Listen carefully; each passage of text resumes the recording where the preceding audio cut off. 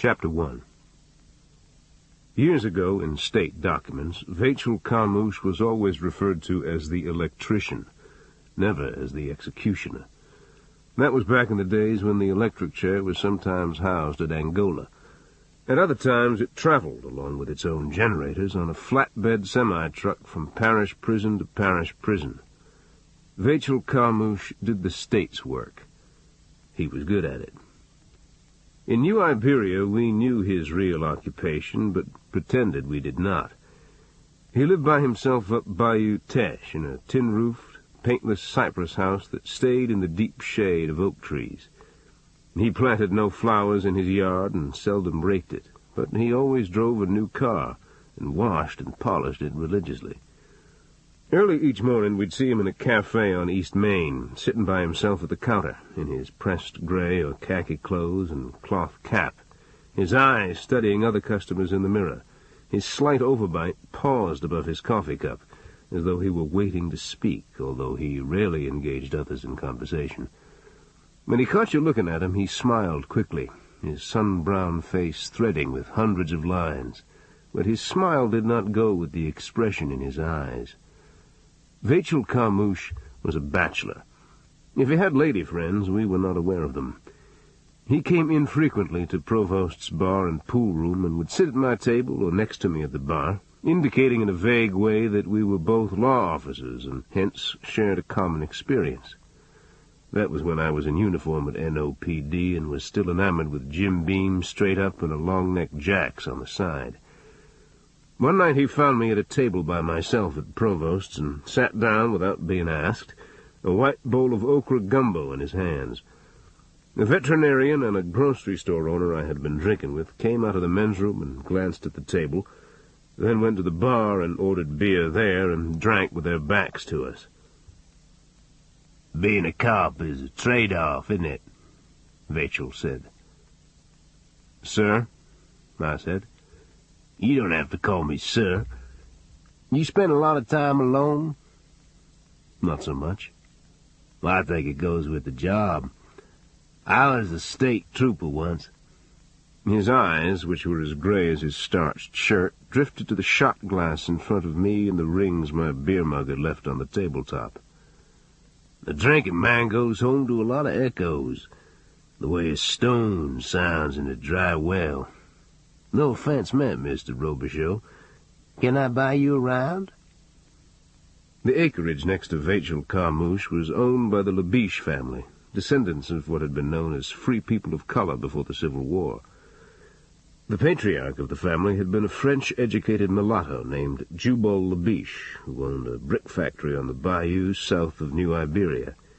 He both owned and rented slaves and worked them unmercifully, and supplied much of the brick for the homes of his fellow slave owners up and down the Teche. The columned house he built south of the St. Martin parish line did not contain the Italian marble or Spanish ironwork of the sugar growers, whose wealth was far greater than his own, and whose way of life he sought to emulate. But he planted live oaks along the drives and hung his balconies and veranda with flowers. His slaves kept his pecan and peach orchards and produce fields broom-sweep clean. Although he was not invited into the homes of whites, they respected him as a businessman and taskmaster, and treated him with courtesy on the street. That was almost enough for Jubal Labiche. Almost. He sent his children north to be educated in hopes they would marry up, across the color line, that the high yellow stain that limited his ambition would eventually bleach out of the Labiche family's skin. Unfortunately for him, when the Federals came up the Teche in April of 1863, they thought him every bit the equal of his white neighbors. In democratic fashion, they freed his slaves, burned his fields and barns and corn cribs, tore the ventilated shutters off his windows for litters to carry their wounded, and chopped up his imported furniture and piano for firewood. 25 years ago, the last adult members of the Labiche family to bear the name, a husband and a wife, filled themselves with whiskey and sleeping pills, tied plastic bags over their heads, and died in a parked car behind a Houston pickup bar. Both were procurers. Both had been federal witnesses against the New York crime family. They left behind identical twin daughters, aged 5 years, named Letty and Passion Labiche. The girls' eyes were blue, their hair the color of smoke, streaked with dark gold as though it had been painted there with a brush. An aunt, who was addicted to morphine and claimed to be a traiteur or juju woman, was assigned guardianship by the state. Often, Vachel Carmouche volunteered to babysit the girls or walk them out to the road to wait for the Head Start bus that took them to the preschool program in New Iberia. We did not give his attentions to the girls much thought. Perhaps good came out of bad, we told ourselves, and there was an area in Carmouche's soul that had not been disfigured by the deeds he performed with the machines he oiled and cleaned by hand and transported from jail to jail. Perhaps his kindness toward children was his attempt at redemption. Besides, their welfare was the business of the state, wasn't it? In 4th grade, one of the twins, Passion, told her teacher of a recurrent nightmare and the pain she awoke with in the morning. The teacher took Passion to Charity Hospital in Lafayette, but the physician said the abrasions could have been caused by the child playing on the seesaw in City Park. When the girls were about 12, I saw them with Vachel Carmouche on a summer night out at Veazey's ice cream store on West Main. They wore identical checkered sundresses and different colored ribbons in their hair. They sat in Carmouche's truck, close to the door, a lackluster deadness in their eyes. Their mouths turned down at the corners, while he talked out the window to a black man in bib overalls. "I've been patient with you, boy. You got the money you had coming. You call me a liar?" he said. "No, sir, I ain't doing that." "Then good night to you," he said. When one of the girls said something, he popped her lightly on the cheek and started his truck. I walked across the Shell parking area and stood by his window. "Excuse me, but what gives you the right to hit someone else's child in the face?" I asked. "I think you misperceived what happened," he replied. "Step out of your truck, please." "My cotton-picking foot! You're out of your jurisdiction, Mr. Robicheaux. You got liquor on your breath, too." He backed his truck out from under the oak trees and drove away.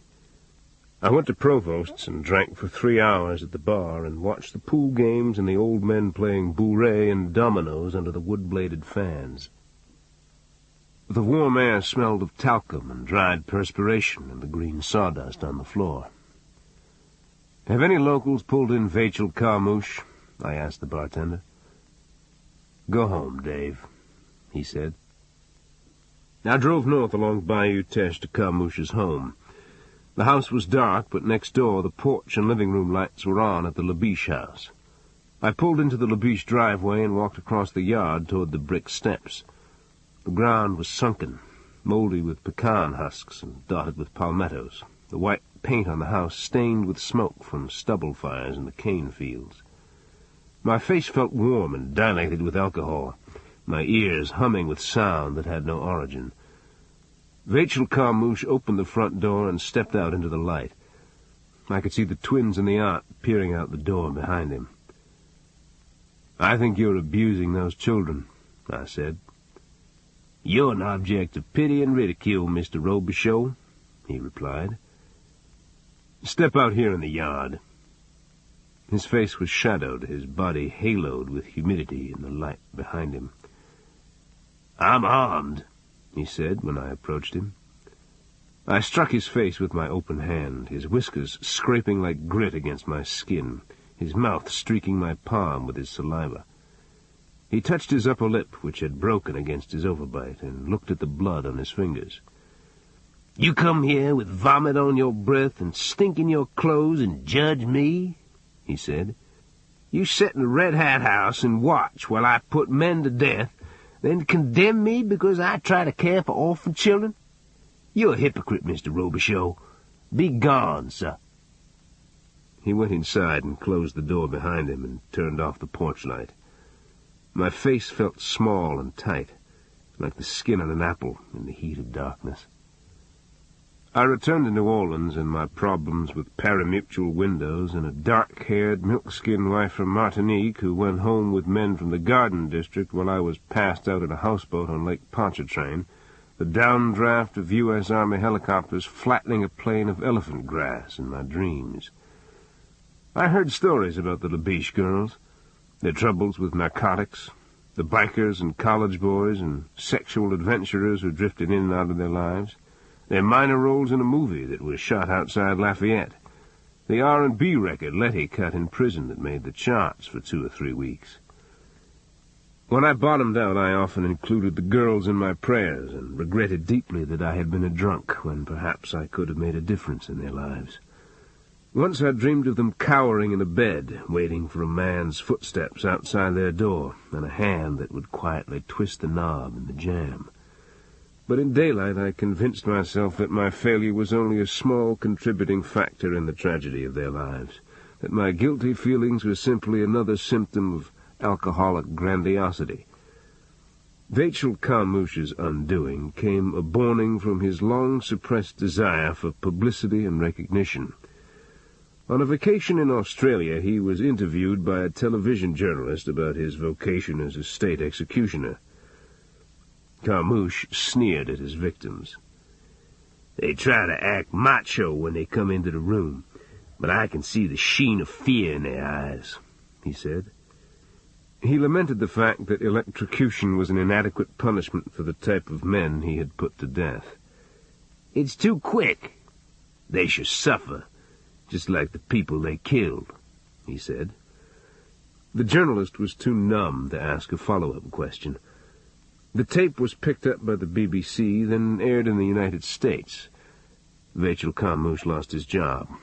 His sin lay not in his deeds, but in his visibility. He boarded up his house and disappeared for many years. Where to, we never knew. Then he returned one spring evening 8 years ago, pried the plywood off his windows, and hacked the weeds out of his yard with a sickle, while the radio played on his gallery and a pork roast smoked on his barbecue pit. A black girl of about 12 sat on the edge of the gallery, her bare feet in the dust, idly turning the crank on an ice cream maker.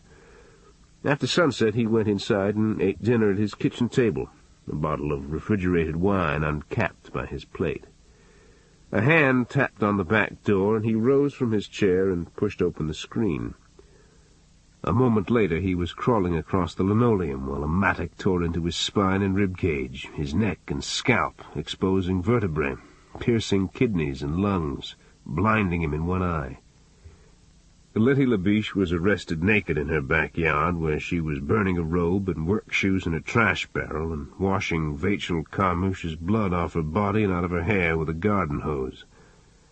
For the next 8 years she would use every means possible to avoid the day she would be moved to the death house at Angola Penitentiary and be strapped down on a table where a medical technician, perhaps even a physician, would inject her with drugs that sealed her eyes and congealed the muscles in her face and shut down her respiratory system, causing her to die inside her own skin with no sign of discomfort being transmitted to the spectators. I had witnessed 2 electrocutions at Angola. They sickened and repelled me, even though I was involved in the arrest and prosecution of both men. But neither affected me the way Letty Labiche's fate would. Chapter 2. Cleek Purcell still had his private investigator's office in the quarter down on St. Anne and ate breakfast every morning in the Café du Monde across from Jackson Square. That's where I found him, the 3rd Saturday in April, at a shady outdoor table, a cup of coffee and hot milk and a pile of powdered beignets on a plate in front of him. He wore a blue silk shirt with huge red flowers on it, a pork pie hat, and Roman sandals and beige slacks. His coat was folded over an empty chair, the handkerchief pocket torn loose from the stitching. He had sandy hair that he combed straight back and a round Irish face and green eyes that always had a beam in them. His arms had the girth and hardness of fire plugs, the skin dry and scaling from the sunburn that never quite turned into a tan. At one time he was probably the best homicide investigator NOPD ever had. Now he ran down bail skips in the projects for Nig Rosewater and Wee Willie Bimstein. So I'm hooking up Little-Faced Dope-Tree when her pimp comes out of the closet with a shank and almost cuts my nipple off, he said. I paid $300 for that suit 2 weeks ago. Where's the pimp? I asked. Well, I'll let you know when I find him. Tell me again about Little-Face. What's to tell? She got clippings about Lady Labiche all over her living room. I ask her if she's morbid, and she goes, no, I'm from New Iberia. So I go, being on death row makes people celebrities in New Iberia? She said, brush your teeth more often, fat man, and change your deodorant while you're at it. He put a beignet in his mouth and looked at me while he chewed. What's she down on? I asked. Prostitution and possession. She says the vice cop who busted her got her to lay him first, and then he planted some rock in her purse. He said he'll make the possession charge go away if she'll provide regular boom-boom for him and a department liaison guy. I thought the department had been cleaned up. Right, Cleet said.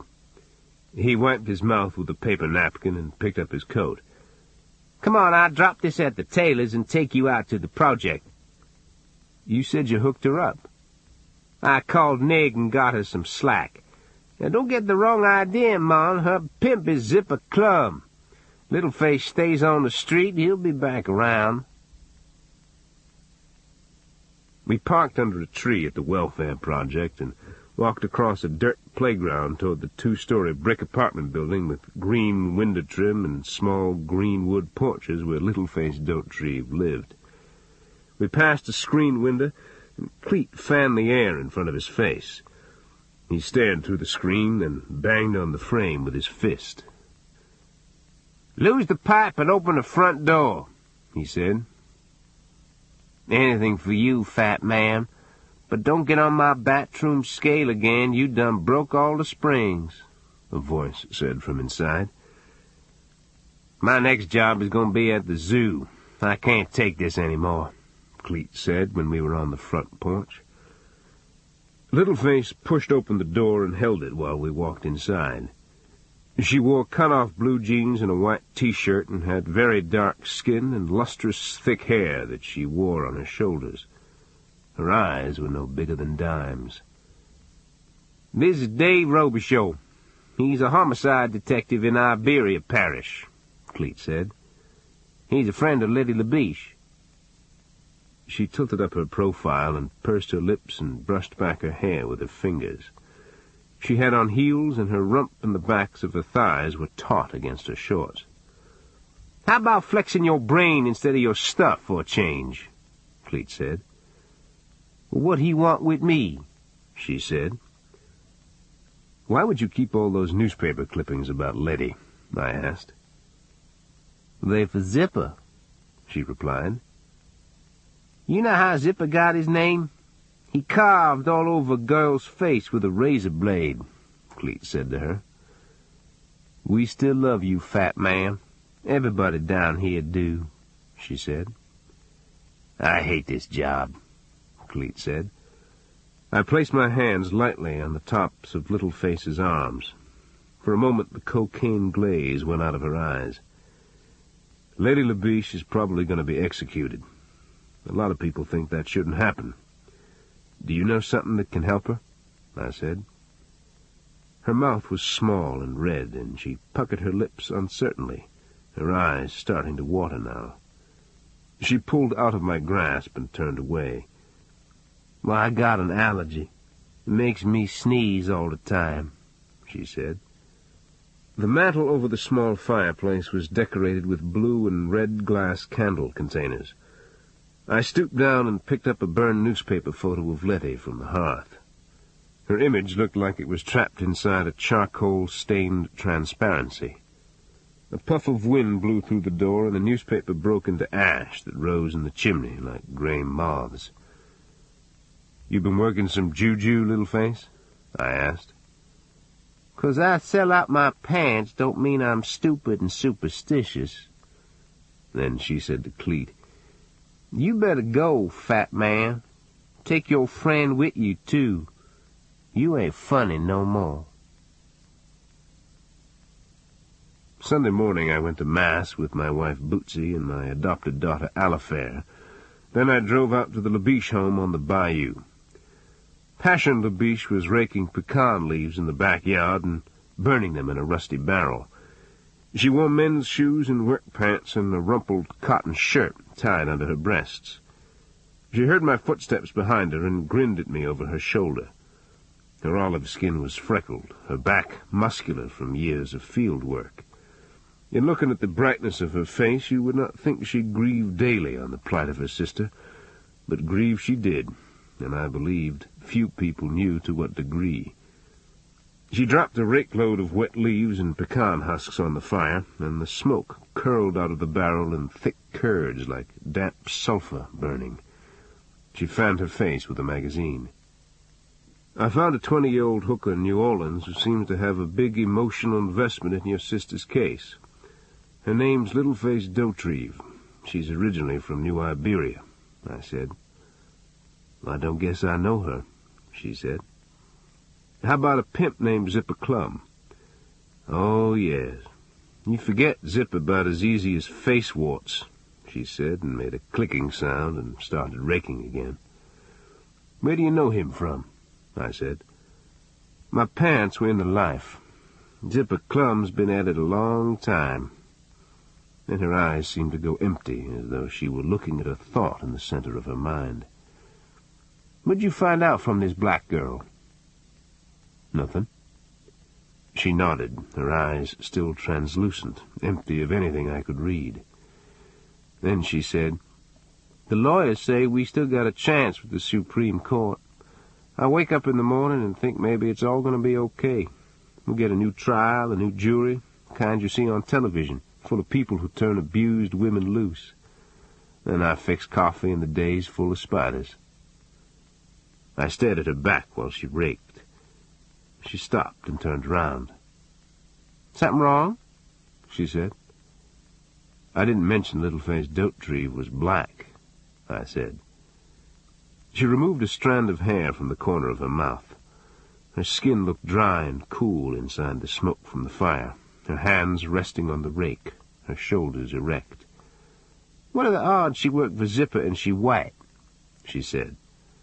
When I didn't reply, her eyes wandered out into the yard.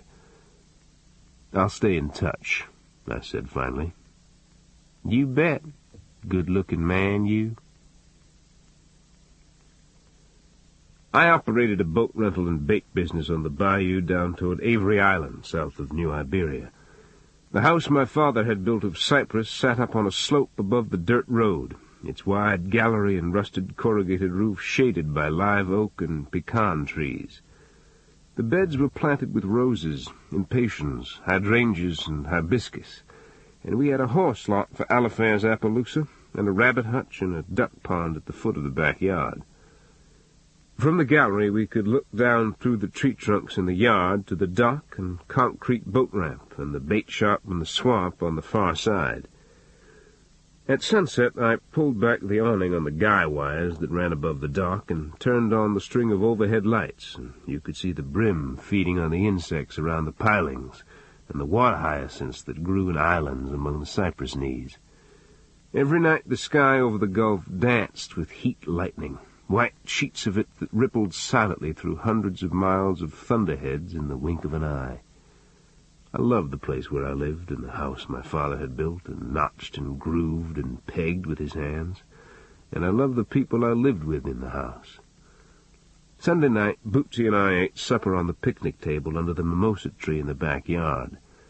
The wind was balmy and smelled of salt and fish spawning, and the moon was up and I could see the young sugar-cane blowing in my neighbor's field. Bootsy set out a tray of deviled eggs and sliced ham and onions and tomatoes on the table and poured 2 glasses full of crushed ice and sun tea and put sprigs of mint in them. Her hair was the color of honey, and she had it cut so it was short and thick on the back of her neck. She had the most lovely complexion of any woman I had ever known. It had the pinkness of a rose petal when the rose first opens into light, and a faint flush came into her cheeks and throat when she made love, or when she was angry. "You saw Passion Labiche today?" she asked. Yeah, it bothered me a little bit, too, I said. Why? A hooker in New Orleans, a bail skip Cleet ran down, had saved all these clippings about Letty. I asked Passion if she knew her. She said she didn't, but then she slipped and referred to the girl as being black. Why would she want to lie? Maybe she was just making an assumption. People of color usually make derogatory assumptions about their own race, I said. All right, smart, she said. Sorry. She hit the top of my hand with her spoon. Just then the phone rang in the kitchen. I went inside and picked it up. I got the word on Zipper Clum. He's going to be in a fuck pad in Baton Rouge about 2 hours from now, out towards where Highland Road runs into the highway. You there? Cleet said. Yeah, I'm just a little tired. Well, I thought you wanted the gen on those news clippings. Can we nail this guy another time? The Zip's a moving target, he said. I put my Army issue 45 that I had brought home from Vietnam on the seat of my truck and took the 4-lane to Lafayette, then caught I-10 across the Atchafalaya Basin. The wind came up and it started to rain, dimpling the bays on each side of the causeway. The islands of willows and flooded cypress were in early leaf, whipping in the wind, and there was a hard chop in the bays that broke against the pilings of abandoned oil platforms. I crossed the Atchafalaya River, which had swollen over its banks, into the woods, and the wetlands began to fall behind me, and I was driving through pasture and farmland again, and up ahead I could see the bridge across the Mississippi and the night glow of Baton Rouge against the sky. I drove through the city, then east on Highland, out into the country again, and turned on a shell road that led back into a grove of trees. I saw Cleet's maroon Cadillac parked by a white cinder-block apartment building whose windows were nailed over with plywood. A second car, a new Buick with tinted windows, was parked next to a cluster of untrimmed banana trees. A light burned behind the plywood on the second floor of the building, and another light was turned on inside a shed that had been built over the stairwell on the roof. I clipped my holster on my belt and got out of the truck and walked toward the front entrance. It had stopped raining now, and the wind puffed the trees over my head. The dark blue paint of the Buick was luminous with the rainwater that had beaded into drops as big as quarters on the wax. I heard feet scraping on the roof, then a man's voice yell out, and a sound like a heavy weight crashing through tree limbs. I slipped the 45 out of its holster and went to the side of the building and looked up toward the roof. I saw Cleet Purcell lean over the half wall that bordered the roof, stare at something down below, then disappear.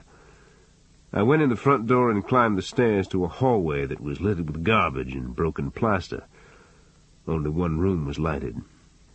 The door was open, and a video camera on a tripod was propped up by a bed with a red satin sheet on it. I went up another stairwell to the roof. I stepped out on the gravel and tar surface and saw Cleet grab a black man by his belt and the back of his collar and run him toward the wall, then fling him, arms churning, into a treetop down below. "What are you doing?" I said incredulously. "They were gang-banging a pair of 16-year-old girls down there and filming it. Zipper and his pals have gone into the movie business," Cleet said. He wore a blue-black .38 in a nylon and leather shoulder holster. A flat-sided sap stuck out of his back pocket.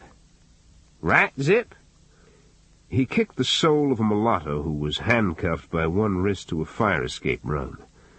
The mulatto's eyes were turquoise, the irises ringed with a frosted discoloration. A puckered concentric gray scar was burned into one cheek. His hair was almost white, straight like a Caucasian's, cut short. His body as taut and shiny as wrapped plastic. His arms scrolled with jailhouse art. "Robicheaux," he said, focusing on my face. "Why's little-faced Dautrive collecting news articles on Letty LaBiche?" I asked. "Her brains are in her ass. That's where they supposed to be. Say, your man here kinda out of control. How about a little intervention?" "I don't have much influence with him," I said. "It's your flight time, Zipper. I'm not sure I can hit that tree again, though," Cleet said. He pulled his revolver from his shoulder holster and threw it to me, then leaned down and unlocked the cuff on Zipper's wrist and jerked him to his feet. "Look over the side, Zipper. It's going to break all your sticks, guaranteed. Last chance, my man," Cleet said. Zipper took a breath and raised both hands in front of him, as though placating an unteachable adversary. "I told you Littleface got her own groove. I don't know why she do what she do," he said. "Wrong answer, shithead," Cleet said, and hooked one hand under Zipper's belt and clenched the other tightly on the back of his neck. Zipper's face twisted toward mine, the rictus of his mouth filled with gold and silver, his breath a fog of funk and decayed shrimp. "Robicheaux, your mama's name was May. Wait, it was Guillory before she married. That was the name she went by, May Guillory. But she was your mama," he said. "What?" I said. He wet his lips uncertainly. "She dealt cards and still hooked a little bit, behind a club in Lafourche Parish. This was maybe 1966 or 67, he said. Cleet's eyes were fixed on my face. "You're in a dangerous area, Sperm Breath," he said to Zipper. "They held her down in a mud puddle. They drowned her," Zipper said. "They drowned my—" "Say that again," I said, my left hand reaching for his shirt, my right lifting Cleet's .38 toward his face.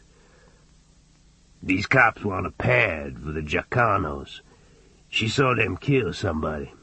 They held her down in the mud and rolled her into the bayou," Zipper said. Then Cleet was between me and Zipper Clum, shoving me in the chest, pushing away the gun in my hand as though it were attached to a spring. "Look at me, Street, and get out of it. Don't make me clock you, nobleman. Hey, that's it. We're copacetic here, yes, indeedy. Nothing rattles the Bobbsey twins from homicide." Chapter 3. My father was an enormous black-haired illiterate Cajun whose saloon brawls were not only a terrifying experience for his adversaries, but beautiful to watch. He would back against a wall in provosts or slicks or mulatties and take on all comers, his ham-like fists crashing against the heads of his opponents, while cops and bouncers tried to nail him with pool cues and chairs and batons before he destroyed the entire bar. Blood would well out of his scalp and glisten in his beard and wild, curly hair. The more his adversaries hit him, the more he would grin and beckon the brave and incautious into range of his fists. That was the Aldous Robicheaux people saw publicly, fighting, his shirt and striped overalls ripped off his back, his wrists handcuffed behind him while a half-dozen cops escorted him to a police car. They never saw what my father and mother did to each other at home before my father went to the saloon to find a surrogate for the enemy he couldn't deal with inside his own breast. My mother was a plump, attractive woman who worked for 30 cents an hour in a laundry that employed mostly Negro women. She loved to dress up and wear her lavender pillbox hat, one with a stiff white net on it, and go to dance halls and crawfish boils and the Fay Dodo in Brobridge. While my father was in the parish prison, other men came to our house, and 2 of them offered my mother access to what she thought was a much better world than the one she shared with my father. Hank was a soldier stationed at Fort Polk, a tall, sun-browned man with a red, welted scar from Omaha Beach on his shoulder, who told my mother he belonged to the Stagehands Union in Hollywood. In the morning he would go into the bathroom when my mother was already in there, and I would hear them laughing through the door. Then he would stay in there a long time by himself, filling the room with steam. When I went in to bathe before school, no warm water was left in the tank, and he would tell me to heat a pan on the stove and wash with a rag at the kitchen sink. "Mama wants me to take a whole bath," I said one morning. "Suit yourself, kid. Scrub out the tub when you get finished. I don't like sitting in somebody else's dirt," he replied. He smelled of testosterone and shaving cream and the cigarette he kept balanced on the lavatory while he combed Lucky Tiger into his hair in front of the mirror, the towel wrapped around his hips. He saw me watching him in the mirror, and he turned and cocked his fists like a prize fighter's. He and my mother boarded the Sunset Limited in 1946 and went out to Hollywood. On the platform, she hugged me against her and kept patting me on the head and back as though her hands could convey meaning her words could not. "I'm going to send for you. I promise, Davy. You're going to see movie stars and swim in the ocean and go on roller coaster rides out over the water, you. It ain't like here, no. It don't never rain, and people got all the money they want," she said. When she returned to New Iberia on the bus, the ticket purchased with money my father had to wire a priest, she showed me postcards of Angel's Flight and Grauman's Chinese Theater and the beach at Malibu, as though these were magic places that had defined her experience in California, rather than a garage apartment by a downtown freeway where Hank had left her one morning with the icebox empty and the rent unpaid. But it was a thin, small-boned bourrée dealer named Mac who took her away from us permanently. He owned a car and wore a fedora and two-tone shoes and had a mustache that looked like it had been drawn above his lip with grease pencil. I hated Mac more than any of the others. He feared my father and was cruel in the way all cowards are. He knew how to inflict injury deep into the bone, and he always had an explanation to mask the nature of his real agenda, like a man who tickles a child incessantly and says he means no harm. My calico cat gave birth to her litter in the barn, but Mac found them before I did. He put them in the paper sack and weighted the sack with a rock and sank it in the coulee, pushing me away with his palm and raising a cautionary finger at my face. "Don't touch me again, no, 'cause I'm going to hit you," he said. "Them kittens going to grow up and kill the chicks just like their mama been doing. You going to buy more chickens, you? You going to put food on the table, you?" He and my mother drove away one summer's day in a rooster tail of dust to Morgan City, where Mac got her a job at a beer garden. I didn't see her again until many years later, when I was in high school and I went to a roadhouse on the Brobridge Highway with some other boys. It was a ramshackle gambling and pickup place where the patrons fought over whores with bottles and knives in the parking lot. She was dancing with a drunk by the jukebox, her stomach pressed into his loins. Her face was tilted up into his as though she were intrigued by his words. Then she saw me looking at her from the bar, saw my hand lift from my side to wave at her, and she smiled back at me briefly, her eyes shiny and indolent with alcohol, a vague recognition swimming into her face and disappearing as quickly as it came. I never saw her again. Monday morning the sheriff called me into his office. He wore a striped black suit with a purple and white striped snap-button shirt and a hand-tooled belt and half-top boots. The windowsill behind his head was lined with potted plants that glowed in the thinly slatted light through the blinds.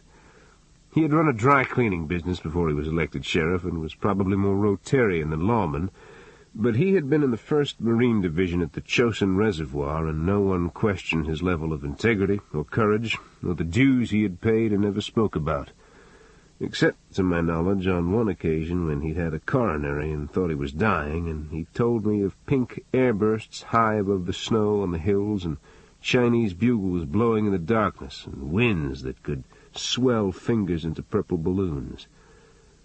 His stomach hung over his belt, and his cheeks were often flushed from hypertension, but his erect posture, either sitting or standing, always gave him the appearance of a much greater level of health than he actually possessed.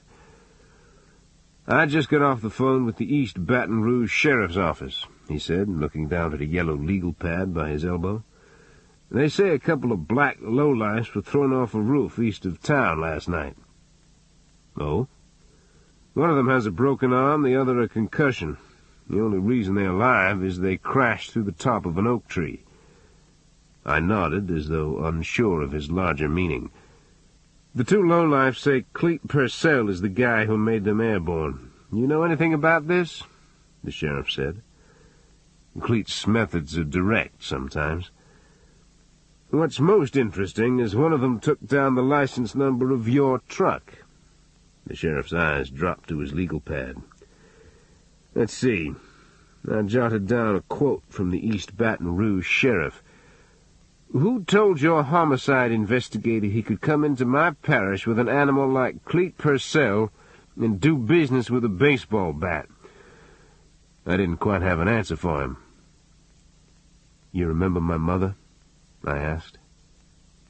"Sure," he replied, his eyes shifting off mine, going empty now. "A pimp named Zipper Clum was on that roof.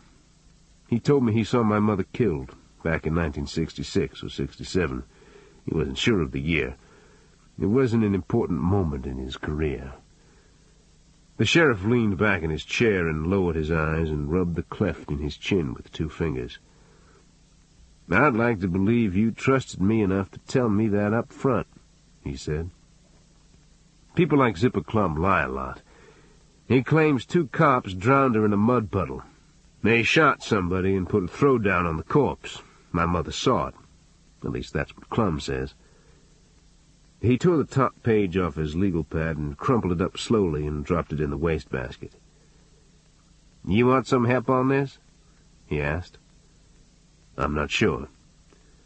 "Ernest Hemingway said chasing the past is a bum way to live your life," the sheriff said. He also said he never took his own advice. The sheriff rose from his swivel chair and began watering his plants with a hand-painted tea kettle. I closed the door softly behind me. I took a vacation day Friday and drove back to New Orleans and parked my truck on the edge of the quarter and walked through Jackson Square and Pirates Alley, past the deep green shaded garden behind St. Louis Cathedral, and down St. Anne to Cleet Purcell's office. The building was tan stucco and contained an arched foyer and flagstone courtyard planted with banana trees. An out-to-lunch sign hung in the downstairs window. I went through the foyer and up the stairs to the second floor, where Cleet lived in a 1-bedroom apartment with a balcony that gave onto the street. The ironwork on the balcony was overgrown with bougainvillea, and in the evening Cleet put on a pair of blue, baggy knee-length boxing trunks and pumped barbells out there under a potted palm like a friendly elephant. "You really want to front this vice comp over Little-Face Dautrive?" he asked. He had unwrapped 2 fried oyster po' boy sandwiches, and he set them on the table with 2 cardboard containers of dirty rice. "No, I want to find out why she has this personal involvement with Letty LaBiche." He sat down at the table and hung a napkin like a bib from his shirt collar. He studied my face. "Will you stop looking at me like that?" I said. "I can hear your wheels turning, Big Ma. When you can't get it to go your way, you find the worst guy on the block and put your finger in his eye." "I'm the one who does that?" "Yeah, I think that's fair to say." He chewed a mouthful of oysters and bread and sliced tomatoes and lettuce, a suppressed smile at the corner of his mouth. I started to speak, but Cleet put down his sandwich and wiped his mouth, and his eyes went flat. "Dave, this vice cop is a real prick. Besides, a lot of guys at NOPD still think we're the shit that wouldn't flush." "So who cares if we rumple their threads?" I said. He blew out his breath and slipped his seersucker coat over his shoulder holster and put on his pork pie hat and waited for me by the door. We went down to 1st District headquarters on North Rampart, not far from the Iberville Welfare Project, but the detective we were looking for, a man named Ritter, had gone to Mississippi to pick up a prisoner. Cleet's face was dark, his neck red when we came back outside. "I thought you'd be relieved," I said. He bit a hangnail off his thumb. "You see the way those guys were looking at me in there? I don't get used to that," he replied. "Blow 'em off. They were down on you because you were honest. They were down on me because they thought I was dirty. What a bunch." This ends Side 1 of Cassette 1. Cassette 1, Side 2. We went down to 1st District headquarters on North Rampart, not far from the Iberville Welfare Project, but the detective we were looking for, a man named Ritter, had gone to Mississippi to pick up a prisoner. Cleet's face was dark, his neck red when we came back outside. "I thought you'd be relieved," I said. He bit a hangnail off his thumb. "You see the way those guys were looking at me in there? I don't get used to that," he replied. "Blow 'em off. They were down on you because you were honest. They were down on me because they thought I was dirty. What a bunch." We got in my truck. A drop of perspiration ran out of the lining of his hat into his eye. His skin looked hot and flushed, and I could smell his odor from inside his coat. "You said Littleface was supposed to come across for both Ritter and a liaison guy? Who's the liaison guy?" I said. "A political fuck named Jim Gable. He's an insider at City Hall. He was in uniform with NOPD before we came along." "A City Hall insider is extorting sexual favors from a street hooker? This guy's had his Johnson out for 30 years. You want to brace him?" "You up for it?" I asked. Cleet thought about it. "He's on vacation over at his home in Lafourche Parish." Cleet pressed his palms together and twisted them back and forth, the calluses scraping audibly.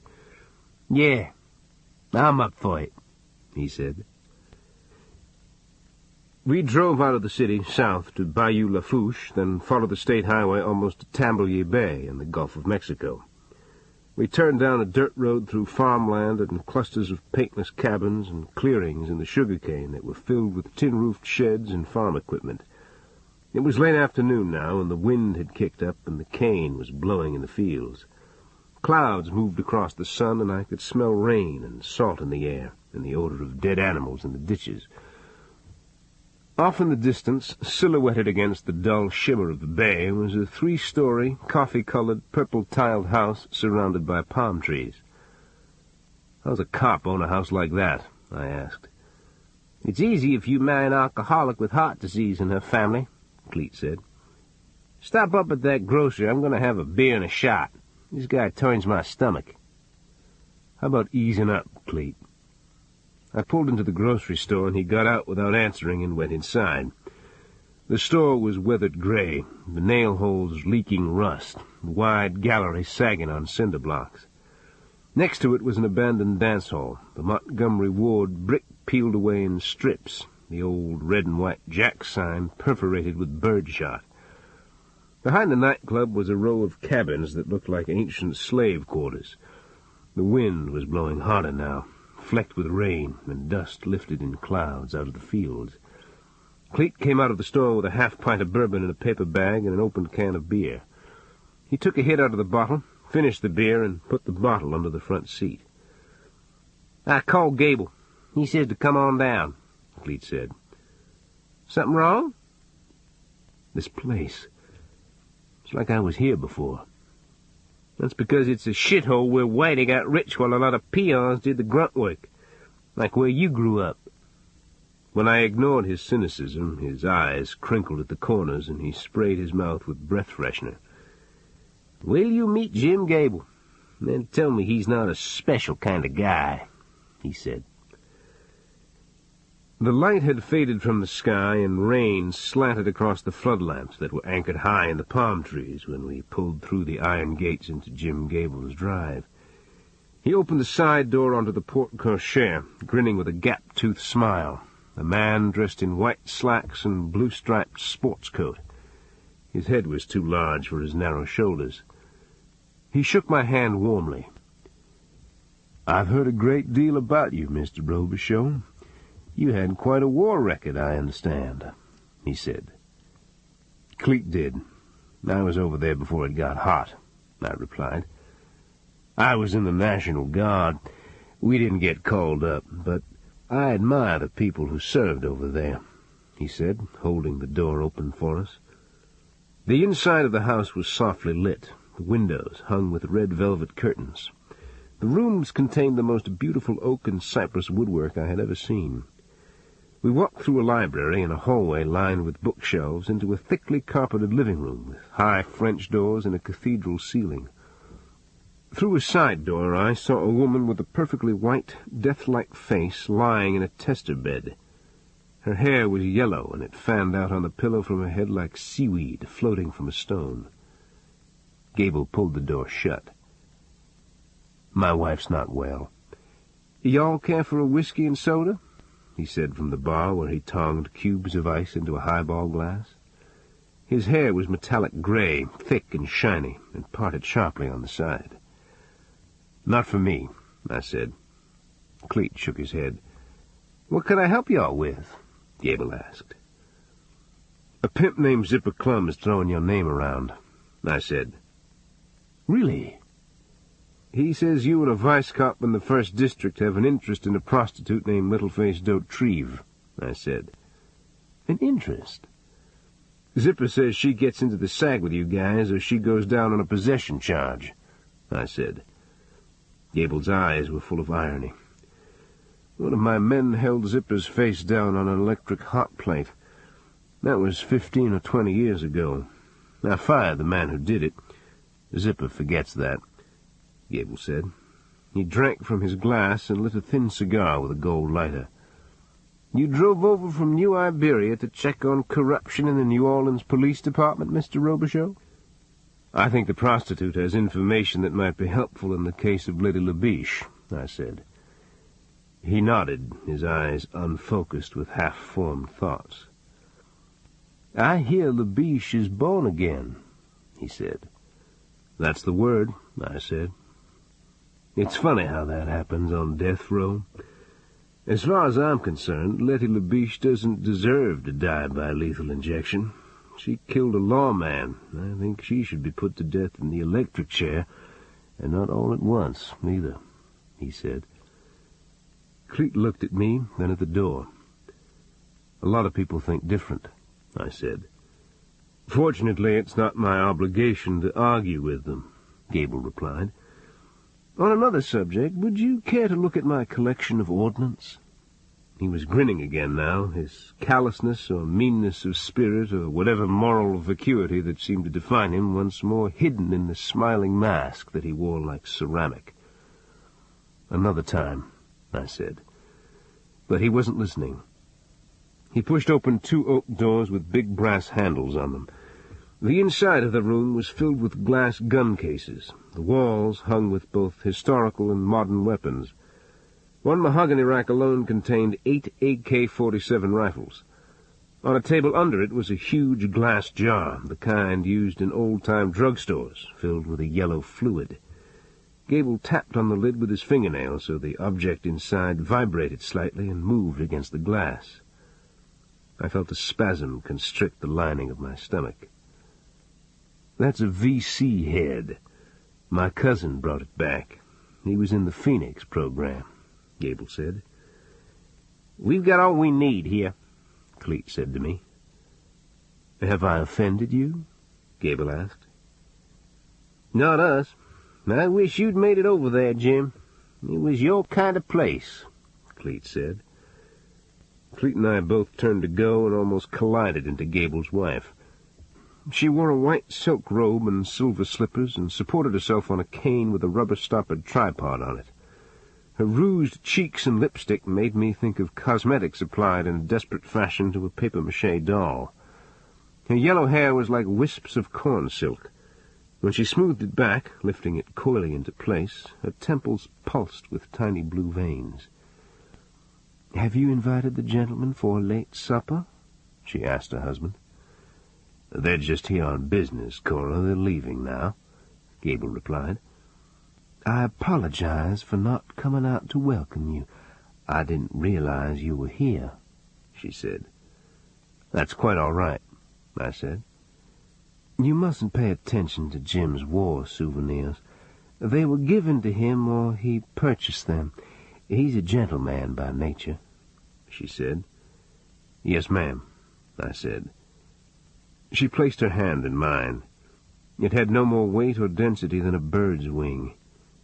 "We'd love to see you again, sir," she said. Her fingers tightened on mine, her eyes more than earnest. The sky was dark and streaked with rain when Cleet and I went back outside. The air smelled of ozone and schooled-up fish out in the bay. Lightning leaped from the horizon to the top of the sky, and I looked out at the pale green color of the sugar-cane blowing in the wind and at the crossroads in the distance where we had stopped at the general store next to the abandoned nightclub with the cabins in back, and I remembered when I had been there before. "My mother ran off with a man named Mac when I was a little boy," I said to Cleet. "She came back for me once, and we stayed in one of those cabins behind the nightclub." "Let it go, Streak," he said. "My father was in jail. Mac dealt cards at that club. My mother was a waitress there. That was a long time before she died, Big Mom. Don't hurt yourself like this." We had backed out almost to the front gate. I stopped the truck and walked to the front door in the rain and knocked loudly on the door. Jim Gable opened it with a turkey drumstick wrapped in a paper napkin in his hand. He was grinning. "You forgot something?" he said. "You're from Lafourche Parish, Mr. Gable." "I grew up right down this road." "My mother's name was May Guillory. I think she was murdered somewhere close by. Zipper says it was around 66 or 67. Did you know a woman named May Guillory?" His face transformed itself into the smiling, disingenuous countenance that all dishonest people know how to affect. The light in his eyes deliberately unfocused, the lips parted solicitously. "Why, no. I don't think I ever knew anyone by that name." "May? No, I'm sure of it," he replied. I got back into the truck and backed into the road and headed toward the crossroads. Cleet reached under the seat and removed his half-pint bottle of whiskey and unscrewed the cap with one thumb, his eyes on the sugar-cane and the rain ditches that swept past both sides of the truck. He took a sip from the bottle and put a Lucky Strike in his mouth. "How about 86 in the booze while we're driving?" I said. "Gable know something about your mother's death?" he said. "Put it in the bank," I said. Chapter 4. On Monday I drove to the women's prison at St. Gabriel, 10 miles south of Baton Rouge, and waited for a female guard to walk Letty LaBiche from a lockdown unit to an interview room. While I waited, a television crew and a male and female journalist from a Christian cable channel were packing up their equipment. "You interviewed Letty?" I asked the woman. "Oh, yes. Her story is a tragic one, but it's a beautiful one, too," she replied. She was middle-aged, blonde and attractive, her hard, compact body dressed in a pink suit. "Beautiful?" I said. "For a Christian, yes. It's a story of forgiveness and hope." Her face lifted into mine, her blue eyes charged with meaning. I looked at the floor and said nothing until she and the other journalist and their crew were gone. When Letty came into the room with the female guard, she was wearing prison denims and handcuffs. The guard was as broad as an axe-handle, pink-complected, with chestnut hair and arms like an Irish washerwoman. She turned the key in the handcuff locks and rubbed Letty's wrists. "I got them a little tight. You gonna be okay here, hon?" she said. "I'm fine, Thelma," Letty said. I could not tell the difference between Letty and her twin sister, except for a rose with green leaves tattooed on her neck. They had the same skin, the same smoke-colored, wavy, gold-streaked hair, even the same powerful physical presence. She sat down with me at a wood table, her back straight, her arms folded in front of her. "You're going to be on cable television, huh?" I said. "Yes, it's pretty exciting," she said. But she caught the look in my eyes. "You don't approve?" she said. "Whatever works for you is the right thing to do, Letty." "I think they're good people. They've been kind to me, Dave. Their show goes out to millions of homes." Then I saw the consuming nature of her fear, her willingness to believe that exploitative charlatans could change her fate or really cared what happened to her, the dread and angst that congealed like a cold vapor around her heart when she awoke each morning, one day closer to the injection table at Angola. How much time was left? 6 weeks? No, it was 5 weeks and 4 days now. I remembered a film clip that showed Letty at a religious service in the prison chapel, rising from her knees in front of the cross, her clasped hands extended high above her head in a histrionic portrayal of prayer. It was almost embarrassing to watch. But I had learned long ago that unless you've had your own ticket punched in the Garden of Gethsemane, you shouldn't judge those whose fate it is to visit there. "What can you tell me about a black woman named Little-Face Dautrive?" I asked. "Tell you? You know her, don't you?" "The name's not familiar," she said. "Why do you impassioned refuse to confide in me?" I said. She looked at the tops of her big-boned hands. "The information you're after won't help. Leave it alone," she said. One hand opened and closed nervously on the tabletop. Her palm was gold, shiny with moisture, her nails trimmed close to the cuticle. I took her fingers in mine. "You all right?" I asked. "Sure." But she wasn't. I could see her pulse beating in her neck, the white discoloration on the rim of her nostrils. She swallowed dryly when she looked back into my face, her eyes working hard to retain the light that the reborn seemed to wear as their logo. "No one has to be brave all the time. It's all right to be afraid," I said. "No, it's not.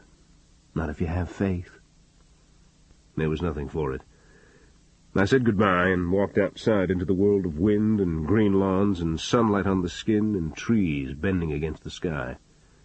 It wasn't an experience I took for granted. When I got home that evening, Cleek Purcell was leaning on the rail at the end of my dock, eating from a paper sack filled with hog cracklings, brushing the crumbs off his hands into the bayou.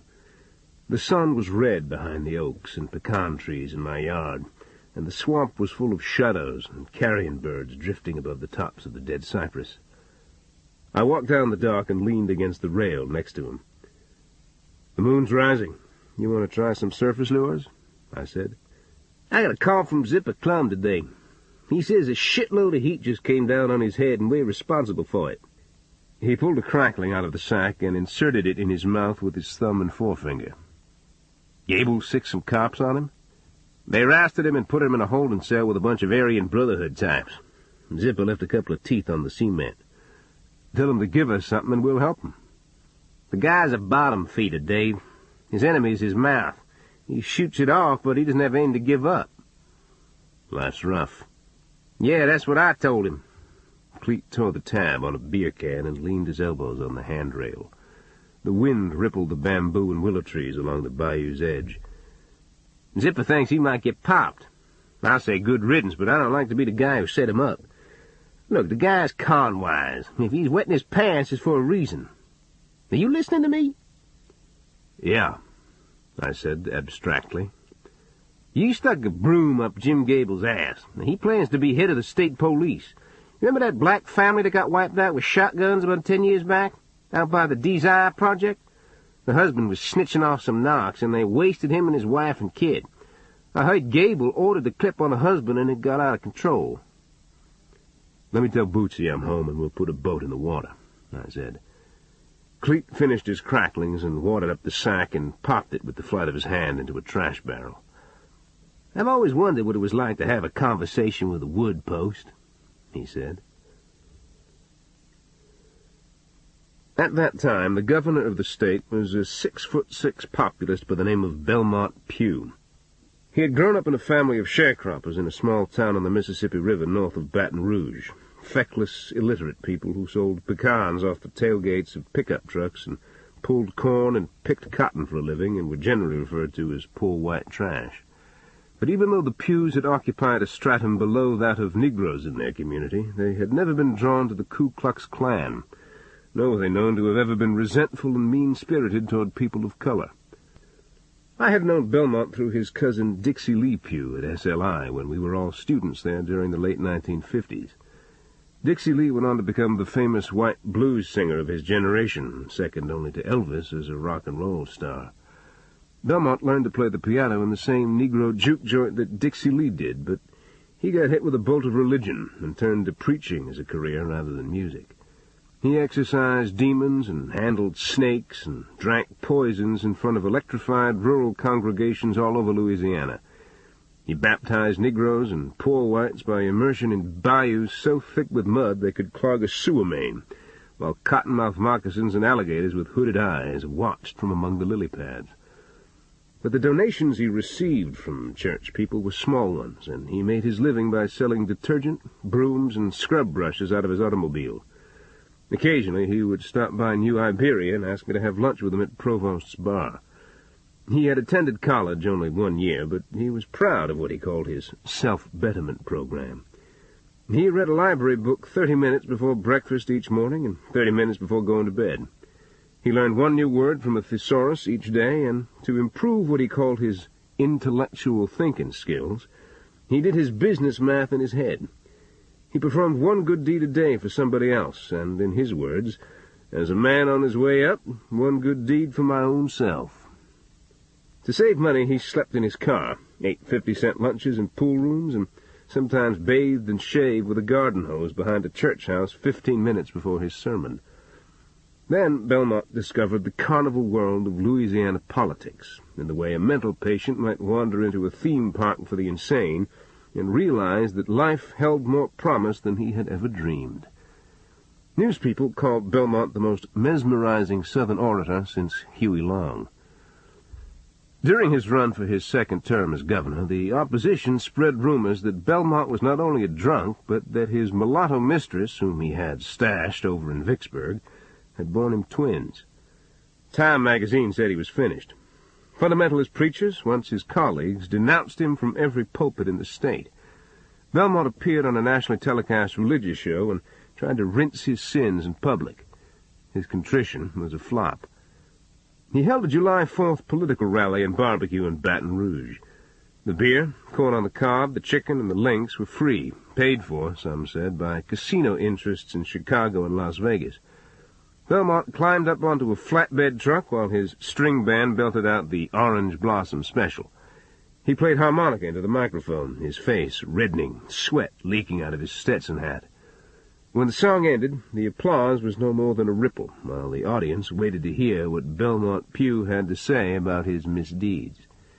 He wore shined oxblood cowboy boots, a white suit, a blue shirt, and a flowered necktie. He was too tall to speak comfortably into the microphone, and he removed it from the stand and held it in his huge hand. His face was solemn, his voice unctuous. "I know y'all heard a lot of stories about your governor," he said. "I won't try to fool you. They grieve me deeply. I'm talking heartfelt pain." He paused, taking a breath. Then his knees bent slightly, as though he were gathering a huge volume of air in his lower parts. "But I'm here to tell y'all right now that any time, anywhere, anybody—" He shook his head from side to side for emphasis, his voice wadding in his throat as though he were about to strangle on his own emotions. "I mean anybody sets a trap for Belmont Pugh with whiskey and women." His body was squatted now, his face breaking into a grin as wide as an axe blade. "Then, by God, they'll catch him every time," he shouted. The audience went wild.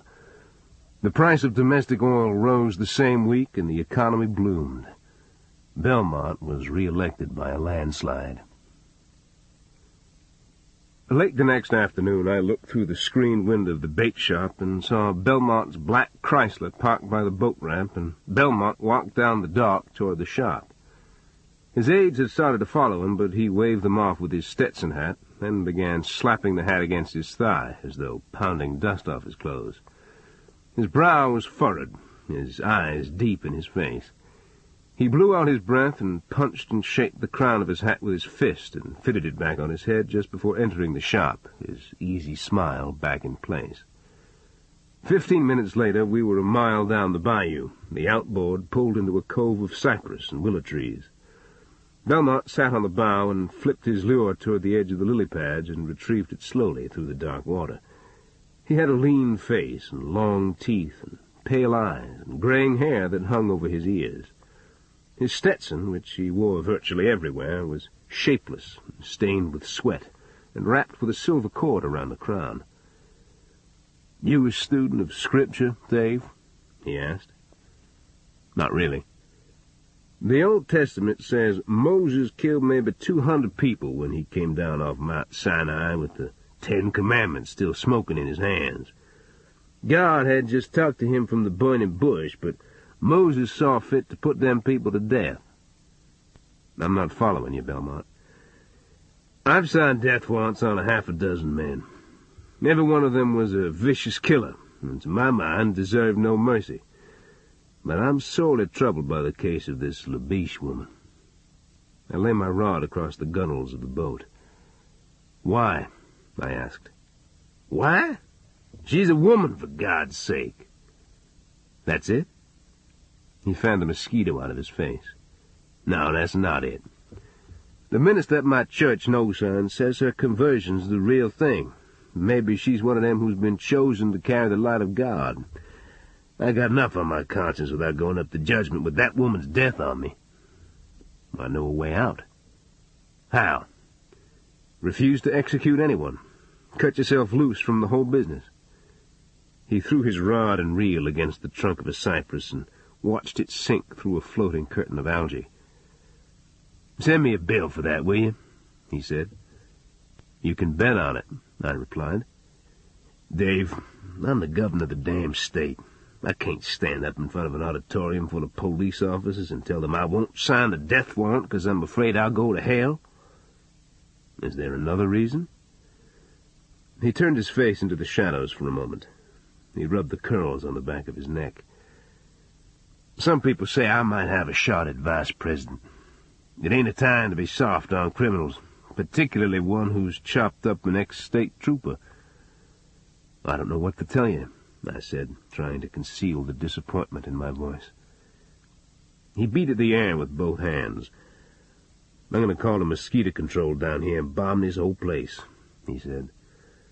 "Lord God Almighty, I thought liquor and women's thighs were an addiction. Son, they don't hold a candle to ambition." The next morning, a young black woman walked through the front door of the Iberia Parish Sheriff's Department and down the hall to my office and tapped on the glass with one ringed finger. She wore a lavender skirt and white blouse and lavender pumps and carried a baby in diapers on her shoulder. "Little face?" I said when I opened the door. "I'm moving back here, out of my auntie's place in the quarters at Lauraville.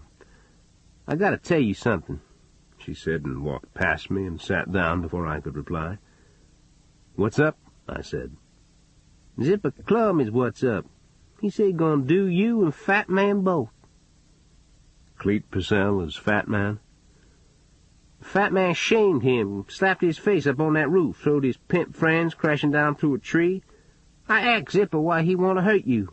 He said you told some people Zipper was snitching them off." "Which people?" She rolled her eyes. "Zipper gonna tell me that? He's scared. Somebody done told him he better clean up his own mess or Zip ain't gonna be working his street corners no more. Anybody who can scare Zipper Clum is people I wouldn't want on my case." She shifted her baby to her other shoulder. "You're an intelligent lady, little face." "That's why I'm on welfare and live with my auntie in the quarters." The day Vachel Carmouche was killed, a black girl of about 12 was turning an ice cream crank on his gallery. That was 8 years ago. You're 20, aren't you? "You've been thinking too much. You ought to go jogging with Fat Man, help him lose weight. Find something useful for you to do so you don't tire out your brain all the time." "What happened inside Vachel Carmouche's house that night? Why won't you tell me?" "He wanted to live real bad, that's what happened. But he didn't find no mercy 'cause he didn't deserve none. You ask me, a man like that don't find no mercy in the next world either." "You saw him killed, didn't you?" "Mind to know." "Did he molest you? Is that why Letty came to Carmouche's back door that night?" Her small face seemed to cloud with thought. "I gotta come up with a name for you. Maybe an Indian one, something like Man Who's Always Axing Questions and Don't Listen. That's probably too long, though, huh? Well, I'll work on it." "That's real wit," I said. "It ain't your grief, sad man. Stay out of it before you do real damage to somebody. About Zipper, some snakes rattle before they bite. Zipper don't. He's left-handed, so he's going to be doing something with his right hand, waving it around in the air, taking things in and out of his pockets. You're going to be watching that hand while he's grinning and talking. then his left hand gonna come at you just like a snake's head. Pow, pow, pow. I ain't lying, sad man. If Vachel Carmouche molested you, we'd have corroborating evidence that he molested Letty in passion, I said. I gotta feed my baby now. Tell Fat Man what I said. It won't be no fun if he ain't around no more, she said. She rose from her chair and hefted her baby higher on her shoulder and walked back out the door, her face oblivious to the cops in the hall, whose eyes cut sideways at her figure. Connie Deshotel was the Attorney General of Louisiana. Newspaper accounts about her career always mentioned her blue-collar background and the fact that she had attended night school at the University of New Orleans while working days as a patrolwoman. She graduated in the upper 5% of her law class at LSU. She never married, and instead became one of those for whom civil service is an endless ladder into higher and higher levels of success. I had met her only once, but when I called her office in Baton Rouge Wednesday afternoon, she agreed to see me the next day. Like her boss, Belmont Pugh, Connie Deshotel was known as an egalitarian, or at least that was the image she worked hard to convey. Olive-skinned, with metallic-colored hair that had been burned blonde on the ends by the sun, she was dressed in a gray suit with a silver angel pinned on her lapel. When I entered her office, her legs were crossed, and her hand was poised with a pen above a document on her desk, like a figure in a painting who emanates a sense of control, repose, and activity at the same time. But unlike Belmont Pugh, the sharecropper populist who was so untraveled and naive he believed the National Party would put a bumbling peckerwood on its ticket, Connie Deshotel's eyes took your inventory openly, with no apology for the invasion of your person and the fact you were being considered as a possible adversary. "We met once years ago during Mardi Gras," she said. My gaze shifted off hers. "Yeah, I was still with NOPD. You in the city administration," I said. She touched a mole at the corner of her mouth with a fingertip. "I was drunk. I was escorted out of a meeting you were chairing," I said. She smiled faintly, but her eyes hazed over, as though I were already disappearing as a serious event in her day. "What can I do for you, Detective Robicheaux? That's your grade, detective, right?" she asked. "Yeah. An informant told me 2 cops on a pad for the Jacanos killed a woman in Lafourche Parish in 1966 or 67. Her maiden name was May Guillory." "Which department were they with?" "He didn't know." "Did you find a record of the crime?" "None." "Well, how about the body?" "To my knowledge, none was ever found." "Missing person reports?" "There's no paperwork on this at all, Miss Deshotel." She put down her pen and sat forward in her swivel chair. She looked into space. "I'll call the authorities in Lafourche Parish. It sounds like a blind alley, though. Who's the informant?" "A pimp in New Orleans." "Why's he coming forward now?" "A friend of mine was going to throw him off a roof." "Ah, it's becoming a little more clear now. Is this friend Cleet Purcell?" "You know Cleet?" "Oh, yes. You might say there's a real groundswell for revocation of his P.I. license.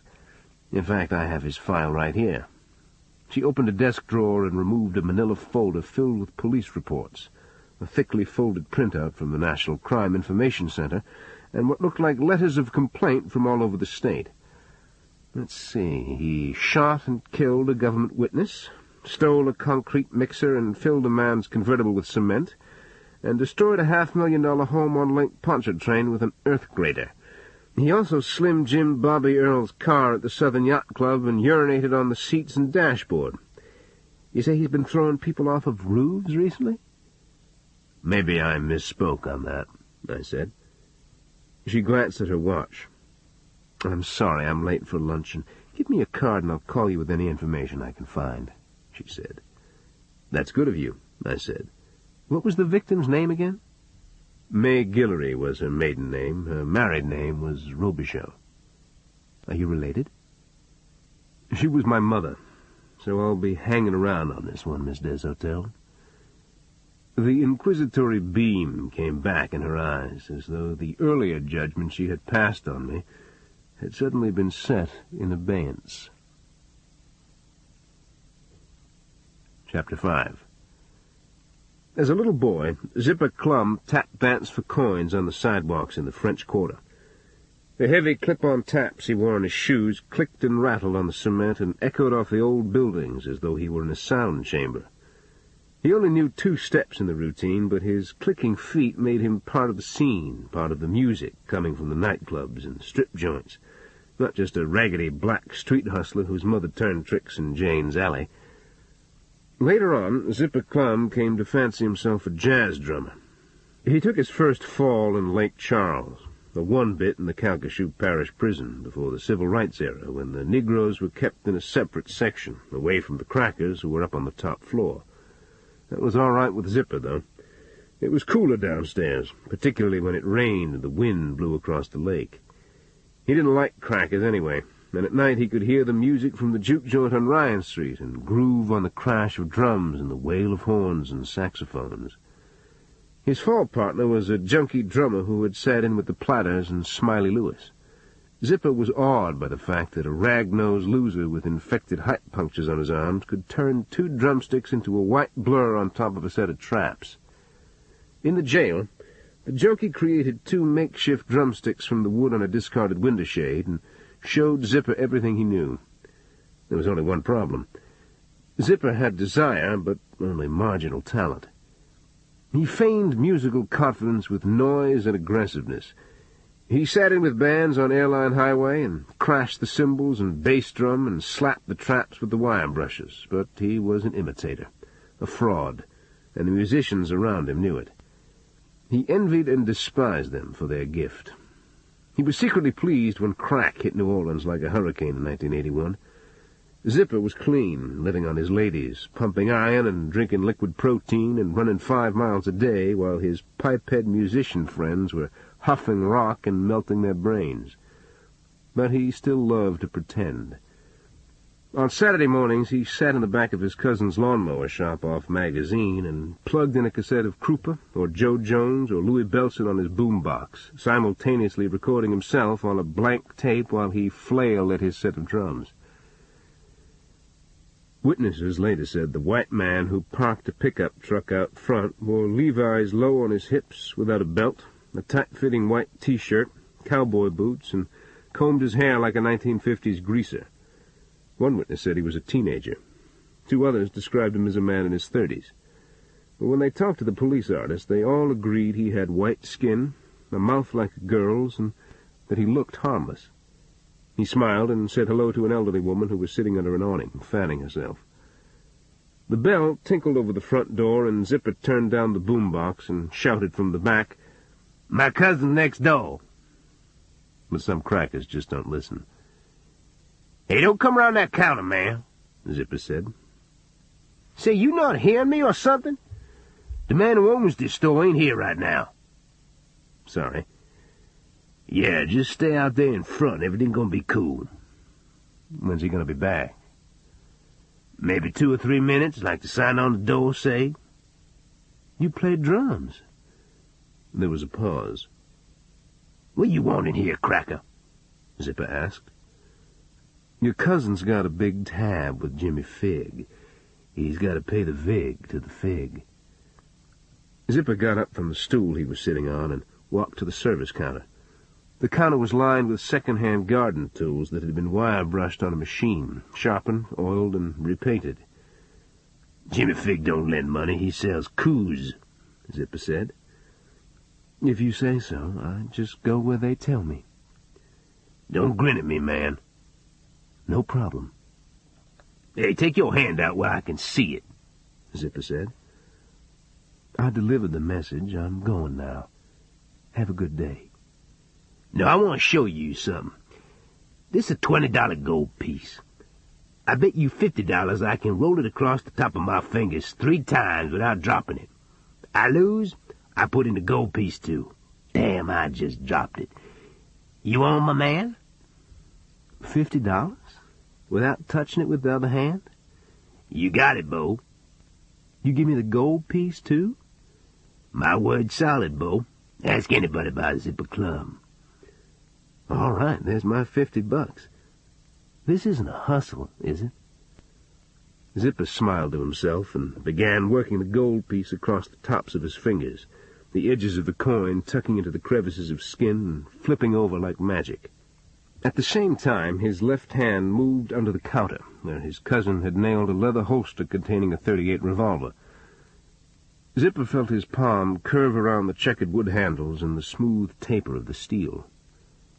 "Oops, I dropped it again. I done made you rich, Cracker," he said, and slipped the .38 from the leather. It was a good plan. It had always worked before, hadn't it? What was wrong? His mind could not assimilate what had just happened. The gold piece had dropped off the tops of his fingers and bounced on the counter and rolled dryly across the wood. But the Cracker had not been watching the coin. He had just stood there with that stupid grin on his face, that same arrogant, denigrating white grin Zipper had seen all his life, the one that told him he was a dancing monkey, the unwanted child of a Jane's Alley whore. He wanted to snap off a big one right in the Cracker's mouth and blow the back of his head out like an exploding muskmelon. But something was wrong in a way he couldn't focus on, like a dream that should illuminate all the dark corners of your consciousness, but in daylight elude your memory. His left hand wouldn't function. The coldness of the steel, the checkering on the grips, had separated themselves from his palm. One side of him was lighter than the other, and he was off balance, as though the floor had tilted under his feet. He closed his eyes and saw the scene take place again, watching it now through a red skein on the back of his eyelids. The Cracker lifting a machete off the counter, one his cousin had honed on an emery wheel, swinging it across Zipper's forearm, chopping through tendon and bone like a butcher's cleaver. Zipper stared down at the .38 in his severed arm and the fingers that now seemed to be trying to gather up the gold $20 piece from the countertop. Zipper's boombox was playing Louis Prima's Sing, Sing, Sing, and he remembered a little boy on Bourbon Street stooping in mid-dance to catch the coins that bounced out of the cigar box by his feet and rolled across the sidewalk. "It was supposed to be a clean hit. That's the way I work, so it's on you," the Cracker said, and came quickly behind the counter and shoved Zipper to the floor. The Cracker pulled back the slide on a .25 automatic and bent over and pulled the trigger, straddling Zipper, his cowboy boots stenciling the floor with Zipper's blood. But the gun clicked and did not fire. The Cracker ejected the shell, then aimed the muzzle an inch from Zipper's forehead and shielded his face with one hand to avoid the splatter. "You the trail back to Robicheaux's mama. You got a mouth like a girl. You got blue eyes, you got skin like milk. You never done no outside work. You 6 feet tall. Boy, you one bad-ass motherfucker," Zipper said. "You got that last part right," the Cracker said. It was funny how loud a .25 was. A couple of pops and you couldn't hear for an hour.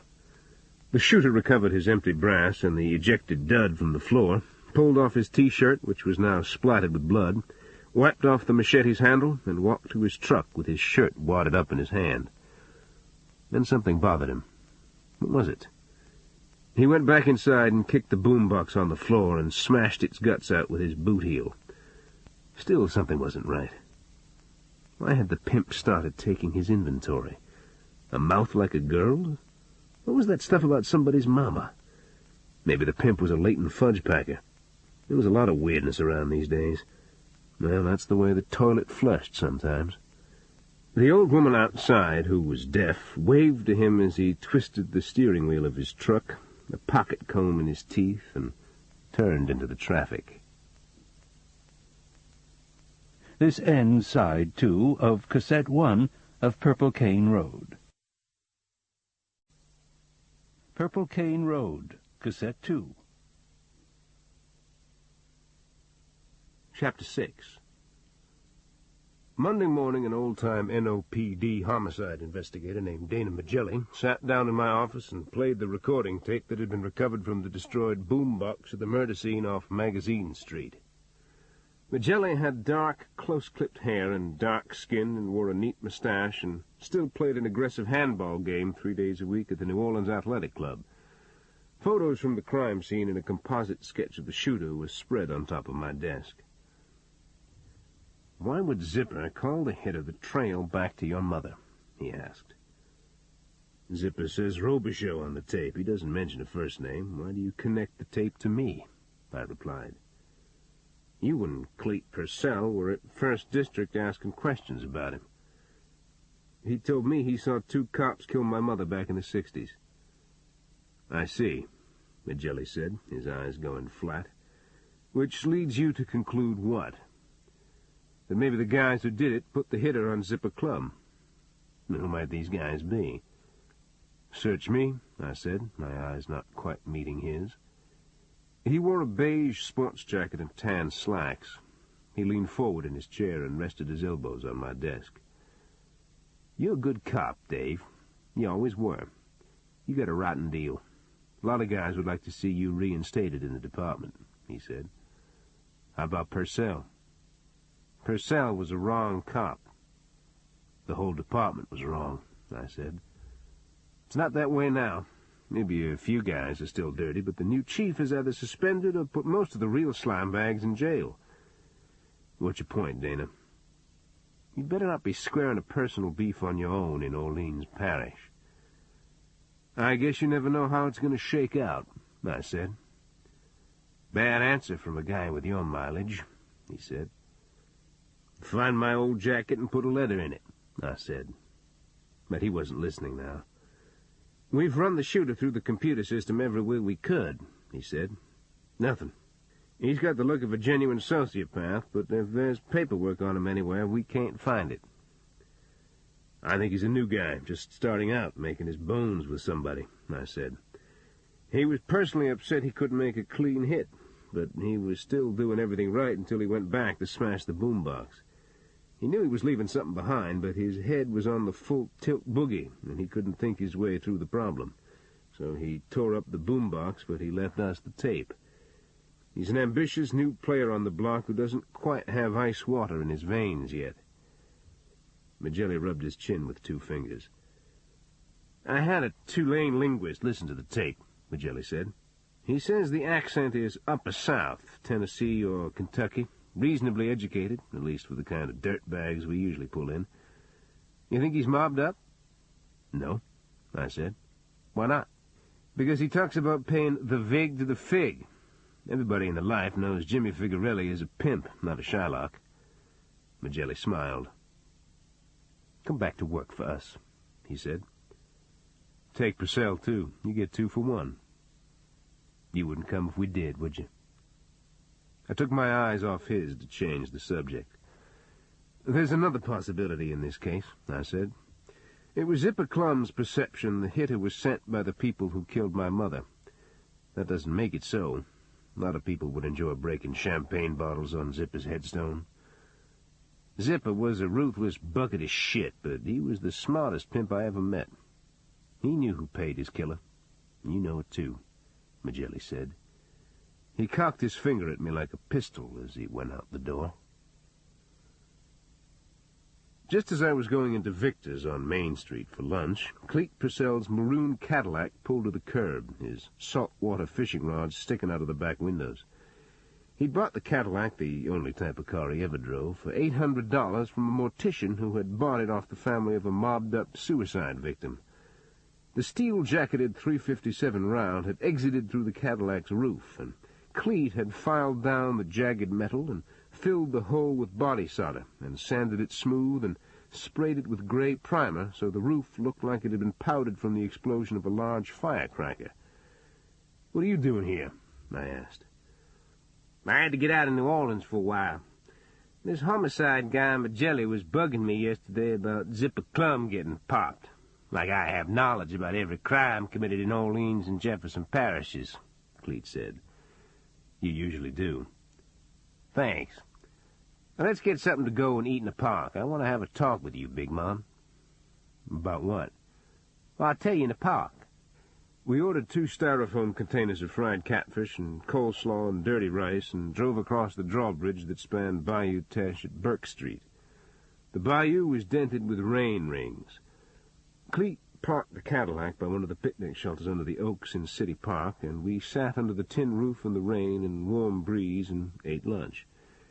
Inside all of Cleet's outrageous behavior was the secular priest, always determined to bail his friend out of trouble, no matter how unwanted his help was. I waited for the sermon to begin. "Will you either say it or stop looking at me like that?" I said finally.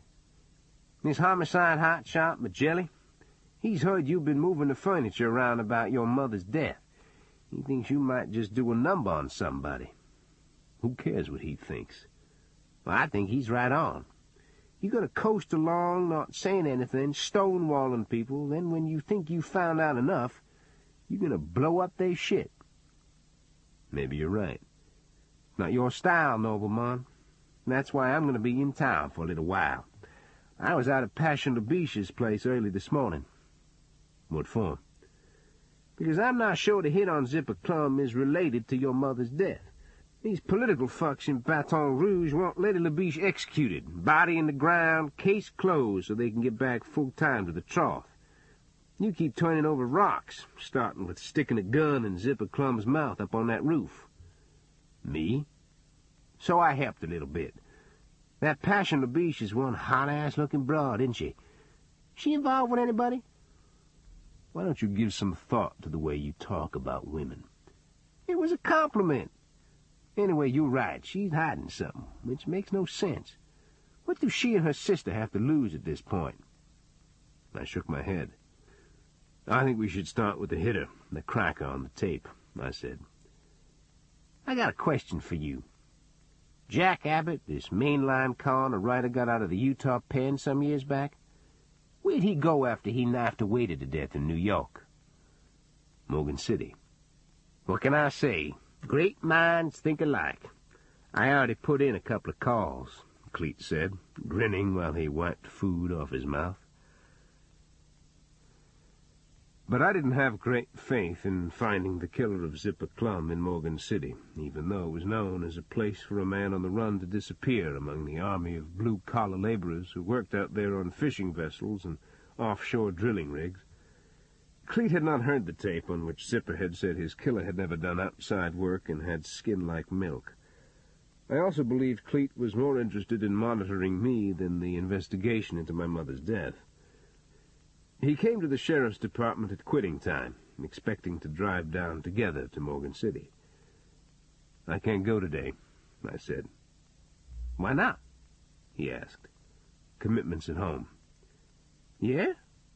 He was standing in the middle of my office, his pork-pie hat slanted down on his head, his stomach hanging over his belt, an unlit Lucky Strike in his mouth. He tossed the cigarette end over end into the wastebasket. "I refuse to light one of these things ever again. Why are you giving me this bullshit, Streak?" "Come have dinner with us." "No, I'm meeting this retired jigger an hour from now. You coming or not?" "A bank jigger?" "More serious. He was the lookout man for a couple of hit teams working out of Miami and New Orleans." "Not interested." "Where you think we supposed to get information from, the library?" When I didn't reply, he said, "Dave, if you want me out of town, just say so." "Let's talk about it tomorrow." "You talk about it. I'm meeting a jigger. You don't want to hear what I find out? No problem." After he closed the door behind him, his heat and anger remained like a visible presence in the room's silence. That evening, Alifair, Bootsy, and I were eating supper in the kitchen when we heard a heavy car on the gravel in the driveway. Alifair got up from the table and peered out the window. She was in high school now and seemed to have no memory anymore of the civil war in El Salvador that had brought her here as an illegal refugee, nor of the day I pulled her from the submerged wreckage of an airplane out on the Salt. Her Indian black hair was tied up on her head with a blue bandana, and from the back, when she raised up on the balls of her feet to see better through the blinds, her body looked like that of a woman 10 years her senior. "It's somebody in a limousine with a chauffeur. She's rolling down the window. It's an old woman, Dave," she said. I went out the back door and walked around the side of the house to the limousine. It was white with charcoal-tinted windows, and the chauffeur wore a black suit and cap and tie and white shirt. Oddly, his face was turned away as though he did not want me to see it. Through the limousine's open back window, I saw Jim Gable's wife, in a white dress and gloves, drinking sparkling burgundy from a crystal glass with a long stem.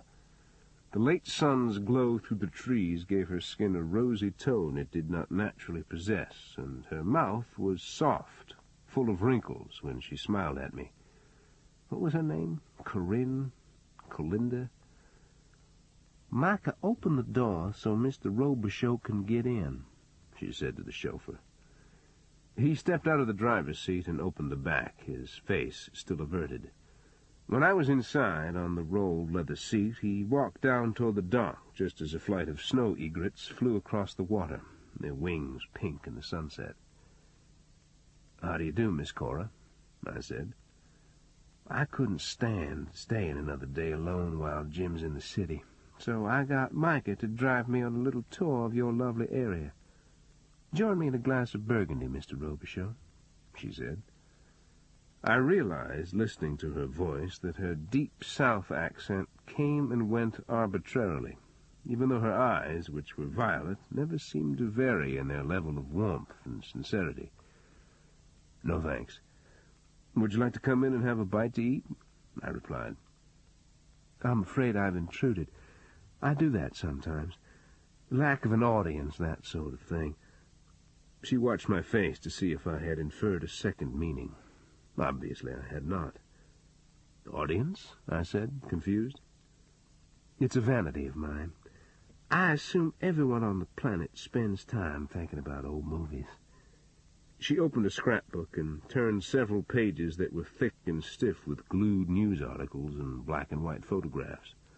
She turned another page, and I looked down at a stunning color photograph of a woman with long blonde hair and a black nightgown, reclining seductively on a divan with one arm behind her head. Her eyes were violet, her lipstick mouth waiting to be kissed. "You're Cora Perez. You were a movie star. I saw you in a film with Paul Muni," I said. That was at the end of Paul's career. He was such a wonderful man to work with. He knew how nervous and unsure I was, and he used to bring a flower to me each morning at the set, she said. "It's an honor to know you, Miss Cora," I said, still unsure of the reason for her visit. My eyes drifted to the kitchen window, where Alifair's and Bootsy's silhouettes were visible at the table. "I mustn't keep you," she said, and touched me lightly on the back of the hand. "Sometimes I just need someone to reassure me I'm not indeed of diminished capacity." "Pardon?" "I'm being declared as such by the court. It's not flattering, of course, but perhaps they're right. How does one accused of being mentally impaired prove she is not mentally impaired? It's like trying to prove a negative." "I don't think you're impaired at all, Miss Cora. You strike me as a remarkable person." "Why, you're obviously a man of great wisdom, Mr. Robicheaux." I thought she would say more and explain her presence, or whatever need it was that hovered around the edges of her sentences, but she didn't. I shook hands with her and got back out of the car, which the chauffeur took as his signal to walk back up from the dock. He fixed his cap down on his forehead and pretended he was studying the details of the dirt road and trees and cane brakes on either side of him as he approached the limousine. "Try not to stare at Micah. He has a deformity of the face. Jim calls him Cyclops, even though I don't allow him to do it in my presence," Miss Cora said. Just as she finished speaking, Micah tilted his chin into the light, and I saw the nodulous skin growth that covered the right side of his face, like a strawberry-colored skein that had hardened and pinched the eyes shut, tightening the cheek so that the teeth on the right side of the lip were exposed. I pulled my eyes away and looked deliberately through the back window into Miss Cora's face. "Goodbye, Miss Cora," I said. "Come see me. Please do. You impress me greatly, sir," she replied. I went back inside the house and sat down at the table with Alifair and Bootsy. "Who was that?" Bootsy asked. Her stage name was Cora Perez. She was pretty big stuff in Hollywood back in the late 40s and early 50s, I said. "I remember her. Where'd you meet her?" Bootsy said. Cleet and I had to run down some character by the name of Jim Gable. Cleet says Gable married her for her money when he knew she had cancer. Bootsy looked down at her plate and picked up her fork. Her hair was the color of honey, and it moved in the breeze through the window. "Did I say something wrong?" I asked. "No, not at all," she replied. She put a very small piece of food in her mouth with the tip of her fork and kept her eyes on her plate. That night, in bed, Bootsy rested her arm across her forehead and looked up at the ceiling. The moon was rising in the east, and the revolving blades of the window fan marbled her body with shadows. I put my hand on her shoulder, and she rolled toward me and rested her head under my chin. I raised her slip on her thigh and felt the tapered smoothness of her skin. But her hands were folded together, and she didn't respond as she normally did. "What's the problem, Boots?" I asked. "This Jim Gable you were talking about? Was he a policeman in New Orleans at one time?" she said. "He still is. A liaison wheel with the mayor's office." "I used to know him," she said. "No?" "After my second husband was killed." She didn't continue. She seldom spoke of her earlier marriages.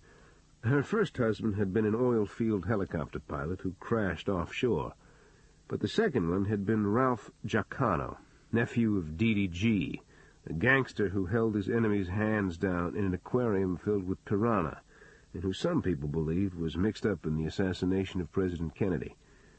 The nephew, Ralph, was not only a degenerate gambler who bankrupted Bootsy, but he also tried to take the Colombians over the hurdles and was shotgunned to death along with his mistress in the parking lot of a Hialeah racetrack.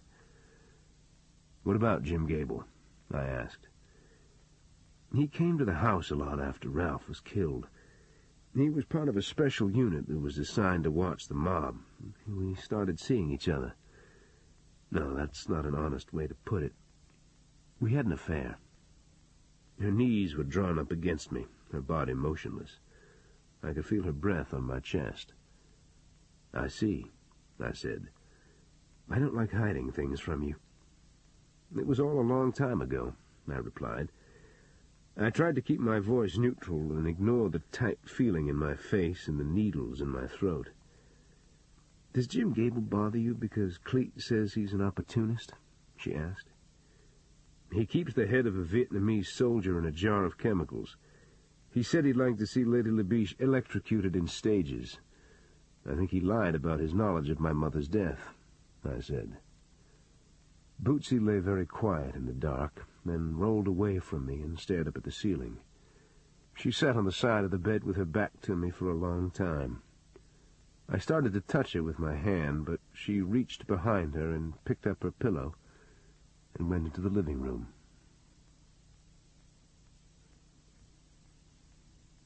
Chapter 7. The next afternoon, just before quitting time, Cleet came into my office. The jiggy's name was Steve Andropoulos. He worked for the Giaccanos and did freelance stuff in Miami when it was an open city. "You remember him?" he said. "Vaguely." "I had the wrong address last night. He agreed to show up again tonight. The guy's a shitbag streak, but he's a gold mine of information." "Why does he want to help us?" "He's into Wee Willie Bimstein for 4 large. I got him a 1-month extension with no vig." "Sounds good, Cletus," I said.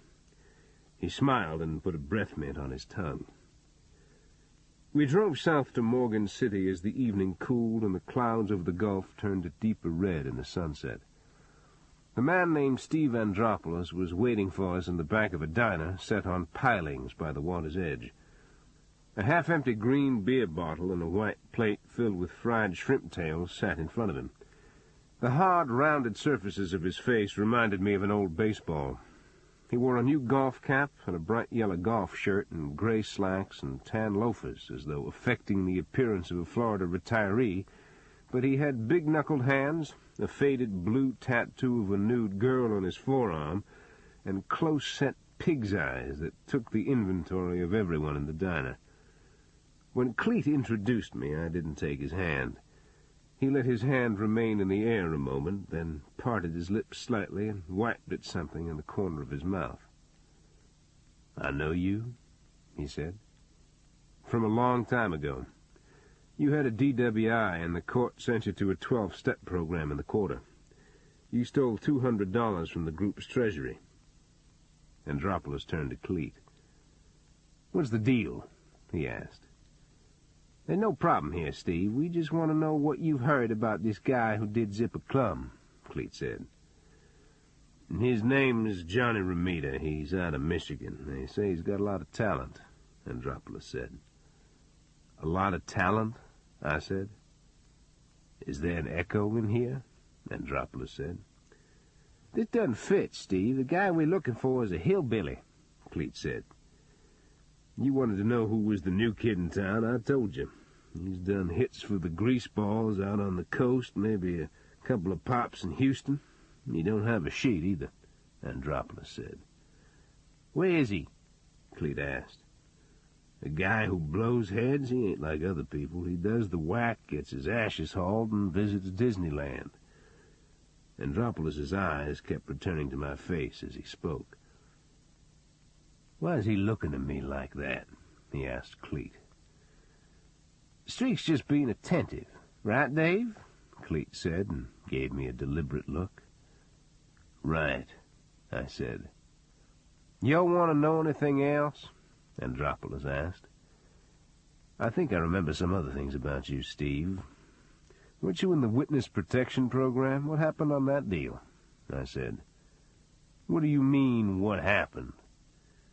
"You were one of the guys who gave up DDG, but you're obviously not a federally protected witness anymore. Because that tub of guts had his insides eaten out by the big C. I heard the mortuary had to stuff his fat ass in the piano crate," he replied. "You go way back with the Giacano family?" I asked. "Yeah, I knew Dee when he used to carry a blood-stained baseball bat in the back seat of his convertible." "Ever hear about a couple of cops on a pad snuffing a woman in Lafourche Parish back in the 60s? I asked. His eyes cut sideways out the window. He seemed to study the swirls of color in the sky. The sun was almost down now, and small waves from a passing tugboat rippled back over the mudflat under the diner's pilings. "Yeah, I remember that." "A whore?" he said. "Yeah. Zipper said the same thing. They killed a whore," I said, my face expressionless, the skin tight against the bone, my hands folded one on top of the other. "She had something on them, that's all I remember," he said. "No names?" I said. "No, I don't know anything else about it." "But you're sure she was a whore? That's what you called her, right?" I said. "You got some trouble with that word?" he asked. "No, not really," I said, and took my eyes off his and scratched a place on my forehead. He raised a finger to the counterman to order a beer for himself, then said, "I gotta take a drain." Cleet leaned forward in the booth. "Quit baiting the guy," he said. "He knows more," I said. "He's a gumball. You get what you see. Be thankful. We got the name of the shooter." "Excuse me," I said, and followed Steve Andropoulos into the men's room and shot the deadbolt behind me. The room was small, the air fetid and warm, with a wood enclosure around the toilet. I reached under my seersucker coat and slipped my .45 from its clip-on holster. I pulled back the slide and released it, chambering the top round on the magazine. I stood back from the door on the toilet enclosure and kicked it open. Andropoulos had been tucking his shirt into his trousers when the door hit him in the back and knocked him off balance against the wall. He tried to push the door back into my face, but I stomped it again, harder this time, ripping the top hinge and screws loose, pinning him in a half-crumpled position against the toilet bowl. I held onto the side of the stall with my left hand and drove my shoe through the door again and again, splintering plywood into his face. Then I flung the door off him and pointed the .45 at his mouth. A 12-inch strip of desiccated wood was affixed to his cheek with 3 rusty nails. "I wanted to apologize to you, Steve. I lied out there. I was bothered by the word whore. When a subhuman sack of shit calls my dead mother a whore, that bothers me. Does that make sense to you, Steve?" He closed his eyes painfully and pulled loose the splintered board that was nailed to his cheek. "I've heard about you, you crazy son of a bitch. What do I know about your mother? I'm a spotter. I never capped anybody in my life." "You tell me who killed her, Steve, or your brain pan is going to be emptied into that toilet bowl in 10 seconds. He began getting to his feet, blood draining in a long streak from his cheek. "Fuck you, Zeke," he said, and drove his fist into my scrotum. My knees buckled, and a wave of pain rose like a gray, red-veined balloon out of my loins, took all the air from my lungs, and spread into my hands. I fell against the wall, the backs of my legs quivering, the .45 on the floor by my foot, the hammer on full cock. Andropoulos kicked the screen out of the window, placed one foot on the jamb, and leaped outside. He stared back at me, the clouds etched with purple fire behind his head. "When your mother died, I hope it didn't go like I think it probably did. I hope they hurt her," he said. He ran through the shallow water across the mudflat toward a distant clump of willow trees. The water splashing from under the impact of his feet had the same amber brilliance in the sunlight as whiskey splashed in a thick beer glass.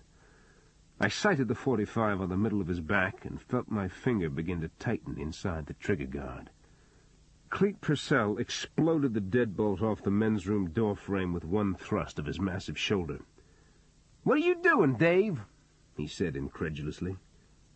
I lay my forehead down on my arms and closed my eyes, my heart thundering in my ears, a vinegar-like odor rising from my armpits. The next afternoon I drove out to the Labiche house on the bayou and was told by a black kid watering down the azaleas in front that Passion was at the cafe and nightclub she owned outside St. Martinville. I drove to the club, a flat-roofed green building with rusty screens and a fan-ventilated hardwood dance floor. The sun's glare off the shale parking lot was blinding. I went in the side door and walked across the dance floor to the bar, where Passion was breaking rolls of quarters and dumping them into a cash drawer. In the far corner stood the ancient piano that Letty used to play nightly. The keys were yellow, the walnut edges of the casement burned by cigarettes. Letty was one of the best rhythm and blues and boogie-woogie piano players I had ever seen perform. You could hear Albert Ammons, Moon Mulligan, and Jerry Lee Lewis in her music, and whenever she did Pine Tops Boogie, the dance floor erupted into levels of erotic behavior that would have received applause at the baths of Caracalla.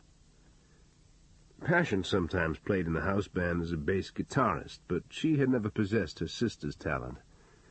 To my knowledge, no one had sat seriously at the piano since Letty had been arrested for the murder of Vachel Carmouche. At least, not until today. "You walking with a list, Chief," Passion said. "Really?"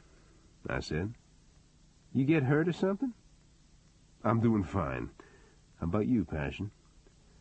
I sat at the bar and looked at an empty, oversized beer mug in front of me. The near side of the mug was coated with a thick orange residue of some kind. "The governor of Louisiana just drank out of that. I'm not sure if I should boil it for germs or not," Passion said. She wore a white cotton dress printed with flowers. The light colors made her look even bigger than she was, and in a peculiar way more attractive and forceful. "Belmont Pugh was here?" I said. "He played Letty's piano. He's not bad." "What did he want from you?" "What makes you think he wanted anything?" she asked. "Because I know Belmont Pugh." And then she told me. It was vintage Belmont. His black Chrysler had braked to a stop in the Shell parking lot, drifting a dry, white cloud of dust across the building, and Belmont had come through the front door, stooping under the doorframe, moisture leaking out of his hat, his silver shirt glued to his skin, a sweaty aura of libidinal crudeness and physical power emanating from his body. "I'm in need of massive liquids, hon," he said, and sat with his face in his hands while Letty drew a draft beer for him. "Sweetheart, that little bitty glass ain't gonna cut it. Give me that big un yonder, plus 3 raw eggs in it, and tell my family I died in your arms." She laughed, her arms folded across her chest. "I always heard you were unusual," she said. "That's why my wife throwed me out, God bless her. Now what am I going to do? Heartbroken, hungover, too old to have a beautiful young Creole thing like you in his life? It's a misery, girl. Fill this up again, will you? Y'all got anything good to eat?" He played the piano while she fixed him a sandwich in the cafe. She put the sandwich on a plate and set the plate on the end of the bar. He sat down on the stool again and removed his hat and mopped his face with a handkerchief. The skin across the top of his forehead was as pale as a cue ball. "That record your sister cut in jail, she's a major talent if you ask me. The minister at my church says she's a fine woman, too," he said. Passion looked at him silently, her rump resting against the tin wash bin behind her. "You wondering why I'm here? I don't want to see a good woman die. It's that simple. But y'all gotta hit me and give me something I can use," he said.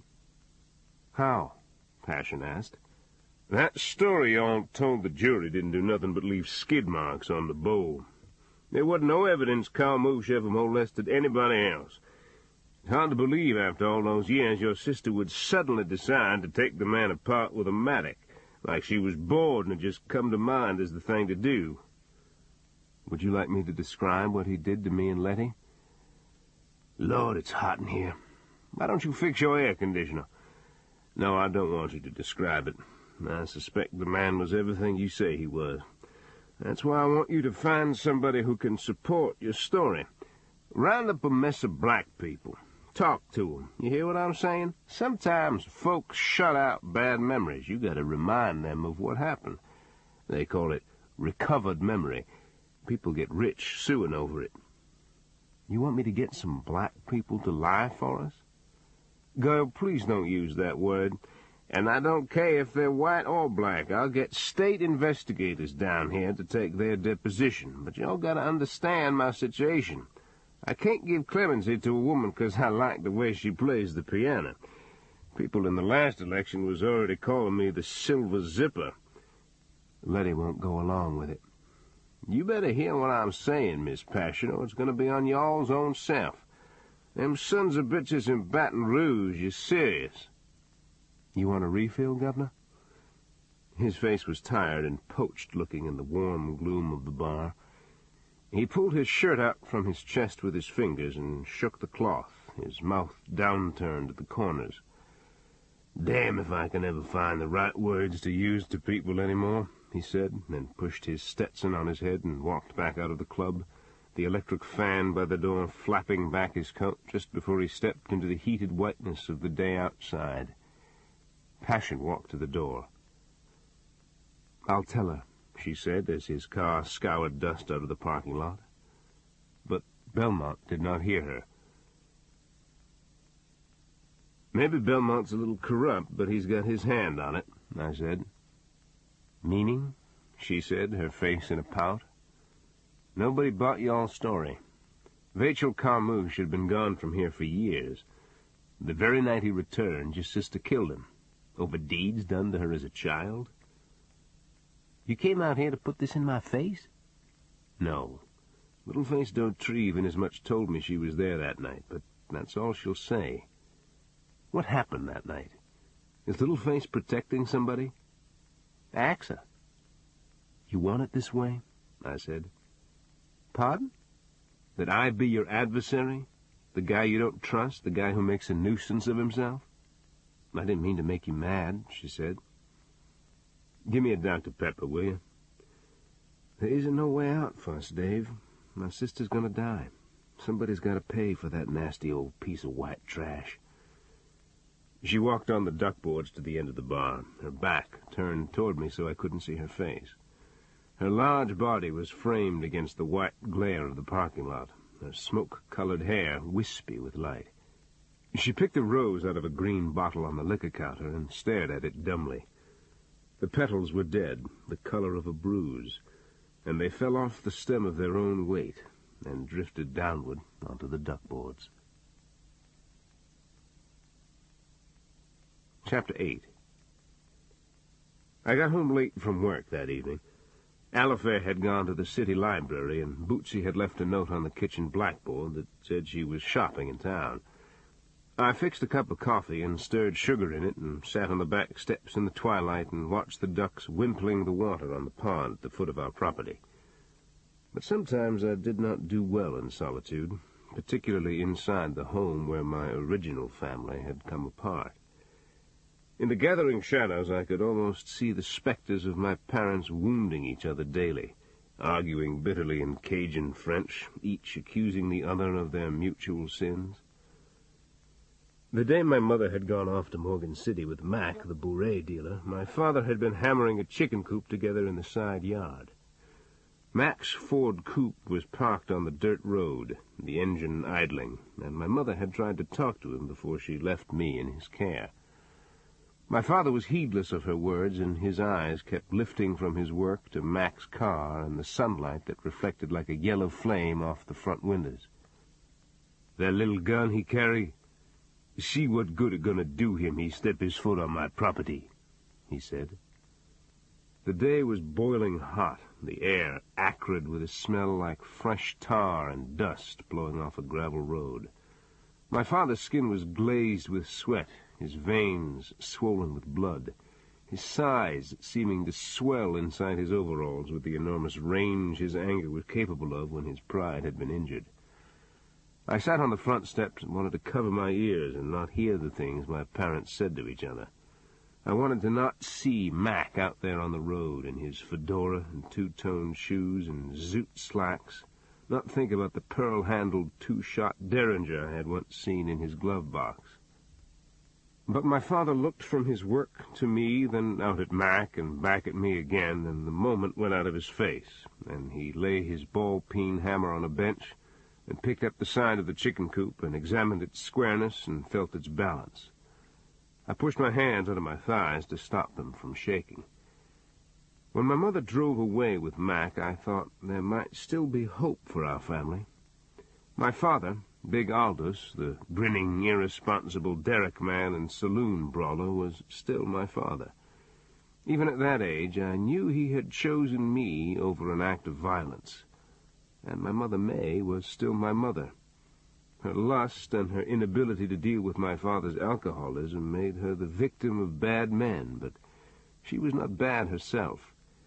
She loved me and she loved my father, or she would not have fought with him. But now there were people who called my mother a whore. I had never heard that word used in association with her.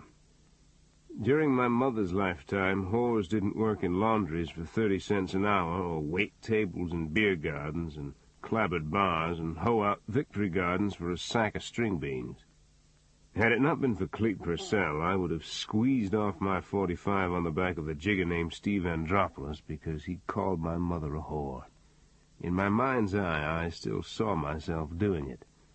I saw a worthless, running, pitiful facsimile of a human being look back at me, his mouth round with a silent scream, his arms spread against a blood-red sky.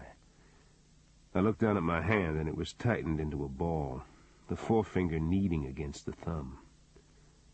I threw my coffee into the flower bed and tried to rub the fatigue out of my face.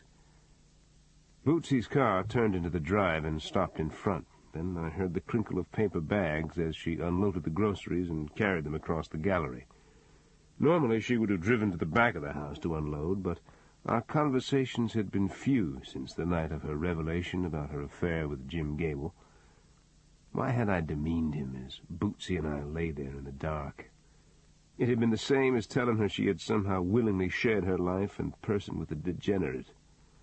Her second husband, Ralph Giacano, had lied his way into her life, telling her he had a degree in accounting from Tulane, that he owned half of a vending machine company, that, in effect, he was an unexciting, ordinary, but decent middle-class New Orleans businessman. He was an accountant, all right, but as a bean counter for the mob. The other half of the vending machine operation was owned by DDG. She had to fly to Miami to identify the body after the Colombians blew Ralph's face off. She also found out his dead mistress had been the bank officer who had set up the second mortgage on her house in the Garden District and had helped Ralph drain her accounts and the equity portfolio the bank managed for her. She had been betrayed, degraded, and bankrupted. Was it any wonder a man like Gable, a police officer of detective grade, supposedly a man of integrity, could insinuate his way into her life? Bootsy opened the screen door behind me and stood on the top step. Out of the corner of my eye, I could see her ankles and the tops of her feet inside the moccasins she wore. "Did you eat yet?" she said. "I had that potato salad in the icebox." "You might have to do an extra mile on your run," she replied.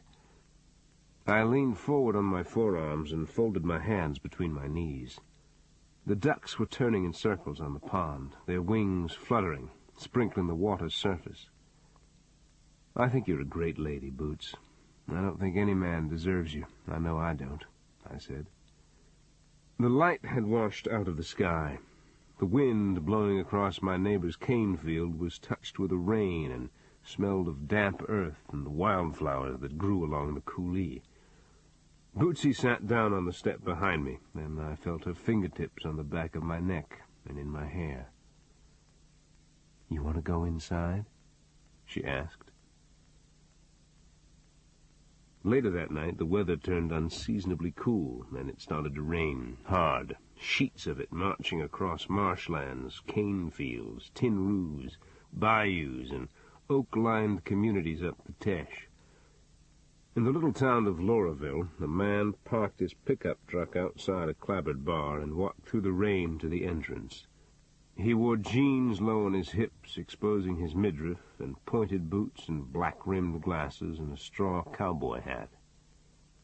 When he sat at the bar, which was deserted because of the bad weather, he removed his hat and set it crowned down on the stool next to him. He wiped his glasses with a paper napkin and forgot they were dry and picked them up and wiped them again, his expression seemingly troubled by a concern or problem he couldn't resolve. Later, the bartender described the man as handsome with a kind of duck-tail haircut. Likeable, I guess, but I wouldn't make him for no dishware man. The man ordered a diet soda and opened a vinyl folder wrapped with rubber bands and filled with invoices of some kind. "Do you know a family named Grayson back in the quarters?" he said. "Can't say I do," the bartender replied. The man looked down at his invoice folder, widening his eyes as though bemused. "They live next door to the Dautrieve family," he said. "Oh, yeah. Go back up the road till you see some shotgun cabins. The Dautrieves on the second row," the bartender said. "They want a bunch of dishware." "Who?" "The Graysons." The man held up a brochure with pictures of dishes and cups on it to make his point. The bartender nodded vaguely. The man with the invoice folder stared into space as though he saw meaning in the air, in the lightning that trembled in the trees along the bayou. He paid for his diet drink and thanked the bartender and drove up the road in the opposite direction from the quarters. This ends Side 1 of Cassette 2. Cassette 2, Side 2. It was still raining the next night when Little-Face Dautrieve's aunt left for her janitorial job at the hospital in New Iberia, and Little-Face changed her baby's diapers, put a pacifier in his mouth, and lay him down in his crib. The cabin had been built in the last century, but it stayed warm and dry and snug in bad weather. When it rained, Little-Face liked to open the bedroom window part way and let the breeze blow across the baby's crib and her bed. In the middle of the night, she thought she heard a truck engine outside and tires crunching on clamshells, and the sound disappeared in the thunder, and she fell asleep again. When she awoke, he was standing over her, his form-fitting T-shirt molded wetly against his torso. His body had a fecund odor, like water in the bottom of a coulee. A nickel-plated revolver, the handles wrapped with electrician's tape, hung from his gloved right hand. "I came in out of the rain," he said. "Yeah, you done that. There ain't no rain in the house," she replied, raising herself up on her hands, a wishbone breaking in her throat. "You mind if I stay here? I mean, stay out of the rain?" he asked. "You here, ain't you?" His palm opened and closed on the grips of the pistol, the edges of the tape sticking, popping on his skin. His face was pale, his mouth soft and red in the flashes of lightning outside. He wet his lips and cut his eyes at the window where mist was drifting across the sill and dampening the baby's mattress. The man pushed the window tight and gazed down at the baby, who slept with his rump in the air. A pillow was stuffed into an empty space where one of the woodrunners was missing. For some reason, perhaps because of the noise the window made, the baby woke and started to cry. The man pried the pillow loose and kneaded it in his left hand and turned toward Littleface. "Why'd you get mixed up with a bunch of geeks? Why'd you run your mouth?" the man said. His black hair was combed back neatly on both sides, his skin glistening with water, his navel rising and falling above his jeans. "Write out a list of people ain't geeks. I'll start hanging around with them," she replied. "Make that baby be quiet." "You done woke him up. Baby's gonna cry when they get woke up." "Just shut him up. I can't think. Why don't you have a man to take care of you?" "I can have all the men I want. Trouble is, I ain't met none I want, including present company." He looked at the baby again, then closed and opened his eyes. He took a breath of air through his mouth, holding it as though he were about to speak, but no sound came out. He folded the pillow around the pistol and held both ends together with his left hand. The rims of his nostrils whitened, as though the temperature had dropped precipitously in the room. "You make me mad. You're too dumb to understand what's happening. Get that look off your face," he said. "It's my house. I ain't axed you in it. Go back in the rain you don't like it," she said quietly. Then she saw into his eyes, and her throat went dry and became constricted like a piece of crimped pipe, and she remembered the word abyss from a sermon at a church somewhere, and she knew now what the word meant. She tried to hold her gaze evenly on his face and stopped the sound that thundered in her ears, that made her own words distorted and unintelligible to her. Her hands knotted the sheet on top of her stomach. "My baby ain't part of this, is he?" she said. The man drew an enormous breath of air through his nose as though he were hyperventilating. "No. What do you think I am?" He held up the pillow as though he had just discovered its presence. "Don't put something like this in a crib. That's how babies suffocate," he said, and flung the pillow across the room. He shoved the revolver in his blue jeans pocket, the butt protruding just above the edge of the cloth, his booted feet widespread as though he were confronting an adversary that no one else saw. "You gonna just stand there, Rain Man?" she asked, because she had to say something, or the sound roaring in her ears would consume her, and the shaking in her mouth would become such that her jawbones would rattle. He waited a long time to answer her. "I don't know what I'm going to do, but you shouldn't be messing with my head, lady.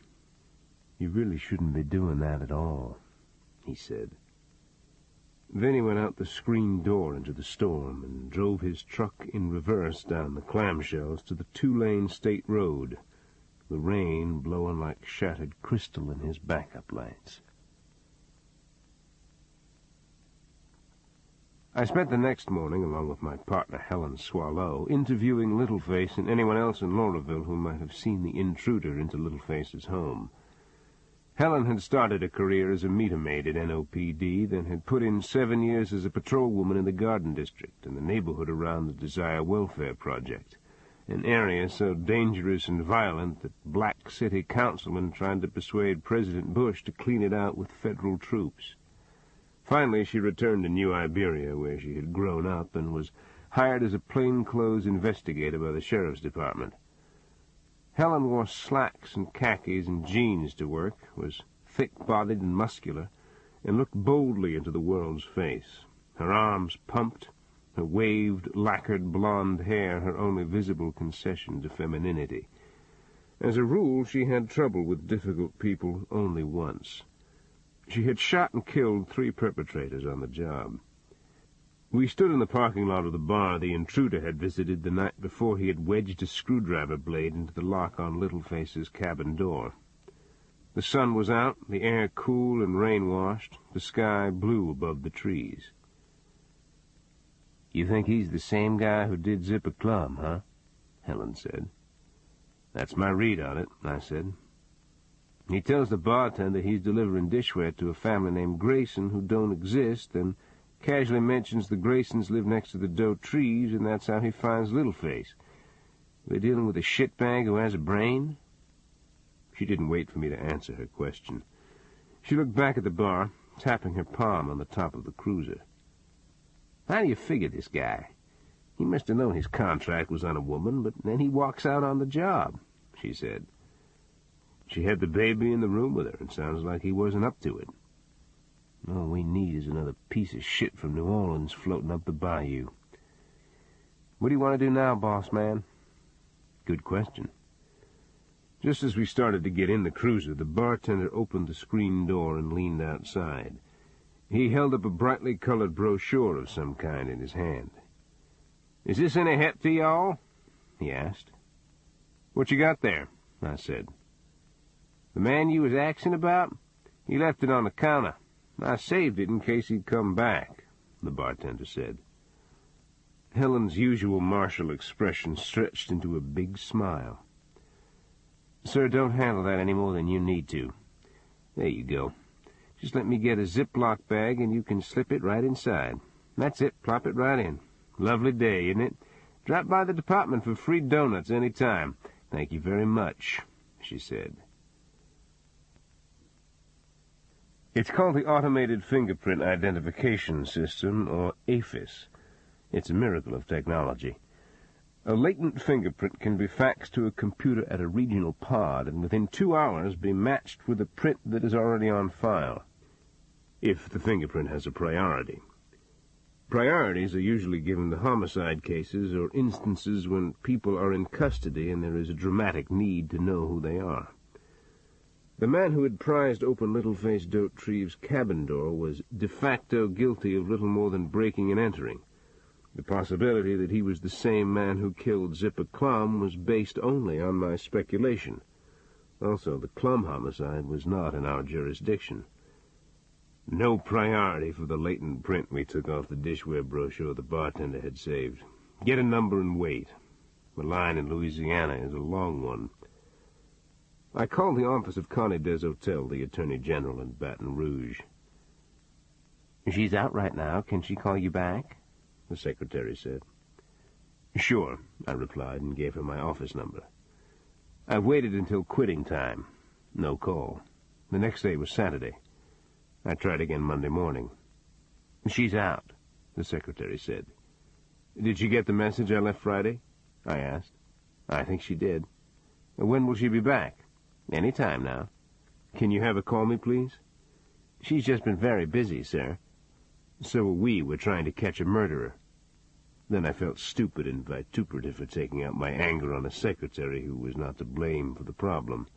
Regardless, I received no return call. Tuesday morning I went into Helen's office. Her desk was covered with paperwork. "You want to take a ride to Baton Rouge?" I asked. Connie des Hotel's office was on the 22nd floor of the State Capitol building, high above the green parks of the downtown area and the wide sweep of the Mississippi River and the aluminum factories and petroleum refineries along its shores. But Connie des Hotel was not in her office. We were told by the secretary she was in the cafeteria downstairs. "Is there a line to kiss her ring?" Helen asked. "Excuse me?"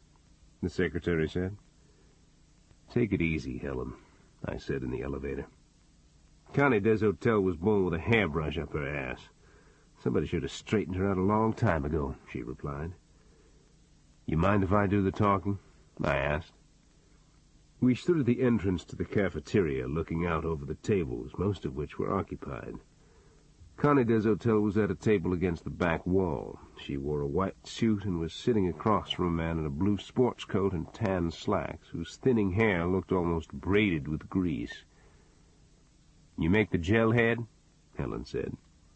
"No." "Don Ritter, NOPD Vice. He's from some rat hole up in Jersey. I think he's still in the 1st District. That's the guy who busted Little-Face Dotreve and planted rock on her. He tried to make her come across for him and Jim Gable." "Sounds right. He used to shake down fudge packers in the quarter. What's he doing with the Attorney General of Louisiana?" "Go easy, Helen. Don't make him cut and run," I said. "It's your show," she said, walking ahead of me between the tables before I could reply. As we approached Connie Deshotel, her eyes moved from her conversation onto my face, but they showed no sense of surprise. Instead, she smiled good-naturedly. "You want some help with access to APHIS?" she said. "How'd you know?" I asked. "I called your office this morning, but you'd already left. The sheriff told me about your problem. I had him fax the Laytons to the pod. The ID should be on your desk when you get back to New Iberia," she said. The confrontation I had been expecting was suddenly gone. I looked at her in dismay. "You did it," I said. "I'm glad my office could help. I'm only sorry I couldn't get back to you earlier. Would you like to join us? This is Don Ritter. He's at the 1st District in New Orleans," she said. Ritter put out his hand, and I took it in the way you do when you suppress your feelings and know later that you'll wish you hadn't. "I already know Helen. You used to be a meter maid at NOPD, he said.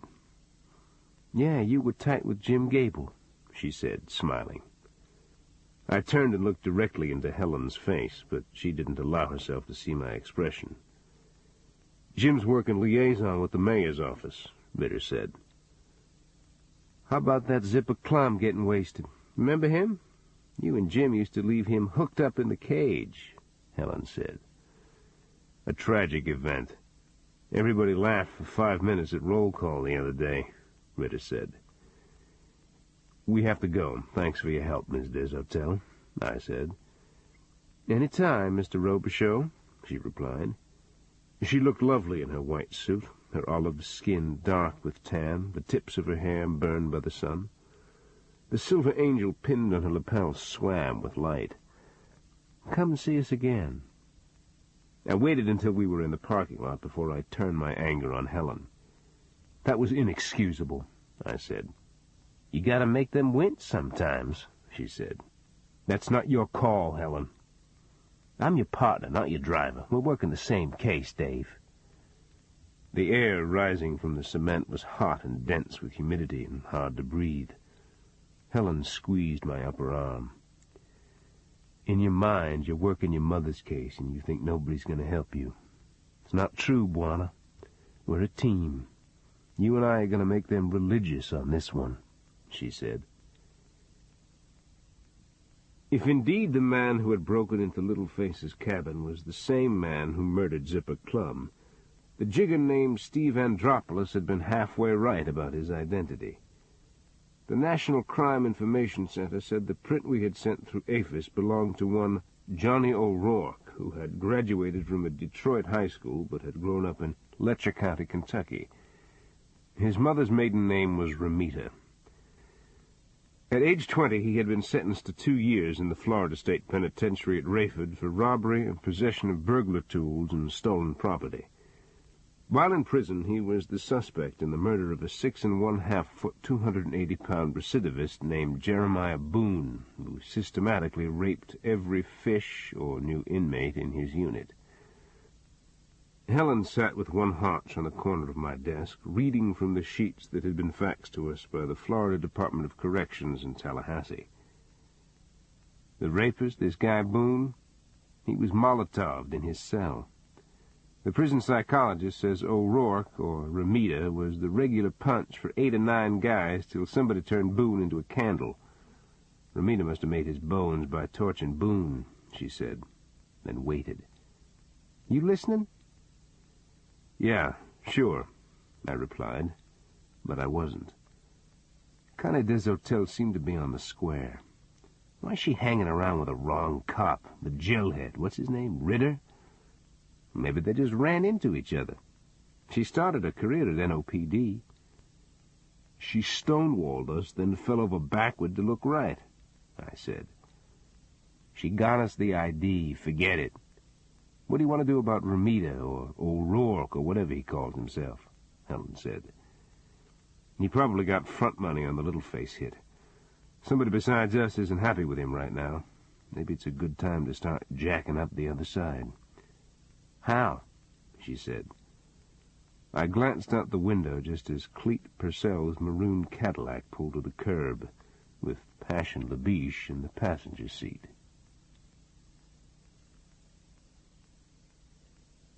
Chapter 9. I walked down the hallway toward the building's entrance, but the sheriff cut me off. "Purcell's out there," he said. "I know, I'm going to meet him," I said. "Keep him out of here," he replied. "You're too hard on him. You want my job? Run for office. I don't want him in the building." I looked at his back as he walked away, his words stinging in my face. I caught up with him. "It's not Purcell, it's who he's with. I think she bothers a few people's conscience around here," I said. "You're out of line." "With respect, so are you, sir," I replied, and went outside. Cleet was walking toward me from the curb. He wore a light suit and a tan silk shirt and a dark tie with tiny flowers on it, and his pork pie hat had been replaced by a Panama with a green-tinted visor built into the brim. "What are you doing with Passion?" I asked. "I took her to the clinic over in Lafayette." "What for?" "She sees a dermatologist there or something. She didn't want to talk about it." "You didn't answer my question. What are you doing with her?" "None of your damn business, Streak." We stood there like that in the heat of the afternoon, the shadows of the huge white courthouse falling on the lawn behind us. Then Cleet's face relented, and his eyes went away from me and came back again. "I took her for a drive because I like her. We're going to dinner and a movie. You want to tag along?" he said. "I want to talk to you in private." "Yeah, any time I can be useful. Thanks for the hospitality," he said, and got back into the Cadillac and drove away. Passion smiled at me, brushing her hair out of one eye with the ends of her fingers. Cleet came into the bait shop when I was closing up that night. He opened a bottle of Dixie beer and drank it at the counter. I sat down next to him with a Dr. Pepper. "I'm sorry about today. I just worry about you sometimes, Cletus," I said. "You think I'm over the hill for Passion?" "You carried me down a fire escape with 2 bullets in your back. I don't like to see you get hurt. She makes me feel young. What's wrong in that?" I cut my hand on the back of his neck. The baked scales on his skin were as stiff as blistered paint. "Nothing's wrong with it," I said. "So why did you want to talk in private?" "We think the Zipper Clump Shooter is a Kentucky product by way of Michigan. His real name is Johnny O'Rourke, but he goes by Ramita. He did a 2-bit in Rayford. He also got to be an expert in jailhouse romance." "Same guy who's going to do Littleface?" "That's the way I see it." "The jigger said Ramita didn't have a sheet." "You ever know a gumball yet who had the whole story right?" "So Ramita blew off the hit, and now he's in the shithouse with whoever gave him the contract. Is that what you're going to tell me?" "That's about it." He grinned and drank out of his beer. "And you think we should make life as messed up as possible for all bad guys involved?" "Who's the best source for cold pieces around New Orleans?" I asked. "It used to be Tommy Carroll, till somebody flushed his grits for him. Right now?" He scratched his hairline in thought. "You ever hear of the 18th Street Gang in Los Angeles? They're here, kind of like sewer growth metastasizing across the country. I never thought I'd miss the grease balls." I drove down East Main at sunrise the next day under the arched canopy of live oaks that lined the street, and picked Cleet up at the apartment he had rented downtown. The moon was still up, the air heavy with the smell of night-blooming flowers and wet trees and bamboo and water that has seeped deep into the soil and settled permanently around stone and brickwork. But 3 hours later, Cleet and I were in a rural area north of New Orleans that, in terms of toxicity, probably has no environmental equivalent in the country. The petrochemical plants on the edge of the wetlands bleed their wastes into the drainages and woods, systematically killing all life in them, layering the soil with a viscous, congealed substance that resembles putty veined with every color in the rainbow. The man we were looking for, Garfield Jefferson, lived at the end of a row of tin-roofed shotgun shacks left over from the days of corporate plantations.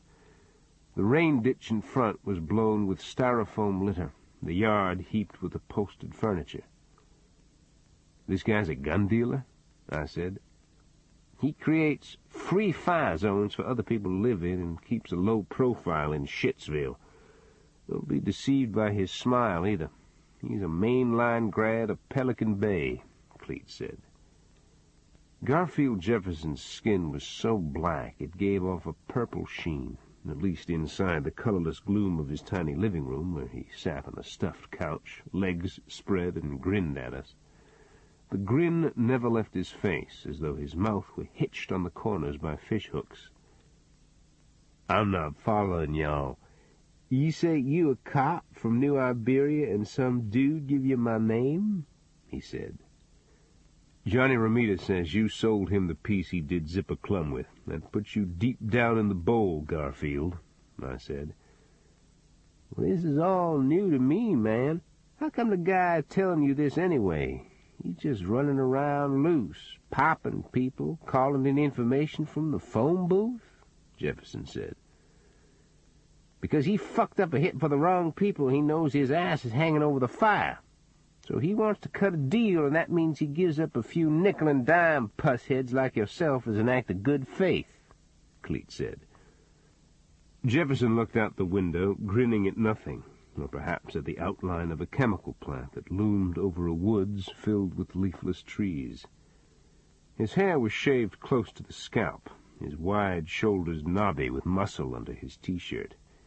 He fitted a baseball cap backwards on his head and adjusted it, his eyes glowing with self-satisfaction. "Turn-around cap in Louisiana mean a guy don't do drugs. You white folks ain't caught on to that. You see a nigger with his hat on backwards, you think, mean-ass motherfucker gonna jack my car getting my daughter's bread. I ain't dealt no guns, man. Tell this cracker he'd be dropping my name, I'd be finding his crib. I got too much in my jacket to sit still for this shit," he said. He grinned innocuously at us. Cleet stood up from his chair and remained standing on the corner of Jefferson's vision. He picked up a ceramic lamp, the only bright object in the room, and examined the motel logo on the bottom of it. "You got a heavy jacket, huh?" I said. 18 Streeters always get Pelican Bay, 23-hour lockdown. But I'm through with all that. I come back here to be with the home folks," Jefferson said. Cleet smashed the lamp across the side of Jefferson's head. Pieces of ceramic showered on the couch and in Jefferson's lap. For a moment his face was dazed, his eyes out of focus. Then the corners of his mouth stretched upward on wires again. "See, when people got a weight problem, they go around pissed off all the time. Big hard-on 'cause they fat and ugly and don't want no full-length mirrors in their bathrooms," Jefferson said. "You think you're funny?" Cleet said, and hit him with the flat of his hand on the ear. "Tell me you're funny. I want to hear it." "Cleet," I said softly, "butt out of this streak." Then he said to Jefferson, "You remember those 3 elementary kids got shot at the playground off Esplanade? The word is you sold the Uzi to the shooter. You got something to say about that, smart-ass?" "Free enterprise, motherfucker," Jefferson said, evenly, grinning, his tongue thick and red on his teeth. Cleet knotted Jefferson's T-shirt with his left hand and drove his right fist into Jefferson's face, then pulled him from the couch and threw him to the floor. When Jefferson started to raise himself on his arms, Cleet crashed the sole of his shoe into his jaw. "Looks like you just spit some teeth there, Garfield," Cleet said. "Get away from him, Cleet," I said. "No problem. Sorry I lost it with this outstanding Afro-American. Did you hear that, Garfield? I'll come back later sometime and apologize again when we're alone." "I mean it, Cleet. Wait for me in the truck." Cleet went out into the yard and let the screen slam behind him. He looked back at me, his face still dark, an unlit Lucky Strike in his mouth. I helped Jefferson back onto the couch and found a towel in the bathroom and put it in his hand. "I'm sorry that happened," I said.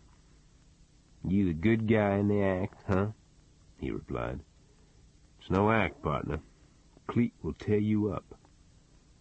Jefferson pushed the towel tight against his mouth and coughed on his own blood, then looked up at me, this time without the grin, his eyes lackluster with the banal nature of the world in which he lived. "I didn't sell a piece to the cracker. He wanted one, but he ain't got it from me. He got some wicked shit in his blood, and I don't need his grief," he said. "What are you talking about?" "He'd do it for hire. But if there wasn't no money in it, he'd do it anyway. You say he fucked up a hit? I don't believe it. He gets off on it, man. Somebody done reamed that dude good." Cleet and I drove into the French Quarter, and then across the river into Algiers. We talked to hookers, pimps, house creeps, stalls, dips, strong-arm robbers, fences, money-washers, carjackers, petty boosters, and addicts and crack dealers, all the population that clings to the underside of the city like nematodes eating their way through the subsoil of a manicured lawn. None of them seemed to know anything about Johnny Romita. But an ex-prize fighter who ran a saloon on Magazine said he'd heard a new button man in town had bought a half-dozen clean guns off some black kids who'd burglarized a sporting goods store. "Who's he working for, Goldie?" I asked. "If he whacks Zipper Clum, the human race," he answered. At dusk, when the sun was only an orange smudge over the rooftops and the wind was peppered with grit and raindrops, we found one of the kids who had broken into the sporting goods store. Cleet pulled him out of a fig tree down the street from the St. Thomas Welfare Project. He was 14 years old and wore khaki short pants and tennis shoes without socks. Sweat dripped out of his hair and cut lines in the dust on his face. "This is the mastermind of the group. The ones who got away are younger than he is," Cleet said. "What's your name, mastermind?" "Louis." "Where's the guy live you sold the guns to?" Cleet asked. "Probably downtown somewhere." "How do you know that?" I asked. "'Cause he drove toward downtown, the same direction the streetcar go to." "Pretty smart deduction, Louis. How much did he give you for the guns?" Cleet said. $100. "For 6 guns?" Cleet said. "Well, he said he didn't have no more money. He showed us his wallet and didn't have no more money in it." "One of those guns was used to kill somebody, Louis," I said.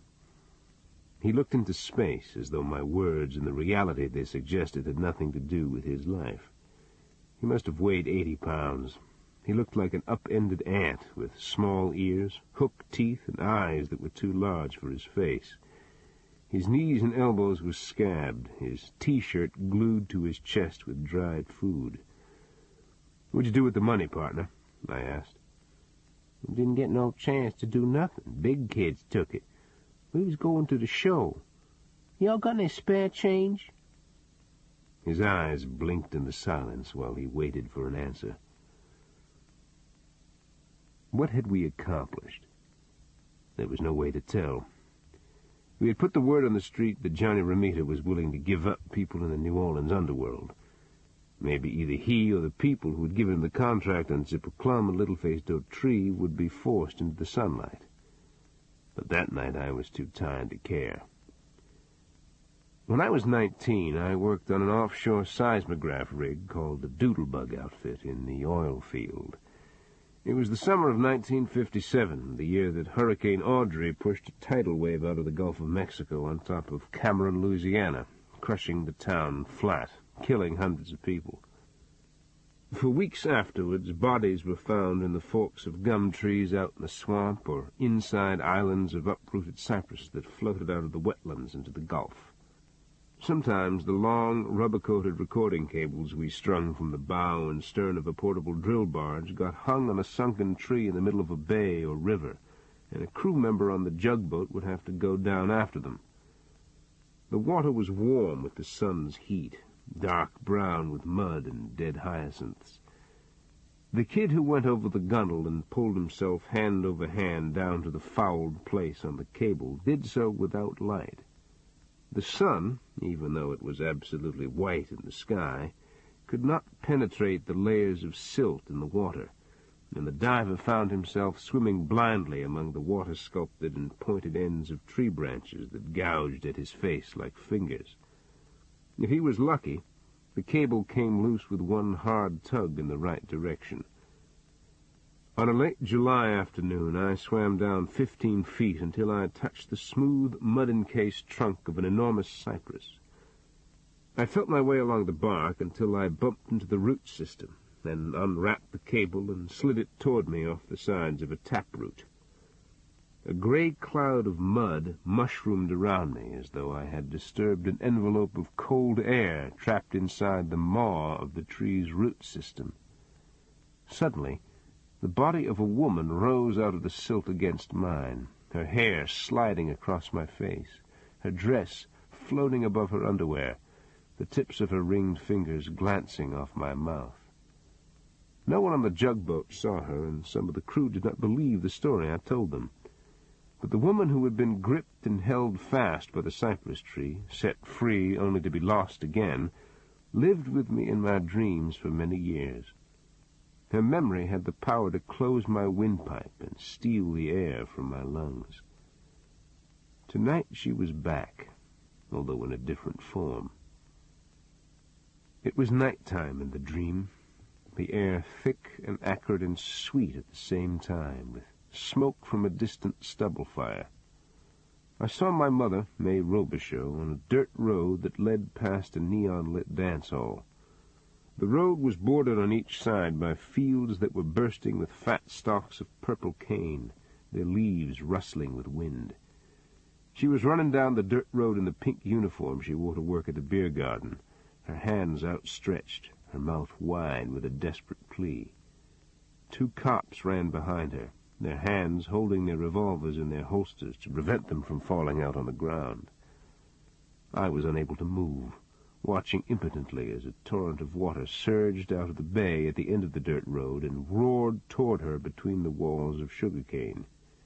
She tripped and fell, and the root systems from the fields wrapped her body like white worms and held her fast while the water coursed around her thighs, her hips and breasts and neck. I could see her eyes and mouth clearly now, and read my name on her lips. Then the current closed over her head, and I sat up in my bed, my face popping with sweat, my lungs burning as though acid had been poured in them. I sat in the kitchen, in the dark, my heart twisting in my chest. I went into the bedroom and came back again with my .45 in my hand, my palm damp on the grips. In my mind, I saw the 2 cops who had chased my mother down the road, saw the sky blue of their uniforms, the glint of the moon on their shields and revolver butts and waxed gun belts, saw everything about them except their faces. I wanted to fire my weapon until the barrel was translucent with heat.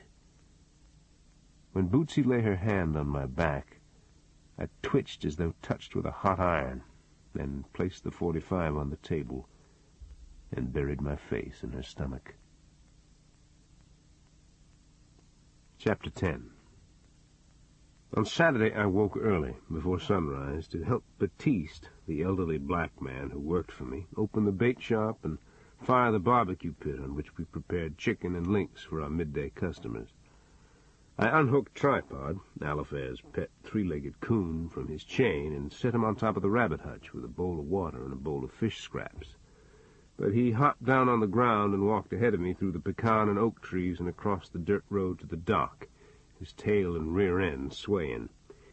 He and Batiste had been at war for years, Tripod flinging boudin all over the counter, destroying boxes of fried pies and candy bars, Batiste chasing him down the dock with a broom, threatening to cook him in a pot. But finally they had declared a truce, either out of their growing age or their recognition of their mutual intractability. Now, whenever Alifair or I turned Tripod loose, he usually headed for the dock and worked the screen open and slept on top of the icebox behind the counter. Last week I saw Batiste roaring down the bayou in an outboard with Tripod sitting on the bow, his face pointed into the breeze like a hood ornament. When I went inside the shop, Batiste was drinking a cup of coffee, looking out of the screen window at the swamp. "You ever see a red moon like that this time of year?" he said. "The wind's up. There's a lot of dust in the air," I said. He was a big man, the muscles in his upper arms like croquet balls. His bell-bottom dungarees and white T-shirt looked sewn to his skin. "Old people say back in slave days they poured hog blood in the ground under a moon like this," he said. "Why?" I asked. "Make the corn and cane bigger. Same reason people kill a gator and plant it in the field," he replied. "I seen Cleet Purcell with Passion LaBiche." "Really?" "Them girls are trouble, Dave. Their folks was pimps." "A good apple can come off a bad tree," I said. "Tell that to the man got his parts chopped up all over the floor." "I think he had it coming," I replied.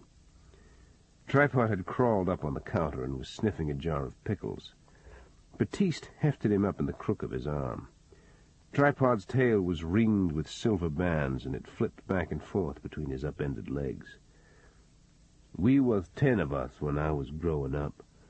My mama made a big pan of biscuits for breakfast every morning, but we didn't have nothing to put on them.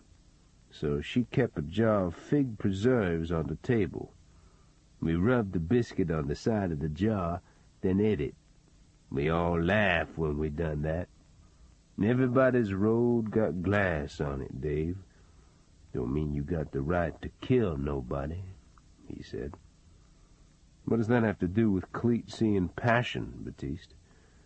"I knowed them girls since they was little.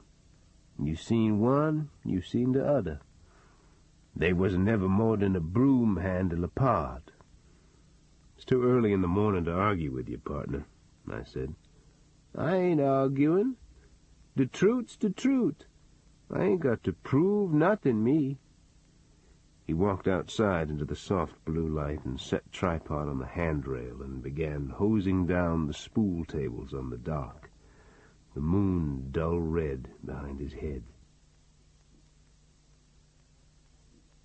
Later that morning I filled an envelope full of black and white photos taken at the Vachel-Carmouche murder scene and drove out to Carmouche's boarded-up house on the bayou. The property itself seemed physically stricken by the deed that had been committed there. The yard was waist-high in weeds, the gallery stacked with old tires and hay bales that had gone gray with rot. Nests of yellow jackets and dirt daubers buzzed under the eaves, and a broken windmill clanged uselessly in a dry, hot wind.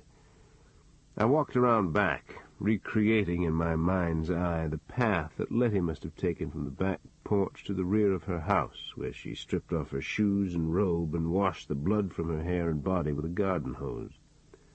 The lock was already broken on the back door of Carmouche's house, and I pushed the door open, scraping it back on the buckled linoleum. The air was stifling, like the inside of a privy in summer, rife with the smell of bat guano and pools of settled water under the floor, superheated by the tin roof and the closed windows. A green plant as dark as spinach had blossomed from the drain in the sink. But the signs of Carmouche's agony from his crawl were still visible on the linoleum, like smeared reddish-black paint that had dried and taken on the crisp, razored design of broken leaves. But there were other stains in the kitchen, too. A tentacle of connected dots on the wall by the stove, and two similar streakings on the ceiling. I touched my fingers on the dots by the stove and felt what I was sure were the crusted physical remains of Louisiana's most famous electrician.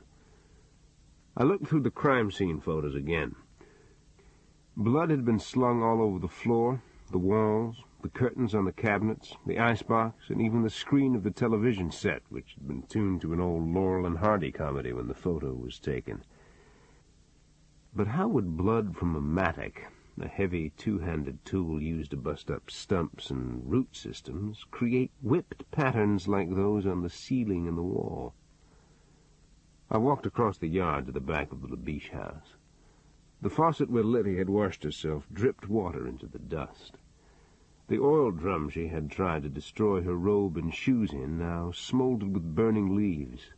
The house she had grown up in was ringed with roses and gardenias, and red squirrels leaped from the branches of the live oaks and clattered across the roof. The home was weathered, the woodwork termite-eaten, and the white paint cracked by the sun and dulled by smoke from stubble fires, but it was still a fine place in which to live, a piece of history from antebellum times. If only Letty were here to enjoy it. If only she had not traded off her life in order to kill a worthless man like Vachel Carmouche. "You prowl around my house for a reason?" someone said behind me. "What's the haps, Passion?" I said.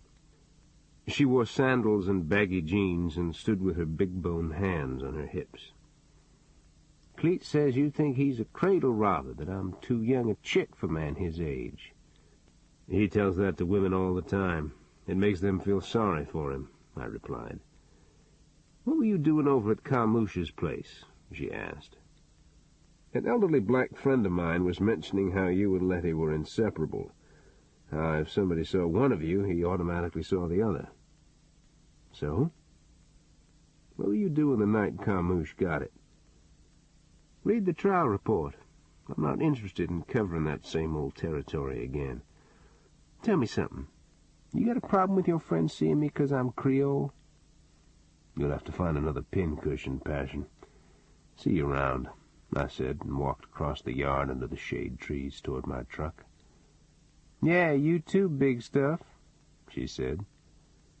When I drove back up the road, she was carrying a loaded trash can in each hand to the roadside, her chest and heavy arms swollen with her physical power. I waved, but my truck seemed to slide past her gaze without her ever seeing it. This ends side 2 of cassette 2 of Purple Cane Road. Purple Cane Road, cassette 3. That afternoon, Governor Belmont Pugh held a news conference, supposedly to talk about casinos, slot machines at the state's racetracks, and the percentage of the gambling revenue that should go into a pay raise for school teachers. But Belmont did not look comfortable. His tie was askew, the point of one collar bent upward, his eyes scorched, his face the color and texture of a boiled ham. He kept gulping water, as though he were dehydrated or forcing down the regurgitated taste of last night's whiskey. Then one reporter stood up and asked Belmont the question he feared. "What are you going to do about Letty Labiche, Governor?" Belmont rubbed his mouth with the flat of his hand, and the microphone picked up the sound of his calluses scraping across whiskers. "Excuse me, I got a sore throat today and can't talk right. I'm granting an indefinite stay of execution. Long as she's got her appeals up there in the courts, that's what the law requires," he said. "What do you mean indefinite, Governor?" "I got corn fritters in my mouth. It means what I said." "Are you saying even after her Supreme Court appeal you're going to continue the stay, or do you plan to see her executed? It's not a complicated question, sir," another reporter, a man in a bow tie, said, smiling to make the insult acceptable. Then, just for a moment, Belmont rose to a level of candor and integrity I hadn't thought him capable of. "Y'all need to understand something. That's a human life we're talking about, not just a story in your papers or on your TV show. Y'all can take my remarks any damn way you want, but by God, I'm going to do what my conscience tells me. If that don't sit right with somebody, they can chase a possum up a gum stump." An aide stepped close to Belmont and spoke into his ear. Belmont's face had the flatness of a guilty man staring into a strobe light. It didn't take long for the viewer to realize that a rare moment had come and gone. Belmont blinked, and his mouth flexed uncertainly before he spoke again. "I'm an elected official. I'm going to do my duty to the people of Louisiana. That means when the appeals is over, I got to uphold the law. I don't got personal choices. That's it. There's complimentary food and drink on a table in the back of the room." He swallowed and looked into space, his face empty and bloodless, as though the words he had just spoken had been said by someone else. The next morning I read the coroner's report on the death of Vachel Carmouche. It was signed by a retired pathologist named Ezra Cole, a wizened part-time deacon in a fundamentalist congregation made up mostly of Texas oil people and North Louisiana transplants. He had worked for the parish only a short time 8 or 9 years ago, but I still remembered the pharmacy he had owned in the Lafayette Medical Center back in the 1960s. He would not allow people of color to even stand in line with whites, requiring them instead to wait in the concourse until no other customers were inside. I found him at his neat gray and red bungalow out by Spanish Lake, sanding a boat that was inverted on sawhorses. His wife was working in the garden behind the picket fence, a sunbonnet on her head. Their lawn was emerald green from soak hoses and liquid nitrogen, their bamboo and banana trees bending in their backyard against the blueness of the lake. But in the midst of this bucolic tranquility, Ezra Cole waged war against all fashion and what he saw as the erosion of moral tradition. "You're asking me how blood got on the ceiling and the wall by the stove? The woman slung it all over the place," he said. He wore suspenders over a white dress shirt and rubber boots with the pants tucked inside. His face was narrow and choleric, his eyes busy with angry thoughts that seemed to have less to do with my questions than concerns he carried with him as a daily burden. The pattern was too thin. Also, I don't know how she could throw blood on the ceiling from a heavy tool like a mattock, I said. "Ask me how she knocked the eyeball out of his head. The answer is she probably has the strength of 3 men. Maybe she was full of dope. The drug screen says she wasn't. Then I don't know. Was there a second weapon, Doctor? It's all in the report. If you want to help that woman, pray for her soul, 'cause I don't buy death row conversions. I think the blood on the ceiling was thrown there by a knife or barber's razor or weed sickle," I said. His face darkened. His eyes glanced sideways at his wife. His hand pinched hard into my arm. "Step over here with me," he said, pushing and walking with me toward my truck. "Excuse me, but take your hand off my person, Dr. Cole." "You hear my words, Mr. Robicheaux. I know Vachel Carmouche's relatives. They don't need to suffer any more than they have. There's nothing that requires a pathologist to exacerbate the pain of the survivors. Are you understanding me, sir?" "You mean you lied on an autopsy?" "Watch your tongue." "There was a second weapon? Which means there might have been a second killer." "He was sexually mutilated while he was still alive. What difference does it make what kind of weapon she used? The woman's depraved. You're trying to get her off? Where's your common sense, man?" At sunset that same day, Batiste phoned up from the dock. "Dave, there's a man down here don't want to come up to the house," he said. "Why not?" "Hang on. I heard Batiste put the receiver down on the counter, walk away from it, then scrape it up in his hand again. "He's outside where he can't hear me. I think he's a sad fella 'cause of his face." "Is his name Mike or Micah or something like that?" "Well, I'll go ax." "Never mind, I'll be right down." I walked down the slope toward the dock. A purple haze hung in the trees, and birds lifted on the wind that blew across the dead cypress in the swamp. The man who was the chauffeur for Cora Gable was leaning on the rail at the end of the dock, looking out at the bayou, his face turned into the shadows. His shirt sleeves were rolled, and his biceps were tattooed with coiled green and red snakes, whose fangs were arched into their own tails. "You're Micah," I said. "That's right." "Can I help you?" I asked. "Maybe you can, Ms. Perez." "Jim Gable's wife?" I called her by her screen name. The man who marries her ought to take her name, not the other way around. His right eye glimmered, barely visible behind the nodulous growth that deformed the side of his face and exposed the teeth at the corner of his mouth. His hair was straw-colored and neatly barbered and combed, as though his personal grooming could negate the joke nature had played upon him. "It's all about a racetrack. Outside of Luna Mescalero, New Mexico," he said. "Pardon?" "Mr. Gable got her to buy a spread out there. He's building a racetrack. He's been trying to do it for years. That's where I'm from.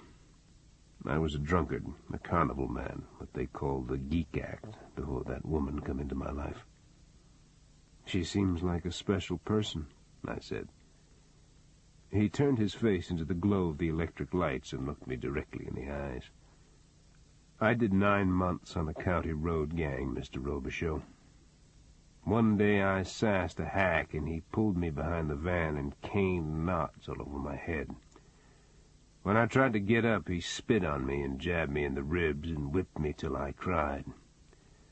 Ms. Perez seen it from her front porch. She called the governor of New Mexico and threatened to walk into his office with a reporter and slap his face unless I was released from jail. She give me a job and an air-conditioned brick cottage to live in when other people would hide their children from me. Well, I don't know what I can do, Micah, not unless Jim Gable has committed a crime of some kind." He chewed the skin on the ball of his thumb.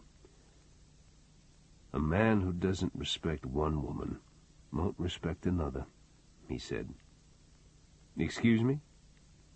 He looked out into the shadows again, his head twisting back and forth on his neck, as though searching for words that would not injure. "He speaks disrespectfully of Ms. Perez in front of other men. She's not the only one. Is your wife's first name Bootsy?" "Yes," I replied, the skin tightening around my temples. "He said dirty things about her to a cop named Ritter. They laughed about her. I think it's time for you to go." He splayed open his hand like a fielder's glove and stared at it and wiped dirt off the heel with the tips of his fingers. "I've been told to get off better places. I come here on account of Ms. Perez. If you won't stand up for your wife, it's your own damn business," he said, and brushed past me, his arm grazing against mine. "You hold on," I said, and lifted my finger at him. "If you got a beef to square with Jim Gable, you do it on your own hook."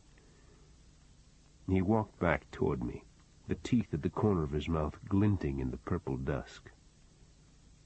"People come to the Geek Act so they can look on the outside of a man like me and not look at the inside of themselves. You stick your finger in my face again, and I'll break it. Policeman be damned," he said. It stormed that night. The rain blew against the house and ran off the eaves and braided and whipped in the light that fell from the windows. Just as the 10 o'clock news came on, the phone rang in the kitchen. The accent was East Kentucky or Tennessee, the pronunciation soft, the R sound almost gone from the words. the vowels round and deep-throated. "There's no point in trying to trace this call. I'm not using a ground line," he said. "I'm going to take a guess." "Johnny Romita?"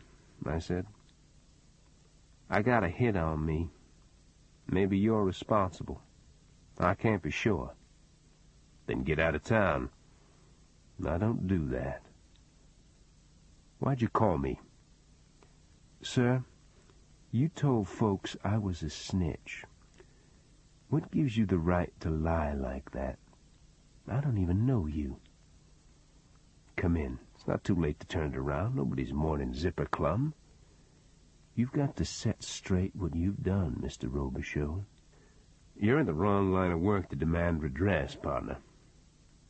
"Demand what?" "Listen, you wouldn't go through with the job at Littleface Dautrieve's place. Maybe you have qualities you hadn't thought about. Meet me someplace." "Are you kidding?" I didn't reply. He waited in the silence, then cleared his throat as though he wanted to continue talking, but didn't know what to say. The line went dead. "A hitman who calls you sir?"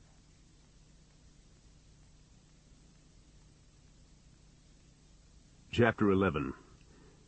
At 8 o'clock Monday morning, the sheriff stopped me just as I walked in the front door of the department. A small square of blood-crusted tissue paper was stuck to his jawbone where he had cut himself shaving. "Come down the hall and talk with me a minute," he said. I followed him inside his office. He took off his coat and hung it on a chair and gazed out the window. He pressed his knuckles into his lower spine as though relieving himself of a sharp pain in his back. "Close the door. Pull the blind, too," he said. "Is this about the other day? I told you I didn't want Cleet Purcell in here. I believe that to be a reasonable request. You interpreted that to mean I have problems of conscience over Letty LaBiche. Maybe you just don't like Purcell. I apologize for implying anything else," I said. "You were on leave when Carmouche was killed. You didn't have to put your hand in it." "No, I didn't. The prosecutor asked for the death penalty. The decision wasn't ours. Carmouche was a pedophile and a sadist. One of his victims is on death row. That one just won't go down, Sheriff." The color climbed out of his neck into his face. He cut his head to speak, but no words came out of his mouth. His profile was as scissored as an Indian's against the window. "Don't lay this off on me, Dave. I won't abide it," he said. "I think we ought to reopen the case. I think a second killer is out there." He widened his eyes and said, "You guys in AA have an expression. What is it, dry drunks? You got a situation you can't work your way out of, so you create another problem and get emotionally drunk on it. I'm talking about your mother's death. That's the only reason I'm not putting you on suspension." "Is that it?" I said. "No. A New Orleans homicide cop named Don Ritter is waiting in your office," he replied. "Ritter's vice." "Good. Clear that up with him," the sheriff said, and leaned against the windowsill on his palms, stretching out his frame to ease the pain in his lower back. Don Ritter, the plain-clothes detective Helen called the Gelhead, was sitting in a chair in front of my desk, cleaning his nails over the wastebasket with a gold penknife. His eyes lifted up at me, and then he went back to work on his nails. "The sheriff says you're homicide," I said. "Yeah, I just changed over. I caught the Zipper Clum case." "Really? Who told you and Purcell to question people in New Orleans about Johnny Romita?" "He's a suspect in a house invasion." "A house invasion, huh? Lovely. What are we supposed to do if you scare him out of town?" "He says that's not his way." "He says?" "Yeah, he called me up last night." Ritter brushed the detritus from his nails into the basket and folded his penknife and put it in his pocket. He crossed his legs and rotated his ankle slightly, watching the light reflect on his shoe shine. His hair looked like gelled pieces of thick twine strung back on his scalp. "The home invasion? That's the break-in at Littleface Dautrieve's place?" he said. "Littleface says you planted rock on her. She's trying to turn her life around. Why don't you stay away from her?" I don't know what bothers me worse, the bullshit about talking to Romita or the injured black whore routine. You want to nail this guy or not? You see Jim Gable? What about it? Tell him I'm going to look him up on my next trip to New Orleans. He chewed with his front teeth on something, a tiny piece of food, perhaps. So this is what happens when you start over again in a small town. Must make you feel like staying in bed some days. Thanks for your time, Robicheaux, he said. I signed out of the office at noon and went home for lunch. As I drove down the dirt road toward the house, I saw a blue Lexus approach me under the long line of oak trees that bordered the bayou. The Lexus slowed, and the driver rolled down her window. "How you doing, Dave?" she said. "Hey, Miss Desautels, you visiting in the neighborhood?" "Your wife and I just had lunch. We're old school chums." She took off her sunglasses, and the shadows of leaves moved back and forth on her olive skin. It was hard to believe her career in law enforcement went back into the 1960s. Her heart-shaped face was radiant, her throat unlined, her dark hair a reminder of the health and latent energy and youthful good looks that her age didn't seem to diminish. "I didn't realize you all knew each other," I said. "She didn't remember me at first, but anyway, we'll be seeing you. Call me for anything you need." She drove away with a casual wave of the hand. "You went to school with Connie Desautels?" I asked Bootsy in the kitchen. "A night class at LSU-NO. She just bought a weekend place at Fausse Point." "You look puzzled." "She's strange." "She's a nice person. Stop being psychoanalytical," Bootsy said. "She was having lunch in Baton Rouge with an NOPD cop named Don Ritter. He's a genuine lowlife." She hung a dish rag over the faucet and turned toward me and let her eyes rove over my face. "What did he do?" she asked. "He twists dials on black hookers. Helen says he used to extort gays in the quarter." "So he's a dirty cop. He's not the only one you've known." "He's buds with Jim Gable." "I see. That's the real subject of our conversation. Maybe you should warn me in advance." "Gable has personal knowledge about my mother's death. I'm absolutely convinced of that, Boots." She nodded, almost to herself, or to the room, rather than to me, then began slicing a roast on the counter for our sandwiches. She cut harder, faster, one hand slipping on the knob of bone she used for a grip, the blade of the butcher knife knocking against the chopping board. She slid the knife in a long cut through a flat piece of meat and halved and quartered a blood-red tomato next to it, her knuckles whitening. Then she turned around and faced me. "What can I tell you? That I loathe myself for the fact I slept with him? What is it you want me to say, Dave?"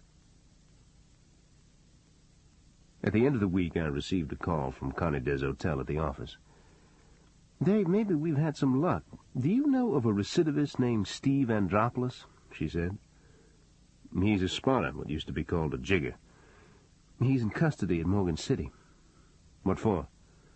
"Possession of stolen weapons. He says he knows you. This is his 4th time down. He wants to cut a deal." "Andropoulos is a pathological liar." "Maybe. He says he has information on the Zipper Clum murder. He also says he knows how your mother died." The sun was high and bright in the sky. The tinted windows of the cars in the parking lot hammered with white daggers. I felt my hand tighten on the telephone receiver. "How did he come by his information?" I asked. "I don't know. 2 detectives from NOPD are going to interview him this afternoon. You want to meet them there?" "Is one of them Ritter?" "Probably. He caught the case."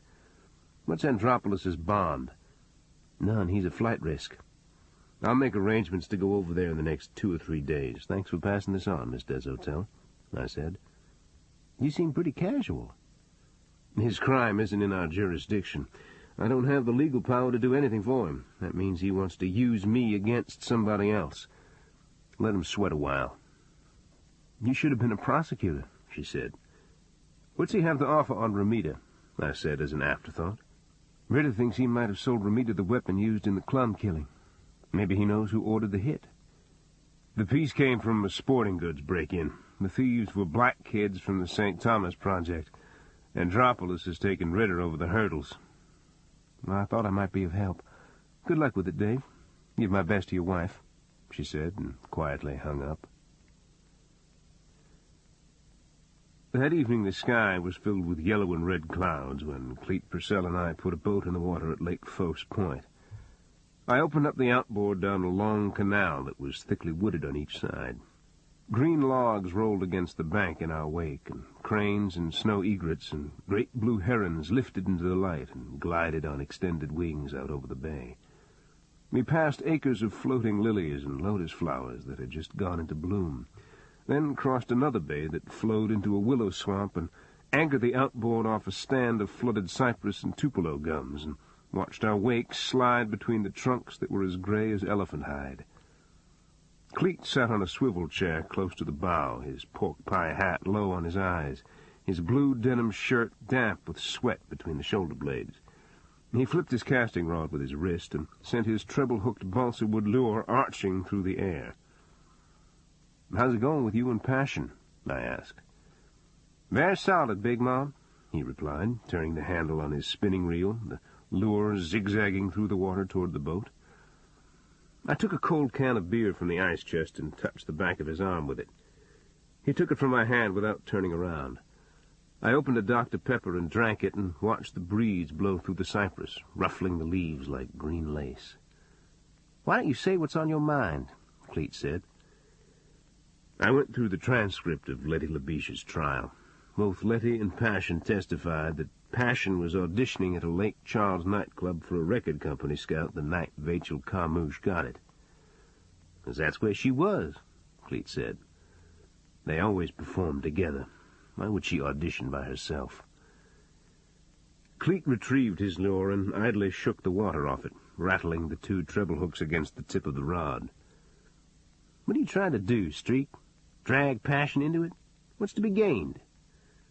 "I think both sisters are lying about what happened that night. What's that suggest to you? Letty is already on death row. She had nothing to lose." "The state's executioner got chopped into sausage links, and somebody's going to pay for it. You remember the Ricky Ray Rector case up in Arkansas? The guy had been lobotomized. He looked like black mush poured inside a prison jumpsuit, but he'd killed a cop. Clinton refused to commute the sentence. Rector told the warden he wanted to save out his pecan pie in his last meal so he could eat it after he was executed. And Clinton's president, Rector's fertilizer. I bet nobody in Little Rock gave up their regular hump the night he got it, either." Cleet lit a Lucky Strike and set his Zippo on the top of his tackle box and blew smoke out across his cupped hand. "I thought you quit those," I said. "I did. For some reason I just started again. Dave, it's grim shit. Passion says her sister's scared of the dark, scared of being alone, scared of her own dreams. I came out here to get away from listening about it. So how about lightening up?" He lay his rod across his thighs and stuck his hand behind him into the crushed ice for another beer, his face painted with the sun's dying red light, his eyes avoiding mine. According to his obituary, Robert Mitchum, when released from jail after serving time for marijuana possession, was asked what it was like inside the slams. He replied, "Not bad. Kind of like Palm Springs without the riffraff. It's gone downhill since. Unless you're a black kid hustling rock and unlucky enough to get nailed under the 3 strikes and you're outlaw, your chances of doing serious time are remote." Who are all these people in the jails? Meltdowns of every stripe, pipeheads and intravenous junkies who use public institutions to clean their systems out so they can re-addict, recidivists looking for the womb, armed robbers willing to risk 10 years for a $60 score at a 7-Eleven. Also the 23-hour lockdown crowd, sadists, serial killers, necrophiliacs, sex predators, and people who defy classification, what we used to call the criminally insane, those whose deeds are so dark their specifics are only hinted at in news accounts. I could have interviewed the jigger named Steve Andropoulos on Friday, the same day that Don Ritter did, but what was the point? At best, Ritter was a self-serving bumbler who would try to control the interview for his own purposes, probably buy into Andropoulos's manipulations and taint any possibility of obtaining legitimate information from him. Moreover, Ritter was investigating a homicide and had a legal reach that I did not. So I waited over the weekend and drove to Morgan City on Monday, just in time to see Andropolis's body being wheeled out of the jail on a gurney by 2 paramedics. "What happened?" I asked the jailer. "What happened?" he asks, the jailer replied, as though a third party were in the room. He was a huge, head-shaved, granite-jawed man whose oversized, pale blue suit looked like it was tailored from cardboard. "I got people hanging out the windows, I got escapees going through air ducts, I got prisoners walking out the door with time served when they're not the guys supposed to be walking out the door," he said. He took a breath and picked up his cigar from his ashtray, then set it back down and cracked his knuckles like walnuts. "I locked Andropolis in with 11 other prisoners. The cell's supposed to hold 5. There's 3 bikers in that cell the devil wouldn't let scrub his toilet. There's a kid who puts broken glass in pet bowls. One guy shoots up speedballs with malt liquor. Those are the normal ones. You ask what happened? Somebody broke his thorax. The rest of them watched while he suffocated. Got any other questions?" He scratched a kitchen match across the wood surface of his desk and relit his cigar, staring through the flame at my face. The truth was, I didn't care how Andropolis had died, or even if he was dead. He was evil. He had been a jigger on hit teams, a supplier of guns to assassins, a man who, like a pimp or an eel attached to the side of a shark, thrived parasitically on both the suffering and darkness of others. The following day, Connie Deshotel called me at my office. "I'm at my camp on the lake. Would you like to meet me here?" she said. "What for?" "I have a tape. A copy of Don Ritter's interview with Andropolis. Ritter and Andropolis are a waste of time. It's about your mother. Andropolis was there when she died. Listen to the details on the tape. If he's lying, you'll know.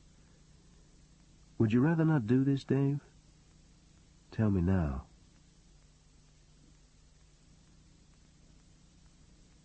Chapter 12. That evening, Cleet and I drove to a boat landing outside Lauraville and put my outboard in the water and headed down the long, tree-lined canal into Lake Fosse Point. A sun shower peppered the lake, then the wind dropped and the air became still, and birds rose out of the cypress and willows and gum trees against a blood-red sky. The alligators sleeping on the banks were slick with mud and looked like they were sculpted out of black and green stone. The back of my neck felt hot, as though it had been burned by the sun, and my mouth was dry for no reason that I could explain, the way it used to be when I woke up with a whiskey hangover. Cleet cut the engine and let the outboard float on its wake through a stand of cypress toward a levee and a tin-roofed stilt house that was shadowed by live oaks that must have been over 100 years old. "That shit-can is broad now. She's jerking your chain, Streak," he said. "What you got to gain?" "She was with NOPD in the old days. She's tight with that greasebag Ritter. You don't let Victor Charles get inside your wire." "What am I supposed to do, refuse to hear her tape?" "Maybe I ought to shut up on this one," he replied, and speared the paddle down through the hyacinths, pushing us in a cloud of mud onto the bank. I walked up the slope of the levee under the mossy overhang of the live oaks and climbed the steps to the stilt house's elevated gallery. She met me at the door, dressed in a pair of platform sandals and designer jeans and a yellow pullover that hung on the points of her breasts. She held a spoon and a round, open container of yellow ice cream in her hands. She looked past me down the slope to the water. "Where's Bootsy?" she said. "I figured this was business, Miss Deshotel." "Would you please call me Connie?" "Is that Cleet Purcell down there?" "Yep." "Has he been house-trained?" she said, raising up on her tiptoes to see him better. "Beg your pardon?" I said. "He's unzipping himself in my philodendron." I followed her into her house. It was cheerful inside, filled with potted plants and bright surfaces to catch the sparse light through the trees. In the kitchen, she spooned ice cream into the blender and added pitted cherries and bitters and orange slices and a cup of brandy. She flipped on the switch, smiling at me. "I can't stay long, Connie," I said. "You have to try this." "I don't drink." "It's a dessert." "I'd like to hear the tape, please." "Boy, you are a pill," she replied. Then her face seemed to grow with concern, almost as though it were manufactured for the moment. "What's on that tape probably won't be pleasant for you to hear. I thought I'd make it a little easier, somehow." She took a battery-powered tape player out of a drawer and placed it on the kitchen table and snapped down the play button with her thumb, her eyes watching my face as the recorded voices of Don Ritter and the dead jigger Steve Andropoulos came through the speaker.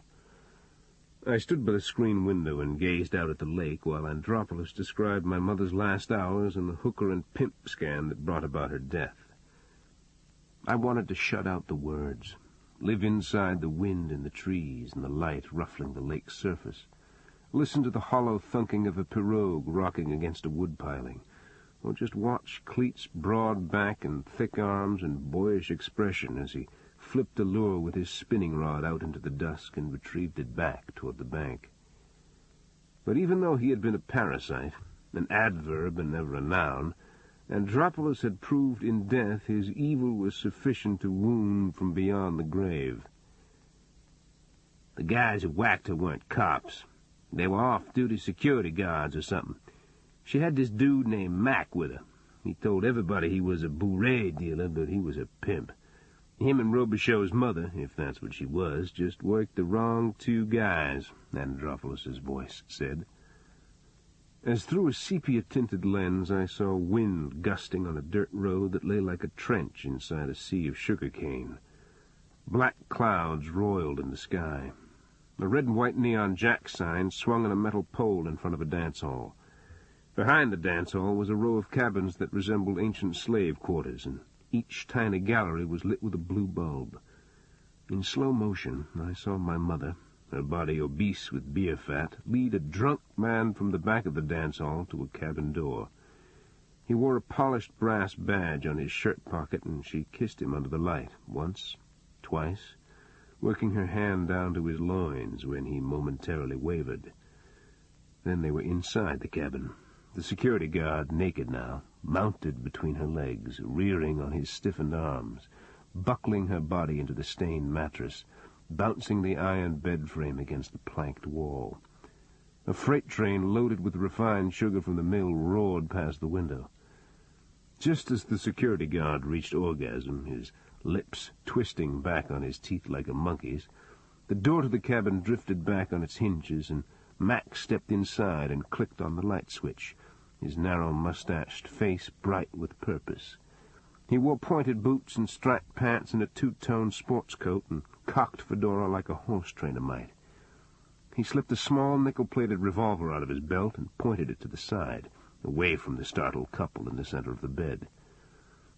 "You just waitin' tables, you," he said to my mother. "Look, Bud, this is cash and carry, nothing personal," the security guard said, rolling to one side now, pulling the sheet over his genitalia, removing himself from the line of fire. "You ain't seen that band on her finger? You didn't know you was milking through another man's fence?" Mac said. "Hey, don't point that at me. Hey, there ain't no problem here. I just got paid. It's in my wallet. Take it." "I'll think about it, me. Get down on your knees." "Don't do this, man." "I was in the bathroom. I splashed on my boots. Right there on the toe. I want that spot to shine. No, use your tongue, you." Then Mac leaned over and pressed the barrel of the revolver into the sweat-soaked hair of the naked man while the man cleaned Mac's boot and his bladder broke in a shower on the floor. Connie Deshotel pushed the off button on the tape player.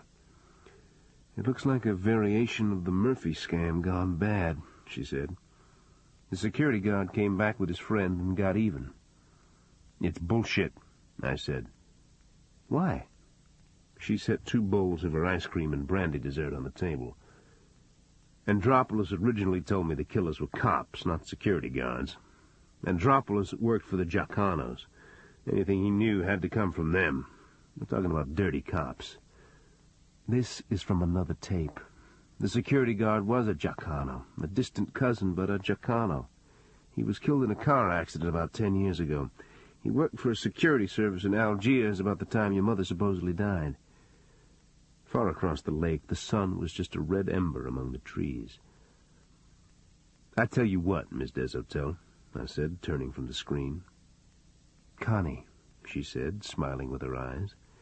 Then her mouth parted and her face drained when she heard my words. I walked down the incline through the shadows and stepped into the outboard and cranked the engine. Cleet climbed in, rocking the boat from side to side as I turned us around without waiting for him to sit down. "What happened in there?" he asked. I reached into the ice chest and lifted out a can of Budweiser and tossed it to him, then opened up the throttle. It was almost dark when we entered the canal that led to the boat landing. The air was heated, the sky crisscrossed with birds, dense with the distant smell that rain makes in a dry sugarcane field. I ran the boat up onto the ramp and cut the engine and tilted the propeller out of the water and flung our life vests up onto the bank and lifted the ice chest up by the handles and waded through the shallows. "You gonna tell me?" Cleet said. "What?" "How it went in there." His face was round and softly focused, an alcoholic shine in his eyes. "I told her if Don Ritter ever repeats those lies about my mother, I'm going to jam that tape up his ass with a chainsaw." "Gee, I wonder if she got your meaning," he said, then clasped his huge hand around the back of my neck, his breath welling into my face like a layer of malt. "We're going to find out who hurt your mother, Streak, but you're no executioner. When those guys go down, it's not going to be on your conscience. My old Podjo had better not try to go against me on this one," he said, his fingers tightening into my neck. The next morning I woke before dawn to the sounds of rain and a boat engine on the bayou. I fixed a cup of coffee and a bowl of grape nuts and ate breakfast at the kitchen table, then put on my raincoat and hat and walked down to the bait shop in the grayness of the morning to help Batiste open up. "Dave, I seen a man with a boat trailer by the ramp when I drove up," Batiste said. "I got out of my truck and he started to walk toward me, then he turned around and drove off. Later, a boat gone on by the shop. I think it was him." "Who was he?" I asked. "I ain't seen him before. It was like he thought I was somebody else. Maybe he was looking for you, huh?" "Why's this guy so important, Batiste?" "My eyes ain't that good no more, but there was something shiny on his dashboard, like chrome, like a pistol, maybe." I turned on the string of lights over the dock and looked out the screen window at the rain denting the bayou and the mist blowing out of the cypress and willow trees in the swamp. Then I saw one of my rental boats that had broken loose from its chain floating sideways past the window. "I'll go for it," Batiste said behind me. "I'm already wet," I said. I unlocked an outboard by the concrete ramp and headed downstream. When I went around the bend, I saw the loose boat tangled in an island of hyacinths close in to a stand of flooded cypress. But I wasn't alone. An outboard roared to life behind me, and the green-painted aluminum bow came out of a cut in the swamp and turned into my wake. The man in the stern was tall, dark-haired, his skin pale, his jeans and T-shirt soaked. He wore a straw hat with a black ribbon tied around the crown, and his face was beaded with water. He cut his engine and floated up onto the pad of hyacinths, his bow inches from the side of my boat. He placed both of his palms on his thighs and looked at me and waited, his features flat as though expecting a response to a question. "That's an interesting shotgun you have on the seat," I said. "A Remington 12. It's modified a little bit," he replied. "When you saw them off at the pump, they're illegal," I said, and grinned at him. I caught the painter on the boat that had broken loose and began tying it to the stern of my outboard. "You know who I am?" he asked. His eyes were a dark blue, the color of ink. He took a bandana from his back pocket and wiped his face with it, then glanced upward at the grayness in the sky and the water dripping out of the canopy. "We don't hear a Kentucky accent around here very often," I said. "Somebody shot at me yesterday, outside New Orleans." "Why, tell me." "You made them think I was going to turn them in. That's a rotten thing to do, sir." "I hear you killed people for the wise guys out on the coast. You had problems a long time before you came to Louisiana, Johnny." His eyes narrowed at my use of his name. His mouth was effeminate and did not seem to go with his wide shoulders and heavy upper arms. He picked at his fingernails and looked at nothing, his lips pursing before he spoke again. This is a pretty place. I'd like to live somewhere like this. This guy who got killed in Santa Barbara, he raped a 14-year-old girl at an amusement park in Tennessee. She almost bled to death. The judge gave him 2 years probation. What would you do if you were her father? You were just helping out the family? I've tried to treat you with respect, Mr. Robicheaux. I heard you're not a bad guy for a roach. You came here with a sawed-off shotgun. It's not for you. Who were the other people you did? The rain had slackened, then it stopped altogether, and the water dripping out of the trees was loud on the bayou's surface. He removed his straw hat and stared reflectively into the cypress and willows and air vines, his eyes full of light that seemed to have no origin. A greaseball's wife found out her husband was going to have her popped by a degenerate who specialized in women. So the wife brought in an out-of-state guy to blow up her husband's shit. The degenerate could have walked away, but some guys just gotta try. Nobody in Pacific Palisades is losing sleep. Who paid you to do Zipper Clum and Little-Face Dautrive? The money was at a drop. All I know is they tried to pop me yesterday. So maybe that puts me and you on the same team. Wrong. Yeah? Yeah. His eyes seemed to go out of focus, as though he were refusing to recognize the insult that hung in the air. He pulled at his T-shirt, lifting the wetness of the cloth off his skin. You gonna try to take me down? He asked. You're the man with the gun, I replied, grinning again. It's not loaded. I'm not gonna find out, I said. He lifted the cut-down shotgun off the seat and laid it across his thighs, then worked his boat alongside my engine. He ripped out the gas line and tossed it like a severed snake into the cattails. I wish you hadn't done that, I said. I don't lie, sir. Not like some I've met. He pumped open the shotgun and inserted his thumb into the empty chamber. Then he removed a Ziploc bag with 3 shells in it from his back pocket and began fitting them into the magazine. I dropped my gun in the water and got my other shells wet. That's why it was empty. You said not like some. You calling me a liar? I said. You spread rumors I was a snitch. I was in the flat top at Rayford. I never gave anybody up. Listen, Johnny, you backed out on the Little-Face Dautrive contract. You're still on this side of the line. What are you talking about? Don't pretend you don't understand. Look at me. I don't like people talking to me like that, Mr. Robicheaux. Let go of my boat. I looked hard into his face. His eyes were dark, his cheeks pooled with shadow like a death mask, his mouth compressed into a small flower. I shoved his boat out into the current. You got it, kid, I said. He cranked the engine and roared down the bayou, glancing back at me once, the bow of his boat swerving wildly to avoid hitting a nutria that was swimming toward the bank. This ends side 1 of cassette 3. Cassette 3, side 2. Chapter 13. Later that morning I called the prison psychologist at Rayford in Florida, a social worker in Letcher County, Kentucky, and a high school counselor in Detroit. By quitting time I had received at least 3 dozen fact sheets concerning Johnny Romita. That afternoon, Cleet Purcell sat next to me on a wood bench at the end of the dock and read through the file I had put together on Romita. He's got a 160 IQ and he's a button man? Cleet said. No early indications of violence either, not until he got out of Rayford.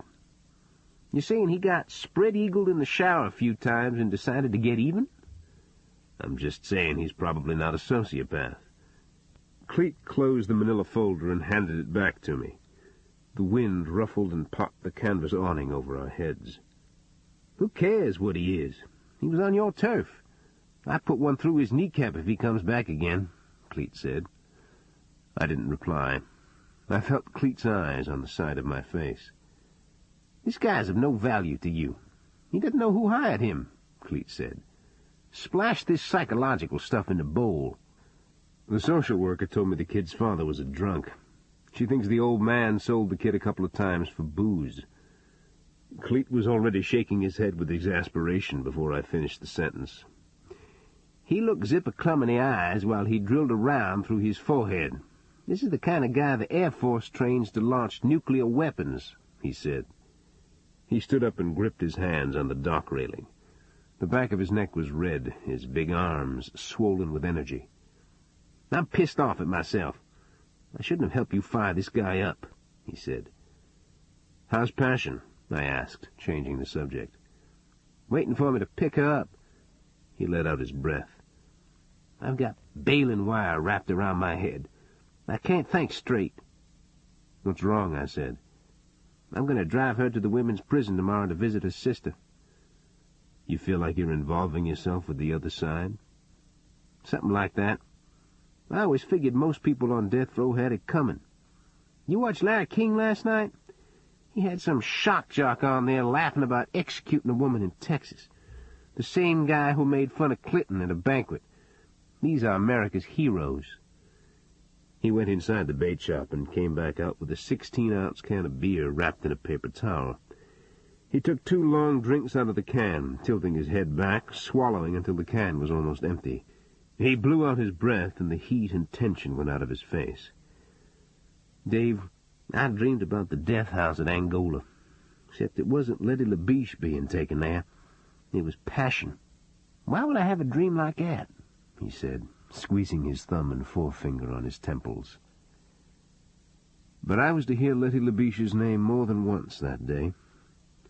Cora Gable had volunteered her chauffeur, Micah, to deliver a 1,000-name petition on behalf of Letty to the governor's mansion. After he had picked up several friends of Cora's in New Orleans, driven them to the capital at Baton Rouge, and dropped them off again in New Orleans, he ate dinner by himself in a cafe by the river, on the other side of the Huey Long Bridge, then headed down a dusky 2-lane road into Lafourche Parish. He passed through a small settlement, then entered a long stretch of empty road surrounded by sugarcane fields. A white car closed behind him. A man in the passenger seat glanced back over his shoulder and clapped a battery-powered flashing red light on the roof. The cops looked like off-duty narcs, or perhaps SWAT members. They were thick-bodied and vascular, young, unshaven, clad in jeans and sneakers and dark-colored T-shirts, their arms ridged with hair, handcuffs looped through the backs of their belts. They walked up on each side of the limo. Micah's windows were down now, and he heard the Velcro strap peeling loose on the holster of the man approaching the passenger door. "Could I see your driver's license, please?" the man at Micah's window said. He wore pilot sunglasses and seemed bored, looking away at the sunset over the cane fields, his palm extended as he waited for Micah to pull his license from his wallet. "What's the problem?" The man in sunglasses looked at the photo on the license, then at Micah's face. "You see what it says over your picture? Don't drink and drive. Don't litter Louisiana," he said. "Every driver's license in Louisiana has that on it. They're trying to keep drunks off the road. The highway's clean. You threw a beer can out the window back there." "No, I didn't." "Step out of the car, please." "You guys are from New Orleans. You don't have authority here," Micah said. "Walk around the far side of the car, please, and we'll discuss that with you." They braced him against the roof, kicked his ankles apart, ran their hands up and down his legs, and pulled his pockets inside out, spilling his change and wallet onto the shale. The car passed with its lights on. The 2 cops watched it disappear between the cane fields. Then one of them swung a baton into the back of Micah's thigh, crumbling it as though the tendon had been cut in half. He fell to one knee, his fingers trying to find purchase against the side of the limo. The second blow was ineffective, across his shoulders, but the third was whipped with 2 hands into his tailbone, driving a red shard of pain into his bowels. Micah rolled in the dirt, shuddering, trying to control his sphincter muscle.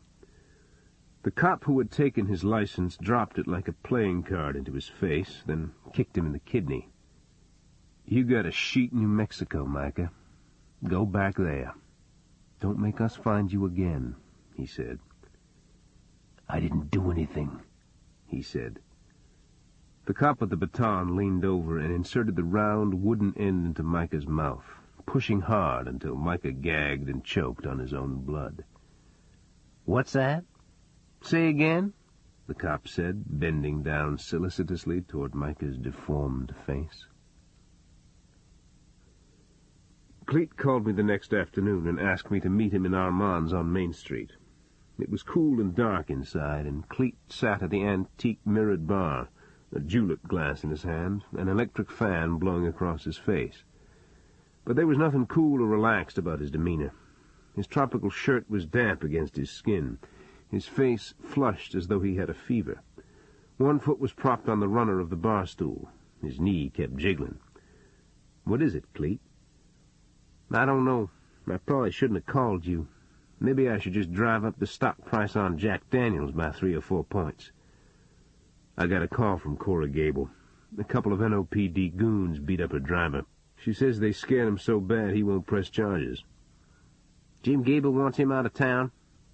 The driver had just delivered a petition for Letty to Belmont Pew. Maybe the message is for Cora. "What's Gable's interest in Letty LaBiche?" "I don't know. You going to tell me why you called me down here?" The affair had started casually enough. Cleet had gone to her house at evening time and had found her working in back, carrying buckets of water in both hands from the house faucet to her garden. "Where's your hose?" he asked. "The boy who cuts the grass ran the lawnmower over it," she replied. They carried the water together, sloshing it on their clothes, pouring it along the rows of watermelons and strawberries, the sky aflame behind them. Her face was hot with work, her dress blowing loosely on her body as she stooped over in the row. He walked back to the house and filled a glass of water for her and carried it to her in the garden. She watched his face over the top of the glass as she drank. Her skin was dusty, the tops of her breasts golden and filmed with perspiration in the dying light. She lifted her hair off her neck and pulled it on top of her head. He touched the roundness of her upper arm with his fingertips. "You a strong woman," he said. "Overweight?" "Not to me," he replied.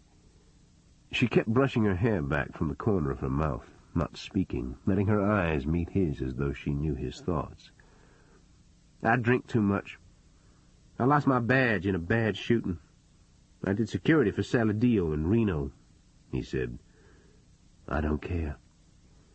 She tilted up her face and looked sideways with her eyes, the wind blowing her hair back from her face. "My ex said she could have done better at the Humane Society," he said. "What somebody else say got nothing to do with me." "You smell like strawberries." "That's 'cause we're standing in them, Cleet." She pushed the soft curve of her sandal across the hardness of his shoe. They went upstairs to the 3rd story of the house and made love in an oversized brass bed that was surrounded by 3 electric fans. She came before he did, then mounted him and came a second time, her hands caressing his face simultaneously. Later she lay close to him and traced his body with her fingertips, touching his sex as though it were a source of power, in a way that almost embarrassed him and made him look at her quizzically. She wanted to hear stories about the Marine Corps and Vietnam, about his pouring a container of liquid soap down a hood's mouth in the men's room of the Greyhound bus depot, about growing up in the Irish Channel, how he smashed a woman's greenhouse with rocks after he found out her invitation for ice cream had been an act of charity she extended at her back door to raggedy street children. "I'm a professional screw-up, Passion. That's not humility, it's fact. Dave's the guy with the history," he said. She pulled him against her and kissed his chest. He stayed away for 2 days, then returned to her house at sunrise, his heart beating with anticipation before she opened the door. She made love with him as though her need were insatiable. Her thighs fastened hard around him, the small cry she made in his ear like a moment of exorcism. 2 weeks later he sat in her kitchen, a blue and white coffee pot by his empty plate, while Passion rinsed a steak tray under the faucet. He ran his nails through his hair. "I think you're looking for an answer in a guy who doesn't have any," he said. When she didn't reply, he smiled wanly. "I'm lucky to have a P.I. license, Passion. New Orleans cops cross the street rather than talk to me. I've had the kind of jobs people do when they're turned down by the Foreign Legion." She stood behind him, kneading his shoulders with her large hands, her breasts touching the back of his head. "I have to go to the doctor in the morning. Then I want to visit my sister," she said.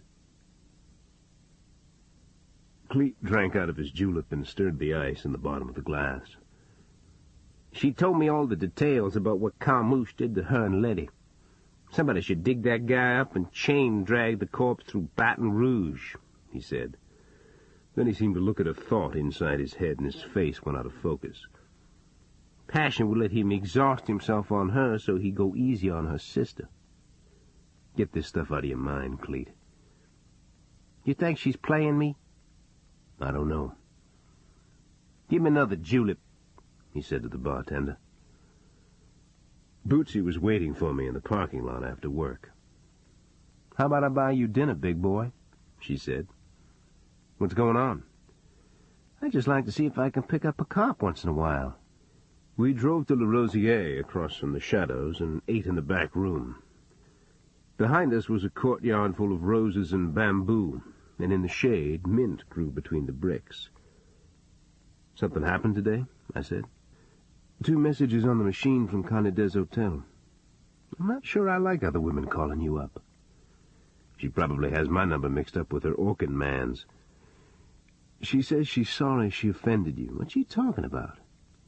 This vice cop, Ritter, taped an interview with a perpetrator by the name of Steve Andropoulos. The tape contained a bunch of lies about my mother. Bootsy put a small piece of food in her mouth and chewed it slowly, the light hardening in her eyes. "Why would she do that?" she said.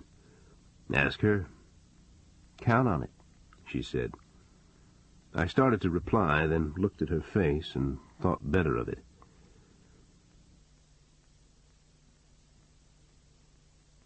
But Connie Hotel was a willful and determined woman, and was not easily discouraged from revising a situation that was somehow detrimental to her interests.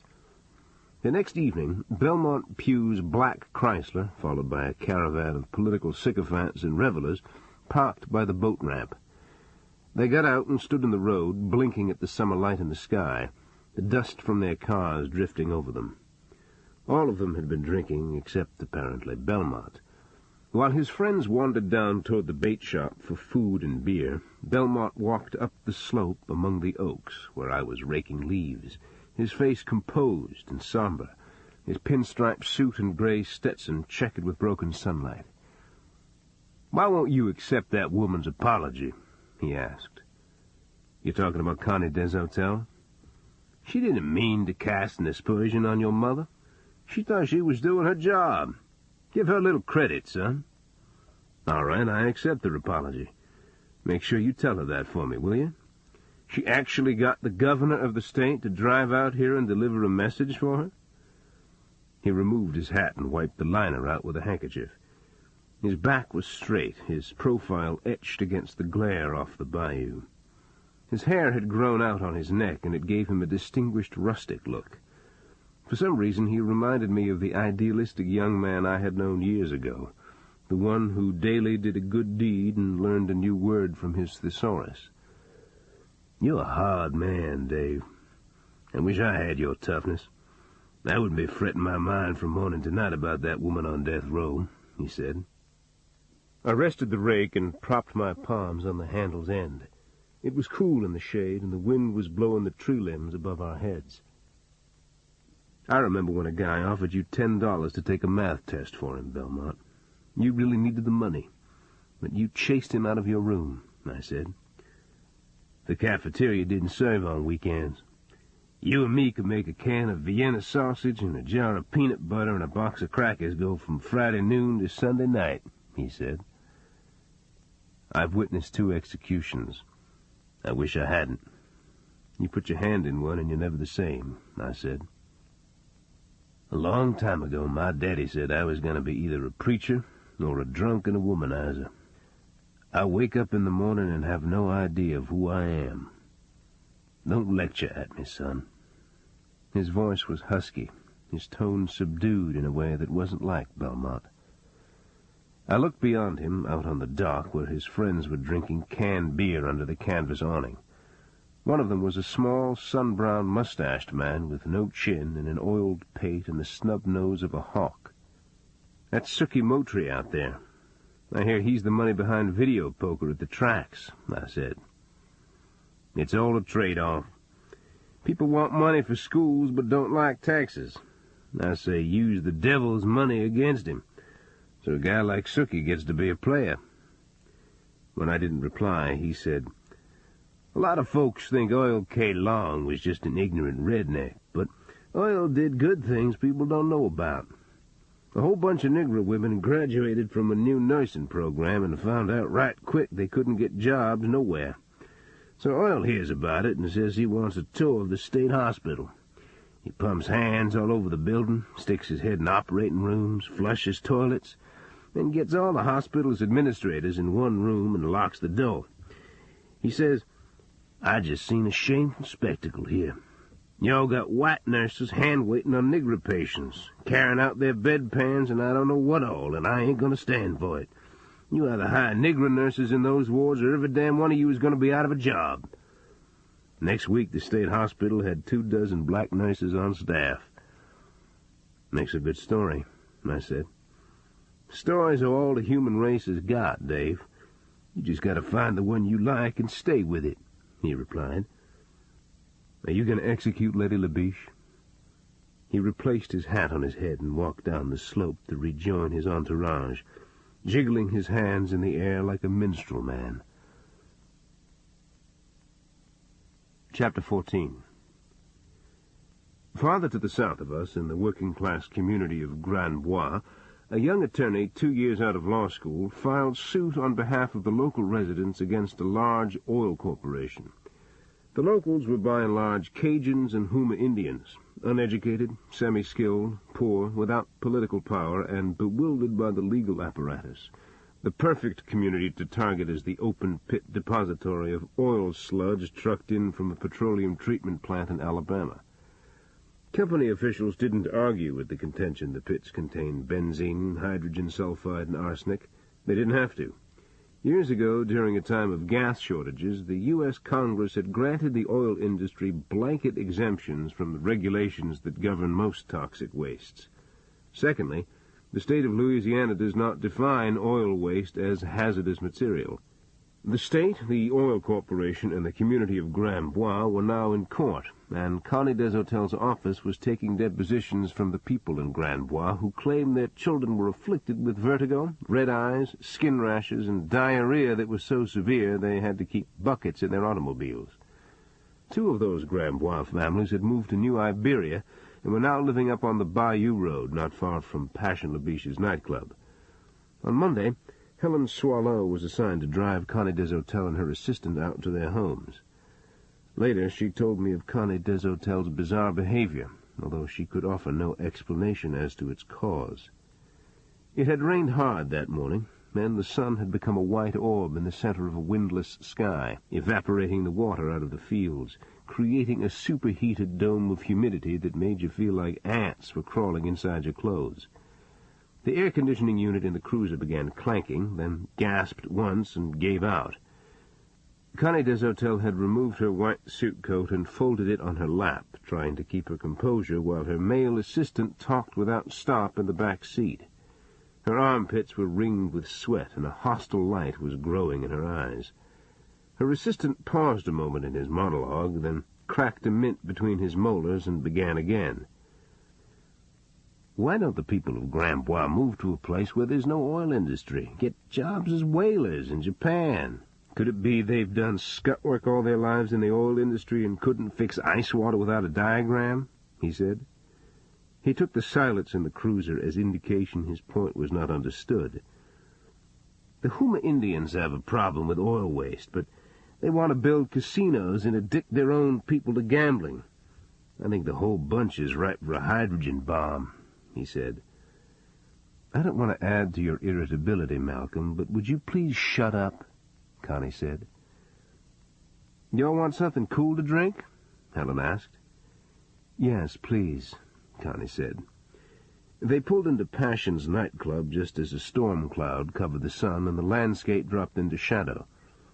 Inside, electric fans vibrated on the four corners of the dance floor, and an ancient air-conditioning unit inserted in a sawed-out hole in the back wall blew a steam of refrigerated coolness across the bar.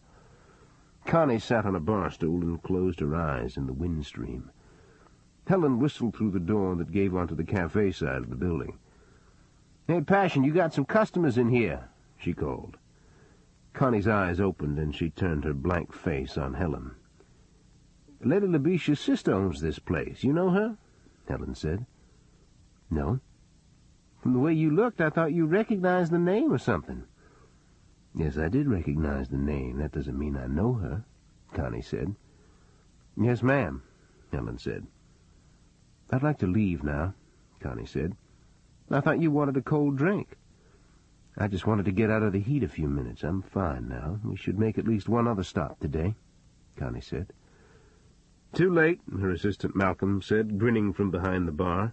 He opened 2 ice-cold bottles of Coca-Cola and set them in front of Helen and Connie just as Passion walked in from the cafe and tilted her head at the presence of the man behind her bar. "Could I help y'all?" she asked. "Sorry, miss. I'm so dry I'm a fire hazard. I left the money on the register," Malcolm said.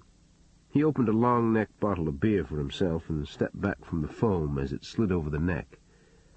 Passion rang up the purchase, her back to them. "Sorry I couldn't get over here to wait on y'all," she said. Connie's face looked stricken. She stared helplessly at the back of Passion's head, as though an element from a nightmare had just forced its way inexorably into her waking day. Passion turned and placed a quarter and 2 dimes in front of the male assistant. Then her eyes fell on Connie's. "You all right, ma'am?" she asked. "Yes, why do you ask?" Connie said. "On days like this, the tar on the road melts. You look like you got dehydrated. I got some aspirin." "Thank you, I don't need any." Passion started to turn away, then a look of vague recognition swam into her face. "I seen you somewhere before, ma'am?" she asked. "Perhaps. I'm the Attorney General." "No, I seen you in an old photograph, or somebody sure do look like you. You got nice features. They don't change with time," Passion said. "I'm sure that's a compliment, but I don't know what you're talking about." "It's going to come. You all visiting New Iberia?" Passion asked. Connie rose from her chair and extended her hand across the bar. "It was very nice meeting you," she said, even though they had not exchanged names or been introduced by a third party. She walked out to the cruiser, her chin tilted upward, her face bloodless. The wind raked the branches of a live oak tree against the side of the club, and another rain shower burst from the heavens, clattering like marbles on the tin roof. "I'm going to finish my beer." "Who plays that piano?" Malcolm said.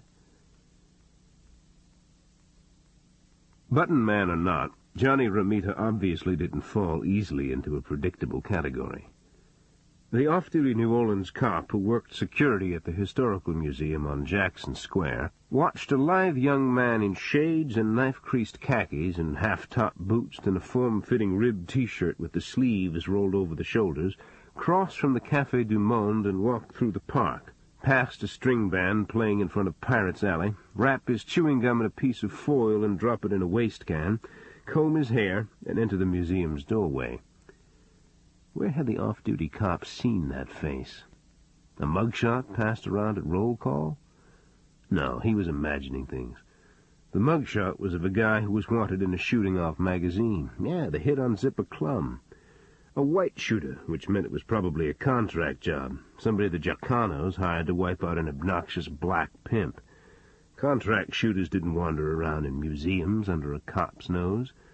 Besides, this kid looked like he just got out of high school. "You visiting from out of town?" the cop asked. The young man still wore his shades and was looking at a battle-rent Confederate flag that was pressed onto glass. "No, I live here. I'm an artist," he replied. He did not turn his head when he spoke. "You come here often?" "About every 3 days." He removed his shades and looked the cop full in the face, grinning now. Something wrong?" "Yeah, my feet hurt," the cop said. But later the cop was still bothered. He followed the young man across Jackson Square to Decatur, took down the license number of his pickup truck, and called it in. 1 block away, a police cruiser fell in behind the pickup truck. Just as the uniformed cop behind the wheel was about to hit his flasher, the pickup truck turned back into the quarter on Bienville and drove the short 2-block distance to the police station at Royal and Conti. The young man in shades parked his truck and went inside. The cop in the cruiser kept going, shaking his head disgustedly at the cavalier misuse of his time. Inside the police station, the young man gazed idly at wanted posters on a corkboard, then asked the desk sergeant for directions to the battlefield at Chalmette. The desk sergeant watched the young man walk out of the door of the station and get in his truck and drive down Conti toward the river. Then the sergeant was out the door himself, his arms waving in the air at 2 motorcycle cops who were coming up the walk. "The guy in the black pickup, you can still get him," he yelled. Wrong.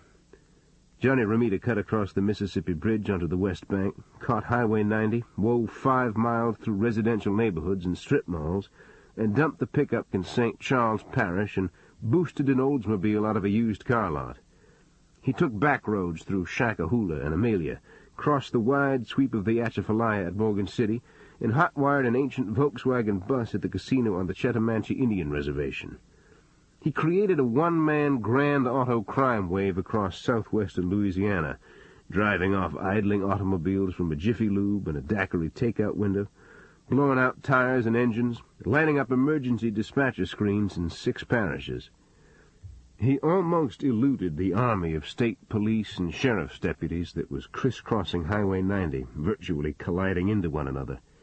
He swung onto a side road in St. Mary Parish, floored the souped-up stock car racer he had stolen out of a mechanic's shed, scoured a balloon of dust out of a dirt road for 2 miles through sugarcane fields that shielded the car from view, then swung back onto 90, a half-mile beyond a police barricade, and looked down the long corridor of oaks and pines that led into New Iberia. He shifted down, turned across a stone bridge over the bayou, arching a crick out of his neck, nodding his T-shirt in his hand, wiping the sweat off his face with it. He'd outrun them all. He filled his lungs with air. The smoke from meat fires drifted through the oaks on people's lawns. The evening sky glowed like a purple rose. Now to dump this car and find a rooming house where he could watch a lot of television for a few days. Man, it was good to be alive. That's when the First Assembly of God church bus hit him broadside, springing his doors and propelled him through the air like a stone, right through a canebrake into Bayou Teche. He sat on a steel bunk in the holding cell, barefoot, his khakis and T-shirt splattered with mud, a bandage wrapped around his head. He pulled a thin strand of bamboo leaf from his hair and watched it tumble into a shaft of light to the cement floor. The sheriff and I looked at him through the bars. "Why didn't you get out of New Orleans when you had the chance?" I asked. "It's a free country," he replied. "Not when you kill people," I said. "I'll ask you a better question. Why didn't you stay where you were?" the sheriff said. Johnny Romita's eyes lifted into the sheriff's face, then they emptied of any perception or thought. He looked at the wall, stifling a yawn. "Get him processed. I want those detectives from New Orleans to have him out of here by noon tomorrow," the sheriff said, and walked down the corridor and banged the heavy door behind him. "What's his problem?" Romita said. "Our space is full up with local wise guys. We don't need imports. Why'd you come to New Iberia?" "The guy looks for friends where he can." "I'm not your friend. You were hanging around New Orleans to pop the guys who took a shot at you, weren't you?" "You blame me?"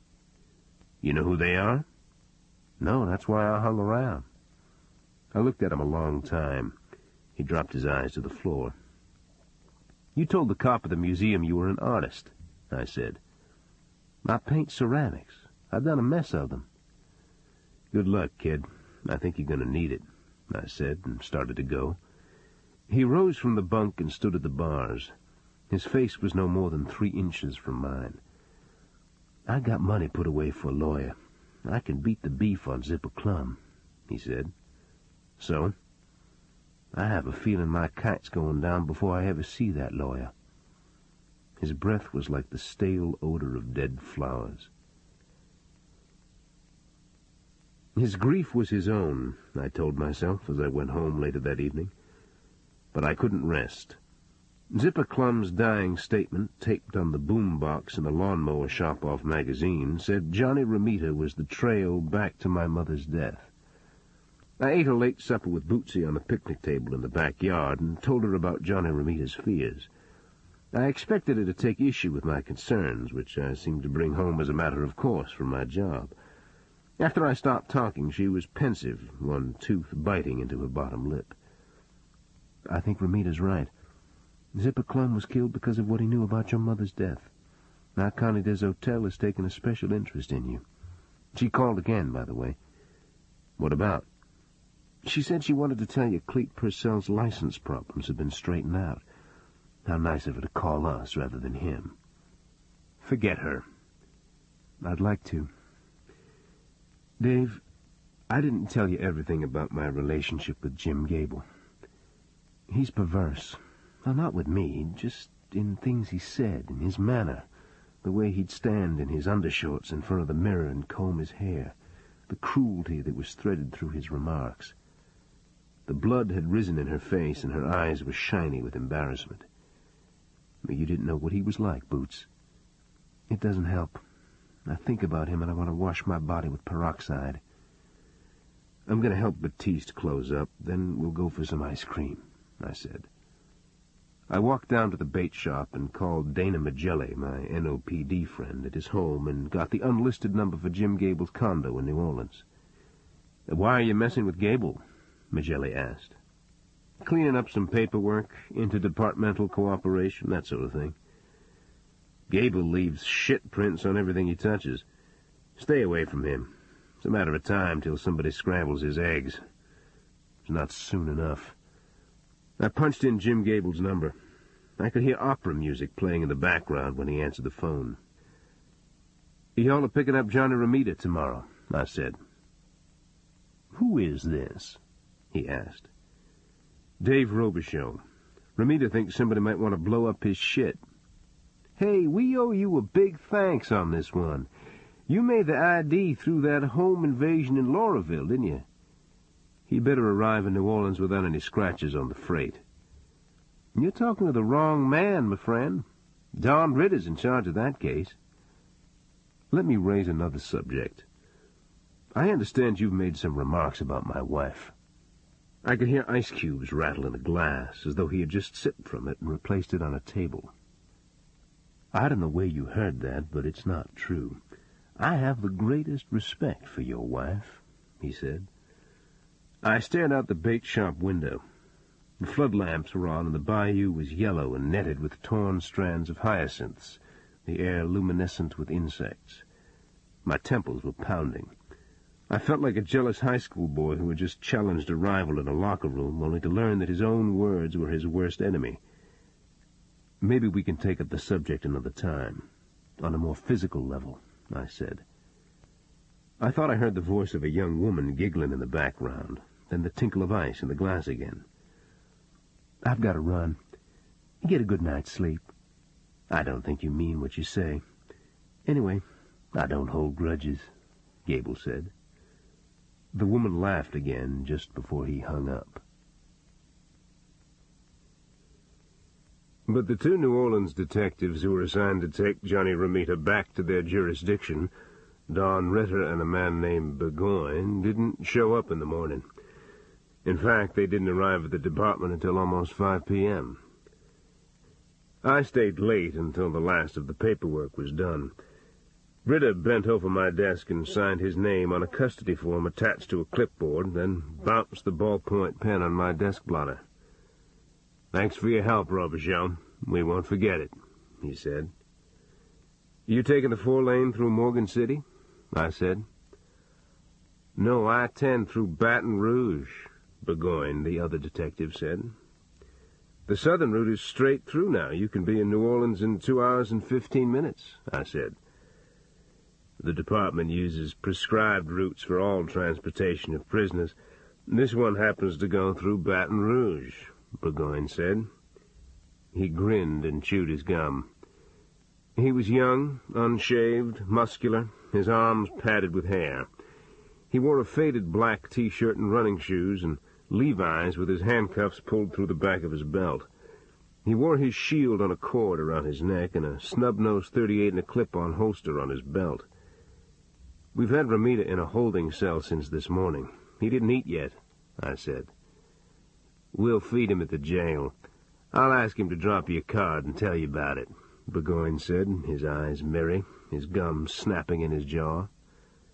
10 minutes later I watched Ritter and Burgoyne lead Johnny Ramita in waist and leg chains to the back of a white Plymouth and lock him to a D-ring anchored on the floor. When they pulled out of the parking lot, Ramita stared out the side window into my face. I went back inside the building, the residue of a burnt-out bad day like a visceral presence on my skin. Why had they waited until quitting time to pick up Ramita? Why were they adamant about returning to New Orleans through Baton Rouge, which was the long way back? I was bothered also by the detective named Burgoyne. His clothes and looks and manner reminded me of the description that Micah, Cora Gable's chauffeur, had given of one of the cops who had beaten and terrorized him. I signed out a cruiser, hit the flasher, and headed for the 4-lane that led to Lafayette and Interstate 10 East. It was almost sunset when I crossed Henderson's Swamp on the causeway. There was no wind, and the miles of water on each side of the road were blood-red, absolutely still. The moss and the dead cypress gray and motionless against the trunks.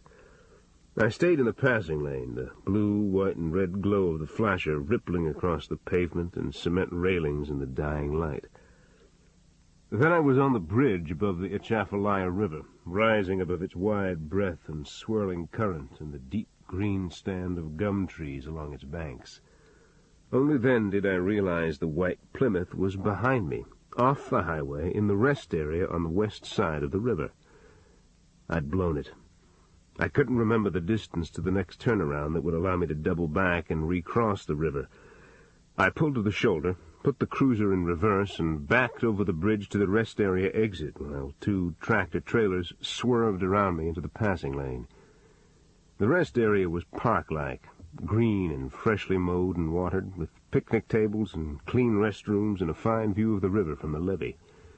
But the Plymouth was not by the restrooms. It was parked not far from the levee in a stand of trees, in a glade, its doors open, its parking lights on.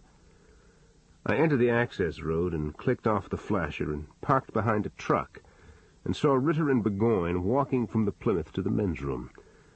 Burgoyne went inside while Ritter smoked a cigarette and watched the Plymouth.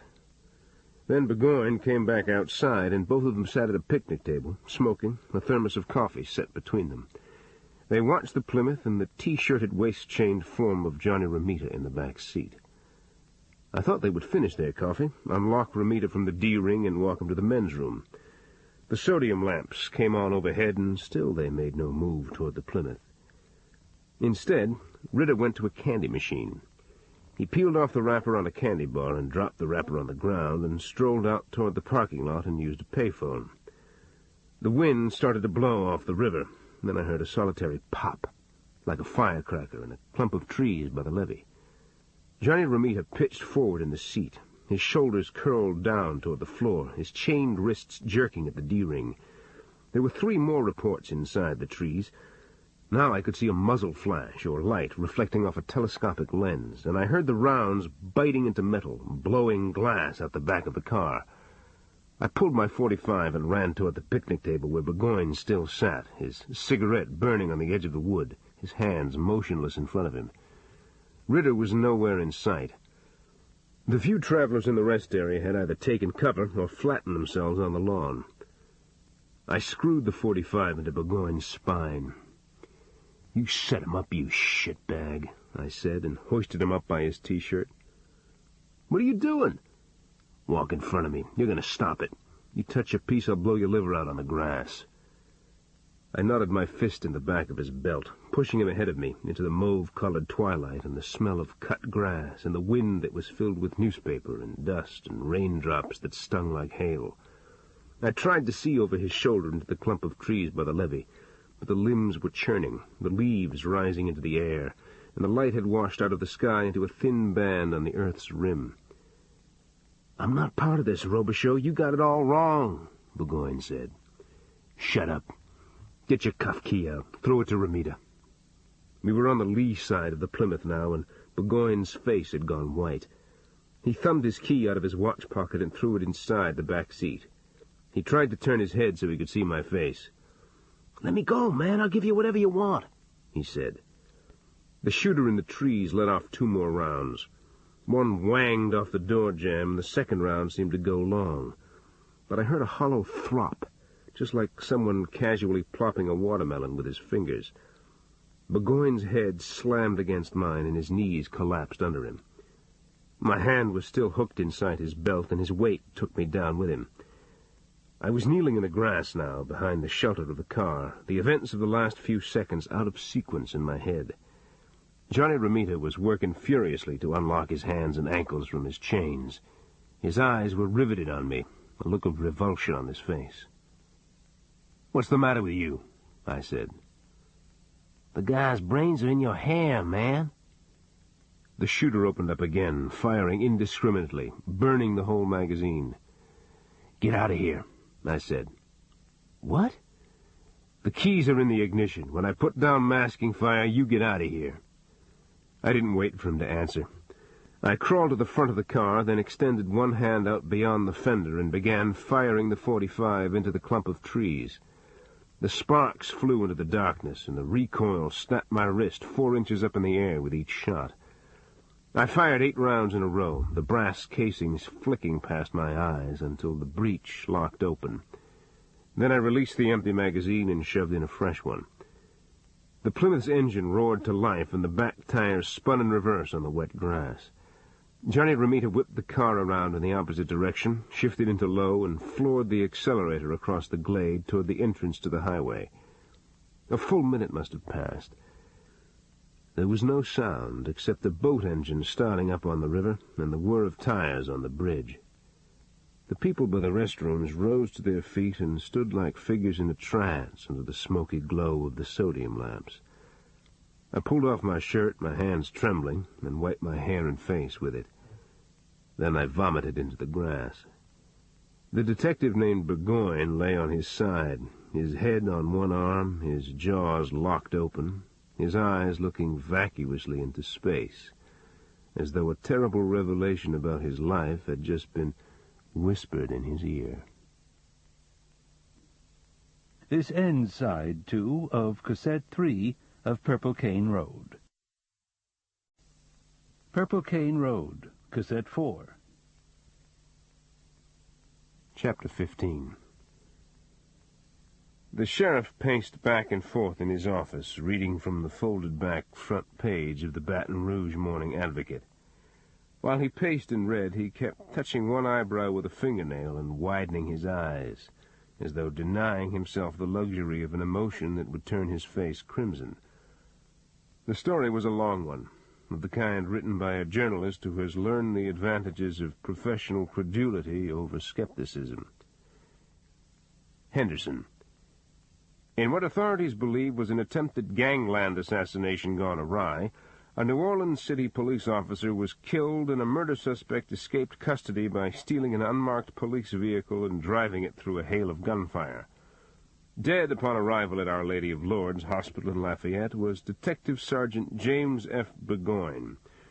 Burgoyne and an Iberia Parish Sheriff's Department detective, David Robicheaux, tried to save the life of the intended victim, John Ramita, a suspect in a New Orleans homicide, investigators on the scene said. The shooting took place in an I-10 rest area close by the Atchafalaya River. Ramita was being transported in chains from New Iberia to New Orleans. Both officers advanced across an open field into sniper fire, while Ramita huddled on the back seat of the unmarked police vehicle. When the officers freed Romita of his handcuffs, Romita escaped in the confusion, and a bullet meant for him struck Burgoyne in the head, according to the crime scene investigator. Authorities believe Romita has ties to organized crime and that a contract was placed on his life. A second New Orleans police officer, Lieutenant Don Ritter, is credited with coming to the assistance of Robicheaux and Burgoyne, putting himself in the line of fire. A St. Martin Parish deputy sheriff on the scene said the behavior of all three officers was the bravest he had seen in his 20 years of police experience. And on, and on. The sheriff tossed the newspaper on his desk and continued pacing, twisting the stem of his pipe in and out of the bowl. Then he picked up a fax of the scene investigator's report and reread it and let it drift from his hand on top of the newspaper. The dead cop, what's his name, Burgoyne? He still had his piece in his holster. How do you explain that? The sheriff said. Ask the scene investigator. Now, I'm asking you. I'm not sure you want to know. I looked at a spot on the wall. Ritter impressed me as a self-serving asswipe. He had a sudden conversion and ran into incoming fire to help you out? I never saw Ritter. Not until the state police were coming down the ramp. You better tell me what happened out there. I made Burgoyne walk in front of me and give Romita his cuff key. If Romita hadn't taken off in the unmarked vehicle, the shooter would have nailed us both. The sheriff ran one hand through his hair. I don't believe this, he said. Ritter fabricated the story to cover himself. I didn't contradict him. If I had, I would have been in custody myself. Did you hold a gun on Burgoyne? Yes. You got a cop killed, Dave. They had that kid staked out like a goat under a tree stand. The sheriff was breathing hard through his nostrils. His face was dark, his candy-striped snap-button shirt tight across his chest. I can't describe how angry this makes me, he said. You wanted the truth? You're damn right I do. Stay right there. He went out the door and down the corridor, and then came back 5 minutes later, his blood pressure glowing in his face, the lines around his eyes like white thread. I've got Don Ritter and an IAD man in New Orleans on the line, he said, and hit the button on his conference phone. What are you doing, Skipper? I said. He held up his hand for me to be quiet. Ritter, he said, standing erect in the middle of the office. What can I do for you, Sheriff? Ritter's voice said through the speaker. Listen and keep your mouth shut. You set up a prisoner from my jail to be murdered, and you almost got one of my people killed. You set foot in my parish again, and I'm going to find a way to bury your sorry ass on Angola Farm. In the meantime, you better pray I don't get my hands on you. Is that IAD man still there? There was a pause, then a second voice said through the speaker, Yes, sir, I'm right here. If the media want to buy that pig flop you people put out about y'all cleaning up your act, that's their business. But you either get to the bottom of this or I'm going to put an open letter on the Internet and notify every law enforcement agency in the country of the kind of bullshit you pass off as police work. By the way, spell your full name for me, the sheriff said. After the sheriff hung up, his throat was blotched with color.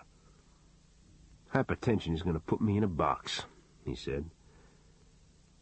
I wish it had worked out different. I never got a clear shot. He drank a glass of water and took a deep breath. Then his eyes settled on my face. Burgoyne's brain splattered on you? He said. Yes. That happened to me in Korea. This guy was a prisoner I was taking back to the rear. I used to get up in the middle of the night and take showers and wash my hair and swim in the ocean and all kinds of crazy stuff. What's the lesson?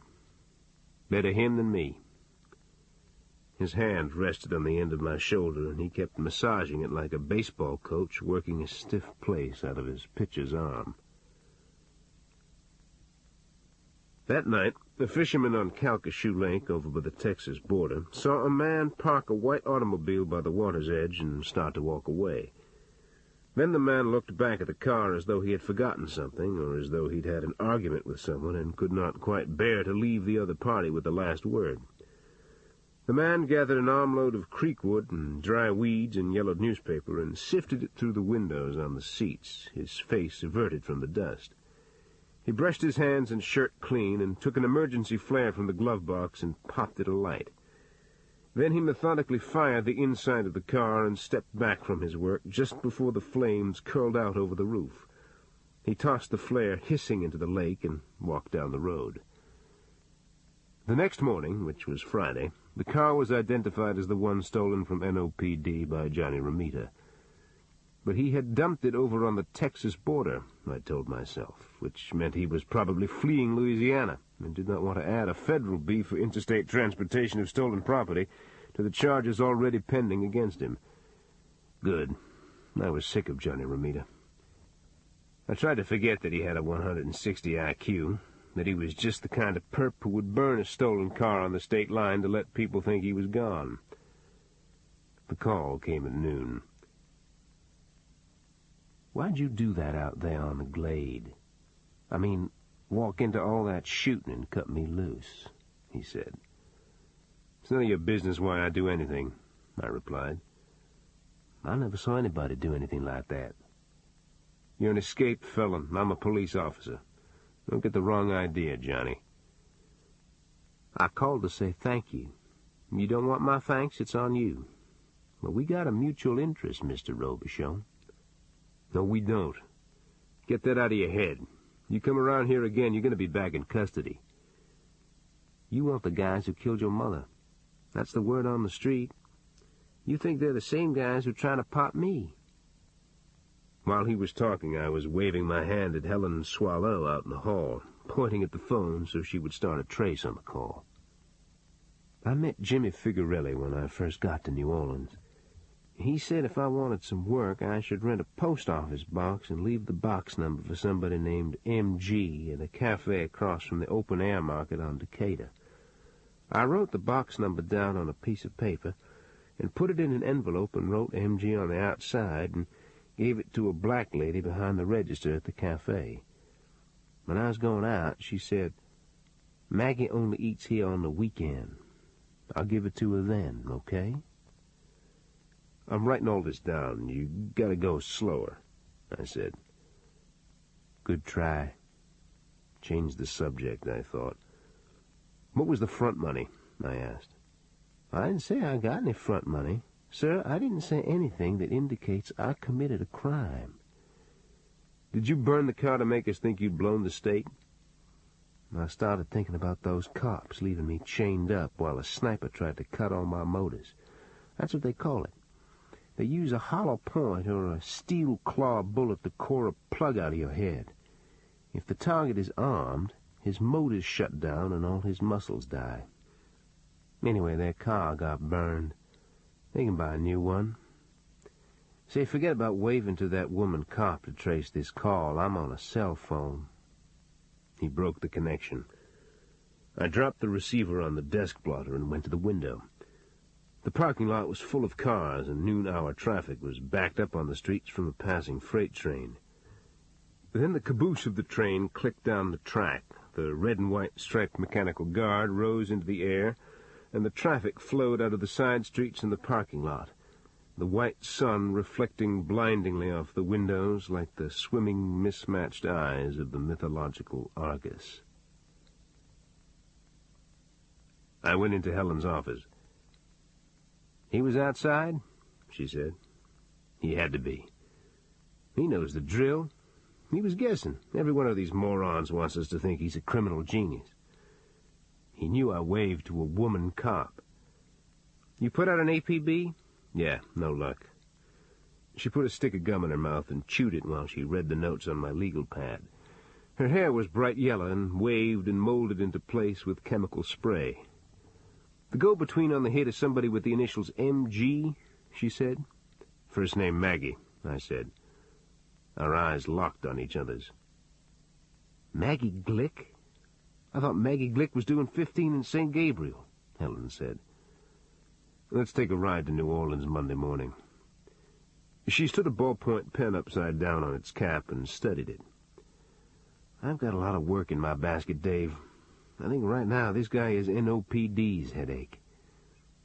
I nodded and went back out in the hall and closed her door softly behind me. She followed me into my office. "I know I said I'd help, but this stuff is starting to eat you up," she said. "What stuff?" "About your mother.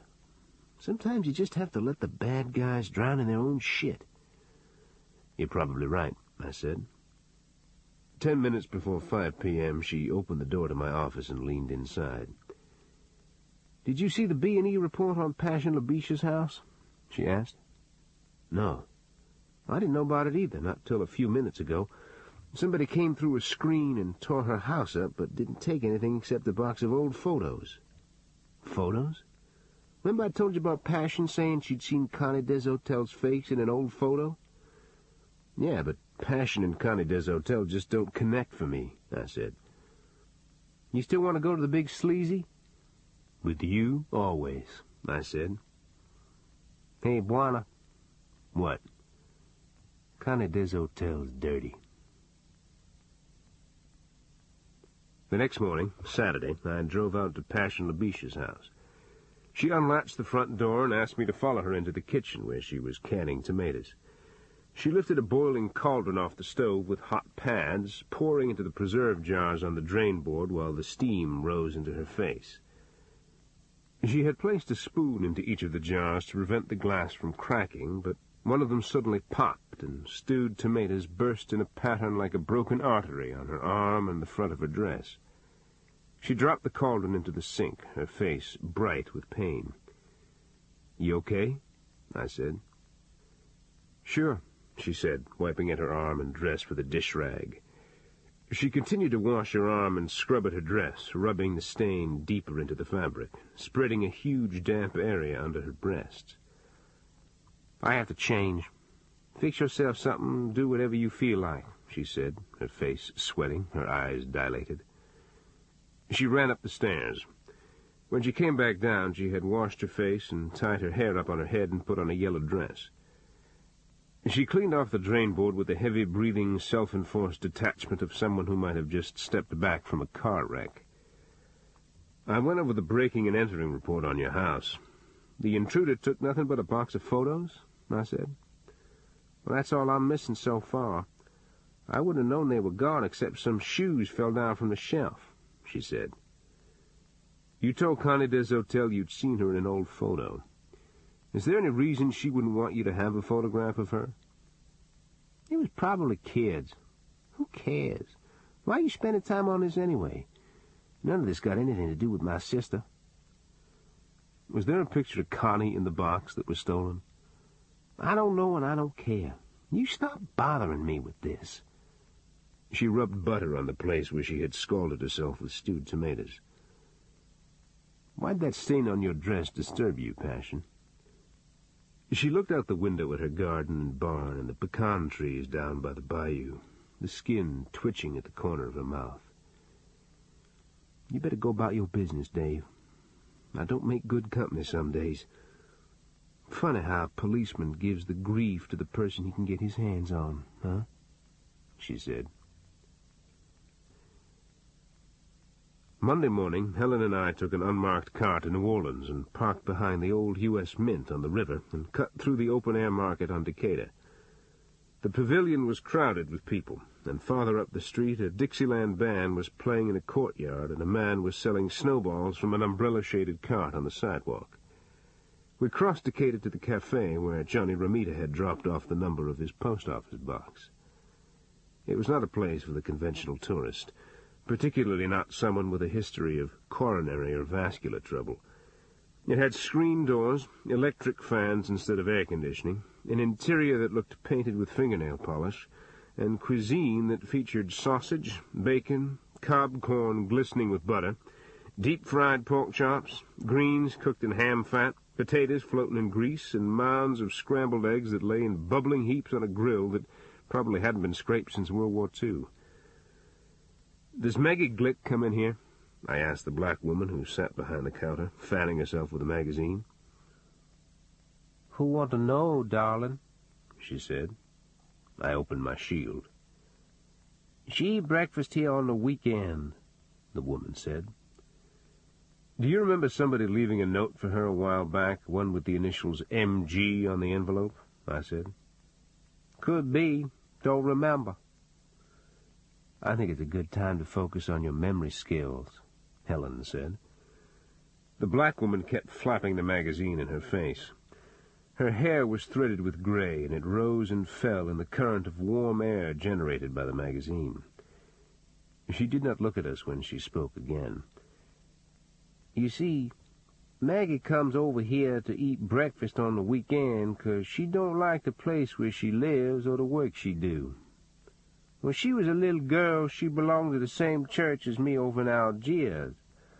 I still remember the little girl. Every time Maggie comes in here, I still remember that same little girl, I surely do. That enough for you, ma'am? We drove across the river into Algiers and parked on a narrow street lined with ancient buildings that looked like impacted teeth.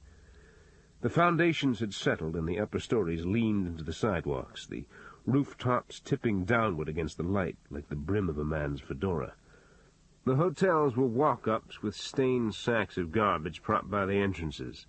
The taverns, joyless, dark places where fortified wine was sold by the glass, and where a person, if he truly wanted to slip loose his moorings, could create for himself the most violent denouement imaginable with a casual flick of the eyes at the bikers rubbing talcum into their pool cues.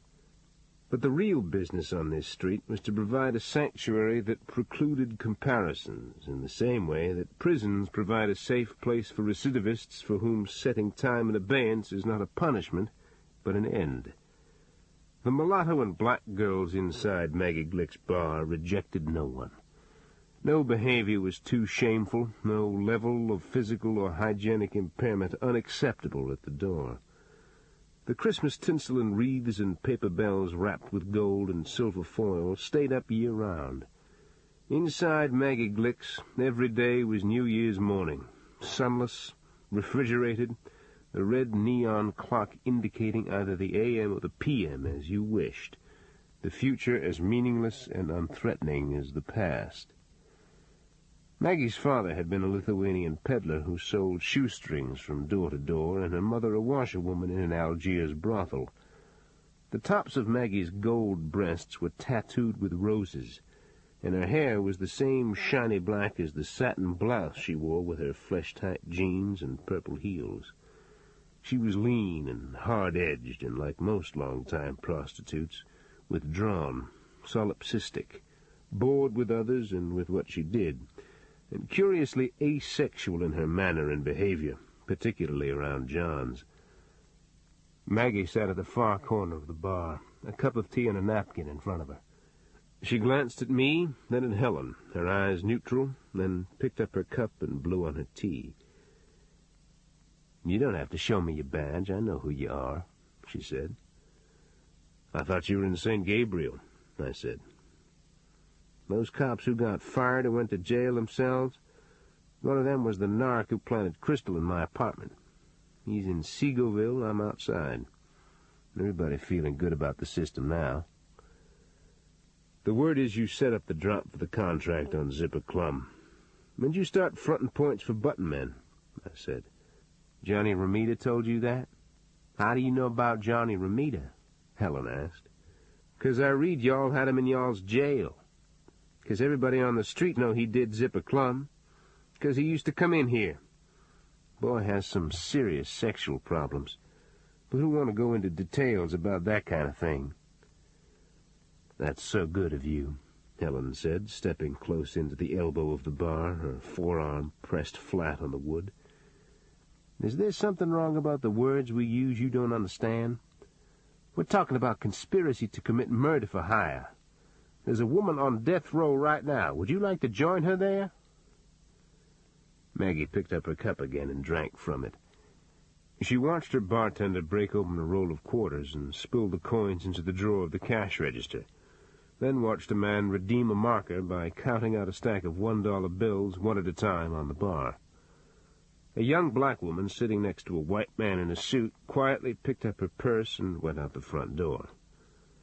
Maggie Glick looked at the clock on the wall. The lady at the cafe across from the French market said you used to go to her church when you were a little girl, I said. Maggie Glick's eyes cut sideways at me, her lips parting slightly. You're not a killer, Maggie, but somebody used you to set up a hit. I think the person who used you may have been involved in the murder of my mother, I said. Her eyes stayed fixed on mine, clouding, her brow wrinkling for the first time. Your mother? She said. 2 cops killed her. Zipper Clum was going to dime them. You're a smart lady. Put the rest of it together, I said. Her eyes shifted off mine and looked straight ahead into the gloom, the red glow of the neon tubing on the wall clock reflecting on the tops of her breasts. She tried to keep her face empty of expression, but I saw her throat swallow slightly, as though a piece of dry popcorn were caught in it. Her chest rose briefly against her blouse, then the moment passed and her face turned to stone and the slashes of color died in her cheeks. She raised her cup again, balancing it between the fingers of both hands so that it partially concealed her mouth, and made her next statement an unintelligible whisper. "What?" I said. "You get out of here. Don't you be talking about the church I went to, either. What do you know about how other people grew up? You used to come in here drunk, but you don't remember it. Now you think you got the right to wipe your feet on my life?" she said. She wheeled the top of her bar stool around and walked toward the fire exit in back, her long legs wobbling slightly on her heels. Perhaps it was my imagination, but I thought I saw a flash of wetness in the side of her eye. That night, Bootsy and I went to a movie in New Iberia, then bought ice cream on the way home and ate it on the redwood table under the mimosa tree in back. Clouds tumbled across the moon, and my neighbor's cane field was green and channeled with wind. "You look tired," she said. "I can't see through this stuff," I said. "About your mother?" "All the roads lead back to prostitution of some kind. Zipper Clum, Little-Face Dautrive, this woman Maggie Glick, the story the Jigger told about my mother working a scam with Mac. It's the world they live in, Dave. Prostitution, drugs, stealing, it's all part of the same web." She looked at my expression and squeezed the top of my hand. "I don't mean your mother." "No, it's not coincidence. Jim Gable." I hesitated when I used his name, then looked her evenly in the eyes and went ahead. "Gable and this vice cop Ritter are mixed up with hookers. Passion and Lady Labisha's parents were procurers. Connie Deshotel wet her pants when she thought Passion recognized her. Somehow it's all tied in together. I just don't know how. Your mother wasn't a prostitute. Don't ever let anyone tell you that." "You're my buddy, Boots." She picked up the dishes to take them inside, then stopped and set them down again and stood behind me. Her fingers touched my hair and neck, then she bent over me and slipped her hands down on my chest and pressed her body against me, her stomach and thighs flattening into my back, her mouth on my ear. Later, in bed, she lay against me. Her fingertips traced the shrapnel scars that were like a spray of raised arrowheads on my hip. She turned her head and looked at the limbs of the oaks and pecan trees moving against the sky and the shadows the moon made in the yard. "We have a wonderful family," she said. "We do," I replied. That's when the phone rang. I went into the kitchen to answer it. It was an intern at Iberia General. "An ambulance brought in a man named Cleet Purcell. A gun fell out of his clothes," he said. "He's a P.I. He has a license to carry it. What happened to him?" "Maybe you better come down." Cleet had many enemies. Outside of the mob, which bore him a special grudge, the worst were his ex-colleagues inside the New Orleans Police Department. He had gone down to Cocodrie for the weekend on Terrebonne Bay, where he still kept a rented cabin and a small boat. On Saturday morning he went south into the Gulf until the coast was only a low green line on the horizon, then he floated with the tide and fished in the swells for white trout, baking shirtless under the sun all day, consuming one can of beer after another, his whole body glistening like an oiled ham. At sunset, when he headed for shore, the crushed ice in his cooler was layered with trout. His empty beer cans floated in the bilge, and the flying fish leaping out of the crests of waves and the raindrops that dented the swells were the perfect end to a fine day. He winched his boat onto his trailer and put on his tropical shirt, but his skin was stiff with sunburn and dried salt, and he was sure the only remedy for his discomfort was a foot-long chili dog and a six-pack of Dixie to go. The 911 Club was built out of cinder blocks and plywood on a sandy flat by the side of the road. It was owned by an ex-Jefferson Parish deputy sheriff who supposedly welcomed everyone at his bar, but most of his clientele, particularly on weekends, was made up of police officers, male and female, or those who wished to imitate them. A gathering of sports trappers was taking place at the bar and in the parking lot when Cleet came down the road. The trappers wore olive-green T-shirts, dog tags, camouflage pants they tucked inside combat boots, goatees that bristled on the chin. They automatically crushed their aluminum cans in their hands after draining them, lit their cigarettes with Bic lighters, sucking in on the flame with the satisfaction of dragons breathing smoke, touching their genitalia when they laughed. But Cleet didn't care about the trappers. He saw at least 4 men and 2 women, white and black, he knew from the 2nd and 3rd districts in New Orleans. They crossed the parking lot and went inside the double-screen doors. They were carrying open cans of beer and laughing, the way people would at a private party. Just go on up the road, Cleet thought. He did, for 100 yards. But if he didn't buy beer and something to eat at the 911 Club, he would have to drive 2 miles farther up the road. There was a difference between caution and driving 2 extra miles because you were afraid of the people you used to work with. He made a U-turn and pulled his Cadillac and boat trailer onto the oyster shells of the 911 parking lot and went in the side door. Don Ritter was at the bar, peeling a hard-boiled egg while he told the story to the men around him. The Kit Carsons were VC who'd gone over to our side, he said. This one little sawed-off dude, we called him Bottles because of his glasses. He kept saying, "Boss, you'll leave me behind. VC gonna make it real hard." So I told him I'd like to help you a little, buddy, but you haven't showed us a lot. Let's face it, you're Ville's VC. Those are your relatives, right? A lot of people might question your loyalties. He goes, "Time running out, boss. Americans going home. Bottle's gonna be in the shitter." I go, "Wish I could help, but you know how it is. You gotta bring us something we can use." Both of Ritter's elbows were propped on the bar while he picked tiny pieces of eggshell off his egg, grinning at the backs of his fingers. "So what'd he bring you?" another man said. "Can you believe this? He and his brother-in-law stole a slick from the ARVN and loaded it with these 50-gallon drums of gasoline. They taped frags to the tops of the drums and flew over their own Ville and burned it to the ground. He comes to me and says, 'Ville gone, boss. That good enough?'"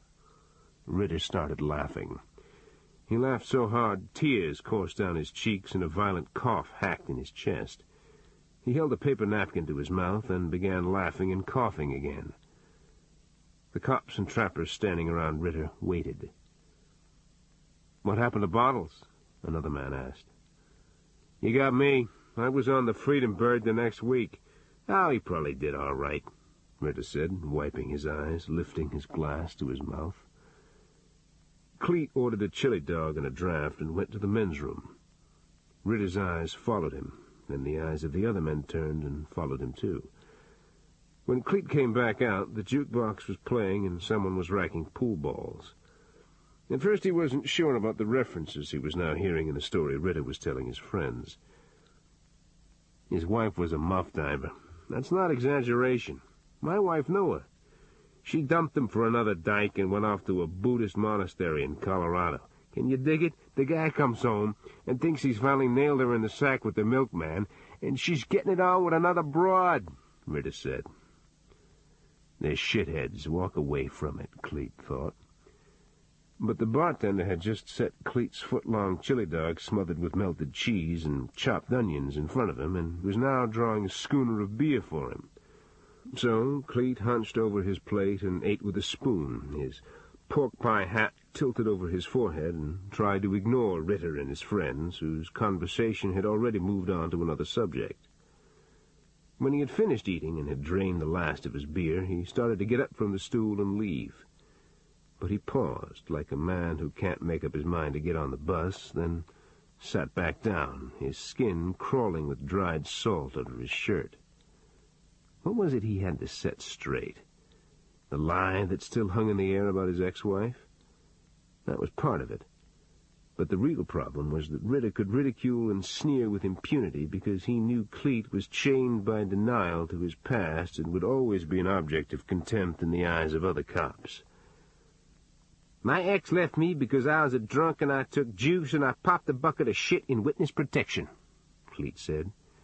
"She wasn't a dyke, either. She just had the poor judgment to hang with your wife, the one who gave head to a couple of rookies at that party behind Mambo Joe's." They caught him in the parking lot as he was opening his car door. Ritter and one of the trappers and an unshaved man who wore canvas pants and rubber boots and firehouse suspenders on his bare torso. The man in suspenders hit Cleet in the back of the head with brass knuckles, then hooked him above the eye.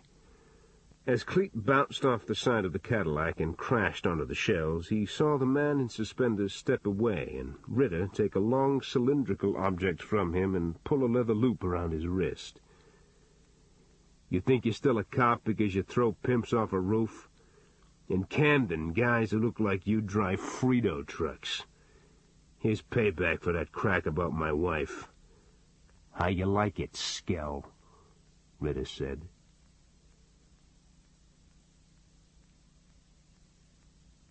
Chapter 16.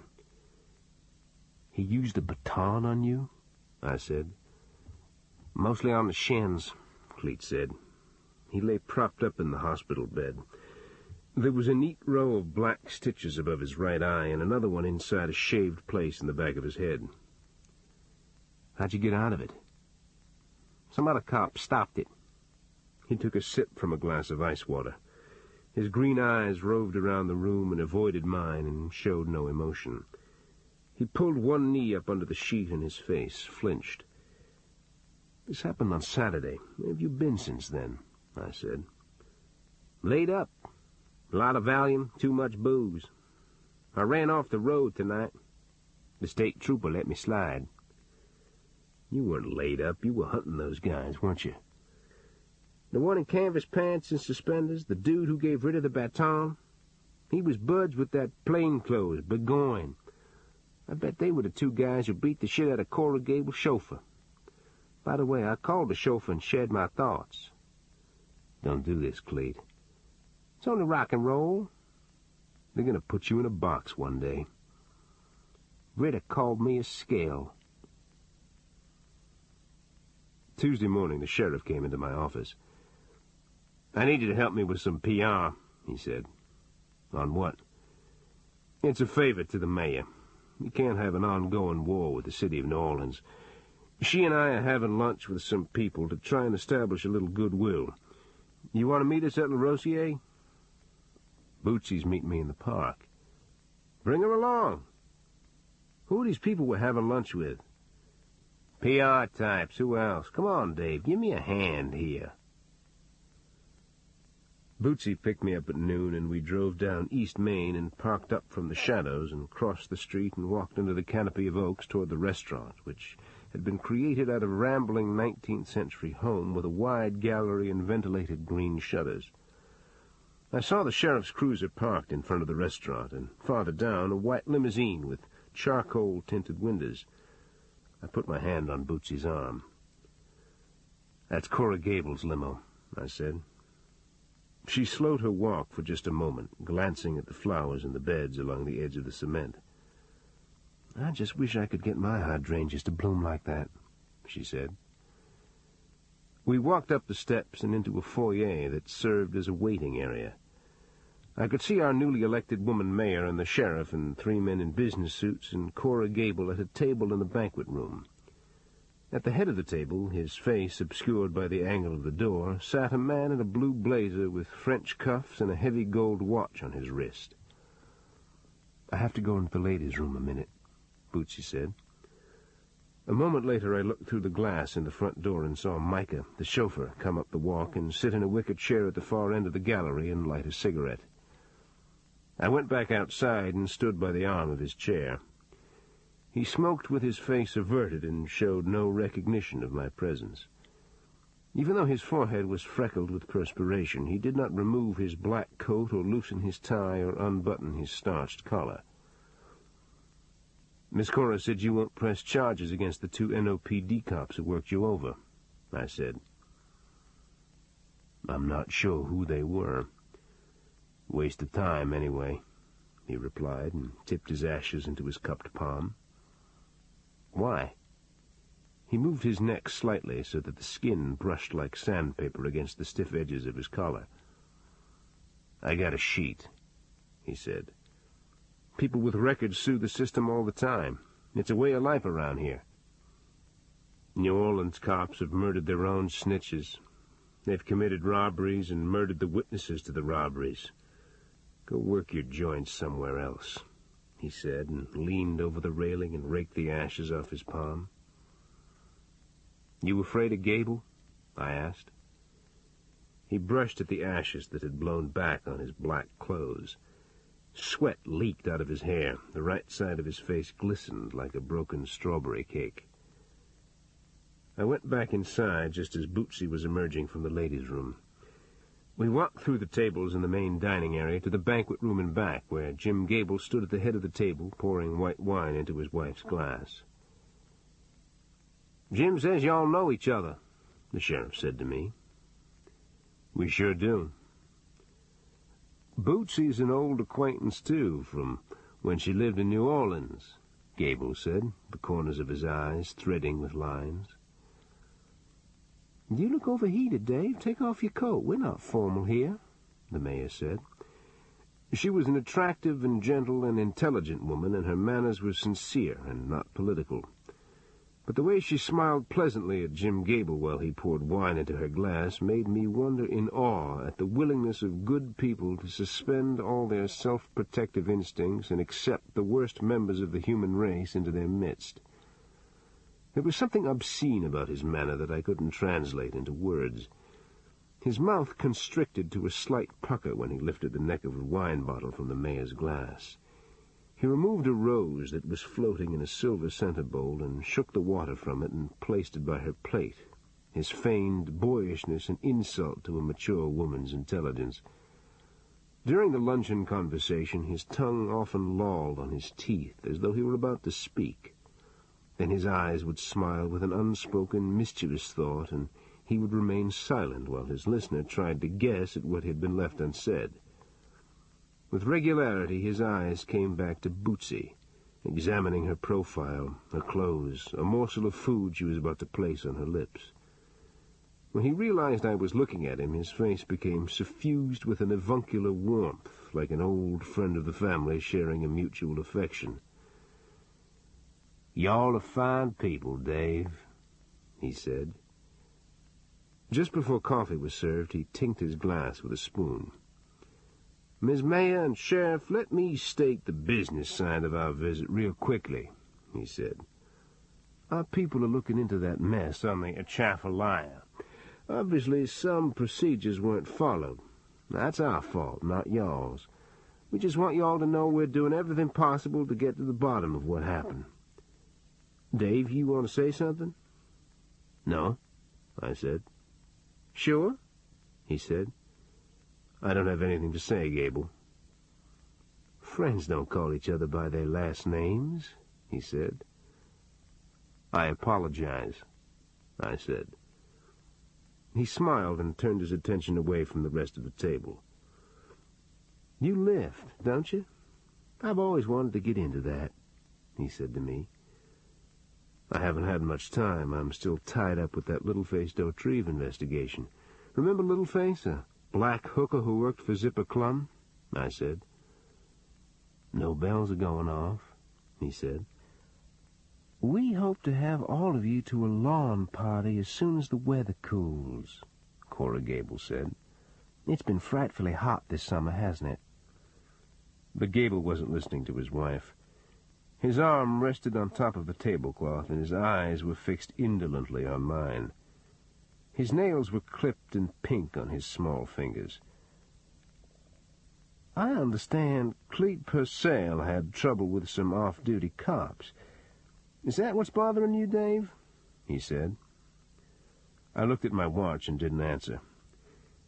Gable lit a thin black cigar with a gold lighter and put the lighter in his shirt pocket. "What a character," he said, without identifying his reference. "You and Purcell must have made quite a pair." "Please don't smoke at the table," Bootsy said. Gable looked straight ahead in the silence, a smile frozen on his mouth. He rotated the burning tip of his cigar in the ashtray until it was out, and picked up his wine glass and drank from it, his hand not quite hiding the flush of color in his neck. From behind the caked makeup on her face, Cora Gable watched her husband's discomfort the way a hawk on a telephone wire might watch a rabbit snared in a fence. After lunch, as our group moved through the dining room and out onto the gallery and front walk, the sheriff hung back and gripped my arm. "What the hell was going on in there?" he whispered. "I guess I never told you about my relationship with Jim Gable," I said. "You treated him like something cleaned out of a drain pipe," he said. "Go on," I said. But Jim Gable was not the kind of man who simply went away after being publicly corrected and humiliated. While Micah was helping Cora Gable into the back of the limo, Gable stopped me and Bootsy as we were about to walk back to our car. "It was really good to see y'all," he said. "You'll see more of me, Jim, I guarantee it," I said, and once again started toward our car. "You look wonderful, Boots," he said, and took her hand in his. When he released it, he let his fingers touch her wrist and trail like water down the inside of her palm. To make sure there was no mistaking the insult, he rubbed his thumb across her knuckles. Suddenly I was standing inches from his face. The sheriff was out in the street and had just opened the driver's door of his cruiser and was now staring across the roof at us. "Is there something wrong, Dave?" Gable asked. "Would you like to have a chat over in the alley?" I said. "You a lot of fun," he said, and touched my arm good-naturedly. 25 years on the job, and you spend your time chasing down pimps and whores and talking about it in front of your new mayor." He shook the humor out of his face and lit another cigar and clicked his lighter shut. "It's all right to smoke out here, isn't it?" This ends side 1 of Cassette 4. Cassette 4, side 2. I went back to the office and spent most of the afternoon doing paperwork, but I kept thinking about Jim Gable. In AA, we talk about putting principles before personalities. I kept repeating the admonition over and over to myself. Each time I did, I saw Gable's fingers sliding across my wife's palm. When the phone rang, I hoped it was he. "I thought I'd check in," the voice of Johnny Romita said. "You have a thinking disorder. You don't check in with me. You have no connection with my life." "You know a New Orleans cop named Axel?" "No." "When I was chained up in that car, that cop Begorn, the one who got smoked, he kept telling that other cop not to worry, that Axel was going to be on time. He said, 'No fuss, no muss. Axel's an artist.'" "What's that supposed to mean?" "I found out Begorn partnered with a guy named Axel. He's a sharpshooter, the guy they use for, a barricaded suspect. He's got 2 or 3 kills. Maggie Glick says you used to come to her bar." "I never heard of her. I don't even drink. Does everybody down here lie?" "Don't call here again unless you want to surrender yourself. Do you understand that? Repeat my words back to me." "You saved my life. I owe you." It's a matter of honor, Mr. Robicheaux. You got a cell phone in case I can't reach you at home?" After I'd hung up on him, I punched in Cleet's apartment number. "You know anybody named Axel?" I asked. "Yeah, Axel Jennings. He's Dar Ritter's buddy, the one who hit me in the back of the head with a set of brass knuckles." Johnny Romita just called me again. Maybe Jennings is the shooter who did Burgoyne by mistake. "Well, I've got some plans about this guy, Jennings. Worry about Romita. He's got you mixed up with his father or something." "What do you mean you've got plans for Jennings?" I asked. "How about I take you all to dinner tonight? Dave, Romita's a head case. Ritter and Axel Jennings are wind-ups. Don't lose the distinction."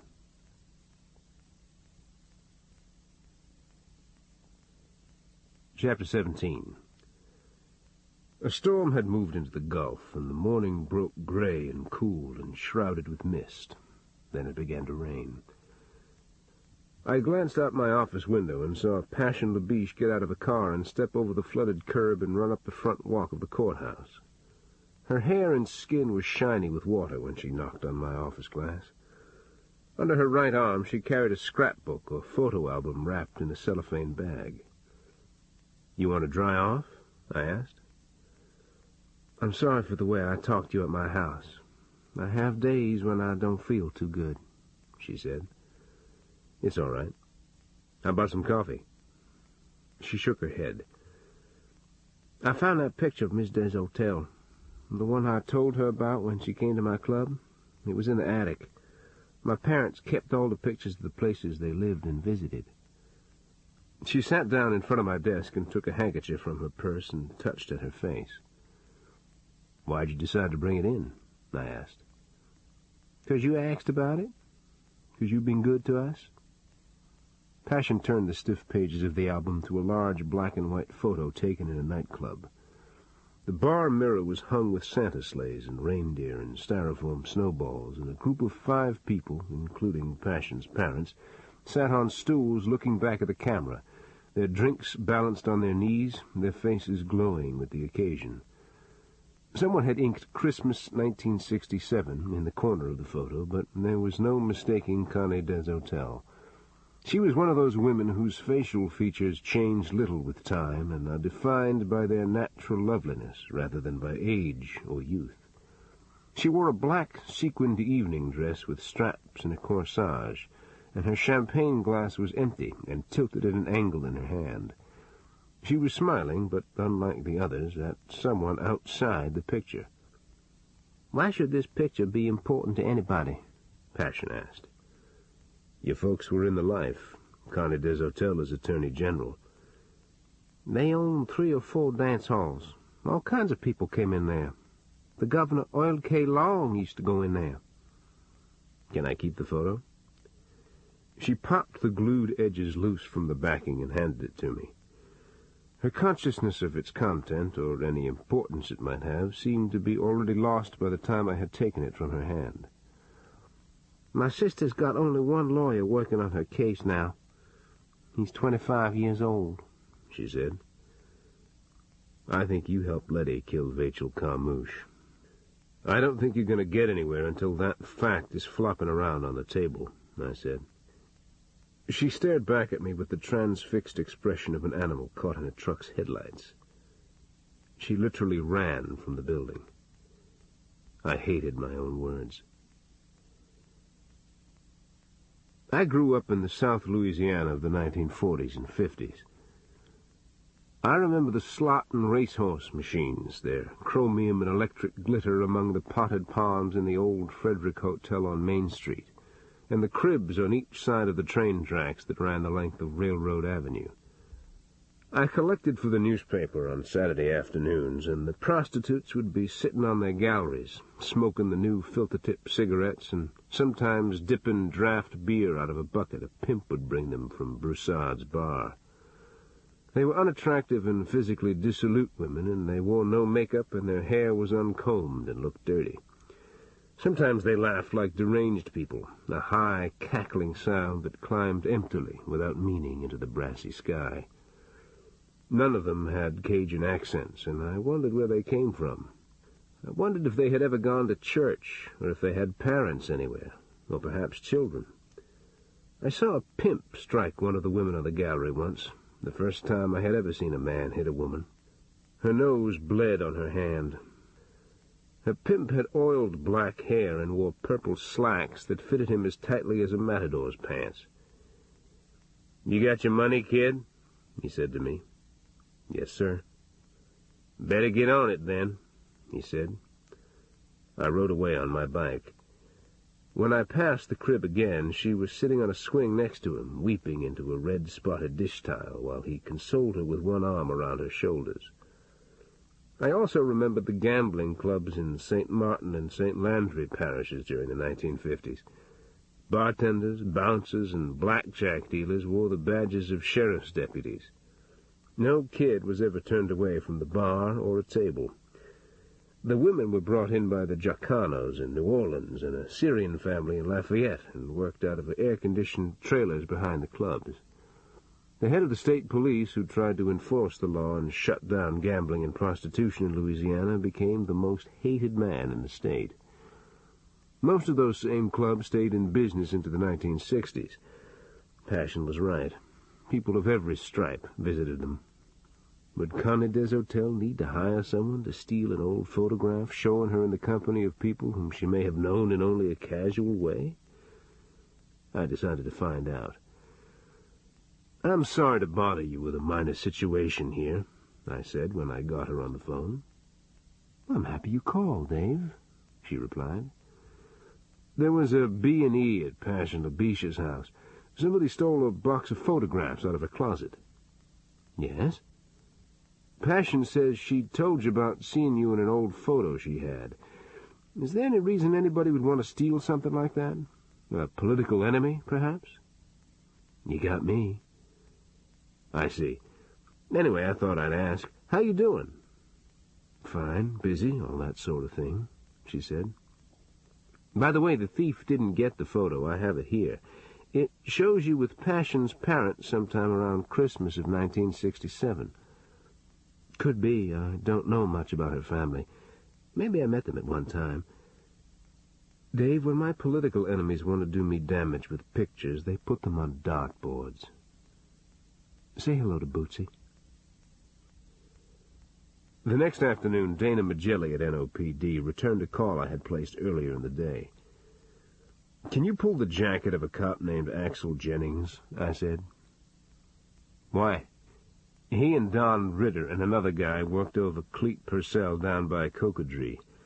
I also think this Jennings character is a good guy to look at for the Burgoyne shooting." "Jennings shot his own partner on the Atchafalaya? You come up with some novel ideas, Dave." "Can you get his jacket?" "I have it sitting in front of me. I was just going to call you about Purcell. Where is he?" I had put my foot in it. Axel Jennings lived uptown in the small yellow bungalow on Barone in which he had grown up. It had a neat green yard, a stone porch, and an alleyway with palm trees that grew between the garages. The neighborhood was like neighborhoods had been during World War II, places where people cut the grass on Saturday evening and listened to the ball game on radios that sat in open windows. At least, that's what his father had said. Axel's father had flown with General Curtis LeMay on incendiary raids against Japanese targets between the dropping of atom bombs on Hiroshima and Nagasaki. LeMay's raids didn't do any good. It took a second atom bomb to vaporize another city to bring the war to an end. Most civilians, particularly these peace types, didn't know squat about what went on over there. That's what Axel's father had said. Axel had three loves: firearms, model railroading, and the memory of his father, whose picture in uniform he kept on the mantel. He was a member at a gun range in St. Charles Parish, and almost every weekend he packed up his boxes of hand-loaded ammunition and his three favorite weapons, his .45 auto, a scoped .03 Springfield, and the civilian equivalent of the M14 rifle, and fired them from under a woodshed at paper targets clipped to wires in front of a dirt embankment. His father used to say marksmanship was simply the coordination of angles with the beat of your heart and the rise and fall of your lungs. The bullet's behavior was mathematically predictable and was governed by no rules other than physical principles. You simply had to make the weapon an extension of blood and sinew and thought so that the squeeze of your finger created a geometric certainty for your target. It was all about control and order. The same way with life, his father had said. People didn't respect authority anymore. You had to find a leader, a man you could respect, and put your faith in him, just as he placed his faith in you. His father called it a reciprocity of personal honor. Axel's sun porch and guest room were covered with electric trains. The tracks ran across floors and tables and sections of plywood screwed down on sawhorses. The tracks wound through papier-mâché mountains and tiny forests, past water towers and freight depots and miniature communities. There were toy brakemen and gandywalkers along the tracks, and switches that diverted locomotives past each other at the last possible moment, and warning bells and flashing lights at the crossings. When Axel cranked up all his trains at once, the smells of warm metal and oil and overheated electrical circuits reminded him of the clean, acrid smell of gunpowder at the range. 2 kills with a department-issue M16 and a 3rd kill shared with Burgoyne. He thought he might feel bad about the first barricaded suspect he popped. He didn't. The guy had every opportunity to come out of the building. Instead, he turned on the gas jets and was going to take his child out with him. Just as the guy was about to light the match, Axel, in a prone position on a rooftop, sucked in his breath, exhaled slowly, and drilled a round through a glass pane and nailed him through both temples. You believed in what you did. You trusted the man you took orders from, and you didn't look back. That's what his father had said. It must have been grand to be around during World War II. Working people made good money and for fun went bowling and played shuffleboard in a tavern and didn't snort lines off toilet tanks. You walked a girl home from a cafe without gangbangers yelling at her from a car. Blacks lived in their own part of town. Kids collected old newspapers and coat hangers and automobile tires and hauled them on their wagons down to the firehouse for the war effort. The enemy was overseas, not in the streets of your own city. Axel's occasional girlfriend, a barmaid named Cherry Butera, said he'd been depressed since Jimmy Burgoyne was killed in that shooting on the Atchafalaya. He'd taken a couple of vacation days, and he and the girlfriend had driven down to Grand Isle. A storm was tearing up the Gulf, and the sky had turned green, and the surf was wild and yellow with churning sand. "There's a Nazi sub out there. The Coast Guard sunk it with planes in '42, he said. "I wish I'd been alive back then." "What for?" she asked. "I would have been there. I would have been part of all that," he replied. They drove back to New Orleans in the rain and drank beer in a small pizza joint 2 blocks from his house. Banana trees thrashed against the side of the building, and the shadows from the neon signs in the windows cascaded like water down Axel's face. "Somebody's following me," he said. "You're blaming yourself because you weren't there when Jimmy was killed," his girlfriend said. He looked at her a moment, then his eyes disconnected from hers and looked at nothing.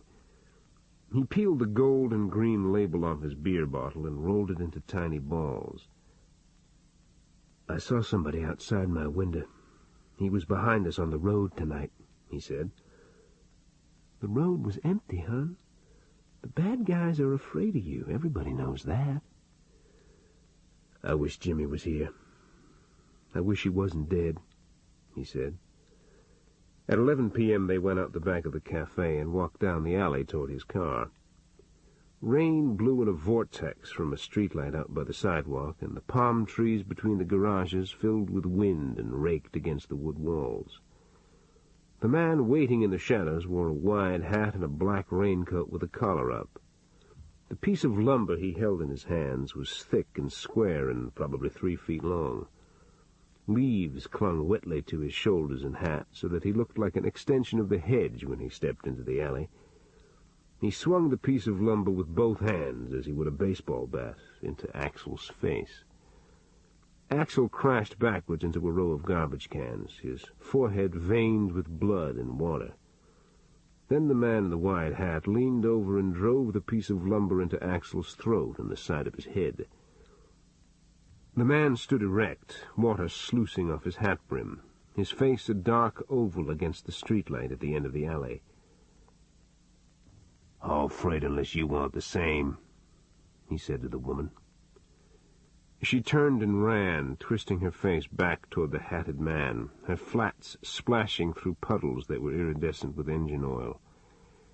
The hatted man tossed the piece of lumber in the hedge, then picked up a whiskey bottle and broke it against the side of a garage. He stooped over Axel's body, the streetlight glinting on the jagged shell of the bottle, his extended arm probing downward into the darkness, soundlessly, like a man doing a deed he had conceived in private and now performed without heat or surprise. "It'd take a real son of a bitch to do something like that, Dave," Magelli said. "It wasn't Cleet." "How do you know?" "Check out Jim Gable's chauffeur. He's an ex-carnival man named Micah. His face is disfigured. Why don't you let Purcell cover his own ass for a change?" "Jennings is a rogue cop. He brought this down on himself." "Lay off of Cleet," I said. "Tell it to Jennings. The doctor had the mirrors taken out of his hospital room." Chapter 18. A week passed, and I didn't hear anything more from Dana Magelli. The night Jennings had been attacked, Cleet was picking up a bail skip for Wee Willie Bimstein and Nig Rosewater in Baton Rouge, which didn't mean he couldn't have attacked Jennings after he dumped the skip in Willie and Nig's office, but Cleet Purcell had boundaries, even though they were a little arbitrary, and they didn't include mutilating a half-conscious man who was already on the ground. I wanted to empty my head and caseload and go to Key West with Bootsy and Alifair and fish for 3 weeks. I was tired of other people's problems, of breaking up domestic arguments, of hosing vomit out of a cruiser, of washing spittle off my face, of cutting slack to junkies because they had the virus, only later to have one try to bite me when I cuffed him. I was tired of seeing the despair in the faces of black parents when I told them their children had overdosed on meth or heroin or had been gunned down in a robbery, or vainly trying to reassure a store owner of his self-worth after he had been forced at gunpoint to kneel and beg for his life. Nor did I ever again want to look into the faces of women who had been raped, sodomized, burned with cigarettes, and beaten with fists, every ounce of dignity and self-respect they once possessed systematically ripped out of their bodies. If you meet long-time street cops who don't drink or use, they're usually either in 12-step programs or brain-dead, or they have criminal propensities themselves.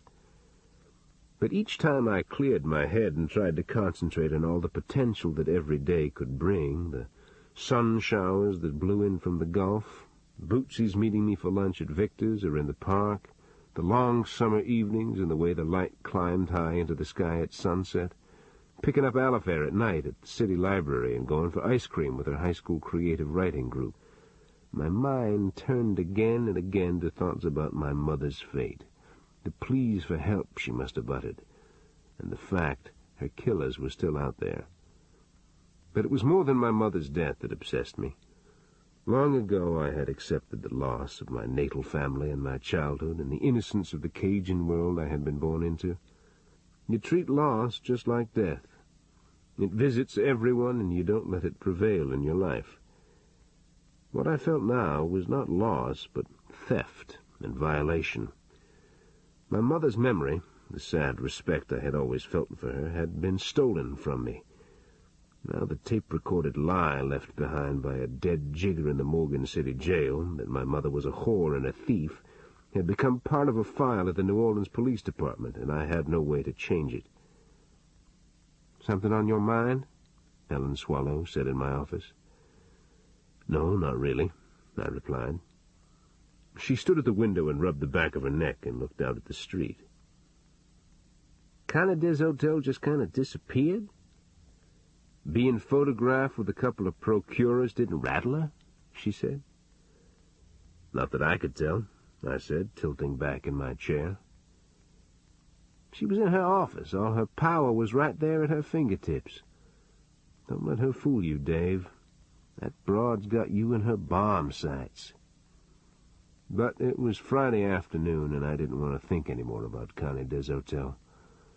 I signed out of the office, bought a loaf of French bread at the market, and drove down the dirt road toward my house, the sun flashing like pieces of hammered brass in the oak limbs overhead. Alifair and Bootsy and I ate dinner at the kitchen table. Outside the window, the evening sky was piled high with rain clouds, and columns of sunlight shone through the clouds on my neighbor's sugar cane. Alifair ate with her book bag by her foot. In it she kept her short stories and notebooks and felt pens and a handbook on script writing. By her elbow was a thick trade paperback with a black-and-white photo of a log cabin on the cover. "What are you reading?" I asked. "Night Comes to the Cumberland. It's by a lawyer named Harry Codill. It's a history of the southern mountains," she said. "For your creative writing group?" I asked. "No, a boy at the library said I should read it. It's the best book ever written about the people of Appalachia," she replied. "You going to read your new story tonight?" I said. "Yeah," she said, smiling. "By the way, I might get a ride home tonight." "With whom?" Bootsy said. "This boy." "Which boy?" I asked. "The one who told me about Night Comes to the Cumberland." "That nails it down," I said. "Dave, I am 16 now. Why are you making that face?" "No reason. Sorry," I said. "I mean, lighten up," she said. "You bet," I said, looking straight ahead. A few minutes later, Alifair got into the car with Bootsy to ride into town.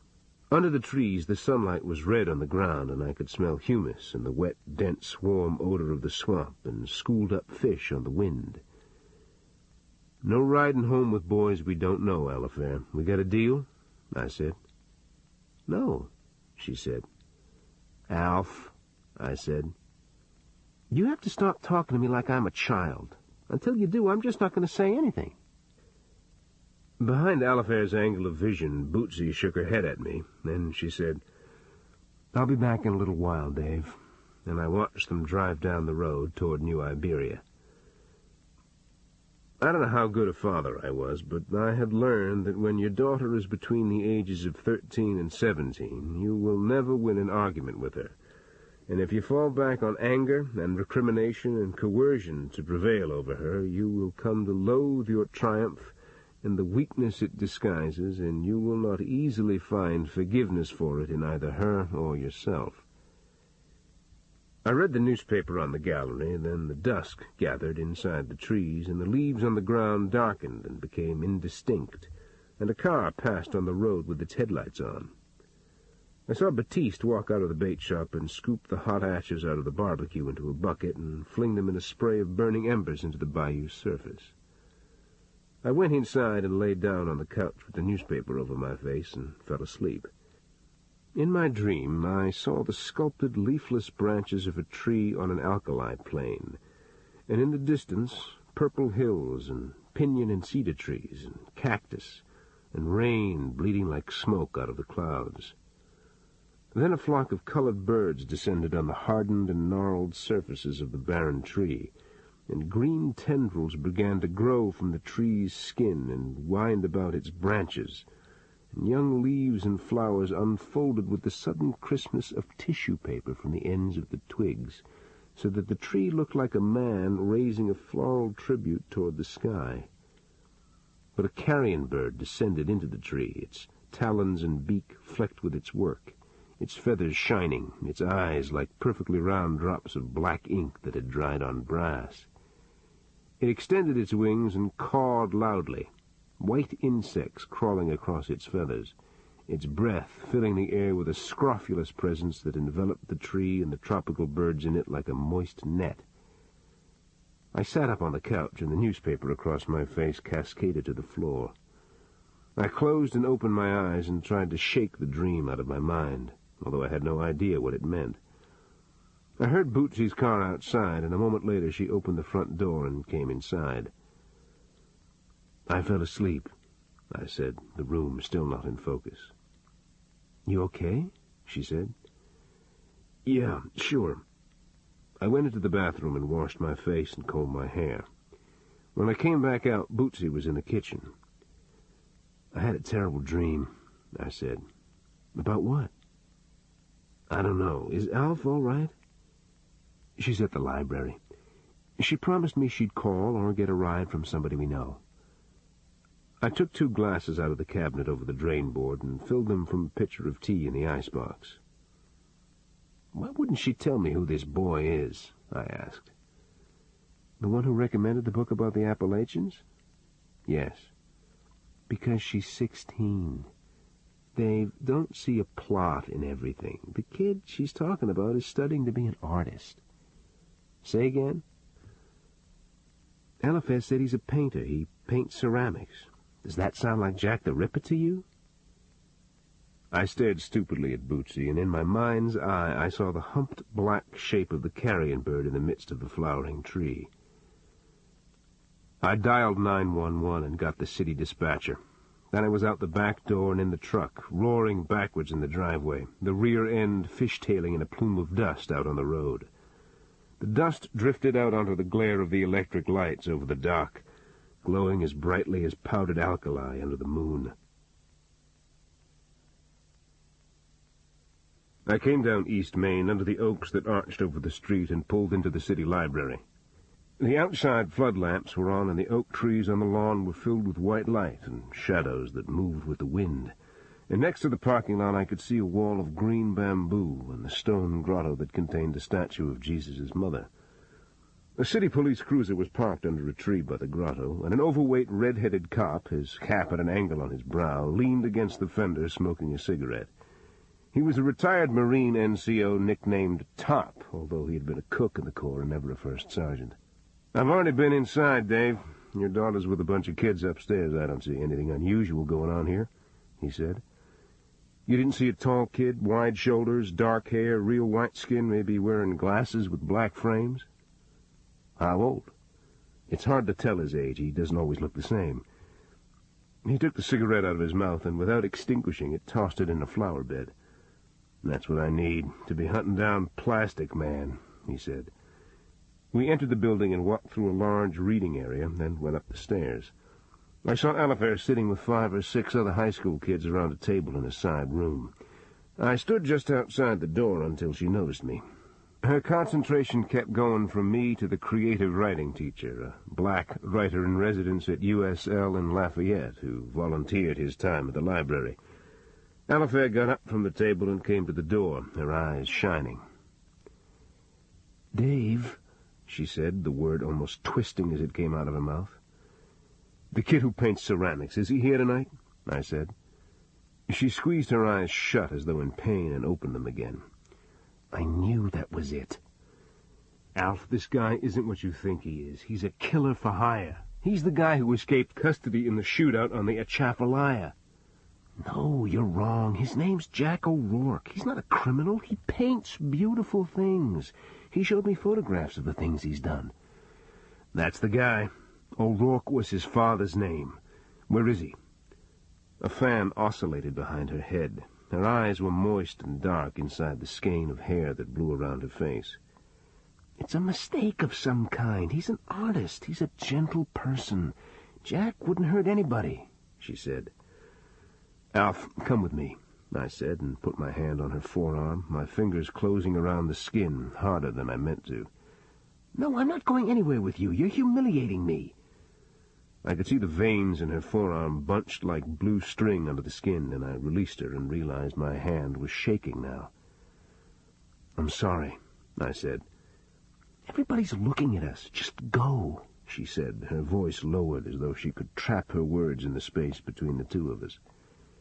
He's here, isn't he? I'll never forgive you for this.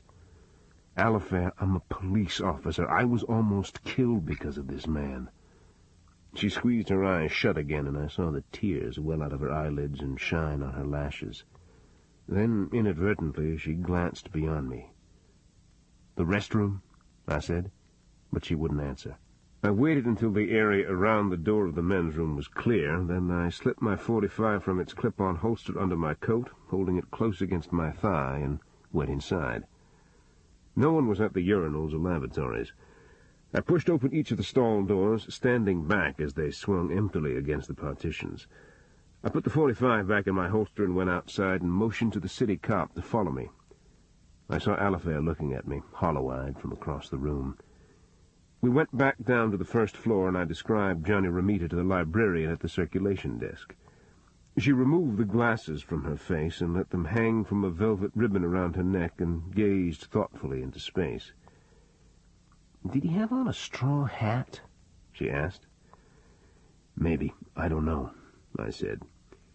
"He walked past me a few minutes ago. I think he's in the historical collection, that room in the back," she said, and pointed past the book stacks. I walked between the stacks, the city cop behind me, to a gray metal door inset with a small rectangle of reinforced glass. I tried to look through the glass at the entirety of the room, but I saw only bookshelves and an austere desk lighted by a reading lamp. I pulled my .45 and held it down against my thigh, then shoved open the door and stepped inside. The side window was open, and a straw hat with a black ribbon around the crown lay brim down on the floor. A bound collection of Civil War-era photographs lay open on the narrow desk. The photographs on the two exposed pages showed the bodies of Confederate and Union dead at Dunkard Church and the Bloody Angle. "This place is like a meat locker," the city cop said. I looked out the window into the summer night, into the sounds of crickets and frogs on the bayou and the easy creak of wind in the oak trees. But the air inside the room was like the vapor from dry ice. "You believe in the angel of death, Top?" I said. "Yeah, I knew her well. My ex-wife. Or maybe she was the Antichrist. I've never been sure," he replied. I climbed through the window and dropped onto the lawn. I walked out on the street, then through the parking lot and down to the bayou. I heard the horns on a tugboat in the distance, then the drawbridge at Burke Street clanging heavily into the air. There was no sign of Johnny Romita. The sky had cleared and was as black as velvet and bursting with stars, like thousands of eyes looking down at me from all points on the compass. Later, when we drove home, Alifair sat on the far side of the truck seat, staring out the window, her anger, or regret, or humiliation, or whatever emotion she possessed, neutralized by fatigue and set in abeyance for the next day. "You want to talk with Bootsy?" I said. "No. You're just the way you are, Dave. You're not going to change." "Which way's that?" I said, and tried to smile in the darkness. "I don't want to talk about it." After I pulled into the drive and cut the engine, she got out and walked to the front yard and went into the house through the living room so she wouldn't have to see me again that night. "What's going on, Dave?" Bootsy said in the kitchen. "It was Romita. I tried to take him down to the library. He got away." The phone rang. I heard Alifair walking toward the extension that was in the hallway by her room. I picked up the receiver off the wall hook of the kitchen, my heart beating. "Hello?" I said. "You came after me like I was a germ," Romita said. "How'd you get this number?" I said. "What do you care? I got it." "You stay the fuck away from my daughter," I said. "What's with you? Don't talk to me like that."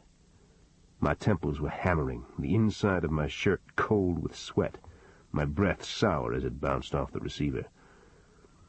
"So far I've got nothing against you personally. Drag your crazy bullshit into my family life, you wish you were still somebody's humpback in Rayford."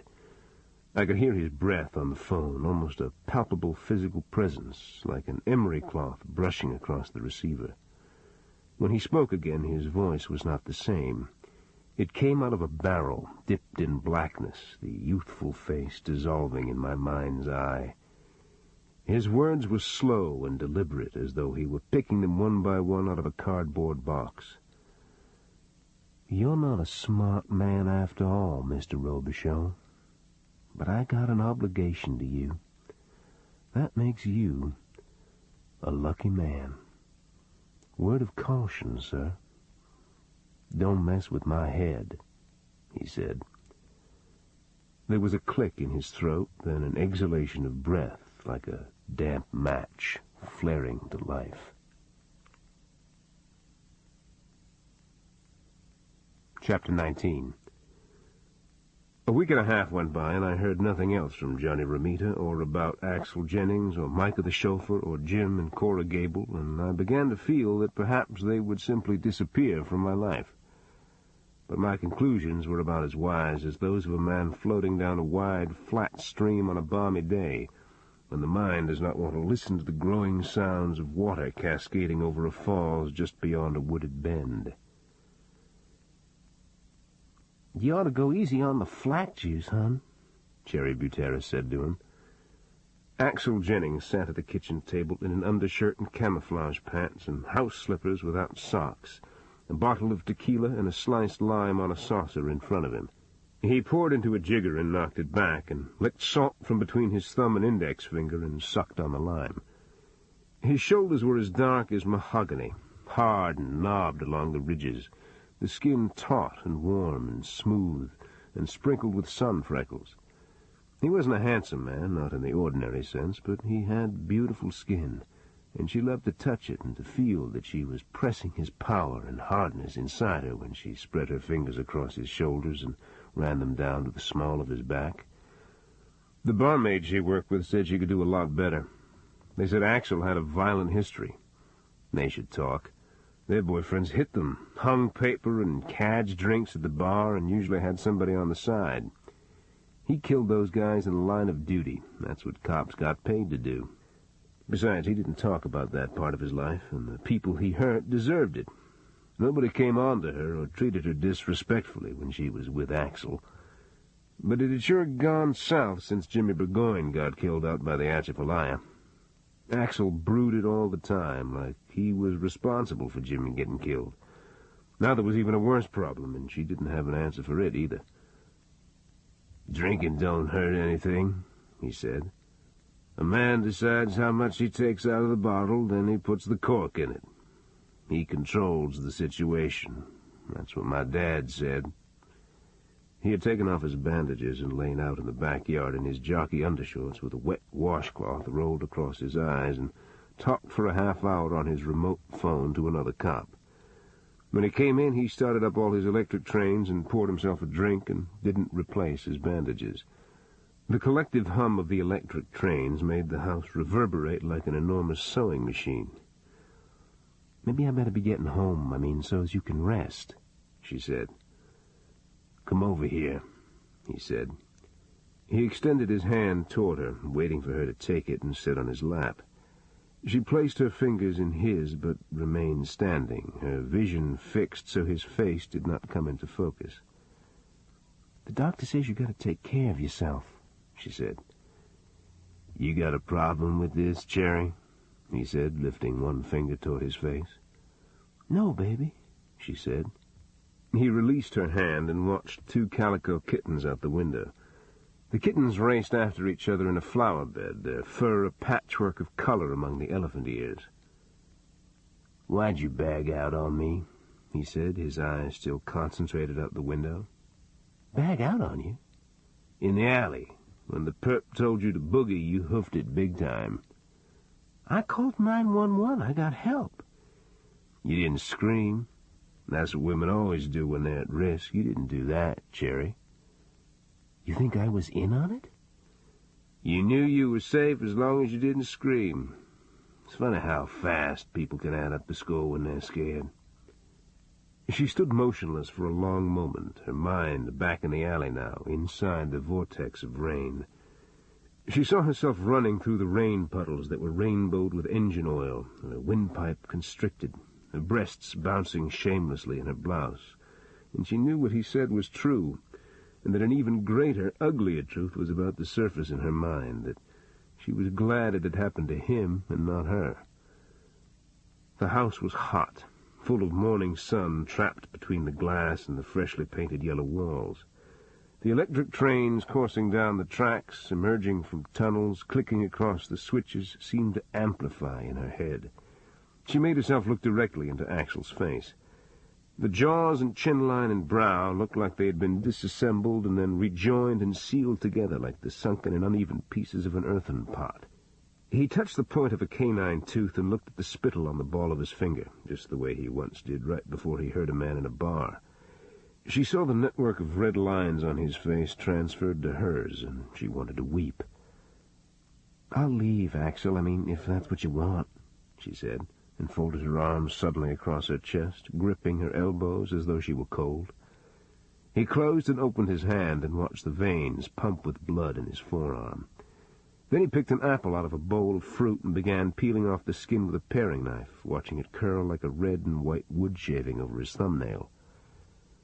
"I'm going to have a lot of money. I think I'm going to South America and start up a business." "You can come," he said. "Sure, baby," she said, and she realized she was trembling inside. "So you go home and think about it. Get in touch with your inner self, then come back tomorrow and let me know. You want to use the bathroom before you go? You look like maybe you're going to have an accident." This ends Side 2 of Cassette 4 of Purple Cane Road. Purple Cane Road, Cassette 5.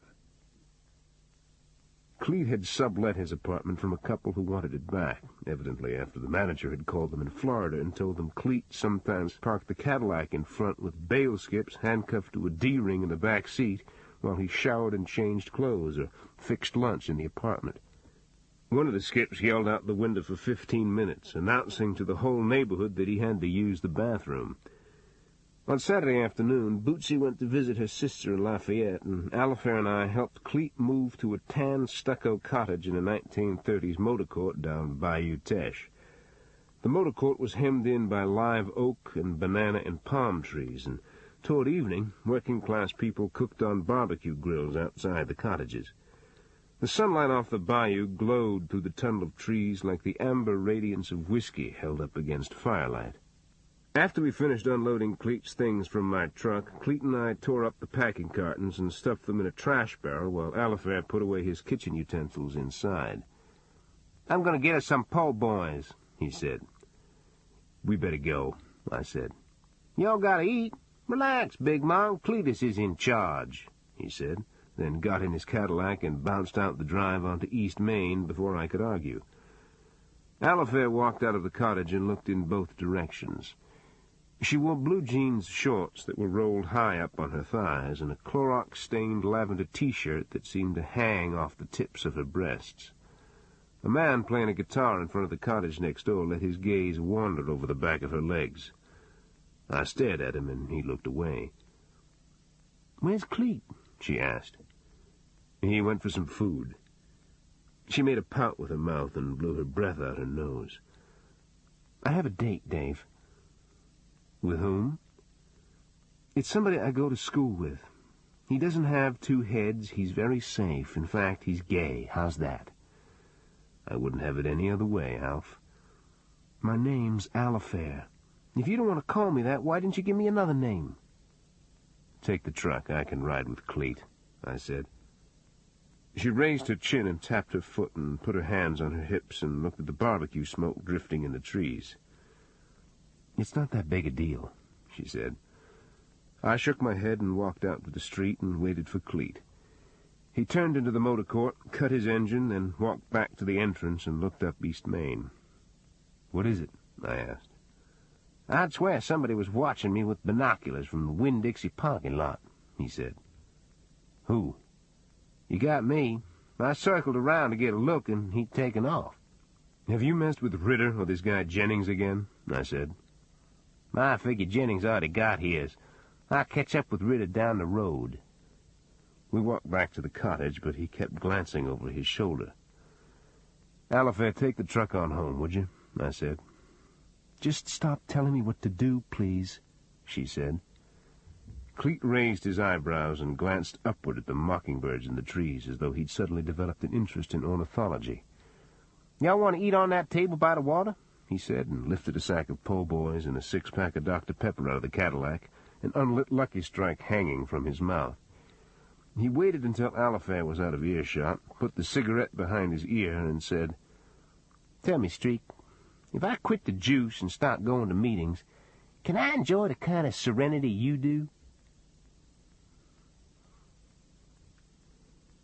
While we ate at a table among a cluster of pine trees, a tall, sinewy man in a small red Japanese station wagon drove farther south of town, crossed a drawbridge, then followed the road back up the Teche to a grassy slope directly opposite the motor court.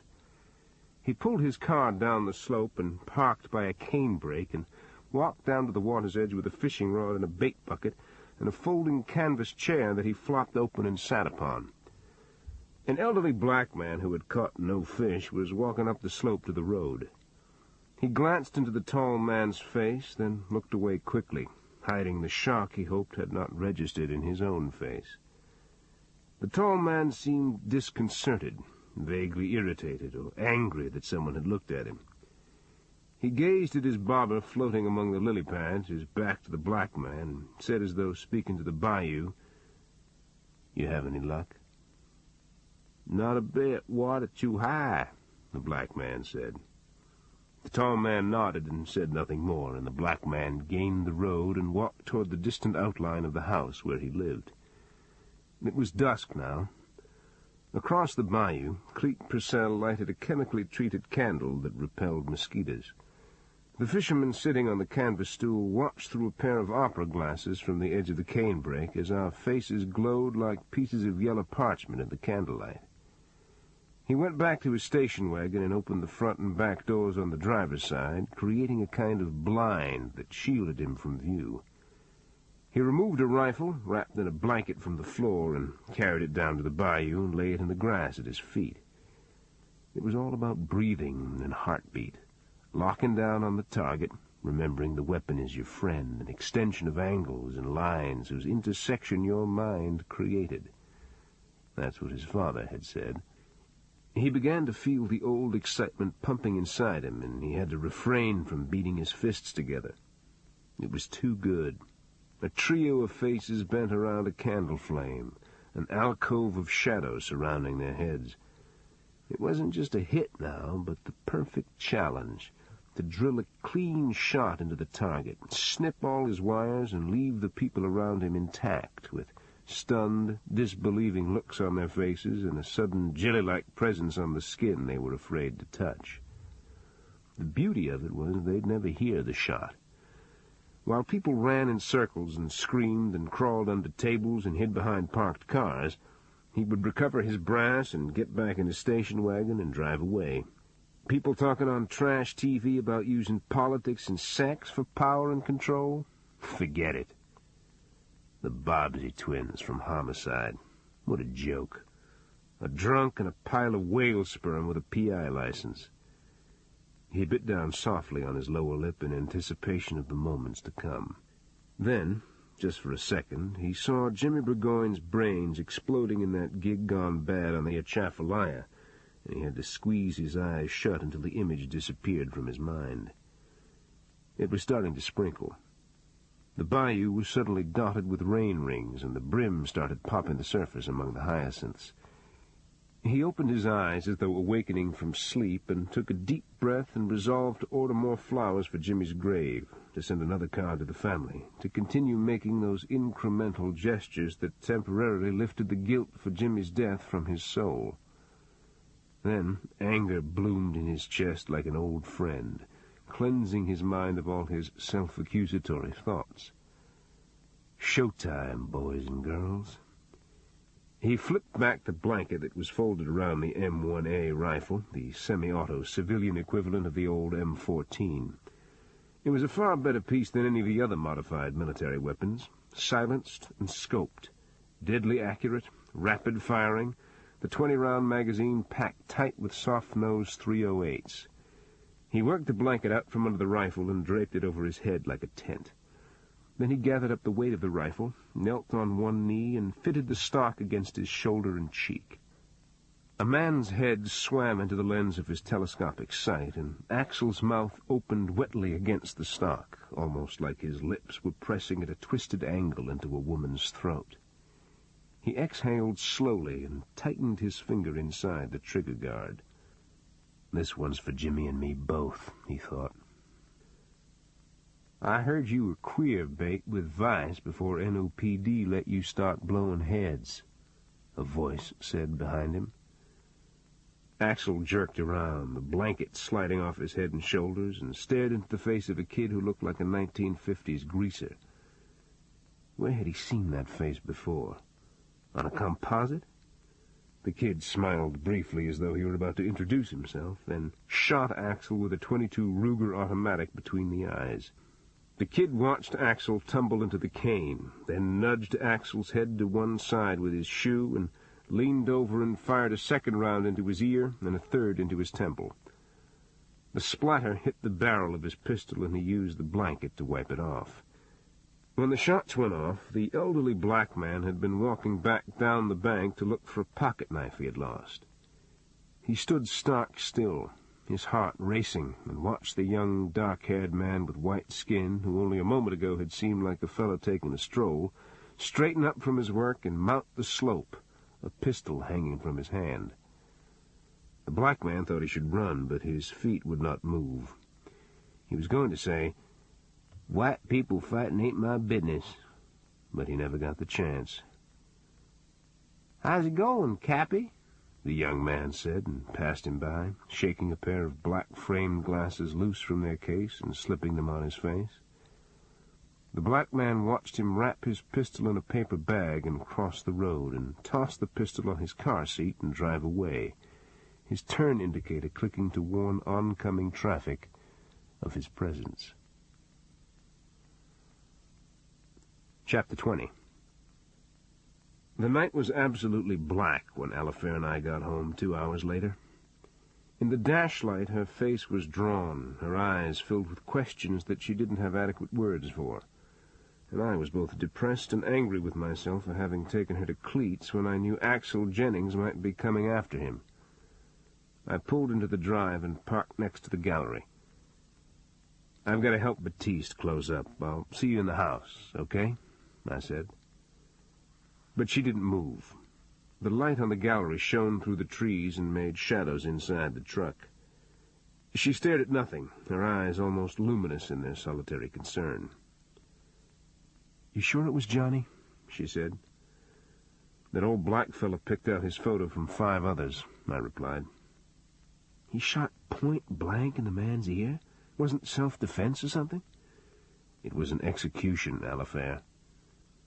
"But you said it saved Cleet's life." "Ramita thought he owed me a debt, and I guess this is how he paid it."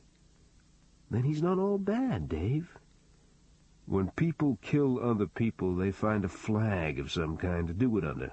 But their motivation is always the same. They enjoy it." "I don't believe that about Johnny." She got out of the truck and walked across the yard to the front door. But she paused before she went inside and looked back at me, as though seeking approval, or just the knowledge that I did not condemn her for her humanity. "Alf?" I said. She opened the screen and went inside. I walked down to the dock and helped Batiste total up the receipts and hose the dried fish blood and cut bait off the dock. Cleet Purcell's Cadillac came down the road, bouncing through the rain puddles. Then Cleet pulled up at an angle across the cement boat ramp and cut the engine and got out and left the door open. He walked toward me with a can of beer in one hand and a pint bottle wrapped in a brown bag in the other. Under the string of electric lights, his face was oily and distorted, his mouth unnaturally red. "I can't believe I let that asswipe get behind us," he said.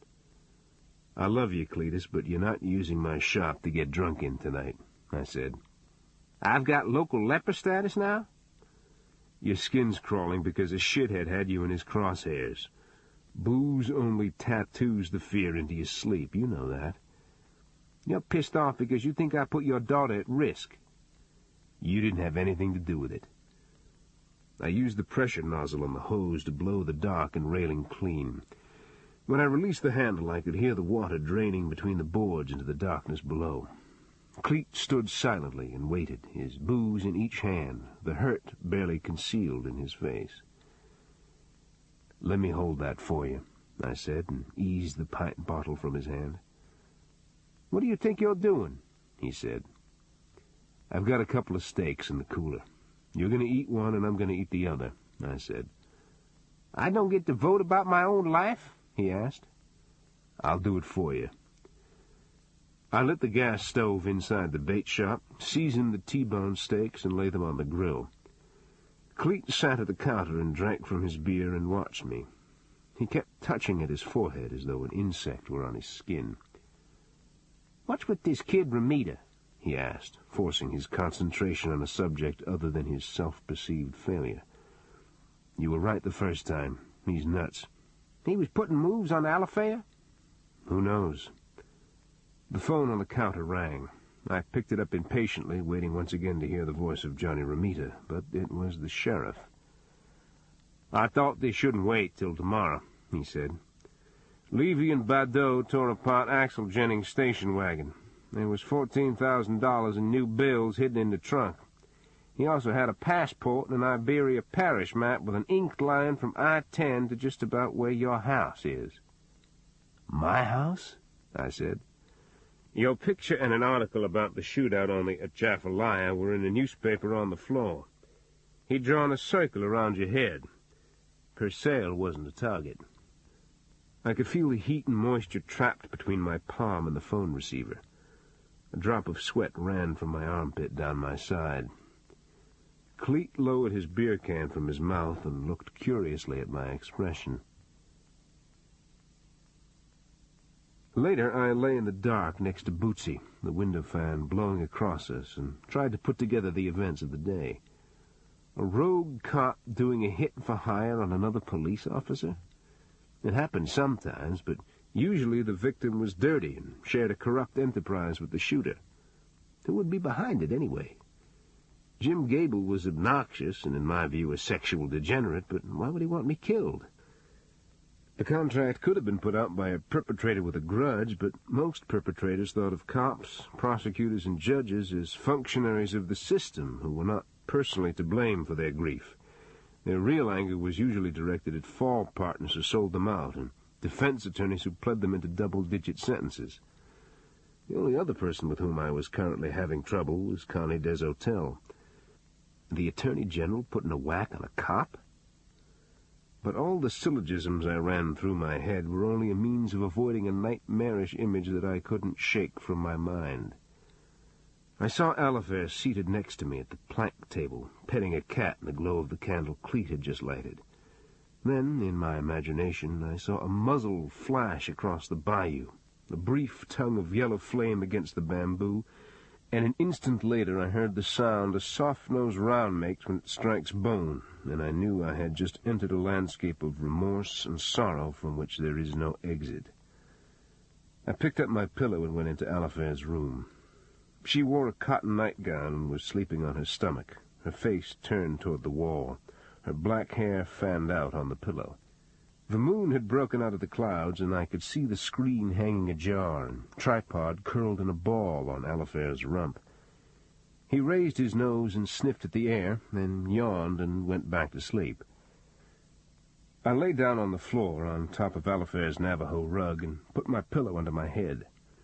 Her shelves were lined with books, stuffed animals, and framed photographs and certificates of membership in madrigals and Girls' State and the School Honor Society. Inside a trunk I had made from restored cypress wood were all her possessions we had saved over the years. A baby orca T-shirt, red tennis shoes embossed with the words left and right on the appropriate shoe, a Donald Duck cap with a quacking bill, her Curious George and Baby Squanto Indian books, a brown cloth sodality scapular, the mystery stories she wrote in elementary school with titles like The Case of the Hungry Caterpillar, The Worm That Lost Its Wiggle, and, most chilling of all, The Roller Rink Murders. Outside, the wind lifted the moss in the trees, and I drifted off to sleep. It was around 3 a.m. when I heard her stir in bed. I opened my eyes and looked up into her face, which hung over the side of the mattress. "Why are you sleeping down there?" she whispered. I felt like it. "You thought something was going to happen to me?" "Of course not." She made a solitary clicking sound with her tongue, then got out of bed and went out to the hall closet and came back and popped the sheet open and spread it across me. "You are so crazy sometimes," she said, and got back in bed, folding tripod in the crook of her arm. She leaned over the side of the bed again and said, "Dave?" "Yes?" "I love you." I placed my arm across my eyes so she wouldn't see the water welling up in them. The next morning was Sunday, and Bootsy, Alifair, and I went to Mass together. After we returned home, I went down to the dock and helped Batiste in the bait shop. It was unusually cool, a fine day for going after brim and goggle-eyed perch with poppin' bugs, and we had rented most of our boats. It showered just after lunch, and a number of fishermen came in and drank beer and ate lynx and chicken at our spool tables under the awning. But regardless of the balmy weather and the cheerful mood out on the dock, I knew it wouldn't be long before Johnny Romita came back into our lives. The call came at mid-afternoon. "I figure we're square," he said. "You got it," I said. He was silent a moment. I picked up an empty Coke can and looked at the label on it, trying to slow my thoughts and avoid the anger that was always my undoing.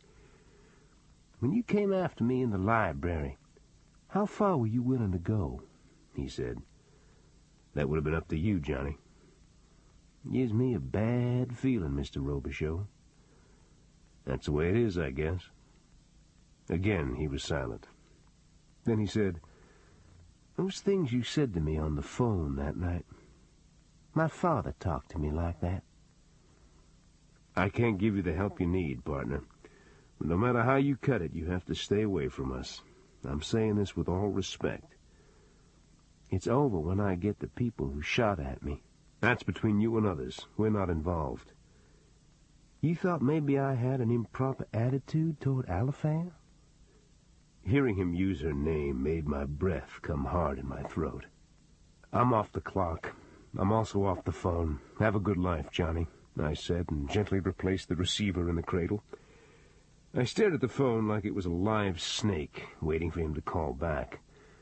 I rang up a sale, served a customer an order of boudin on a paper plate, and scrubbed down the counter with a wet rag, the tension in my ears crackling with a sound like crushed cellophane.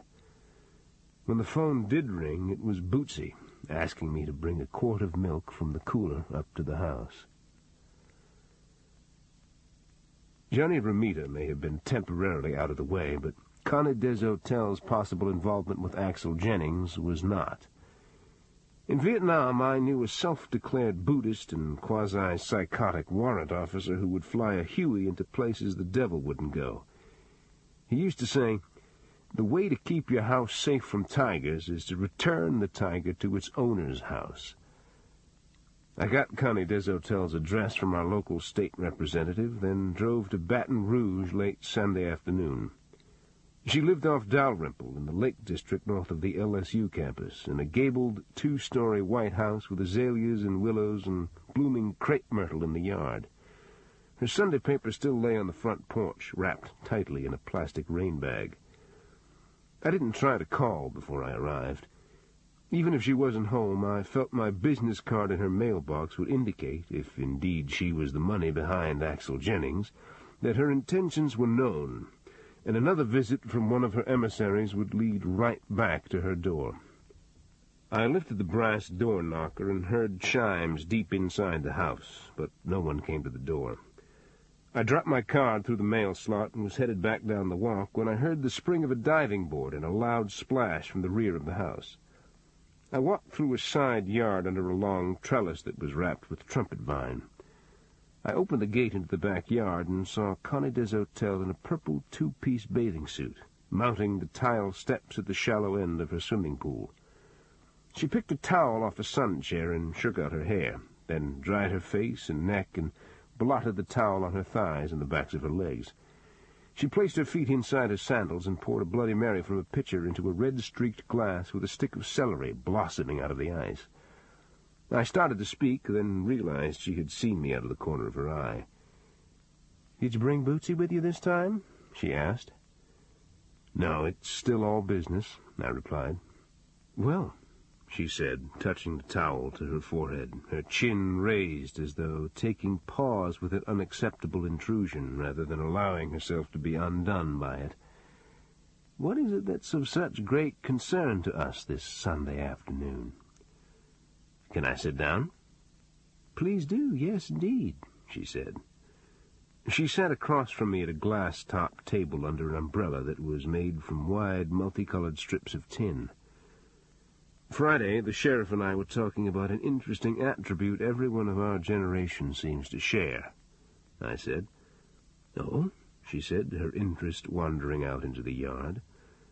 "What were you doing when you heard John Kennedy had been shot?" "I was coming out of gym class. Some girls were crying in the hallway." "See?" I said, smiling. "Everybody remembers that exact moment in his or her life. They never hesitate when they're asked." "What's the point?" "It's that photo taken of you with the parents of the Labiche girls. It troubles the heck out of me. Here, I brought it along," I said, and removed a manila envelope from the pocket of my coat. But before I could pull the photo out, she leaned forward and took both of my hands in hers, pressing down hard with her thumbs, her eyes fastened on mine. "Dave, give this up. You're a good man, but you've developed a fixation about something that means absolutely nothing," she said. I took my hands from hers and slipped the photo out of the envelope and lay it flat on the table. "You remember being with the Labiches?" I asked. "No, I don't." "See, up here in the corner someone wrote Christmas 1967. So here you are in a nightclub back in the civil rights era, in an evening dress with a corsage on at Christmas time with a notorious mulatto couple who pimped for a living, and you have no memory of it? Does that seem strange to you?" She picked up a big leather bag with drawstrings on it from the flagstones and dug a package of cigarettes and a gold lighter out of it and set them on the tabletop. "I really don't have anything more to say on the matter. Would you like a Diet Coke or lemonade or decaffeinated coffee or ice water or whatever it is you drink?" In '67 you hadn't been out of the police academy too long. Does it make sense that a young cop could be around the Labiches, perhaps on Christmas Eve, and not remember it? Look me in the face and tell me that. Do me a great favor, Dave. Go home to your wife. Sell worms to your friends. Play mind games with your sheriff. Just go. There's a bad dude by the name of Johnny Romita running loose. In case you haven't heard, he's the same perp who cut Axel Jennings' kite string. He's got an iron bolt through his head and thinks he's my guardian angel. I wouldn't want Romita on my case. You get my drift, Connie?" She didn't answer. Instead, a strange transformation seemed to take place in her. She rose from her chair, an unlit cigarette dangling between her fingers, a gold lighter in her other hand, and studied the shadows that the banana trees and palm fronds created on her brick wall. Her face was bladed with the glare of the late afternoon sun reflecting off the pool. Her eyes were narrow and hard, her lips crimped on the end of her unlit cigarette as she flicked her lighter several times without the flint igniting a flame. Her skin looked coarse and grained, like that of a countrywoman or someone who had stepped into a cold wind. I replaced the photo in the envelope and put it in my pocket and walked across the flagstones toward the gate.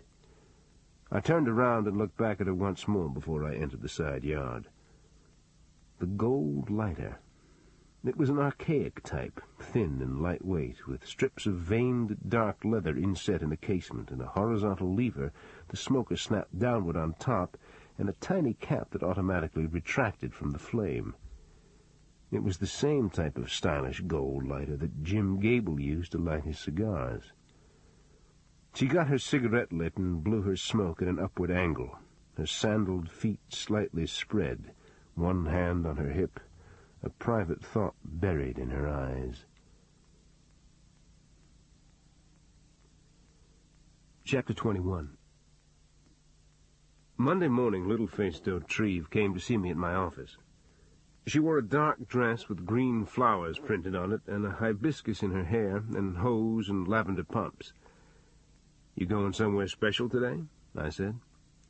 "Yeah, you driving me and you to New Orleans," she replied.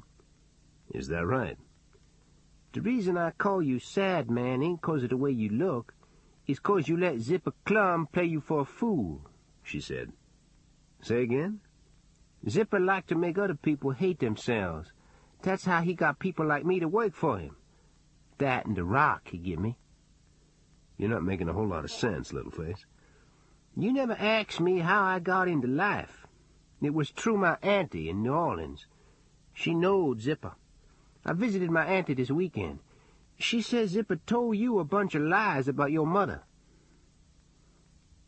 I signed out a cruiser, and Littleface and I took the 4-lane through Morgan City to New Orleans. The sugar cane was high and thickly clustered and pale green in the fields, and the cruiser was buffeting in the wind off the Gulf. "Why are you doing this?" I asked. "I seen the story in the paper. People trying to shoot at you and the Fat Man. He doing all right?" "Sure." "Tell Fat Man I've been going to meetings," she said, her face pointed straight ahead to hide whatever emotion was in it. "You still don't trust me enough to tell me how Vachel Carmouche died?" "A lawman get killed in Louisiana, somebody gonna pay. It don't matter who. Give them Peckerwoods a chance, they'll strap another one down with her. Tell me I be wrong, Sad Man." The aunt lived on St. Andrew in a white shotgun house between the streetcar line and the Mississippi River levee. She'd been a prostitute 30 years ago, but her skin was smooth, unwrinkled, like yellow tallow, her gray-streaked hair combed out on her shoulders, her turquoise eyes and red mouth still seductive. At least until she opened her mouth to speak, and you saw her bad teeth and the gums that were black and eaten with snuff. She sat on the stuffed couch in her small living room, her hands clasped just below her knees to prevent the floor fan from puffing up her dress. From outside I could hear the streetcars grinding up and down the tracks on St. Charles. "You knew May Guillory?" I asked. "I worked in a club in Lafourche Parish, down on Purple Cane Road almost to the salt water," she said. I repeated my question. The aunt, whose name was Caledonia Patu, looked at Littleface. "Robicheaux been good to me, Callie," Littleface said, her eyes avoiding mine as though she had broken a self-imposed rule. "The club was for white people then. I worked out of the cribs in back. That's how I knew May Guillory," Caledonia said. "My mother worked out of the cribs?" I said, and coughed slightly in my palm as though I had a mild cold or allergy. "Nah, your mother wasn't no working girl. Zipper just putting some glass inside you. You seen that burn like a big ringworm on his cheek? Cops done that. May Guillory waited tables and helped at the bar and cooked sometimes. She told me she come there 20 years before with a man deal Bourret. The Bourret man got TB and died, so she just worked there on and off. The rest of the time she worked places around Morgan City and Thibodeau." "What happened to her, Caledonia?" This is what she told me. It was 1967, way down in the fall, hurricane weather. The sky turned green at evening, and the air was palpable with the heavy, wet smell of seaweed laden with fish eggs and Portuguese men-of-war whose air sacs had popped and dried in a crusty web on the beach. It was weather that smelled of a storm-swollen tide surging over the barrier islands, bursting in geysers against jetties and sandspits. The old owner of the nightclub had died and left his property to his half-brother, a reckless, irreverent slaughterhouse butcher by the name of Ladrine Theriot. Ladrine had always wanted to be a professional cook, and he remodeled the kitchen of the club and began to serve gumbos and chicken and dirty rice dinners. He loved to cook. He loved women. And, like my father, he loved to fight with anyone foolish enough to accept his challenge. For May Guillory, Ladrine had walked right out of her past. But, unlike my father, Ladrine wasn't an alcoholic. May was working at the bar the night the two police officers drove an unmarked vehicle to the back door and cut their lights and walked out of the darkness in rain slickers and hats. Through the door she could see Ladrine in an undershirt and apron, butchering a hog with a cleaver on top of an enormous woodblock, chopping through ribs and vertebrae, his arms and shoulders curlicued with black hair that was flecked with tiny pieces of pink meat. She did not see the faces of the officers, only their shadows, which fell across the butcher block, but she clearly heard the conversation between one officer and Ladrine. "Tell them Dagos in New Orleans I ain't buying from them no more. One man told me the rubber he got out of the machine got holes in it. Them beers flat and the jukebox full of rock and roll. Them people in New Orleans ain't got no Cajun music," Ladrine said. "You want to use another distributor, that's fine." Ladrine began paring the rinds off a stack of chops, his long, honed knife flicking the gray, dissected pieces of fat sideways into a garbage barrel. "There's another thing," he said. "I'm closing up them cribs, me. Don't be sending no more girls down here, no." His knife paused over the meat, and he raised his eyes to make his point. "That's not a problem, Ladrine," the officer said.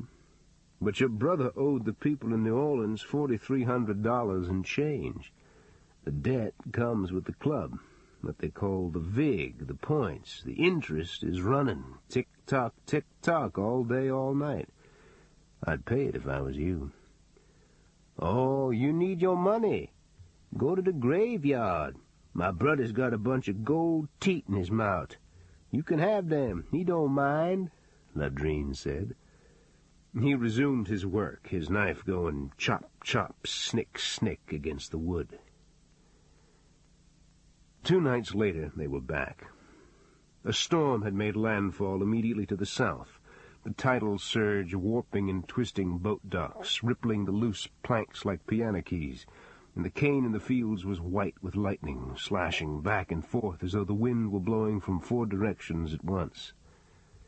The 2 police officers ran out of the rain into the dryness of the kitchen, and one of them loosened the bulb in the light socket that hung over the butcher block, dropping the kitchen into darkness. The nightclub was almost deserted. May stood behind the bar on the duckboards and stared at the kitchen door, her pulse jumping in her neck. "Callie and me need you to help out here, Ladrine," she said. "He's all right. Go about your business," one of the police officers said. "You can fix us some coffee if you want. Set it on the chair by the door. I'll get it." "Ladrine ain't caused no trouble," May said. "He's a good boy. He's going to stay a good boy," the officer said. "That's right, isn't it, Ladrine?" "Stay out of it, May," Callie whispered in her ear. May could hear them talking now from inside the darkness, the lightning in the fields trembling like candle flame on their bodies. Ladrine was uncharacteristically subdued, perhaps even cowed by what he was being told, his shape like that of a haystack in the gloom. "Nothing personal. Debts have to be paid. We respect you, but you gotta respect us," the officer said. The officer picked up the demitasse of coffee and the saucer and spoon and sugar cube that May had set on the chair for him. He stood in the doorway and sipped from it, his back to May, his small hands extended out of the black folds of his slicker. His nails were clean, and his face looked rosy and handsome when the light played on it. "Them Jacanos pretty rough, huh?" Ladrine said. "I wouldn't know. I stay on their good side," the officer said. "Why, think about it, me," Ladrine said. "I knew you'd say that," the officer said, and placed his hand on Ladrine's arm, then set down his empty cup and saucer and went out the door with his partner in a swirl of rain and wind. You okay, Ladrine? They ain't hurt you, huh?" May asked. "Ain't nothing wrong with me," he replied, his face bloodless. The storm passed, but another was on its way. The next morning was dismal. The sky was the color of cardboard, the fields flooded, the dirt road like a long, wet yellow scar through the cane, and moccasins as thick as May's arms crawled from the ditches and bumped under her tires when she drove to work. She mopped floors and hauled trash to the rusted metal barrels and back until 10 a.m., when she saw Ladrine drive a pickup into the parking lot with a hydraulic lift in the rear. He got out, slammed the door of the cab, and thumped a hand truck up the wood steps into the bar. Later, from in back, she heard him laboring with a heavy object. Then she heard the hydraulic lift whining and his pickup truck driving away. He returned at noontime and opened the cash register and counted out several bills and pieces of silver on the bar. As an afterthought, he went back to the register drawer and removed an additional $10 bill and added it to the stack on the bar. "I gotta let you go, May," he said. "What you fixin' to do?" she said. He broke a raw egg in an RC Cola and drank it. "I ain't done nothing," he said. "You a big fool don't have nobody to look after him. I ain't going nowhere," she said. He grinned at her, the corner of his mouth smeared with egg yolk, and she was reminded in that moment of a husband whose recklessness and courage and irresponsibility made him both the bane and natural victim of his enemies. Ladrine opened the New Orleans telephone directory and thumbed through the white pages to the listings that began with the letter G. He reached under the bar and picked up the telephone and set it down heavily in front of him and dialed a number. "How you doing, sir? This is Ladrine Theriot. I thought it over. I called my cousin in the legislature and told him what you gangsters been doing down here in Lafourche Parish. He said that ain't no surprise, 'cause ain't none of you ever worked in your life, and if you ain't pimping, you stealing from each other. By the way, if you want your jukebox back, it's floating down the bayou. If you hurry, you can catch it before it goes into the Gulf. Thanks. Goodbye." He hung up the phone and looked at it a moment, then closed his register drawer quietly and stared at the rain driving against the windows and the red and white Jack's beer sign clanking on its chains, his eyes glazed over with thoughts he didn't share. Ladrine, what you gone and done?" May said. May lived 20 miles up the state highway in a cabin she rented in the quarters of a corporation farm. The cabins were all exactly alike, tin-roofed, paintless, stained by the soot that blew from stubble fires in winter, narrow as matchboxes with small galleries in front and privies in back. Once a week the rolling store, an old school bus outfitted with shelves and packed with canned goods, brooms, overalls, work boots, pith helmets, straw hats, patent medicine, women's dresses, guitar strings, refrigerated milk and lunch meat, 22 caliber and 12-gauge ammunition, quart jars of peanut butter and loaves of bread, rattled its way up and down the highway and braked with a screech and a clanking of gears in the quarters. People came out of their cabins and bought what they needed for the week, and sometimes with great excitement received a special order, perhaps a plastic guitar, a First Communion suit, a cigarette-rolling machine from New Orleans or Memphis. It was Saturday, and May had bought a sequined comb to put into her hair from the rolling store, then had bathed in the iron tub and powdered her body and dressed in her best underthings, tying a string around her hips so her slip wouldn't show, the way Negro women did. She put on her purple suit and heels, drawing her stomach in as she stood sideways in front of her bedroom mirror while Callie sat watching her. "You think I'm too fat?" she asked, pressing her hand flatly against her stomach. "What you got in your mind ain't gonna happen," Callie said. "Ladrine gonna take me to the movie in Morgan City, that's all we doing." "He got into Dago's face, May." "You hung around, ain't you?" "Zipper Clum got a new situation for me in New Orleans.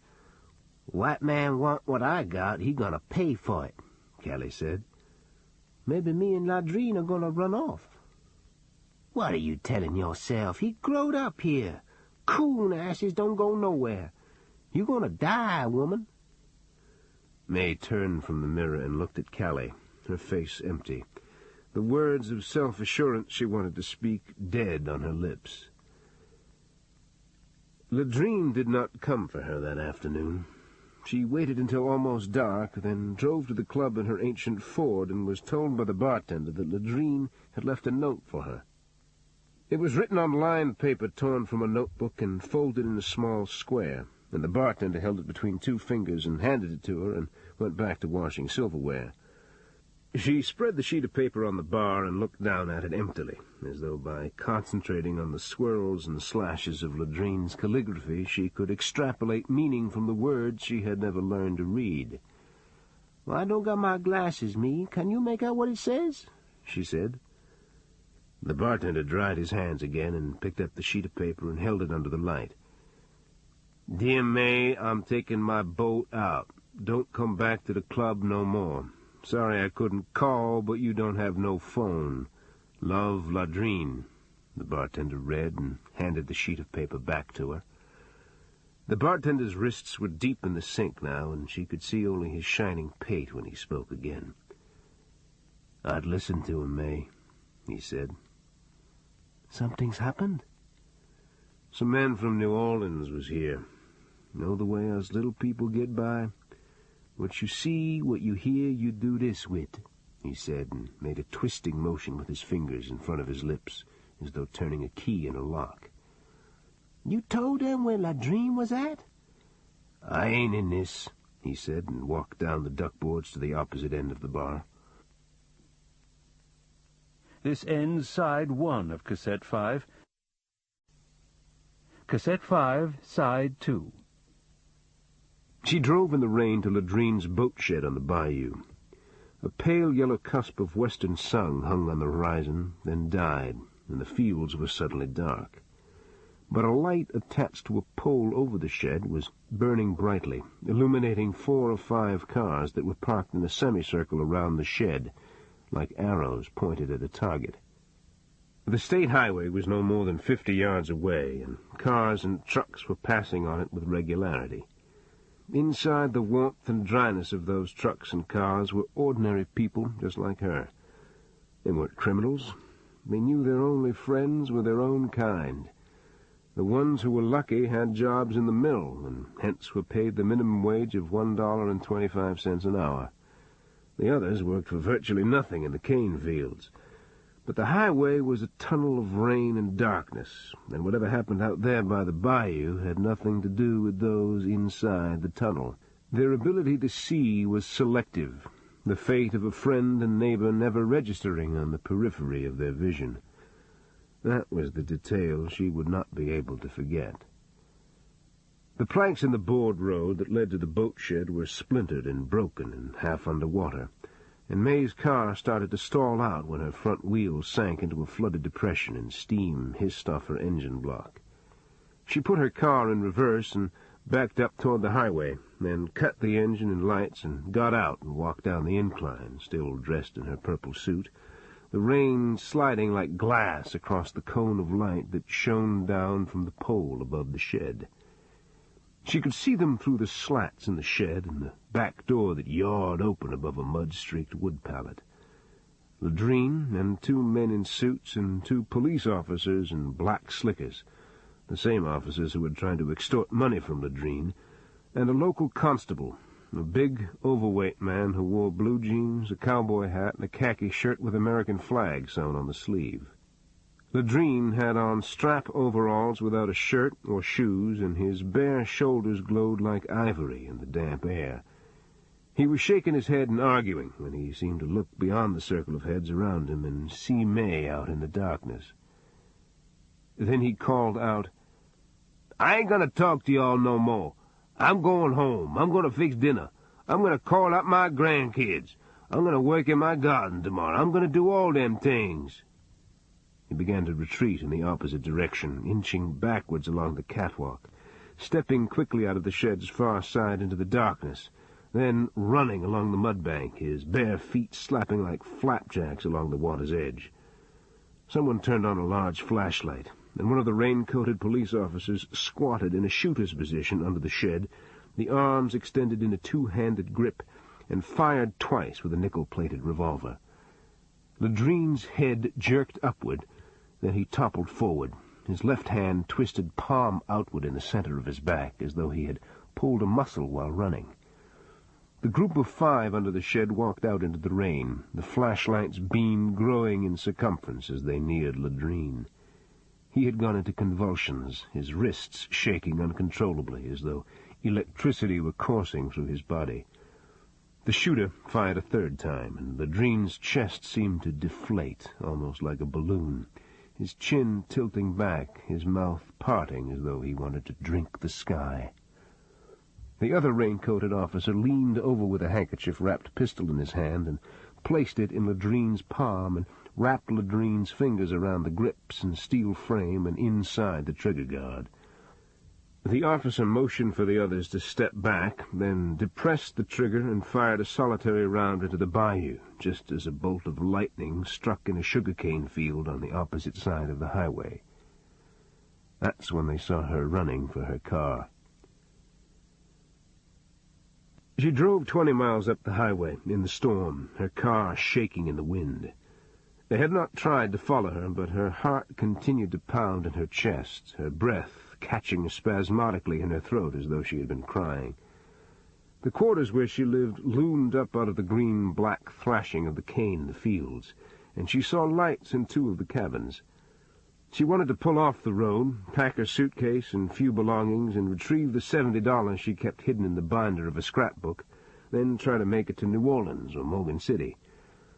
But there was no telephone in the quarters, and no guarantee the people who had shot Ladrine would not show up before she could get back on the road again. She drove on in the rain, even though she had only $3 in her purse and less than a quarter tank of gasoline. She would stop at the next filling station on the highway and use all her money to buy gasoline. If necessary, she could sleep in the car and go without food, but every ounce of fuel she put in the tank bought distance between her and the people who had killed Ladrine. Then she rounded a curve and realized all her decisions and plans and attempts at control were the stuff of vanity. Either high winds or a tornado had knocked down telephone and power poles as far as she could see, and they lay solidly in her path, extending like footbridges across the asphalt and the rain-swollen ditches. She drove back to the quarters and sat on the side of her bed the rest of the night. Perhaps the next day the highway would be cleared, and she could drive to Morgan City and tell someone what she had seen. If she could just stay awake and not be undone by her fear and the sounds of the wind that were like fists thumping against the walls and doors of her cabin. The morning broke cold and gray, and in her half-sleep she heard trucks out on the highway. When she looked through the window, she saw people in the trucks with furniture, mattresses, house pets, and farm animals in back. She stripped the clothes off the hangers in the closet and stuffed them in her suitcase, pushed her dress shoes in the corners of the suitcase, pulled the $70 from the binder of the scrapbook, and lay it on top of her clothes. She hefted up the suitcase and ran outside into the dirt yard, her car keys already in her hand. She stopped and stared stupidly at her car. It was tilted sideways on the frame. The right front and back tires were crushed down on the steel rims, the air stems cut in half. An hour later, a black man drove her down a dirt road through a cane field toward a weathered shack with a dead pecan tree in the yard. He wore a flannel shirt and canvas coat and had tied down the leather cap on his head with a long strip of muslin. "That's where you want to go?" he asked. "Yes, can you wait so I can make sure she's home?" May said. "You didn't tell me it was Callie Patu. Ma'am, she work at the nightclub in the cribs." "I'll give you an extra $50 if you wait, then 50 cents more if you got to take me back." "Ladrine Theriot got killed shooting it out with a constable. I ain't having no truck with that kind of stuff. Look, smoke's coming out the chimney, see? Ain't nothing to worry about." Then she was standing alone in front of the shack, watching the black man's pickup disappear down the dirt road between the cane fields, the enormous gray bowl of sky above her head. Callie sat on a wooden footstool by the fireplace, a cup of coffee between her fingers, and would not look at her. "What I supposed to do? I ain't got a car," she said. "You the only one, Callie. There's trucks up on the state road. There's people going by all the time. I stand out there, they gonna get me." Callie pushed her hands inside her sleeves and stared into the fire. "This white folks' trouble, May. Ain't right to be dragging colored peoples in it. Where I'm gonna go, huh? Just ain't right. What I got that can help? I ain't even got a job. Ain't none of it my doing," Callie said. May stood a long time in the silence, watching the firelight flicker on Callie's averted face, embarrassed at the shame and cowardice that seemed to be both her legacy and that of everyone she touched. May left the shack and began walking down the dirt road. She heard the door of the cabin open behind her. "Zipper Clum's supposed to pick me up this afternoon or tomorrow morning and take me to New Orleans. Where's your suitcase at?" "My place?" "You should have taken it, May. They would have thought you was gone." They waited through the afternoon for Zipper Clum, but no vehicles came down the road. The day seemed to have passed without either a sunrise or a sunset, marked only by wind and a grayness that blew like smoke out of the wetlands. But that evening the temperature dropped, sucking the moisture out of the air, fringing the mud puddles with ice that looked like badger's teeth, and a green-gold light began to rim the horizon. May and Callie ate soda crackers and Vienna sausage out of cans in front of the fireplace. Then Callie wiped her hands on a rag and put on a man's suit coat over her sweater and went outside to the privy. When she came back, her face and eyes looked burnt by the wind. "Their car's coming, May. Lord God, they're coming," she said. May turned and looked through the window, then rose slowly from her chair, the glow of the firelight receding from her body like warmth being withdrawn from her life. She shut her eyes and pressed a wadded handkerchief to her mouth, swallowing, her brow lined with thought or prayer, or perhaps self-pity and grief that was of such a level she no longer had to contend with or blame herself for it. "Get under the bed, you. Don't come out, neither. No matter what you hear out there. This all started when I run off with Mac. The ending ain't gonna change," she said. A four-door car that was gray with mud came up the road and stopped in front, and two police officers got out and stood in the dirt yard, not stepping up on the small gallery and knocking or even calling out, but simply reaching back into the car and blowing the horn, as though they would be demeaned by indicating that the home of a mulatto required the same respect and protocol as that of a white person. May straightened the purple suit she still wore and stepped outside, the skin of her face tightening in the cold, her ears filling with the sounds of seagulls that turned in circles above the sugar-cane. "Where's Callie?" the taller of the two officers said. "She gone to Morgan City with a colored man. She ain't coming back," May answered. "Would you step out here, please? Don't be afraid," the officer said. "People call me May Guillory, but my married name is Robicheaux," she said. "We know that, ma'am. You saw something we think you don't understand. We want to explain what happened there on the bayou," he said. She ran her tongue over her lips to speak, then said nothing, a desire to respect herself as great as a desire to live, her pulse so thunderous she thought a vein would burst in her throat. Ladrine Theriot tried to kill a constable, so the constable had to shoot him. It was the constable. You saw it, didn't you?" the officer said. Then he began to speak very slowly, his eyes lingering on hers with each word, waiting for the moment of assent that had not come. "The constable shot Ladrine Theriot. That's what you saw. There was no mistake about what happened. Okay?" She stepped off the tiny gallery into the yard as though she were in a dream. not making conscious choices now, stepping into the green light that seemed to radiate out of the fields into the sky. Ladrine was a good man. He wasn't like his brother, no. He done right by people. You all killed him, she said. Yeah, because we had to. Isn't that right? He said. My name's May Robicheaux. My boy fought in Vietnam. My husband was Big Aldous Robicheaux. Nobody in the oil field messed with Big Aldous. We'll take it to where Ladrine died and explain how it happened. Get in the car, ma'am. I know what y'all gonna do. I ain't afraid of y'all no more. My boy gonna find you. You gonna see you. You gonna run and hide when you see my boy. You are one ignorant bitch, aren't you? The officer said, and knocked it to the ground. He unbuttoned his raincoat and exposed his holstered gun. He placed his fists on his hips, his jaw flexing, his raincoat flapping in the wind. Then a decision worked its way into his eyes, and he exhaled through his nose, like a man resigning himself to a world that he both disdained and served. "Help me with this," he said to the other officer.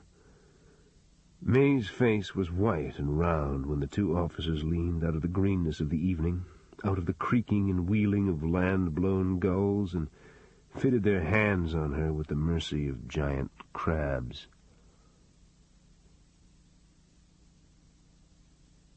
Chapter 22.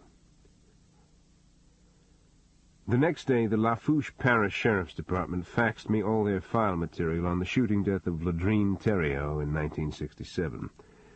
The crime scene report was filled with misspellings and elliptical sentences, but gave the shooter's name as one Bobby Cale, a part-time constable, barroom bouncer, and collector for a finance agency. I called the sheriff in Lafourche. "The shooter wasn't a constable," I said. "Says who?" he replied. "A woman by the name of May Guillory saw it happen." "You wired up about something?" When I didn't reply, he said, "Look, I read that file. The constable tried to serve a bench warrant on Ladrine Theriault, and Theriault pulled a gun. Why would the constable take responsibility for a shooting he didn't do?" "Because he was told to. 2 other cops were there. They put a throw-down on the body." "Well, I couldn't tell you. I was 10 years old when all this happened. You guys running short of open cases in New Iberia?" "Where's Bobby Cale now?" "If you're up to it, I'll give you directions to his place, or you can get them from the Department of Health and Hospitals." "What do you mean, if I'm up to it?" "Maybe his sins have got a fence post kicked up his ass. Check it out. Ask yourself if you'd like to trade places with him," the Lafourche Parish Sheriff said. I drove my pickup truck to Morgan City, then down deep into Terrebonne Parish toward the Gulf, almost to Pointe-au-Fer. The sky was gray and roiling with clouds, and I could smell salt spray on the wind. I went down a dirt road full of sinkholes between thickly canopied woods that were hung with air vines, dotted with palmettos and drifting with gray leaves. The road ended at a sunless, tin-roofed cypress cabin that was streaked black with rainwater. A man sat in a chair on the front porch, his stomach popping out of his shirt like a crushed white cake, a guitar laid flat on his lap. When I got out of the truck, the man leaned forward and picked up a straw hat from the porch swing and fitted it low on his head. In the shade, his skin had the bloodless discoloration that an albino's might if he bathed in blue ink. He wore steel picks on the fingers of his right hand and the sawed-off, machine-buff neck of a glass bottle on the index finger of his left. He slid the bottleneck up and down the strings of the guitar and sang, "I'm going where the water tastes like cherry wine, 'cause the Georgia water tastes like turpentine." A mulatto or Indian woman who was shaped like a duck, with Hottentot buttocks and elephantine legs, was hanging wash in back. She turned and looked at me with the flat stare of a frying pan, then spit in the weeds and walked heavily to the privy and went inside, and closed the door behind her by fitting a hand through a hole in a board. "She ain't rude, she's just blind. Preacher told me once everybody's got somebody," the man on the porch said. He picked up a burning cigarette from the porch railing and raised it to his mouth. His hand was withered, the fingers crimped together like the dried paw of an animal. "You Bobby Cale?" I asked. He pushed his hat up on his forehead and lifted his face, turning it at a slight angle as though to feel the breeze. "I look like I might be somebody else?" he said. "No, sir. I was in Carville 15 years. That was back in the days when people like me was walled off from the rest of y'all.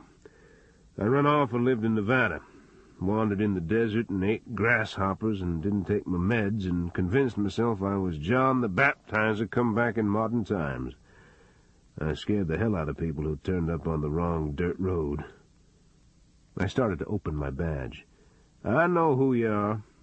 I know why you're here, too. It won't do you no good," he said. "You didn't shoot Ladrine Theriot," I said. "The paperwork says otherwise." The two other cops there had on uniforms. They wore black slickers. They made you take their heat because they were from another parish and out of their jurisdiction. He threw his cigarette out into the yard and looked into space.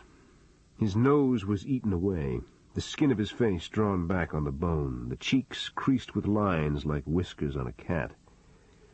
"You know a whole lot, for a man wasn't there," he said. "There was a witness. She used the name May Guillory," I said.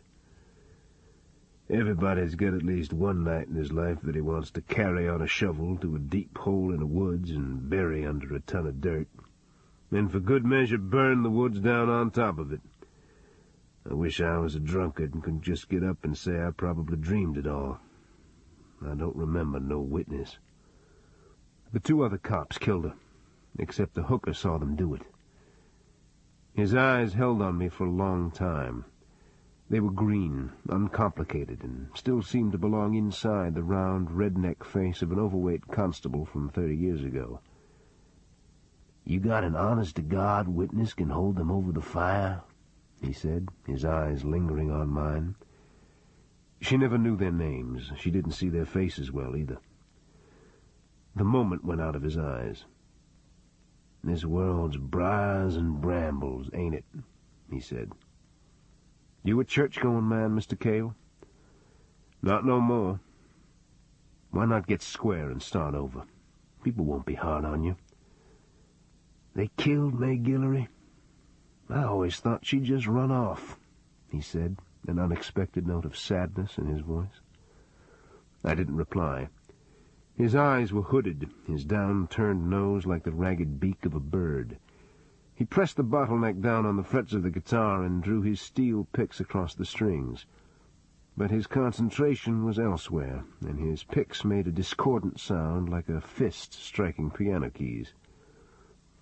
"I had a wife and little boy once. Owned a house and a truck and had money left over at the end of the month. That's all gone now," he said. "May Guillory was my mother, Mr. Cale. Neither she nor I will rest until the bill's paid." He set his guitar in the swing and placed his hat crown down next to it and pulled the bottleneck and steel picks off his fingers and dropped them tinkling inside the hat. "The old woman and me is going to eat some lima bean soup. You can stay if you want. But we're done talking on this particular subject," he said. "Those cops are still out there, aren't they?" I said. "Goodbye, sir. Before you judge me, you might be thankful you got what you got," he said, and went inside the darkness of the cabin and let the screen slam behind him. Members in the Fellowship of Alcoholics Anonymous maintain that alcohol is but the symptom of the disease. It sounds self-serving. It's not. That night I sat at the counter in the bait shop and watched Clete Purcell use only one thumb to unscrew the cap from a pint bottle of whiskey, then pour it 2 inches into a glass mug and crack open a Dixie for a chaser. He was talking about fishing, or a vacation in Hawaii, or his time in the Corps, I don't remember. The beer bottle was dark green, running with moisture. The whiskey in the mug brownish gold, like autumn light trapped inside a hardwood forest. The air outside was humid and thick with winged insects, and strings of smoke rose from the flood lamps. I opened a can of Dr. Pepper, but didn't drink it.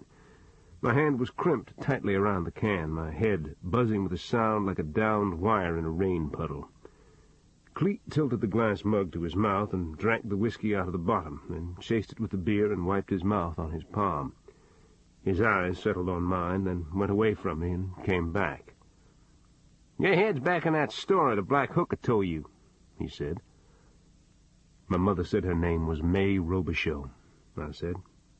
What? "Before she died, she said her name was Robicheaux. She took back her married name." "I'm going to use your own argument against you, Dave. The sons of bitches who killed your mother are pure evil. Don't let them keep hurting you." "I'm going to find out who they are and hunt them down and kill them." He screwed the cap back on his whiskey bottle and wrapped the bottle in a paper bag, then drank from his beer and rose from the counter stool and worked the whiskey bottle into his side pocket. "What are you doing?" I asked. "Going back to the motel, leaving you with your family, taking my booze out of here." "That's not the problem." "It's not the main one, but you'd like it to be. See you tomorrow, Streak," he said. He put on his pork pie hat and went out the door. Then I heard his Cadillac start up and rolled heavily down the dirt road. I chained up the rental boats for the night and was turning off the lights when Cleet's Cadillac came back down the road and parked at the cement boat ramp.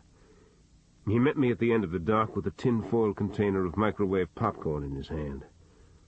"I hate watching TV in a motel room by myself," he said, and laid his big arm across my shoulders and walked with me up the slope to the house. Early the next morning, I put all the crime scene photos from the Vachel Carmouche homicide in an envelope and drove out to his deserted house on Bayou Teche. I pushed open the back door and once more entered the heated smell of the house. Purple martins, probably from the chimney, were flying blindly against the walls and windows, splattering their droppings on the floors and counters. I swatted them away from my face with a newspaper and closed off the kitchen to isolate the birds and the rest of the house. Why was I even there? I asked myself. I had no idea what I was looking for. I squatted down and touched a brownish flake of blood on the linoleum with my ballpoint pen. It crumbled into tiny particles, and I wiped my pen with a piece of Kleenex, then put my pen away and blotted the perspiration off my forehead with my sleeve. All I wanted to do was get back outside in the wind, under the shade of a tree, out of the smell that Vachel Carmouche seemed to have bled into the woodwork when he died. Maybe I had to stop thinking of passion and Letty Labisha's victims. I tried to tell myself that sometimes it took more courage to step away from the grief of another than to participate in it. I felt a puff of cool air rise from the floor, and I looked down through a crack in the linoleum, through a rotted plank, at a pool of water under the house with purple martins fluttering their wings in it. Then I realized the birds inside the house had not come from the chimney. But it wasn't the birds that caught my attention. One of the cinder block pilings was orange with rust that had leaked from a crossbeam onto the stone. I went back outside and lay flat on my stomach and crawled under the house. 3 feet beyond the rear wall, wedged between the crossbeam and the cinder block piling, was a one-handed weed sickle. I pried it loose and crawled back into the sunlight. The short wood handle was intact, but the half-moon blade had rusted into lace. I slipped the sickle, handle first, into a Ziploc bag and knocked on Passion's door. "This is the instrument that slung blood on the ceiling and walls. Letty hit him with the mattock, and you use this," I said when Passion came to the door. "It looked like a piece of junk to me," she said. "I came out here because I feel an obligation to your sister. But I don't have time for any more of y'all's bullshit. I'm going to bust Little-Faced Dote Treve as a material witness and make her life miserable. She'll stay in jail until she tells me what happened, and in the meantime, social services will take her baby. Is that how you want it to play out?" "You seen the paper today?" she asked. "No." "The Supreme Court won't hear any more Letty's appeals. Unless Belmont Pugh commute her sentence, she's going to die. You want to know what happened? I'm going to tell you. Then you can carry it down to your office and do whatever you want with it." Her face was wan, her eyes unfocused inside the gloom of the house, as though she didn't recognize the words she had just spoken. But suddenly I felt my victory was about to become ashes in my mouth. She studied my face through the screen, and pushed open the door and waited for me to come inside. 8 years ago, Passion and Letty looked out their side window in dismay at the return of their neighbor, Vachel Carmouche. In their minds he had been assigned to their past, to a world of dreams and aberrant memories that dissipated with time and had no application in their adult lives.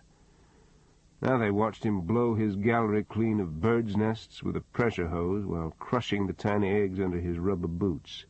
They watched him pry the plywood covering from his windows, hoe out a vegetable patch, and drink lemonade in the shade, a small sip at a time, like a man who was stintful even with his own pleasure, his starched and pressed gray work clothes and gray cloth cap unstained by sweat, as though the rigidity that characterized his life allowed him to control the secretion in his glands. They left the house and went grocery shopping, hoping somehow he would be gone when they returned and a rental sign would be standing in the yard. Instead, they saw him moving his belongings into the house, ignoring Passion and Letty as though they were not there. They saw him split open a ripe watermelon and ease chunks of it off a knife blade into his mouth, his face suffused with a self-contained sensual glow. In the evening shadows they saw him scythe weeds out of his front yard and fire a barbecue pit and impale a pork roast on its rotisserie. They saw him pack rock, salt, and ice into a hand-crank ice cream maker, then give a quarter to a 12-year-old black girl to turn the crank for him. They saw him press the coin into her palm and fold his fingers over her fist and smile down at her, her upraised eyes only inches from his gleaming cowboy belt buckle and the flatness of his stomach and the dry heat that emanated from his clothes. Letty went into the yard with a paper sack and walked among the trees in front, picking up scraps of paper that had blown off the road. She waited until Carmouche went into his house, then called the little girl over. "What are you doing around here?" she asked. "Visiting my auntie up the road," Littleface replied. "Go back home. Stay away from that white man." "My auntie left me here. She rent from Mr. Vachel." Letty squatted down and looked directly into Littleface's eyes. "Has he touched you? Put his hand somewhere he shouldn't?" she said. "No, ma'am, he ain't like that." "You listen to me," Letty began, squeezing the girl's arm. Then she looked past Littleface's head at the silhouette of Vachel Carmouche, who stood in the drive now, leaves swirling around his shoes, the early moon like a pink wafer in the sky behind him. He pinched the brim of his cloth cap with 2 fingers. "Been a long time. You grown into a handsome woman, Miss Letty," he said. "Why'd you come back?" she said. "A lot of building going on. A man with electrical knowledge can make a good deal of money right now." "You get your goddamn feet off my property," she said. "You might be righteous now, but you and your sister were always switching your rear ends around when you wanted something." "I can't tell you how much I hate you," Letty said, rising to her feet. "What you hate are your own sins. Think back, Letty. Remember how you turned somersaults on the lawn, grinning and giggling at me? You were 13 years old when you did that. Now you reprimand me and blaspheme God's name in front of a child." Carmouche put his hand in Littleface's and led her back onto his property. The white streaks of cornstarch that had been ironed into his gray clothes recalled an image out of Letty's memory that made her shut her eyes. Letty worked in the backyard, raking the winter thatch out of her garden, thrusting a spade deep into the black soil, taking a strange pleasure when the blade crushed a slug or cut through the body of a night-crawler.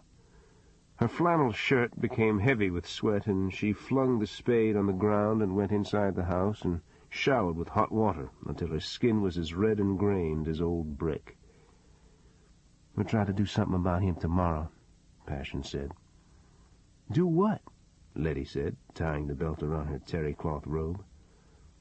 "Call social services. Tell them about the little girl." "Maybe they'll help her like they helped us, huh?" "What else you want to do? Kill him?" Passion said. "I wish. I really wish." Passion walked over to her sister and put her arms around her. She could smell a fragrance of strawberries in her hair. "It's going to be all right. We can make him move away. We're grown now. He can't hurt us anymore," she said. "I want him to pay." Passion held her sister against her, stroking her back, feeling her sister's breath on her neck. Through the second-story window she could see down into Vachel Carmouche's backyard. Her face tingled and a bilious taste rose into her mouth. "What is it?" Letty said, stepping back and looking at her sister's expression. Then she turned around and looked down into Vachel Carmouche's yard. He had set Littleface on his knee and was feeding ice cream to her with a spoon. Each time he placed the spoon between her lips, he smoothed back her hair, then wiped the drippings from the corners of her mouth with the backs of his fingers. He kissed her forehead and filled another spoonful of ice cream and placed a fresh strawberry on it. She opened her mouth like a bird, but he withdrew the spoon quickly, offering and withdrawing it again and again, and finally putting it into her mouth and lifting the spoon handle up so as not to drop any of the melted ice cream on her chin. Letty charged barefoot down the stairs, tearing the sole of one foot on an exposed nail-head. She found a pair of work shoes in the downstairs closet and leaned against the wall with one arm and pulled them on. "He used to keep a shotgun," Passion said. "He put his hand on it, I'll shove it up his ass. You coming or not?" Letty said. They went out the back door into the twilight, into the smell of spring and cut grass and newly turned dirt and night-blooming flowers opening in the cool of the evening. They crossed into Vachel Carmouche's property, expecting to see him on his back porch with the little girl, expecting to confront and verbally lacerate him for a deed he had committed out in the open, upon the person of a third victim, a deed he could not possibly deny, as though Passion and Letty's knowledge of their own molestation had long ago lost its viability and had to be corroborated by the suffering of another in order to make it believable. But Carmouche was nowhere in sight. The little girl sat on the back step, coloring in a crayon book. "What did he do to you, honey?" Letty said. "Ain't done nothing. He gone inside to eat his dinner," the girl replied. "Did he touch you?" Passion said. The little girl did not look back at them. A bright silver dime was on the step by her shoe. "Mr. Vachel going to take me up to the video store to get some cartoons," she said. "You come home with us. We'll call your auntie," Letty said. "She at work. I ain't supposed to go nowhere except Mr. Vachel's."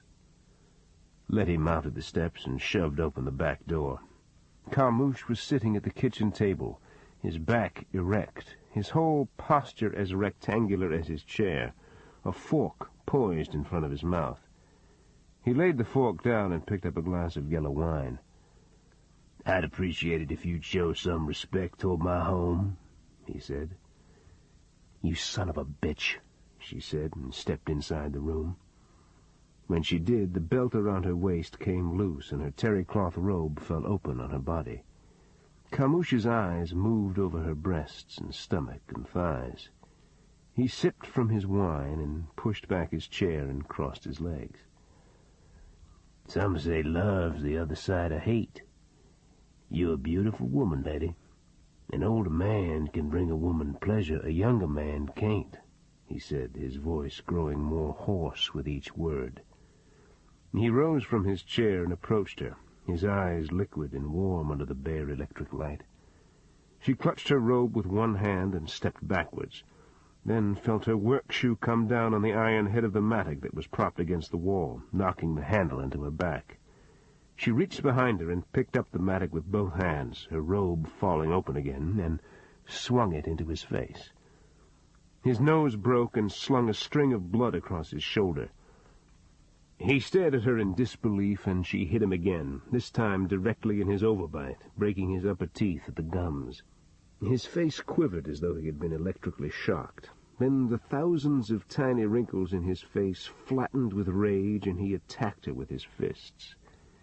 He swung wildly, like a girl, but he was strong and driven by his pain and the disfigurement she had already done his face, and she knew it was only a matter of time until he wrested the mattock from her. His hands locked on the handle, his nose draining blood across his mouth, his broken teeth like ragged pieces of ceramic in his gums. She closed her eyes against the stench of his breath. Passion picked up the weed sickle from the porch step and came through the door and drove the curved point into Carmouche's back, pushing the heel of her hand against the dull side of the blade. His mouth fell open and his chin jutted upward like a man who had been garroted. He fell backwards, stumbling, reaching behind him with one hand as though he could insert a thumb in the hole that was stealing the air from his lung. He collapsed on one knee, his eyes suddenly luminous, like a man kneeling inside a cave filled with spectres whose existence he had long ago forgotten. Letty hit him again and again with the mattock, while Passion shut the back door so the little girl could not see inside the house. Letty's robe and work shoes and arms and thighs were splattered with Carmouche's blood, but her violence and anger found no satiation, and a muted, impotent cry came from between her teeth each time she swung the mattock. Passion put her hand on her sister's shoulder and moved her away from Carmouche's body. What is it?" Letty said, as though awakening from a trance. Passion didn't reply. Instead, she lifted the sickle above her head and looked into Carmouche's eyes. "Don't, please," he said, his hand fluttering toward his cowboy belt buckle. Then Passion's arm came down, and Letty pressed both her forearms against her ears, so she would not hear the sound that came from his throat. Chapter 23. I went home instead of returning to the office. I sat at one of the spool tables on the dock, the Cinzano umbrella popping in the breeze above my head, and looked at the blue jays flying in and out of the cypress and willow trees. I watched the clouds marble the swamp with shadow and light, and the wind from the gulf straightening the moss on the dead snags. I stayed there a long time, although I didn't look at my watch, like a person who has strayed unknowingly into the showing of a pornographic film, and would like to rinse himself of a new and unwanted awareness about human behavior. The story of Carmouche's death was repellent. I wished I had not heard it, and I wished I did not have to make decisions about it. I walked up to the house and told Bootsy of my morning with Passion Labiche. She didn't say anything for perhaps a full minute. She got up from the kitchen table and stood at the sink and looked into the yard. "What are you going to do?" she asked, her back to me. "Nothing she told me can help her sister." "You have the sickle in the truck?" I put it back under the house. I went to the stove and poured a cup of coffee. She turned around and followed me with her eyes. "You're going across a line, Dave," she said. I virtually coerced a confession out of her. I don't know if Carmouche deserved to die the way he did, but I know the girls didn't deserve what happened to them. She walked to the stove and slipped her hand down my forearm and hooked her fingers under my palm. "You know what I would do?" she said. "What?" I said, turning to look at her. "Start the day over. You set out to help Passion and Letty. Why bring them more harm? If Letty were tried today, she might go free. You want to enable a process that's already ignored the injury done to two innocent children?" Bootsy was forever the loyal friend and knew what to say in order to make me feel better. But the real problem was one that went beyond suppression of non-exculpatory evidence in a crime of 8 years ago. I was tired of daily convincing myself that what I did for a living made a difference. I fixed a ham and onion sandwich for myself and ate it on the picnic table in the backyard. A few minutes later, Bootsy came outside and sat down across from me, a small cardboard box in her hand. "I hate to hit you with this right now, but this came in the morning mail. Alifair left it on her bed. I shouldn't have read the letter, but I did when I saw the name at the bottom," she said. The box was packed with tissue paper and contained a 6-inch-high ceramic vase that was painted with miniature climbing roses, and a Confederate soldier and a woman in a hoop dress holding each other's hands in an arbor of live oaks. The detail and the contrast of gray and red and green were beautiful inside the glazed finish. The letter, hand-written on expensive stationery and folded in a neat square, read, "Dear Alifair, I hope you don't think too badly of me by this time. Your father cares for you and wants to protect you, so I don't hold his feelings toward me against him. This is the vase I was working on.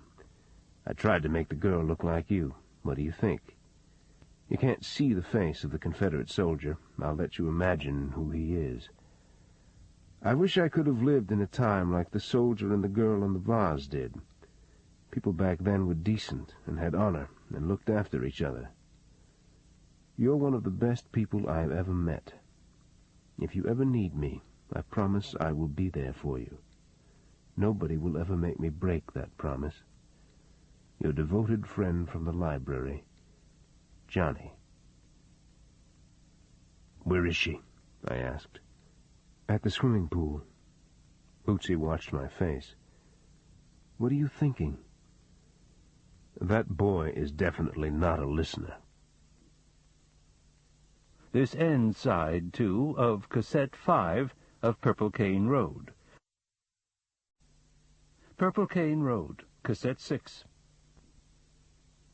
I went back to the office and placed another call to the psychologist at the Florida State Penitentiary in Rayford.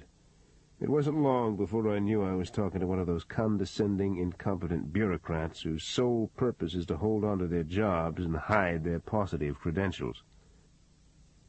"You're asking me if he has obsessions?" the psychologist said. "In a word, yeah. We don't have an adequate vocabulary to describe what some of these people have." "You don't have to convince me of that," I said. "He was a suspect in a killing here, a gasoline bomb thrown inside another inmate's cell. Your man was probably raped. You were faxed everything we have. I don't know what else to tell you about him." "Wait a minute, you didn't know him?" "No, I thought you all understood that. Dr. Luvis worked with O'Rourke, or Ramita, as you call him. Dr. Luvis is at Marion now." "Excuse me for seeming impatient, but why didn't you tell me that?" "You didn't ask. Is there anything else?" I called the federal lockup at Marion, Illinois, and got Dr. Luvis on the phone. His was a different cut from his colleague in Florida. "Yeah, I remember Johnny well. Actually, I liked him. I wouldn't suggest having him over for dinner, though," he said. "How's that?" "He has 2 or 3 personalities. Oh, I don't mean he suffers dissociation or any of that 3 Faces of Eve stuff. He has an abiding sense of anger that he refuses to deal with. If he'd gotten help earlier, he might have turned out to be a writer or artist instead of a candidate for a lobotomy." "Because he was raped in prison?" "His father would take him to a blind pig on Skid Row. That's what they call after-hours places in Detroit. According to Johnny, a couple of pedophiles would use him while the old man got drunk on their tab. Family values hadn't made a big splash in the Detroit area yet." "So he's hung up over his father?" "You got it all wrong, Mr. Robicheaux. He doesn't blame the father for what happened to him. He thinks the mother betrayed him. He's never gotten over what he perceives as her failure." "He's making overtures to my daughter." There was no response. "Are you there?" I asked. "You're asking me to tell you his future? My bet is Johnny will do himself in one day, but he'll probably take others with him," the psychologist said. The next morning I drove to Baton Rouge and went to Connie Deshotel's office. The secretary told me Connie used her lunch hour on Thursdays to play racquetball at a nearby club. The club was dazzling white, surrounded with palm trees that were planted in white gravel. The swimming pool in back was an electric blue under the noon sun. Inside the building I looked down through a viewing glass onto the hardwood floor of a racquetball court and watched Connie take apart her male opponent. She wore tennis shoes with green tubes of compressed air molded into the rubber soles, a pleated tennis skirt, and a sleeveless yellow jersey that was ringed under the neck and arms with sweat. Her tanned calves hardened with muscle when she bent to make a kill shot. Her opponent, a tall, graying, athletic man, gave it up, shook hands good-naturedly, and left. She bounced the rubber ball once, served the ball to herself off the wall, then fired it into a low ricochet that sent it arching over her head, as though she were involved in a private celebration of her victory. Her eyes followed the ball's trajectory until they met mine. Then her face tightened, and she pushed her hair out of her eyes and left the court through a door in the back wall, slamming it behind her. I went down the stairs and intercepted her in the lounge area. "I have some information about my mother's death," I said. "Not here." "You're not going to put me off, Connie." "What is it?" I gestured at a table. "I'm leaving here in 2 minutes, but I'll make you a promise. You follow me anywhere again and I'll have you arrested," she said. "I have a witness." "To what?" "My mother's murder. 2 cops in uniform did it, in front of a cabin a few miles off Purple Cane Road in Lafourche Parish. One of them called her an ignorant bitch before he knocked her down." Her eyes stared into mine unblinking, her lashes like black wire. Then they broke, and she looked at nothing and pulled the dampness of her jersey off the tops of her breasts. "Bring your witness forward," she said. "Nope." "Why not?" "I think the individual would end up dead," I said. "You don't want to indicate the person's gender to me? I'm the Attorney General of the state. What's the matter with you?" "You trust Don Ritter. I don't. I think he tried to have both me and Johnny Romita killed." She motioned at a black waiter in a white jacket. He nodded and began pouring a club soda into a glass of ice for her. She touched the sweat off her eyes with a towel and hung the towel around her neck. "I'll say it again. My office is at your disposal, but a lot of this sounds like paranoia and conspiratorial obsession," she said. "The cops were NOPD." "How do you know this?" "They killed a Lafourche Parish nightclub owner named Ladrine Theriot and made a local constable take the weight. They weren't backwoods coon-asses either. They were enforcers and bagmen for the Jacanos. So if they weren't New Orleans cops, where did they come from?" She took the club soda from the waiter's hand and drank it half empty. The heat seemed to go out of her face, but not her eyes. "You have a larger agenda, Dave. I think it has something to do with me," she said. "Not me. By the way, you play a mean game of racquetball for a woman who smokes." "How kind." "The other day I noticed your gold and leather cigarette lighter. Did Jim Gable give you that? Y'all must be pretty tight." She got up from the table with her club soda in her hand. "My apologies to Bootsy for saying this, but you're the most annoying person I've ever met," she said, and walked toward the dressing room, her pleated skirt swishing across the tops of her thighs. "You read my mail?" Alifair said. It was evening, the sun deep down in the trees now, and she was grooming Tex, her Appaloosa, in the railed lot by his shed. She stared at me across his back. "The letter was lying on your bed. Bootsy saw Johnny's name on it. It was inadvertent," I replied. "You didn't have the right to read it." "Maybe not. Maybe you know what you're doing, but I believe he's a dangerous man." "Not the Johnny O'Rourke I know."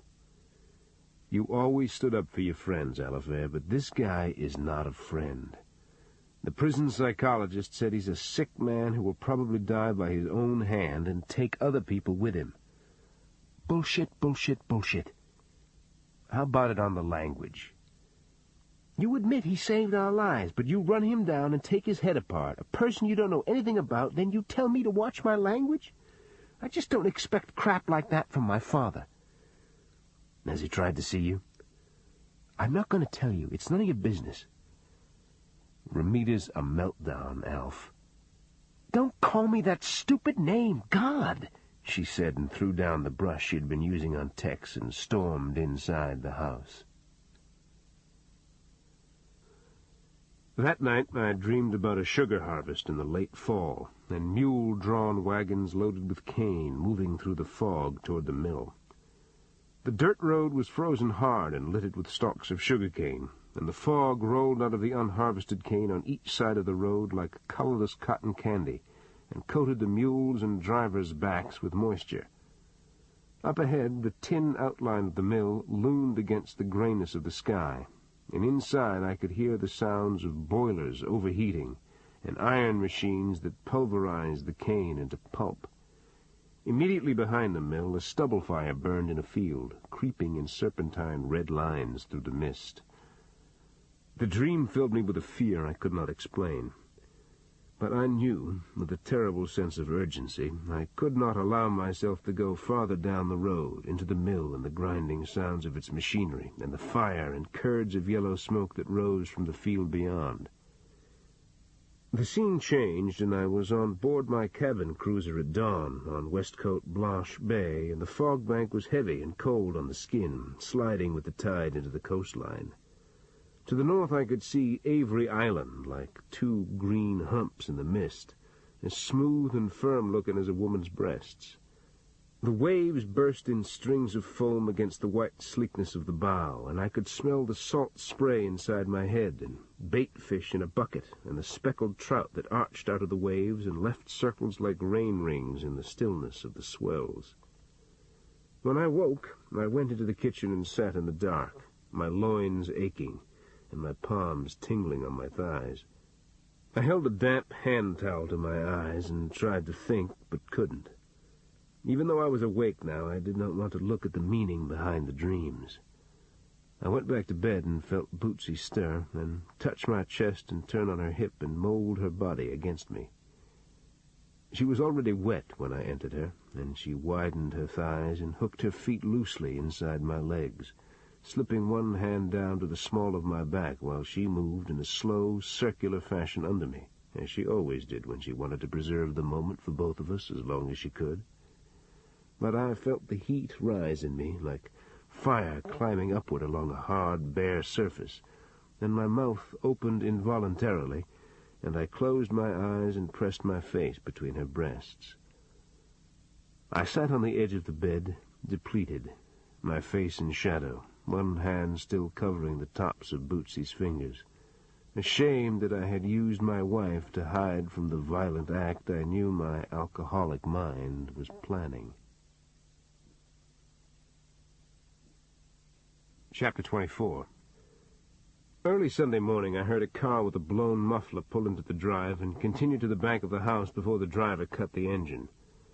I slipped on my khakis and went into the kitchen and looked into the backyard and saw Cleet Purcell sitting alone at the redwood picnic table, his Marine Corps utility cap on his head. He had a take-out cup of coffee between his hands, and he kept looking over his shoulder at the dirt road. I went outside and eased the screen shut so as not to wake Bootsy and Alifair. "What are you doing?" I asked. He looked sideways, then pulled on his nose and let his breath out. "I went after Ritter. Nobody's been by?" "No." "The shit went through the fan." "I don't want to know about it." "I was trying to help. You got somebody else wanting to cover your back on a daily basis?" He looked miserable. He rubbed his face, then knocked over his paper cup and spilled coffee on his hands. "Tell me," I said. "Ritter had dials on this stripper Janet Gish. She'd been washing stolen money at the Indian casinos for some Jersey wise guys. Ritter nailed the wise guys, but he left her out of the bust. The deal was she had to come across for him at least once a month. Well, guess what? Janet developed the hots for Ritter. Can you believe it? So he knew he had a good thing, and he played along with her and said he was going to marry her as soon as he could dump his wife. In the meantime, he was bopping Janet every Friday afternoon at a motel on Airline. Well, last week, she's in the supermarket, and who does she see? Ritter and his old lady. Now, Ritter looks right through Janet and studies these cans of beans on the shelf like he's never seen one before. But what's Ritter supposed to do, she asks herself. Introduce her? Except she's in the next aisle now, and she hears Ritter's old lady say, "Did you see that? She's got jugs like gallon milk bottles, with tattoos yet. You didn't notice?" Ritter says, "I was never attracted to Elsie the cow types." They both thought that was a real laugh. Janet decides it's payback time. She's got a bond on a soliciting charge with Nig and Wee Willie, and she calls me up and asks if I can get the DA to cut her loose on the soliciting beef if she gives up Ritter. I told her that was a possibility, but the DA would probably make her take the weight on the money laundering deal, and maybe there was a better way to spike Ritter's cannon. I got her to call up Ritter's old lady at midnight and tell her she was sorry Don didn't introduce the two of them at the supermarket because they probably have a lot in common. Then Janet goes into detail about Ritter's sex habits and says it's too bad Ritter uses the same old tired line with all his broads, namely that his wife is a drag at home and an embarrassment at departmental social functions, and he's shit-canning her as soon as he can make sure all the bills and charge accounts are under her name. It took about 10 minutes for Ritter to come tearing across the bridge to Janet's place on the West Bank. She deadbolted the back door on him, and he got a ball-peen hammer out of his convertible and started smashing the glass out of the door and trying to get his hand on the lock. That's when I clocked him with the bird bath. You hit him with a cement bird bath? I said. Now hear me out, okay? Janet's brother owns this car wash behind their apartment.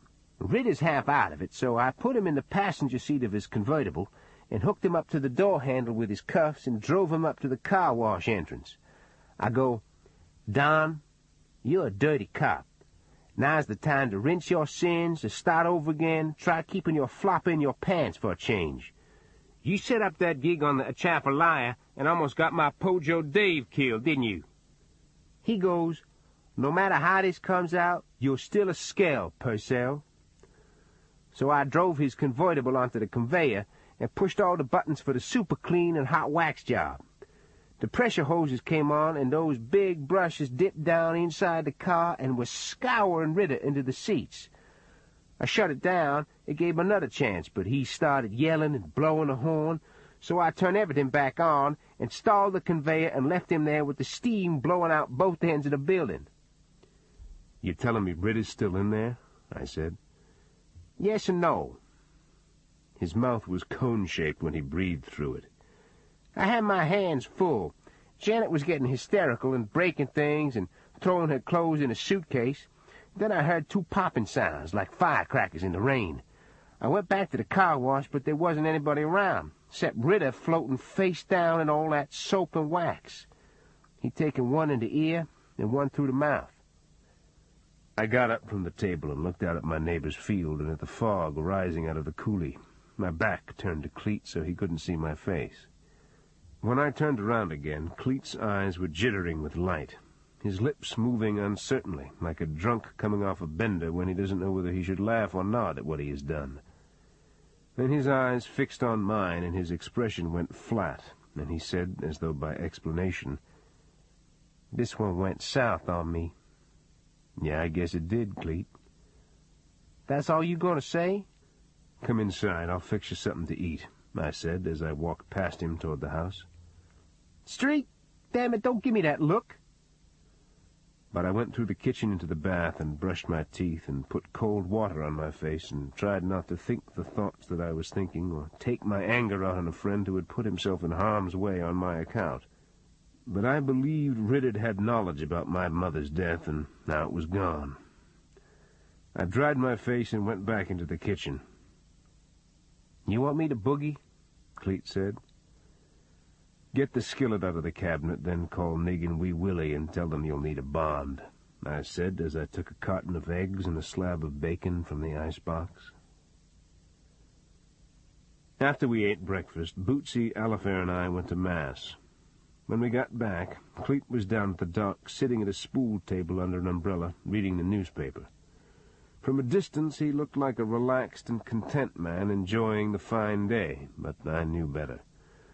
Cleet had no doubt about the gravity of his actions. Once again his recklessness had empowered his enemies, and he now hung by a spider's thread over the maw of the system. Television programs treat the legal process as an intelligent and orderly series of events that eventually punishes the guilty and exonerates the innocent. The reality is otherwise. The day you get involved with the law is the day you lose all control over your life. What is dismissed by the uninitiated as a night in jail means sitting for an indeterminable amount of time in a holding cell with a drain hole in the floor, looking at hand-soiled walls scrawled with pictures of genitalia, listening to other inmates yell incoherently down the corridors while cops yell back and clang the batons on the bars. You ask permission to use a toilet. When you run out of cigarettes or matches, you beg them off a screw through the bars. Your persona, your identity, and all the social courtesy you take for granted are removed from your existence like the skin being pulled off a banana. When you look through a window onto the street, you realize you do not register on the periphery of what are called free people. Your best hope of getting back outside lies with a bondsman who secretes vitalis through his pores, or a 24-hour Yellow Pages lawyer who wears zircon rings on his fingers and keeps a breath mint on his tongue. We're only talking about day one. That afternoon, I finally got Dana Magelli on the phone. Cleet says the entry wounds look like they came from a 22 or 25, I said. Thank him for his feedback on that. He didn't do it, Dana. It was a professional hit. I think we're talking about Johnny Romita. Except Purcell has a way of stringing elephant shit behind him everywhere he goes. You want me to bring him in? Take a guess. We'll be there in 3 hours. There was a long silence, and I knew Magelli's basic decency was having its way with him. IAD has been looking at Ritter for a month. Tell Purcell to come in and give a statement, and get him out of town, he said. Pardon? Janet Gish confirms his story. We don't need zoo creatures muddying up the water right now. You hearing me? You looking at some other cops? He ignored my question. I mean it about Purcell. He's not just a pain in the ass. In my view, he's one cut above the clientele in Angola. He mixes in our business again, I'll turn the key on him myself, Magelli said. I replaced the receiver in the phone cradle on top of the counter in the bait shop. Through the screen window, I could see Cleet at a spool table, watching an outboard pass on the bayou, his face divided by sunlight and shadow. I walked outside the bait shop and looked down at him. That was Dana Magelli. You going to skate? I said. He beamed at me, and I realized all the lessons he should have learned had just blown away in the breeze. The next day, NOPD matched the .25 caliber rounds taken from Don Ritter's body to the .25 caliber round that was fired into Zipper Clum's forehead. That night, Alifair went with friends to the McDonald's on East Main. She came home later than we expected her and gave no explanation. I followed her into her bedroom. Tripod was outside the screen on the windowsill, but she had made no effort to let him in. The light was off in the room, and Alifair's face was covered with shadow. What happened tonight? I asked. Whenever I tell you the truth about something, it makes you mad. I've shown bad judgment, Alifair. I'm just not a good learner sometimes. I saw Johnny. I took a ride with him. I ran my hand along the side of my head. I could feel a tightening in my veins as though I had a hat on. I took a breath before I spoke. With Romita? I said. Yes. He's wanted in another shooting. An execution at point-blank range in a car wash. I told him I couldn't see him again. I'm going to sleep now, Dave. I don't want to talk about Johnny anymore, she said. She sat on the edge of her bed and waited for me to go out of the room. On the shelf above her bedstead, I could see the painted ceramic vase Romita had given to her, the Confederate soldier and his antebellum girlfriend glowing in the moonlight. The call came at 4 a.m. You told your daughter not to see me again? The voice asked. Not in so many words, I replied. That was a chicken shit thing to do. You're too old for her, Johnny. People can't be friends because they're apart in years? Run your lies on somebody else. Your problems began long before we met. Don't take them out on us. What do you know about my problems? I talked with the prison psychologist. I'm starting to construct a new image of you, Mr. Robicheaux. It's not a good one. I didn't reply. The skin on my face felt flaccid and full of needles. Then, to change the subject, I said, You should have lost the .25 you used on Zipper Clum. NOPD has made you for the Ritter hit. really gave up your mother's killers, Mr. Robicheaux. I was going to give you their names, maybe even cap them for you. But you act like I'm the stink on shit. Now I say fuck you, he said, and hung up. At 9 a.m. I sat in the sheriff's office and watched the sheriff core out the inside of his pipe with a penknife. "So you got to see the other side of Johnny Romita," he said, and dropped the black buildup of ash off his knife blade into the wastebasket. "He pumped rid of her information, then blew out his light," I said. "This guy's making us look like a collection of web-toed hicks, Dave. He comes and goes when he feels like it. He takes your daughter for rides, he murders a police officer and calls you up in the middle of the night and tells you about it. Forgive me for what I'm about to say next. Sir, do you want this guy out on the ground? Seems you and he and Purcell have the same enemies." "I don't think that's a cool speculation to make, Sheriff. Let me put it this way. The next time I hear this guy's name, it had better be in conjunction with either his arrest or death. I don't want one of my detectives telling me about his phone conversations with a psychopath or his family's involvement with same. Are we clear?" "There's pipe ashes on your boot," I said, and left the room. 10 minutes later I received a phone call from a woman who did not identify herself, but just started talking as though I already knew who she was. She had a heavy Cajun accent, and her voice was knotted with anger and dismay and a need to injure. "I thought you'd like to know what you done. Not that it makes no difference to somebody who thinks he got the right to twist a sick man up with his words," she said. "Who is this?" I asked. But she kept wading in. "You was a lot smarter than him, you. You know how to put thoughts in somebody's head, make him full of guilt, fix it so he can't get nowhere in his head except through one door.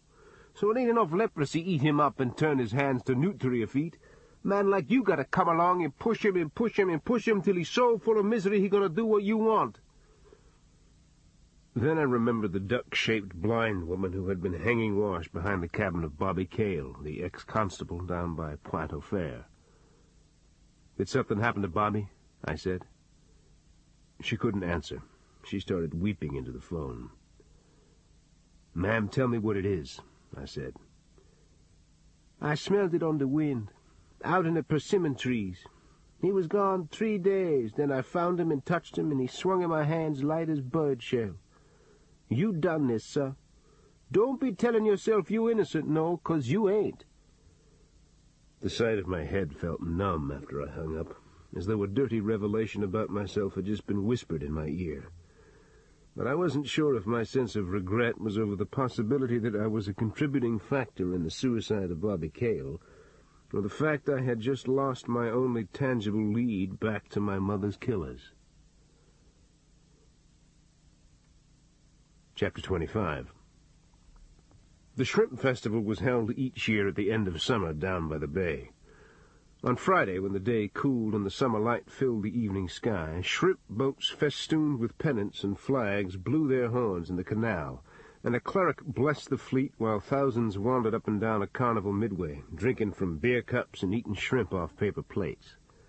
College students, the working classes, and politicians from all over the state took part.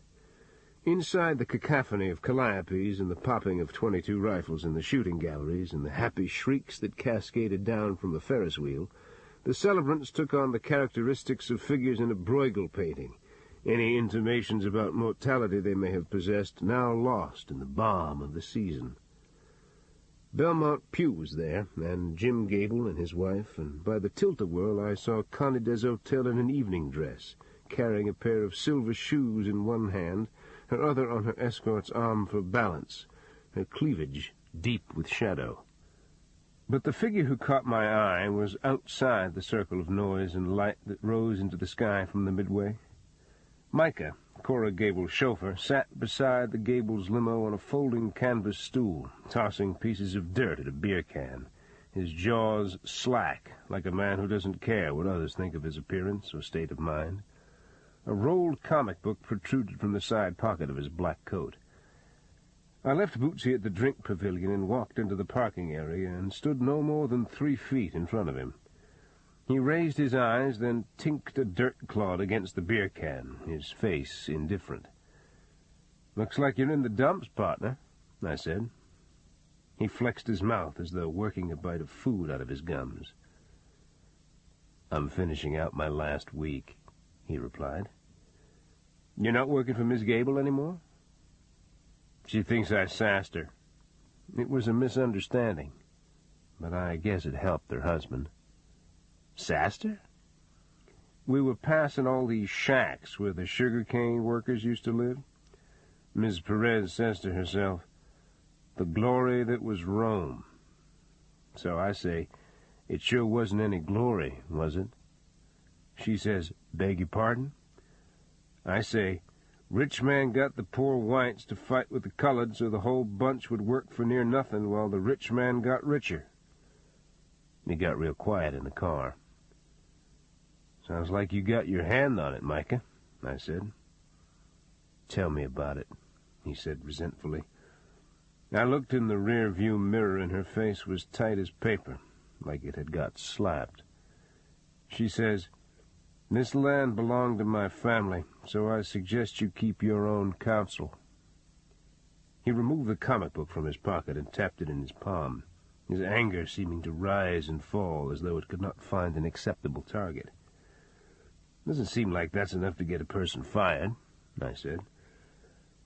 "Gable's been acting good to her lately. I think she's going to let him have the money to build that racetrack out in New Mexico. I had to be a smart-ass at the wrong time and give him what he needed to get me canned." "You cut up Axel Jennings, Micah?" He opened his comic book and flopped the pages back on his knee, thinking, his deformed face like a melted candied apple in the glow from the midway. "You're always trying to get another inch, aren't you? I'll give you something better to chew on," he said. "You know a woman named Maggie Glick runs a bar full of colored whores in Algiers? It was Jim Gable got her out of prison. Gable's got a whole network of whores and dope peddlers working for him. That's the man going to be head of your state police, Mr. Robicheaux. Play your cards right, and there might be a little pissant job in it for you somewhere." He smiled at the corner of his mouth, a glint in his good eye. "Some people enjoy the role of victim. Maybe you found what you were looking for after all," I said, and walked away, wondering if I too possessed a potential for cruelty I had chosen not to recognize. When I returned to the pavilion, I realized I had made a mistake. Belmont Pugh had cornered Connida's Hotel in Bootsy, and there was no easy way of getting away from the situation. Belmont had launched into one of his oratorical performances, guffawing, gesturing at the air like Huey Long, slinging shrimp tails out into the darkness, the damp rawness of his body reaching out like a fist. He squeezed Connie with one arm while his wife, a black-haired woman with recessed dark eyes and a neck like a hog, looked on sternly as though her disapproval of Belmont's behavior somehow removed her from all the machinations and carnival vulgarity that had placed her and her husband in the governor's mansion. Sookie Motry stood at Belmont's elbow, dressed in the two-tone boots and clothes of a horse-tout at a western track, his salt-and-pepper mustache clipped and trim, his snubbed hawk nose moving about like a weather vane. For years he had been an ambulance chaser in Baton Rouge and had self-published a detective novel that he tried to unload on every movie representative who visited the area. But he had found his true level as well as success when he became a lobbyist for Vegas and Chicago gambling interests. Even though he had been indicted twice on RICO charges, no door in the state legislature or at any of the regulatory agencies was closed to him. He laughed when Belmont did and listened attentively to Belmont's coarse jokes, but still managed to watch everyone passing by and to shake the hand, even if quickly, of anyone he deemed important. Jim and Cora Gable stood at the makeshift plank bar that sold mint juleps in plastic cups for $3. He wore a pale pink shirt and dark tie with roses on it and a white sports coat, his face glowing with the perfection of the evening. Now, that's too simple. I had to hand it to Gable. He exuded the confidence and self-satisfaction of those who know that real power lies in not having to demonstrate its possession. Every gesture, every mannerism was like an extension of his will and his ability to charm, a statement about a meticulous personality that allowed no exception to its own rules. He walked toward Belmont Circle and lifted a sprig of mint from his drink and shook the drops from the leaves, bending slightly so as not to spot his shoes. Cora Gable started to raise her hand, her lipsticked mouth twisting with alarm, like someone left behind unexpectedly at a bus stop. But almost on cue, as though Gable were privy to all the unconscious anxieties that drove her life, he turned and said, "I'll be just a minute, sweetheart. Order another julep." Belmont asked Connie if she knew Jim Gable. "I'm not sure. Maybe we met years ago," she replied. "How do you do, Miss Connie? It's good to see you," Gable said. They did not look directly at each other again. They even stepped backwards at the same time, like people who have nothing in common. I stared at the two of them, as though the moment had been caught inside a cropped photograph whose meaning lay outside the borders of the camera's lens. Both Gable and Connie had come up through the ranks at NOPD back in the late 1960s. How could they have no specific memory of each other? Then Connie Deshotel lit a cigarette as though she were distracted by thoughts that would not come together in her mind. But she did not have the lighter I had seen her use by her swimming pool, the one that was identical to the thin leather and gold lighter owned by Jim Gable. His face split with his gap-toothed smile. "It's the Davester," he said. "I was just talking with your chauffeur about your friendship with Maggie Glick," I said. "Maggie, my favorite madam," he said. "You got her out of prison?" I said. "Right again, Davester. A wrong knock planted crystal on her. It's a new day in the department. Too bad you're not with us anymore," he replied. It started to rain, thudding on top of the tents, misting on the neon and the strings of electric lights over the rides. A barman dropped the tarp on one side of the drink pavilion, and the air was sweet and cool in the dryness of the enclosure, and I could smell the draft beer and whiskey and mint and sweet syrup and melted ice in the plastic cups along the bar. "Remember me, Dave?" Sukimotri said, and put out his hand.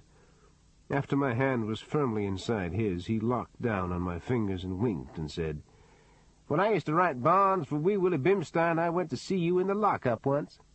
I think you were doing extracurricular research, back in your days of wine and roses." I took my hand from his and looked out into the rain, then said to Bootsy, "I promised Alf we'd be back early. I'll get the car and swing around behind the pavilion." I didn't wait for her to answer. I walked into the rain, out beyond the noise of the revelers in the tents and the rides whose buckets and gondolas spun and dipped emptily under the electric lights. You just walk away.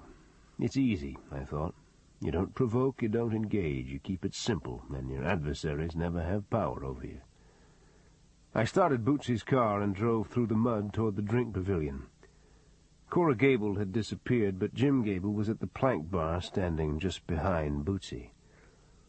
I kept working my 12-step program inside my head, the way a long-distance ocean swimmer breathes with a concentrated effort to ensure he does not swallow water out of a wave and drown. I told myself I did not have to live as I once did. I did not have to recreate the violent moments that used to come a-borning like a sulphurous match flaring off a thumbnail. Through the rain and the beating of the windshield wipers, I saw Jim Gable standing so close behind Bootsy that his shadow seemed to envelop her body. She was dabbing with a napkin at a spot on the plank bar where she had spilled a drink and was evidently not aware of his closeness, or the way his loins hovered just behind her buttocks, the glaze that was on his face. I stopped the car and stepped out into the rain, the car door yawing behind me. Gable's nostrils were dilated as he breathed in the smell of Bootsy's shampoo, the perfume behind her ears, the soap from her bath, the heat off her skin, the hint of her sex in her underthings. I could see the cloth of his slacks tightening across his loins. Then I was running out of the rain toward him. I hit him so hard spittle and blood flew from his mouth onto a woman's blouse 4 feet away. I drove my fist into his kidney, a blow that made his back arch as though his spine had been broken. Then I hooked him with a left below the eye and drove a right cross into his jaw that knocked him across a folding table. A man I didn't know grabbed my arm, and a big uniformed policeman crashed into me from the other side, wrestling with both of his big meaty hands to get his arms around me and smother me against his girth. But even while the two men tried to pull me off of Gable, I kicked him in the side of the head, and kicked at him once more and missed his face and shattered his watch on the cement. I fell over a chair and stared stupidly at the faces looking down at me, like a derelict who has collapsed on a sidewalk and must witness from the cement the pity and revulsion he inspires in his fellow man. Bootsy was between me and Gable now, her face incredulous. A wet cigarette butt clung to my cheek like a mashed cockroach. I could smell whiskey and beer in my clothes and Gable's blood on my knuckles, and I swore I could taste whiskey surging out of my stomach into my throat, like an old friend who has come back in a time of need. Through the sweat and water that dripped out of my hair, I saw the governor and people from the crowd lifting Jim Gable to his feet. He was smiling at me, his teeth like pink tombstones in his mouth. Chapter 26. My hands still hurt the next morning. I ran cold water over them in the kitchen sink, then drank coffee out on the picnic table in the blueness of the dawn and tried not to think about last night. I walked along the coulee that traversed the back of our property and looked at the periwinkles along the bank, the caladiums and elephant ears beaded with moisture, the willows swelling in the breeze. I wanted to stay in that spot forever and not go into the department on Monday morning, not look at the early edition of the Daily Iberian, not deal with the people who would speak politely to me on a sidewalk or in a courthouse corridor, then whisper to one another after they thought I was out of earshot. I walked back up toward the house just as the sun rose behind the cypress trees and seemed to flatten like fire inside the swamp. The back of the house was still deep in shadow, but I could see a white envelope taped to Alifair's screen. I pulled it loose and looked at her name written across the front in a flowing calligraphy. The flap was glued with tiny felt pen marks that transected both the flap and the body of the envelope, so the dried glue could not be broken without the addressee knowing it. I opened my pocket knife and slit the envelope all the way across the top and removed the folded sheet of stationery inside. I went down to the bait shop and called Wally, our 275-pound dispatcher at the department, and told him I was taking a vacation day on Monday and not coming in. "You ax the old man?" he said. "I have a feeling he'll get in touch," I said. "Hey, Dave, if I pass the detective's exam, can I hang around with y'all, solve big cases, mop the shrimp tails off the floor with New Orleans cops?" But as I went back on the dock, I wasn't thinking about Wally's sardonic humor or my eventual encounter with the sheriff. I sat at a spool table and read again the letter that was written with the symmetry and baroque curlicues of a self-absorbed artist, or what a psychologist would simply call a megalomaniac. It read, "Dear Alifair, I had a harsh conversation with your father, but he has tried to destroy our friendship and has also been asking people about my private life, about things that are none of his business. At first I could not believe your words when you said that you couldn't see me again. Did you really mean that? I would never betray you. Would you do that to me? I already know what the answer is. Remember all our secret meeting places? Just be at any one of them and I'll find you. You're the best person I've ever known, Alifair. We're like the soldier and the girl on the vase. Even though they lived long ago and have probably molded in the grave, they're still alive inside the armor on the vase.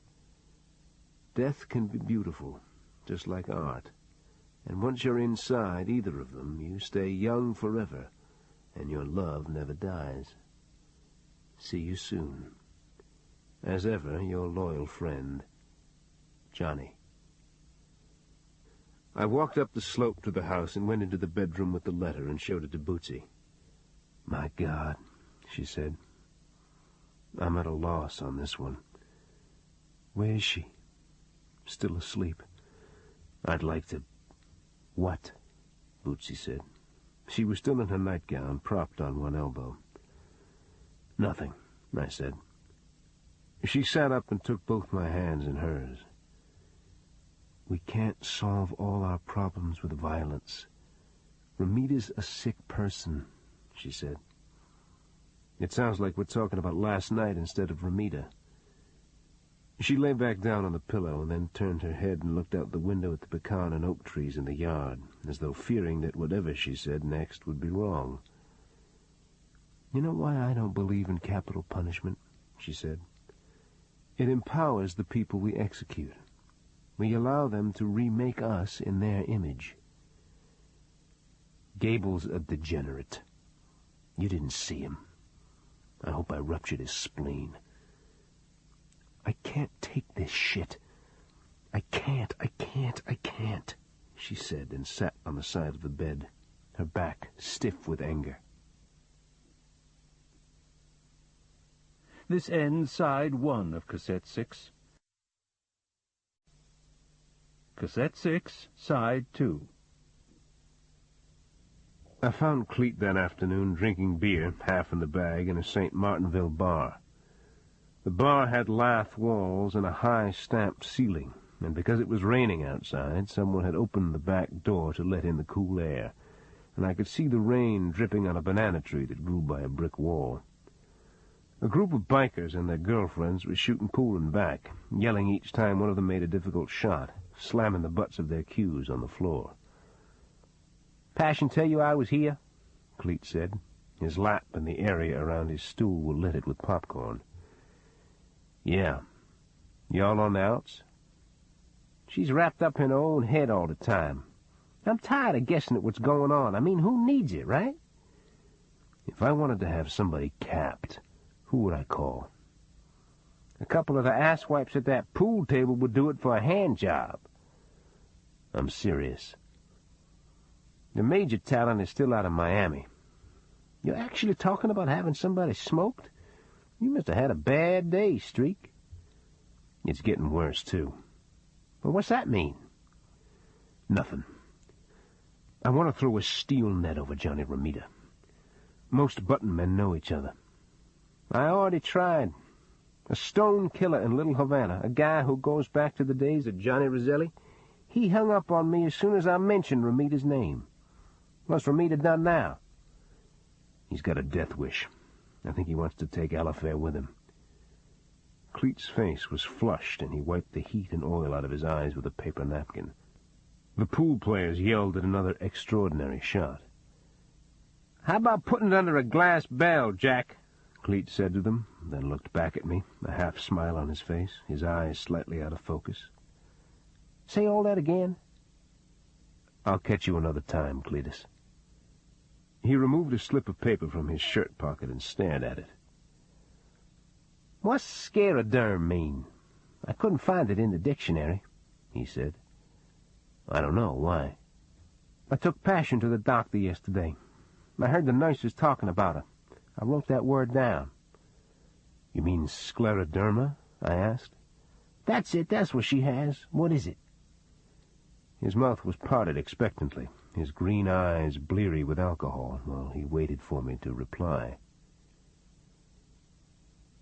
It continued to rain through the afternoon into the night. Little-faced Dautrive put her baby to bed in his crib and watched television until midnight in the front room of her cabin in the Lauraville quarters. Then she undressed and put on a pajama top and laid down on top of her bed under the fan and listened to the rain on the tin roof. The wind was blowing hard against the slat walls, and she knew the storm would be a long one. The occasional headlights on the state road looked like spiderwebs flaring on the windowpane. From the edges of sleep she heard a raw scraping sound, like a rat clawing inside the walls. When she raised her head from the pillow, she saw the deadbolt on the back door rotating in its socket, then sliding free of the doorframe. The man other people called Johnny Ramita stepped into the room, water sliding off his hat and black raincoat, a metal nail file glinting in his right hand. "I thought you was my auntie. She fixin' to be here any minute," Littleface said. long drive from Lake Charles, because that's where she moved to. Romita sat down in a chair next to the bed and leaned forward on his hands, his hatted profile in silhouette against the lightning that leaped above the trees on the bayou. "Can I take off my things? They're wet," he said. "We ain't got nothing you want, Rain Man. My baby's got the croup. I melted Vicks in hot water. That's how come the room smell like it do. You stay here, you get sick." He removed his hat and set it crown down on the floor, then pulled his raincoat off his shoulders and let it hang wet side out on the back of the chair.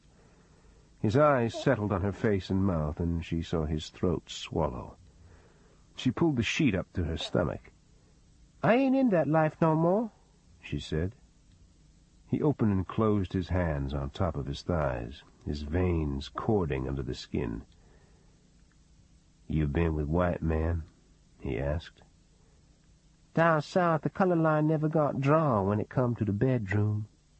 Then he said something that was lost in the thunder or the thickness that caused his words to bind in his throat. "I can't hear you," she said. "What difference does one more make?" "I ain't want your money. I ain't want you, Rain Man. You got to go back where you come from." "Don't talk to me like that," he said. The rain clattered on the roof and sluiced down over the windows.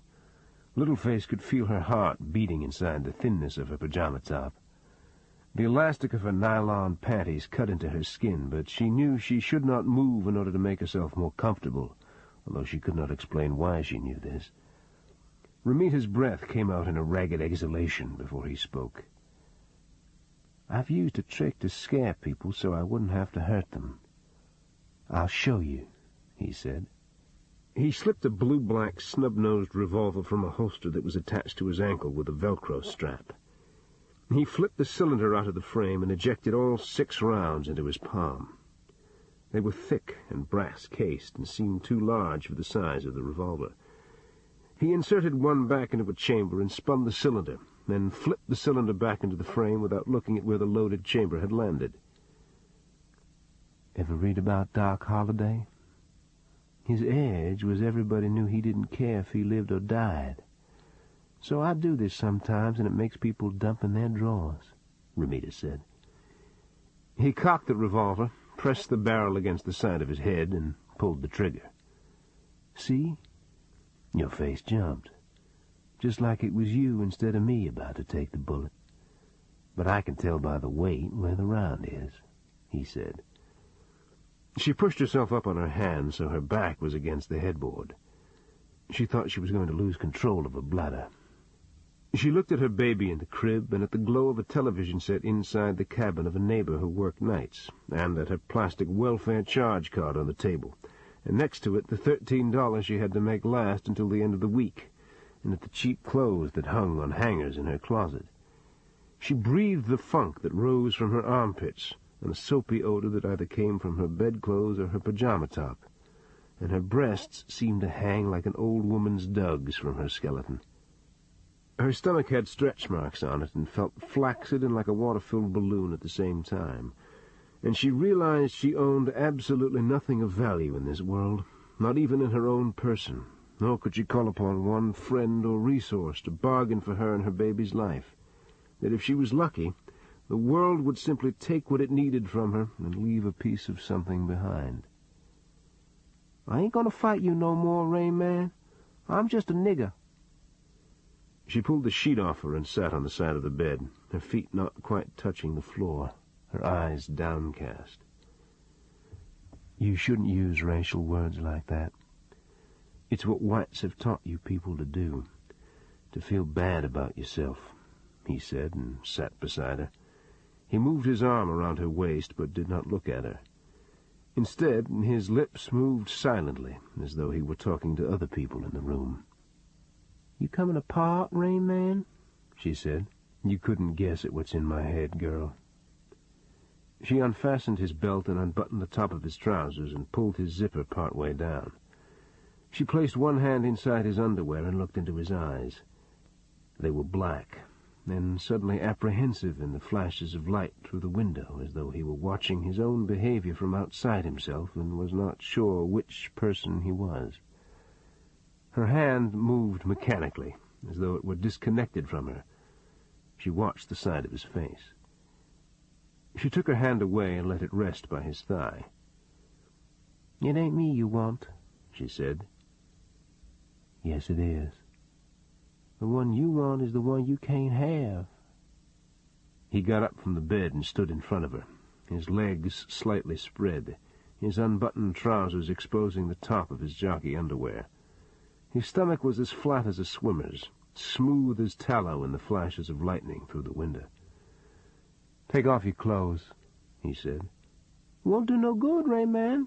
Can kill me and my baby both, but ain't gonna get you no satisfaction." He made a sound that she could not interpret, like someone who knew his anger must always be called upon in increments and never allowed to have complete expression. He tucked in his shirt and worked the zipper up on his trousers and fastened the button at the top and began buckling his belt. But his fingers started shaking, and he could not line up the hole in the leather with the metal tongue in the buckle. She reached out to help him. That's when his fist exploded on the side of her face.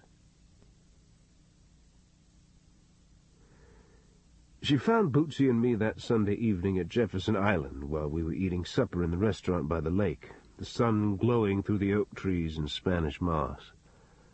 I watched her come up the winding walkway through the flower gardens and groups of tourists, her diapered baby mounted on her arm, her blue jeans shorts rolled up high on her thighs, her face bruised like an overripe eggplant. She marched into the restaurant and stopped in front of our table. "Somebody shit in that white boy's brain. It ain't me done it either. You better get him out of our lives, sad man. I mean now, 'cause he come back around, I got me a gun now, and I'm gonna blow his fucking head off," she said. I walked outside with her into the gardens, and we sat down on a scrolled iron bench. Through the restaurant windows I could see Bootsy by herself at our table, staring out at the lake, her coffee cold and her dessert uneaten. "Did you file a report at the department?" I asked. "They were real helpful. Man kept looking down my top to make sure Johnny Ramita wasn't hiding there." "I doubt Ramita will bother you again." "Where Fat Man at?" "Why?" I asked. "'Cause he ain't like you. 'Cause he don't fool himself. 'Cause people mess with him only once."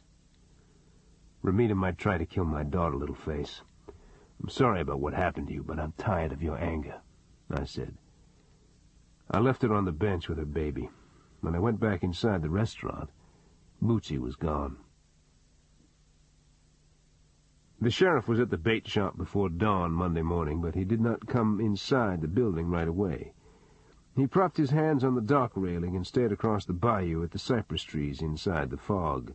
In his cowboy boots and pinstripe suit and Stetson hat, he looked like a cattleman who had just watched his whole herd run off by dry lightning. He took off his hat and walked through the cone of light over the screen door and entered the shop. "You gave Jim Gable a concussion Friday night. Now you take a vacation day and don't even have the courtesy to call me?" he said. "Johnny Ramita is stalking my daughter and leaving notes at my house. I don't care what happens with Gable," I replied. "Everything's personal with you, Dave. You use the department the way a prize fighter uses a rosin box. You're an employee of the parish, which means I'm your supervisor, not a guy who follows you around with a dustpan and whisk broom. I don't like coming out here to explain that." "Did Gable press charges?" "No." "Then it's a private matter." "As of this moment, you're on suspension." "That's the breaks." "That casual, huh?" "How'd you like Ramita creeping your place?" "Do what you're thinking, and I've got your cell already waiting for you." "I didn't call you because I can't prove what Gable was doing behind my wife's person in that pavilion. It would only bring her embarrassment." "Behind her person? What the hell does that mean?" End of conversation. "You're right. It does no good to talk to you. I wish I hadn't come here," he said. He tapped his Stetson against his leg and walked out into the mist, his mouth a tight seam. I worked with Batiste at the dock all day, then drove to the Winn-Dixie in town, filled the back of the pickup with soda pop, and loaded the ice chest with lunch meat for the bait shop cooler. Right down the street was the ancient motel where Cleet was living. I had not seen him since Saturday afternoon, when I had left him bleary-eyed and alone with a scrap of paper in his hand that could have been torn from the Doomsday Book. I pulled into the motel entrance and drove under the canopy of oaks to the stucco cottage he rented at the end of the row. Leaves were drifting out of the oak branches overhead, and he was dusting the exterior of his Cadillac with a rag, flicking the leaves off the finish as though no others would drop out of the tree, the hair on his bare shoulders glowing like a blonde ape's in a column of sunlight. "What's the hap, Streak?" he said without looking up from his work. "You doing all right?" I said. "I used a medical dictionary at the city library. From what it says, that stuff's like going to hell without dying." "There are treatments." "The victims look like they're wrapped in sheets of plastic." "How's Passion?" "She doesn't talk about it. At least not to me." His voice was without tone or inflection. "It's true you tore up Jim Gable at the Shrimp Festival?" "I guess I have to lose it about every 6 months to remind myself I'm still a drunk." "Save the dish rinse. You didn't lose it. He took it from you." "What?" "Gable never does anything without a reason. You trying to bring him down. Now nobody will believe anything you say about him." I stared at him. I felt like the confidence game Mark who realizes his gullibility has no bottom. Cleet threw his dust rag through the open front window of the Cadillac onto the front seat and walked over to my truck. "You just like me, Streak. You never left the free fire zone. You think aspirin and meetings and cold showers are going to clean out your head. What you want is God's permission to paint the trees with the bad guys. That won't happen, Big Mom," he said. "I'm sorry about Passion." "Life's a bitch, and then you die," he replied.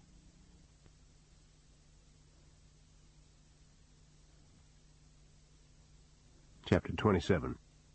Bedjack Charlie still visited me in my dreams, crawling on his stomach through the rice fields, his black pajamas twisted like liquid silk on his dehydrated body. He used a French bolt-action rifle with iron sights and Japanese potato mashers that he whacked on a banyan root, igniting the impact fuse prematurely before he flung one into our midst. But even though his ordnance was antiquated, Bedjack was punctual and did his job well. We used him in our day as we would a clock. We were almost disappointed when a stray gunship caught him under a full moon, running across a rice paddy, and arbitrarily took him out. A predictable enemy is a valuable one. I knew Ramita would be back, and I knew where he would come from. He returned 3 nights after the sheriff put me on departmental suspension. I heard the outboard deep in the swamp, and then the engine went dead. I slipped on my khakis and shoes and lifted the AR-15 from under the bed and went outside and crossed the lawn. The trees were dripping with night damp, and I could barely see the bait shop in the fog. But I could hear a boat paddle dipping into the water, knocking against a cypress root, scudding softly against the worn gunwale of a pirogue. I walked down the concrete boat ramp into the water and stepped under the dock and waited. The bayou was moving northward, rising with the tide, and I saw a dead nutria in the current with a blue-point crab hooked onto its side. It was airless under the dock, the water warm inside my clothes, and I could smell dead fish among the pilings. Then the breeze came up, and I saw the fog roll like puffs of cotton on the bayou's surface, and the bow of a pirogue emerge out of the swamp 20 yards down from the bait shop. I had inserted a 30-round magazine in the rifle. The bow of the pirogue moved into the bayou, and now I could see the outline of a kneeling man, drawing the paddle through the water in silent J-strokes. Farther down the bayou, at the 4 corners, the owner of the general store had left on a porch light, and the man in the pirogue was now lighted from behind, his features distorting like a figure moving about under the phosphorescent glow of a pistol flare. I steadied the rifle against a piling and sighted along the barrel, no longer seeing a silhouette, but in my mind's eye a human face, one with teeth, a hinged jawbone, an eye glinting in profile, a skull with skin stretched over its bladed surfaces. A line of sweat ran through my eyebrow. You just squeeze off and not think about it, I told myself. How many times did you do it before to people you didn't even know? You just step across the line into E major rock and roll, and the concerns of conscience quickly disappear in the adrenaline rush of letting off one round after another. The only reality becomes the muzzle flashes in the darkness, the clean smell of smokeless powder, the deadness in the ears that allows you to disconnect from the crumpling figure in the distance. But I hadn't yet actually seen the face of Johnny Romita. I clicked on the electric switch mounted on the dock piling. Suddenly the bayou was flooded with light. "You must get mighty tired if you stay out here in the mosquitoes every night," he said. He was grinning, his face bathed with white light, his mouth strangely discolored in the brilliance of the flood lamps, as though it were painted with purple lipstick. I could feel my finger tightening inside the trigger guard. "You're a pisspot, Johnny," I said. "I've heard it all before, Mr. Robicheaux. My father said my mother would have gotten rid of me when I was in the womb, but she didn't want to waste a coat hanger," he replied. Then he opened his palms, as though accepting grace from above, his head tilted, taking my measure. "Use your left hand and drop your weapon overboard," I said. "I don't have one." I waded out from under the dock so he could see me. "You're under arrest. Pull the pirogue into shore," I said. "You couldn't pop me, could you?" I could hear myself breathing and feel the oil and moisture on my finger inside the trigger guard.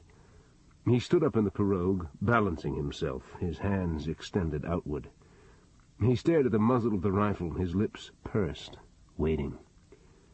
"So long, Mr. Robicheaux. Tell Alifair I said hello." He hit the water in a long, flat dive, his weight flipping the pirogue over. With 2 strokes, he was inside the cypress trees, running across sand spits and through the sloughs, cobwebs and air vines swinging behind him. I was trembling all over, as though I had malaria. My head thundered, and my palms were wet on the plastic stock of the rifle. I leaned over and vomited into the water. I walked up the boat ramp, then onto the dock, and pulled off my T-shirt and sat down on the planks and pulled my knees up in front of me and rested my face on top of them. I stayed there until the sun rose, then got up and slung the AR-15 muzzle down on my shoulder and walked up the slope through the trees with the knowledge I had deliberately set out to murder another human being and had simultaneously failed as both assassin and police officer. Chapter 28. That afternoon I got a call from Wally, our departmental comedian. "Enjoying your days off?" he asked. "I'm cleaning the grease trap right now. Come on over." "I got a little problem. I'd like to finish my shift without being taken out of here in a box. My systolic is 190, and I don't need race riots. I don't need black people shouting into the phone at me. I don't need no white lesbian crazy woman firing up a mob over on Hopkins." "You talking about Helen Swallow?" "I knew you could think it out. Way to go, Dave." I drove into town, then over to the west side to Hopkins Street, which, along with Railroad, used to comprise New Iberia's red light district. Helen Swallow had just handcuffed 2 black kids, aged about 15, through the cap chain on a fire hydrant. I parked the pickup in front of a liquor store and walked through the crowd that had formed on the sidewalk and the lawn of 2 houses. Helen was bent over at the waist, her hands on her hips, venting her spleen at the 2 kids sitting on the cement. The city cop in a uniform was looking nervously up and down the street. Helen raised up and stared at me, her face still heated. Her slacks were torn at the thigh, and mud was smeared on her white shirt. "What are you doing here?" she said. "I just happened by. What'd these guys do?" "Not much. One shot a BB into a passing car and hit a 6-week-old baby. This other little fuck put an M80 under an old woman's bedroom floor." "I think we need to turn the butane down." "They're going to tell me where that BB gun is or stay here till they have to eat the paint on that hydrant. You hear that, you little pukes?" "Walk over here with me, Helen," I said. "You got no business telling me what to do," she replied. "I can't argue with that, but we're on city turf. Let them handle it." She lifted her face into mine. Her eyes were blazing, her thick arms pumped. "I'd like to punch you out, Dave. All the skipper needs is an apology, and you're back on the clock," she said. "So let the city guy do his job and take the kids down."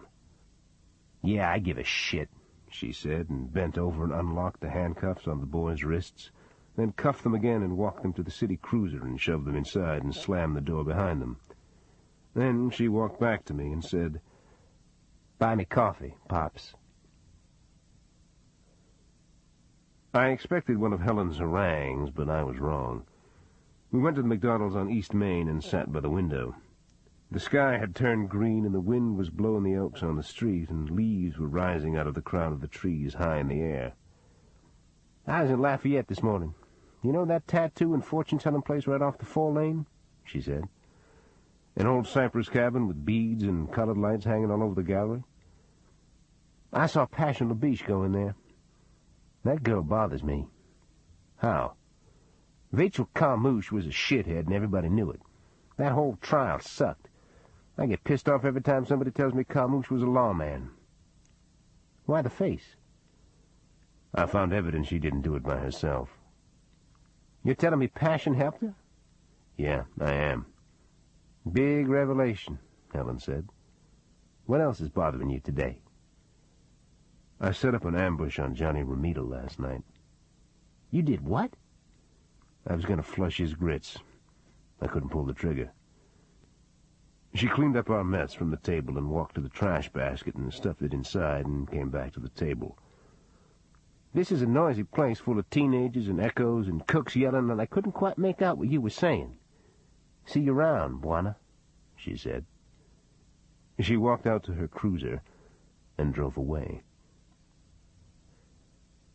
I slept that night with a remote phone under the bed. It rang just after 11 p.m. I picked it up and went into the kitchen before I clicked it on. "You're in it for the long haul," I said, without waiting for him to speak. "I figured you wrong last night. I thought honor required I tell you that, Mr. Robicheaux." "Honor?" "I said you didn't have it in you to drop the hammer on me. I know who popped your mother. That's why you let me live." "You're not even close, partner." I could hear him breathing on the mouth of the receiver. "We're alike. I've seen it in your eyes," he said. "I always thought my mother betrayed me, Johnny, but I learned to forgive her. I did that so I don't have to be a drunk anymore." "You saying something about my mother now?" "You're smart. Read Chaucer's story about the 3 guys who set out to find death and slay him once and for all. They found him all right, but things didn't work out as they expected." "Let me tell you what real revenge is. I'm going to shake down the people who did your mother, then I'm going to leave the country and have them killed by somebody else. But you'll never know for sure who they were."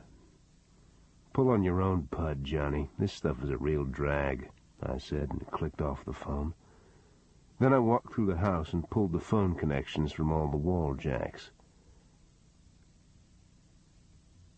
The sheriff lived up Bayou Teche in a yellow and gray frame house with a wide gallery set back under huge cedar and oak trees. When I drove out there Saturday afternoon, he was trimming back the climbing roses in his flower bed while his grandchildren played in the side yard. He wore a tattered straw hat to protect his head from the thorns, and his stomach hung heavily over his belt. In his home setting, clipping flowers and placing them gingerly in a bowl of water, his clothes stained with fungicide and house paint, the sheriff looked much older than he did in the department, and nothing like a law officer. I sat down on the front steps and picked up some pieces of bark from a bag of mulch and flicked them out into the grass. I made an ass out of myself when I attacked Jim Gable. I also brought shame on the department. "I want to apologize," I said. "You got to rein it in, Dave." "I believe you." 5-day suspension without pay effective last Monday. A letter of reprimand in your jacket. Is that fair?" "There's something else I have to tell you," I said. "Passion LaBiche told me she helped her sister kill Vachel Carmouche. I waited for him to speak, but he didn't. Number 2, I had the chance to plant one in Johnny Romita's cauliflower and didn't do it. He paused in his work, but his face showed no expression. "You froze?" he asked. I had him set up. I was going to cut all his motors. A mosquito buzzed at his face, and he rubbed his cheek with the back of his wrist. "I'm going to retire soon. I'm glad you told me what you did." "Sir?" "I'd like you to be my successor," he said. "Come again?" "What are you going to do with Passion's confession?" he asked, ignoring my incredulity. "It'll be dismissed as an 11th-hour attempt to stop Letty's execution," I said. "Maybe that's just what it is. You think of that? Where's Ramita now?" "He inasmuch told me my mother's killers are the same people who tried to have him killed on the Atchafalaya. He says he's going to extort them, then hire a button man to take them out." "You actually had that guy locked down in your sights? Then didn't say anything about it till today?" "That's it, more or less." He locked the clasp on his clippers and dropped them in his pants pocket and looked at his grandchildren playing. "Ramita's going to take you to your mother's killers, isn't he?" said. "That wasn't the reason, Sheriff." "Yeah, I know," he said, scratching inside his shirt. "Yeah." But he didn't bother to continue, as though he were weary of contending with the self-serving machinations of others. I ate an early dinner with Bootsy, then drove to New Orleans through Morgan City. The evening light still reached high into the dome of sky overhead when I parked my pickup truck down the block from Maggie Glick's bar across the river in Algiers. The street was busy with the type of people whose Saturday nights were spent in a facsimile of the places their fellow countrymen enjoyed. Elderly pensioners who ate in decrepit diners that served a free glass of domestic wine with the special. Young white couples without geographical origins or means of support who lived in walk-ups with no air conditioning and strolled the sidewalks with no apparent destination. And the men whose thoughts made them wake each morning with a longing that seldom found satiation. I walked down the alley and entered Maggie Glick's through the back door. It was crowded and dark and unbearably frigid inside. She was behind the bar, fixing a drink in a Collins glass, talking to a white man in a business suit. She had woven glass Mardi Gras beads into her hair, and she wore a white knit blouse that exposed the roses tattooed on the tops of her breasts. The man did not sit, but stood and grinned while she talked, his back stiff, his eyes drifting down the bar to a mulatto girl who could not have been older than 18. His eyes met mine, and he fiddled with a college or fraternity ring of some kind on his finger, and turned his face away, as though he had heard a sudden noise outside, and walked down to the far end of the bar, and glanced back at me again and went out the door. "My competition send you round?" Maggie asked. "Johnny Ramita says he was never in here. He says you were lying," I said. "You a sober-thinking man now. Let me ask you a question. Why would I lie and tell you a man like that was a customer? 'Cause it's going to be good for my business?" "That's why I believe you." "Do say." "Where can I find him?" I asked. "He used to come in here. He don't now. Man shop for the trade in here got to be functional. Know what I mean?" "No." "That boy get off with a gun, and it ain't in his pants. Here, drink a free soda. I'll bag it to go." "Jim Gable sprung you from St. Gabriel, Maggie?" "I got sprung 'cause I was innocent. Have a good night, darling," she said, and turned her back to me, lighting a cigarette. Her hair was jet black, her skin as golden as a coin in the flare of light. I walked toward the front of the building and was about to push open the door onto the street when I saw a muscular blond man in a pale blue suit with white piping on the lapels at the corner of the bar. His hair was clipped and combed neatly on the side of his head, one eye like a small marble inside the nodulous skin growth on the right side of his face. "I thought maybe you'd gone back to New Mexico, Micah," I said. He had a long-necked bottle of beer and a shot glass in front of him, and he sipped from the shot, then drank a small amount of beer afterward, like a man who loves a vice so dearly he fears his appetite for it will one day force him to give it up. "The heavyweight champion of the Shrimp Festival," he said. I sat down next to him and took a peanut out of a plastic bowl on the bar and cracked the shell and put the nut in my mouth. "You ever see a guy by the name of Johnny Ramita in here?" I asked. "What would you give to find out?" "Not much." He lifted the shot glass again and tipped it into his mouth. "I might buy half of a carnival. What do you think of that?" he said. "Maybe you can give me a job. I got bumped from the department after I punched out Jim Gable." He watched an overweight, topless girl in heels and a sequin G-string walk out on a tiny stage behind the bar. "Miss Cora give you a severance package?" I said. "The smart man squeezes the man who milks the cow. That don't mean anything to you, but maybe one day it will," he said. "Really?" I said. "You're an ignorant man." "You're probably right," I said, and slapped him on the back and caused him to spill his drink on his wrist. I went outside and walked down to the old docks and pilings on the waterfront. It was dark now, the rain was falling on the river, and I could see the night glow of New Orleans on the far bank, and to the south, green trees flattening in the wind, and the brown swirl of the current as it flowed around a wide bend toward the Gulf of Mexico. Somewhere down on that southern horizon, my father's rig had blown out, and he had hooked his safety belt onto the Geronimo wire and bailed off the top of the derrick into the darkness. His bones and hard hat and steel-toed boots were still out there, shifting in the tidal currents, and I truly believed that in one way or another his brave spirit was out there as well. The cops who had murdered my mother had rolled her body into a bayou, as contemptuous of her in death as they were of her in life. But eventually her body must have drifted southward into the salt water, and now I wanted to believe she and Big Al were together under the long green roll of the Gulf, all their inadequacies washed away, their souls just beginning the journey they could not take together on Earth.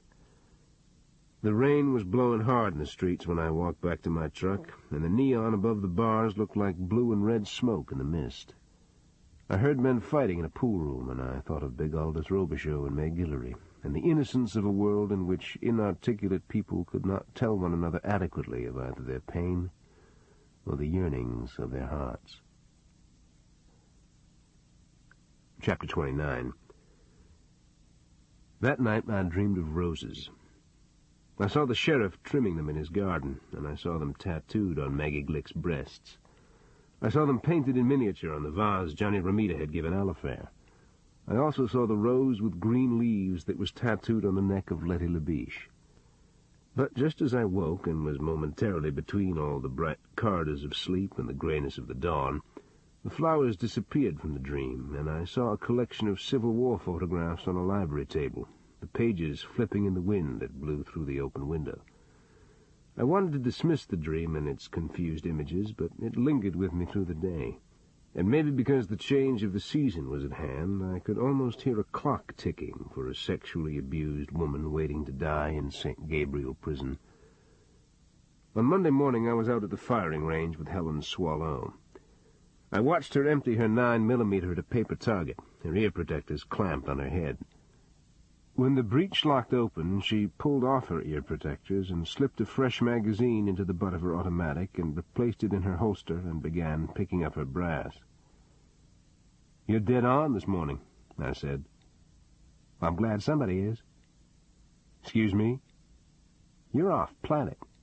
I have to say everything twice to you before you hear me," she said, chewing gum. "Where'd you see Passion LaBiche?"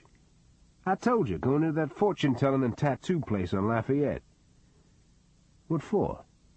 "Ask her." "You brought up the subject, Helen." "Yeah, and I dropped it 2 days ago," she said. I went back to the office and called Dana Magelli at NOPD. "I've got a lead for you," I said. "I see. You're doing general oversight on our cases now?" he replied. "Hear me out, Dana. Johnny Romita told me he was going to squeeze the people who killed my mother." "Are you kidding me? You're in personal contact with an escaped felon who's murdered 2 police officers?" "Saturday night I was in Maggie Glick's bar over in Algiers. I ran into Jim Gable's ex-chauffeur, a guy named Micah something or another. He said he was going to come into some money by squeezing the man who was milking the cow." "What?" "Those were his words. I think he was saying Romita is shaking down Jim Gable." "You saying Jim Gable killed your mother?" he said. "Romita forced Don Ritter to give up the names of my mother's killers before he executed him. At least that's what he says." What am I supposed to do with information like this? I can't believe I'm having this conversation, Magelli said. Put Micah under surveillance. Shake loose 3 or 4 detectives and follow a guy around who has no last name? That sounds like something Purcell thought up, maybe to get even with the department. I'm serious, Dana. No, you're obsessed. You're a good guy. I love you, but you're stone nuts. That's not a joke. Stay out of town. The next day I drove to the city library and found the collection of Civil War-era photographs that Johnny Romita had been looking at just before he jumped out of the reading room window. I used the index, then flipped to the grainy black-and-white pictures taken at the Bloody Angle in Dunker Church. The images in the pictures told me nothing new about Romita. He was simply a necromancer with broken glass in his head, trying to find a historical context for the rage and pain his mother had bequeathed him. But if that was true, why had the image of the book, its pages turning in the wind, disturbed me in my dream? Because I hadn't considered he was looking at something else in the collection, not just at the photos of Union and Confederate dead at Sharpsburg and Spotsylvania? I flipped back 2 pages and was suddenly looking at a photograph of a 2-story, narrow, columned house surrounded by a piked iron fence. The picture had been taken in 1864 in uptown New Orleans after the Union occupation of the city by General Butler. According to the historical notes opposite the photograph, the house was owned by a young woman believed to be a Southern spy who hid her lover, an escaped Confederate prisoner of war from General Butler's soldiers. The soldier was badly wounded, and when she discovered her own arrest was imminent, the 2 of them drank poison and died upstairs in a tester bed. I went back to the department and called Dana Magelli at NOPD again. "We haven't found Romita because he hides in plain sight," I said. "I knew it was going to be that kind of day." "Give it a rest, Dana. When he had a cop on his tail in the quarter, he parked his truck and went inside the police station. How many perps have that kind of cool?" "Give me his street address and we'll swing by." "He's imbued with this notion he's a Confederate hero of some kind, and my daughter is his girlfriend. He was reading an account in our library about 2 lovers who committed suicide during the Civil War in a home on Camp Street. Well, that doesn't mean he's living in New Orleans. You have something better to offer? Every cop in the city has a mugshot of this guy. What else can we do?" "Pull Jim Gable's personnel records for me." "Forget it." "Why?" "We'll handle our own people. Am I communicating here? Gable is none of your business." "That's what you think," I thought, as I lowered the receiver into the phone cradle. I worked late that evening, then drove home along the Bayou Road in the dusk. I could smell chrysanthemums and a smell like gas on the wind, and see fireflies lighting in the gloom of the swamp. The house had already fallen into shadow when I turned into the drive, and the television set was on in the living room, the sounds of canned laughter rising and falling in the air like an insult to the listener's credulity.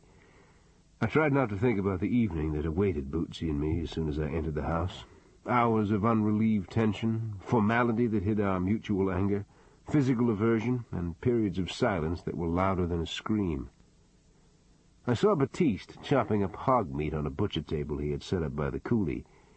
He had taken off his shirt and put on a gray apron, and I could see the vein cords in his shoulder each time he raised the cleaver in the air. Behind him, the sky was still blue, and the evening star was out and the moon rising, and his head was framed against the light like a glistening cannonball. "Sold 35 lunches today. We'd run out of poke chops," he said. A cardboard box by his foot contained the hogshead and loops of blue entrails. "You doing all right?" I asked. "Weather's funny. The wind's hard out of the west. I seen things glowing in the swamp last night. My wife used to say that was the loup-garou." "It's swamp gas igniting or ball lightning, partner. You know that. Forget about werewolves. I run my trot line this morning. Had a big yellow mudcat on it. When I slit it open, there was a snake in its stomach." "I'll see you later," I said. "When the loup-garou comes, somebody gonna die. Old folks used to boil blood to run it back into trees." "Thanks for putting up the meat, Baptiste," I said, and went inside the house. Bootsy sat at the kitchen table reading from 2 sheets of lined paper. She wore blue jeans and loafers and a denim shirt with the sleeves cut away at the shoulders. Wisps of her hair had fallen loose from her barrette and hung on the back of her neck. Her fingers were pressed to her temples while she read. "Is that from Ramita?" I said. "No. I went to an Al-Anon meeting today. Judy Theriot, my sponsor, was there. She said I had a problem with anger." "She did," I said, my voice neutral. "She made me do a 4th step and write out an inventory. Now that I've read it again, I'd like to wad it up and throw it away." I went to the icebox and took out a pitcher of iced tea and poured a glass at the sink. I raised the glass to my mouth and lowered it and set it back on the drain board. "Would you care for one?" I asked. "You want to know what's in my inventory?" Bootsy asked. "I'm a little afraid of what's coming." "My first statement has to do with absolute rage." "That's understandable." "Hold your water, Streak, before I get charged up again. Judy made me write out a list of all the things you did that angered me. It's quite long." This ends Side 2 of Cassette 6 of Purple Cane Road. Purple Cane Road, Cassette 7. I looked out the window at Batiste chopping meat on the wood table by the coulee.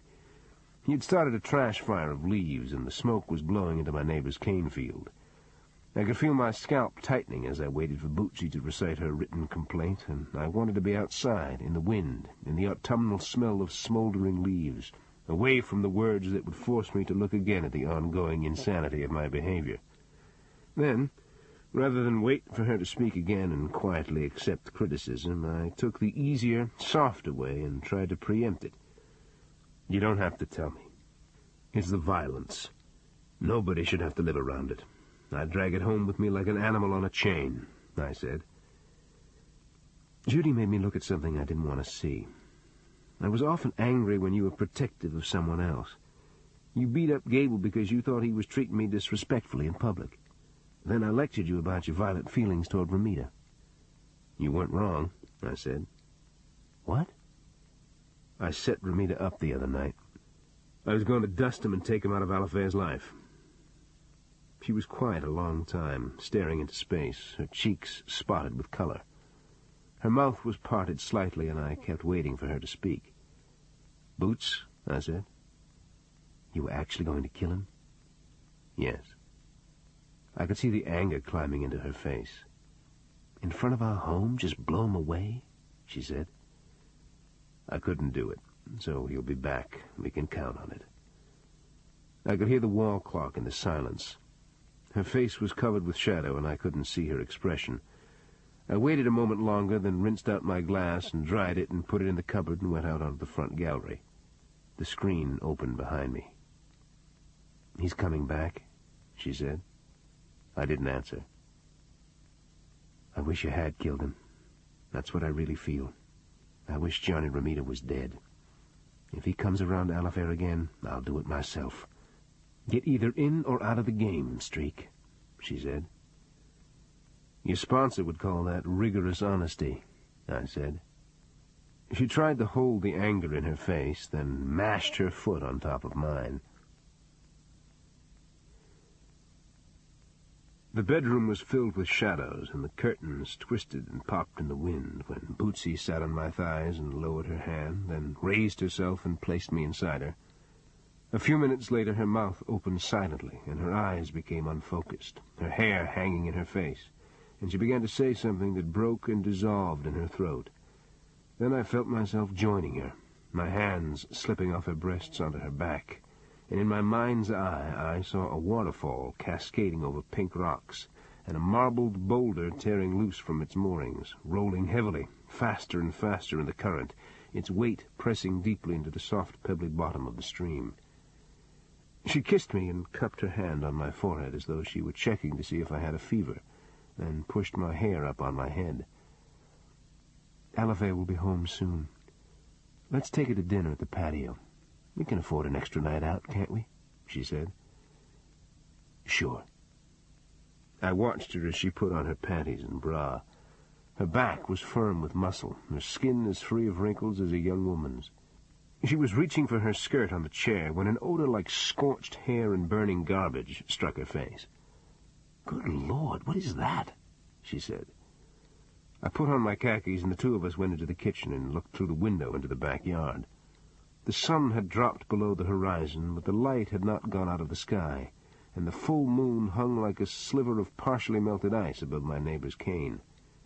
Baptiste flung a bucket filled with hog's blood onto the trash fire, and a cloud of black smoke with fire inside it billowed up into the wind and drifted back against the house. "What's Baptiste doing? Has he lost his mind?" Bootsy said. I rubbed the small of her back, my fingers touching the line of elastic across the top of her panties. "It's a primitive form of sacrifice. He believes he saw the loup-garou in the swamp," I said. "Sacrifice?" "It keeps the monster back in the trees." "You thinking about Lady Labiche?" "About all of us, I guess," I said. Chapter 30. The next day was Wednesday. I don't know why, but I woke with a sense of loss and emptiness I hadn't experienced in many years. It was like the feelings I had as a child that I could never explain to priests or nuns or any other adults who tried to help me. But when that strange chemical presence would have its way with my heart, like weevil worms that had invaded my blood, I was convinced the world had become a gray, desolate place without purpose, with no source of heat other than a perpetual winter sun. I walked down through the mist and the trees to the road and took the newspaper out of the metal cylinder and opened it on the kitchen table. The lead story had a 3-column headline that read, "Governor Sets Execution for Labiche." Unless Belmont Pugh commuted her sentence, Letty had exactly 3 weeks to live. I drove to the department in the rain and talked to the sheriff, then went to the prosecutor's office. The district attorney was out of town and would be gone for a week, and the ADA I caught was Barbara Shanahan, sometimes known as Battering Ram Shanahan. She was over 6 feet tall and had freckles and wore her light red hair cut short and wore a blue suit with white hose. She worked hard and was a good prosecutor, and I had always wanted to like her. But she seldom smiled, and she went about her job with the abrasiveness of a carpenter building coffins with a nail gun. "Passion Labiche has confessed she participated in the murder of Vachel Carmouche," she said. "Yes." "Where is it?" she asked. "Where's what?" "The statement, the tape, whatever." I didn't take a formal statement from her. "So what is it you want from us?" she asked. "I'm apprising you of the situation." "It sounds like you're getting your chain jerked." "The weed sickle she used is still under the house." "I think you should get out of law enforcement. Become a public defender. Then you can clean up after these people on a regular basis. Talk to the DA when he gets back. He's going to tell you the right person is going to be injected 3 weeks from now. I suggest you learn to live with it," she said. It was still raining outside, and through the window I could see the old crypts in St. Peter's Cemetery, and the rain dancing on top of the bricks and plaster. "Passion was telling the truth," I said. "Good. Make the case and we'll indict for capital murder. Anything else you want?" she replied, and began sticking files in her cabinet, her back to me. But Barbara Shanahan surprised me, and so did Connie Deshotel, who rang my phone just before 5 p.m. "Your ADA called me. She says you have new evidence in the Carmouche case," she said. "Both sisters killed him," I said. "You know this for a fact?" "Yes." "Put something together. I'll take it to the governor." "Why are you doing this?" I asked. "Because I'm the Attorney General of Louisiana. Because I don't want to overlook mitigating circumstances in a capital conviction." "I want to offer Passion Labiche immunity," I said.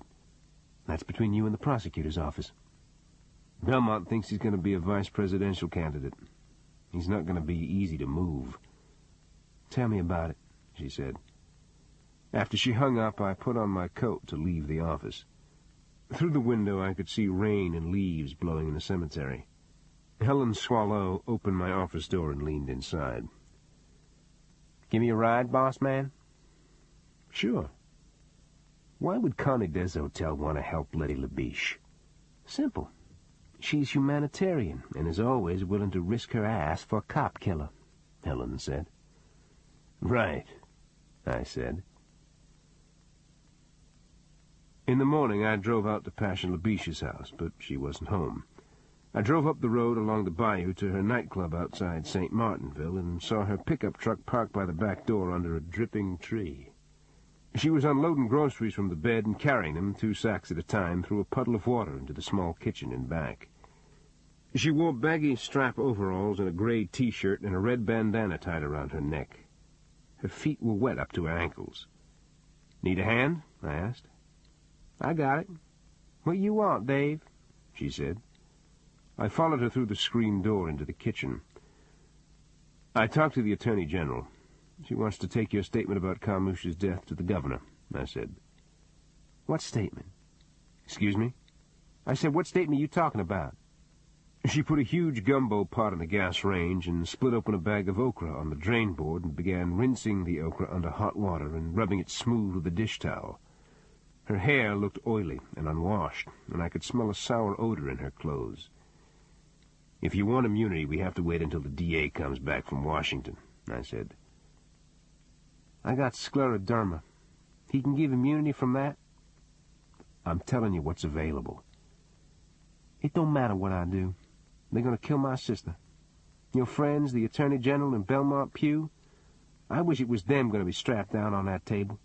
I wish they could know what it feels like to sit in a cage and wait for people to tape a needle on your arm and steal the breath out of your chest. You don't die easy on that table, no. You strangled to death."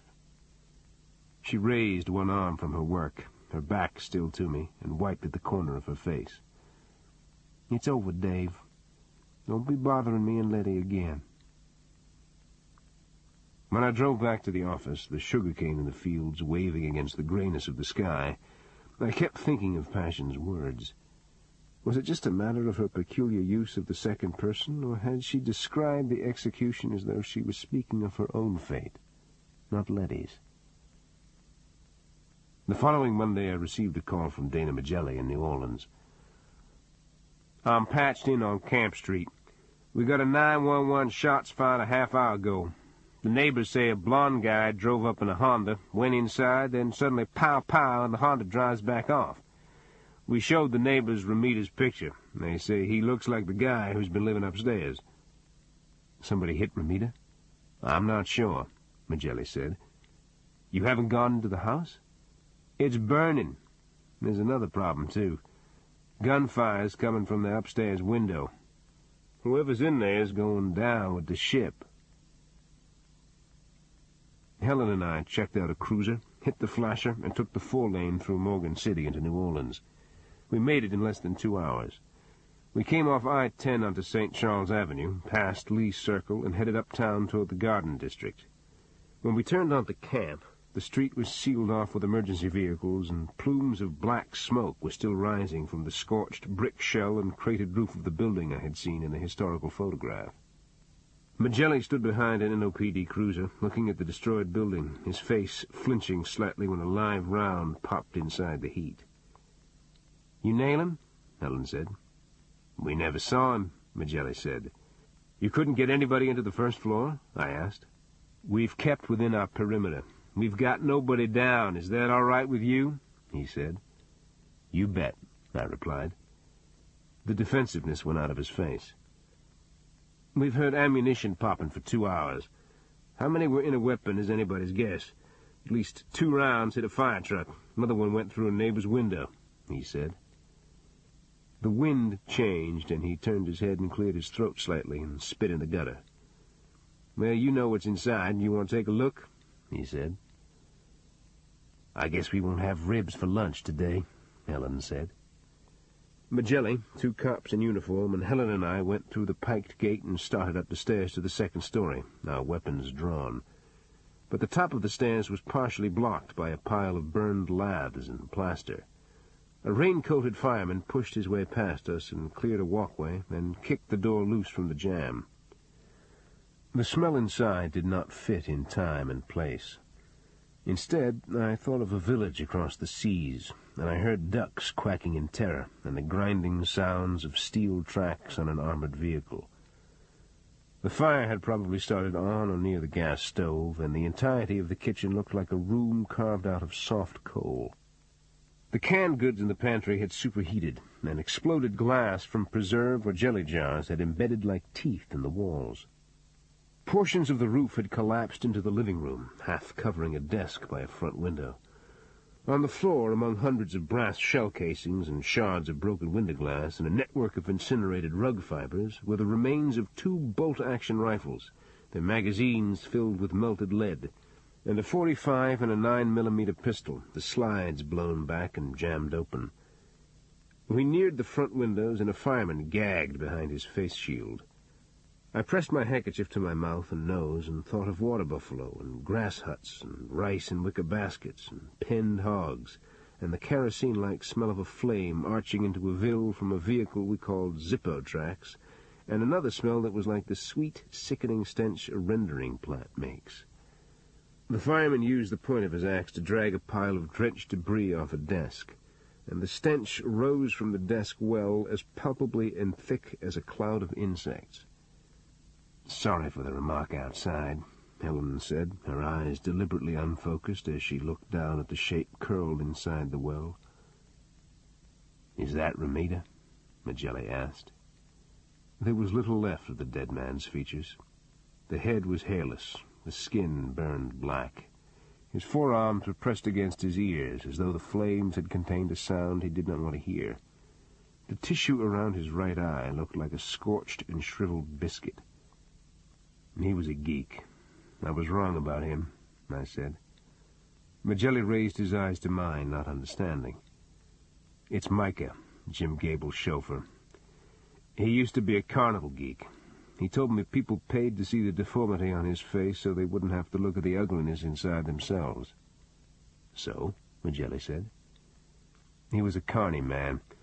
He knew better than to shake down a man like Ramita. He was sent here to kill him," I said. "You saying Gable hired him?" Magelli said. "A cop who had a whole family capped? Not a chance. I can't believe I was a meter maid here," Helen said.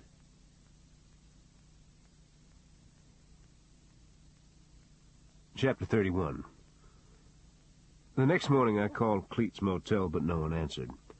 I tried again later, and a woman picked up the phone. "Passion?" I said. "What you want? Where's Cleet?" "Asleep. Leave him alone." "How about a little show of manners?" I said. "I'll tell him you called. Right now he needs his rest," she said, and hung up. That evening I drove to the motel. It had been hot all day, and the sky was purple and red in the west, and it had just started to rain. When Cleet opened the door, his clothes looked like they had been slept in, and I could smell alcohol deep down in his lungs. "What's up, Streak?" he said. "Did Passion tell you I called?" "She must have forgot." He closed the door behind me. The room was dark and in disarray. A red bandana, like the one I had seen Passion wear around her neck, was on the nightstand. He took an open can of beer out of the icebox and drank the can empty and dropped it in the trash basket. "Jim Gable's chauffeur tried to hit Ramita. Ramita put one in him and then set his own apartment on fire," I said. I looked at the side of his face, his gaze that was focused on nothing. "Cleet? Ramita wanted everybody to think the chauffeur was him? Or to buy time till he could find Gable and cook his hash." "Gable set up the hit, huh?" "That's my guess." He turned on the tap in the sink and washed his face with his hands. "I'm out of hooch. I gotta get a drink," he said. "I thought you were breaking it off with Passion." "She's all alone. Her sister's going to be executed. She's got an incurable disease. What am I supposed to say? You were a good punch, but hit the road?" Then he started opening and closing cabinets, rooting in his suitcase, reopening the icebox, even though he already knew there was no more booze in the cottage. "Passion wants me to go with her to Letty's execution. She got Letty to put my name on the list," he said. "You ever see the stake in Saigon? I'm not up to this bullshit." He waved one meaty hand in the air as though warning away an imaginary adversary. I sat down on the side of his bed and waited for his anger to pass. Then my gaze alighted on one of the pillows by the headboard. Who was bleeding? I asked. Go home, Dave. Let me alone for a while. I'll be all right. I promise, he said, and leaned heavily on the sink, his back swelling with breath like a beached whale's. The next day I got another call from Connie des Hotels. I wasn't able to make any headway with Belmont, she said. I see. He's caught between his own inclinations and what his constituency wants. It's not easy for him, she said. His inclinations? I'll float that by Letty LaBiche if I get a chance. I tried to help. I don't know what else you want. Where's Belmont now? I wouldn't know. Try his office, but I'm out of this, you understand? Frankly, I just don't want any more of your rudeness, she said. What's your relationship with Jim Gable, Connie? I said. But the connection had already gone dead. Connie des Hotels had said she didn't know Belmont Pugh's whereabouts, but today was Wednesday, and I knew where to find him. When Belmont had been a traveling preacher and broom salesman, he had made a regular midweek stop at a slatboard fundamentalist church outside the little settlement of Lottie in the middle of the Atchafalaya Basin. The congregation had paid $35 for every sermon Belmont gave, and today, either out of gratitude or the aura of humility his continued presence at the church brought him, Belmont was still a regular at Wednesday night meetings.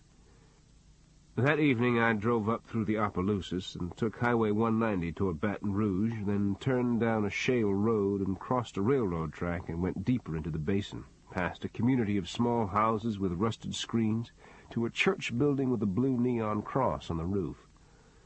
The congregation had laid out dinner on plank tables by a grove of cedar trees. Among the cluster of pickup trucks and 1970s gas guzzlers, I saw Belmont's black Chrysler, a patina of gray mud on the fenders. The windows were down in the Chrysler, and when I walked past it I could see a bored state trooper behind the wheel and a woman in back who was smoking a cigarette.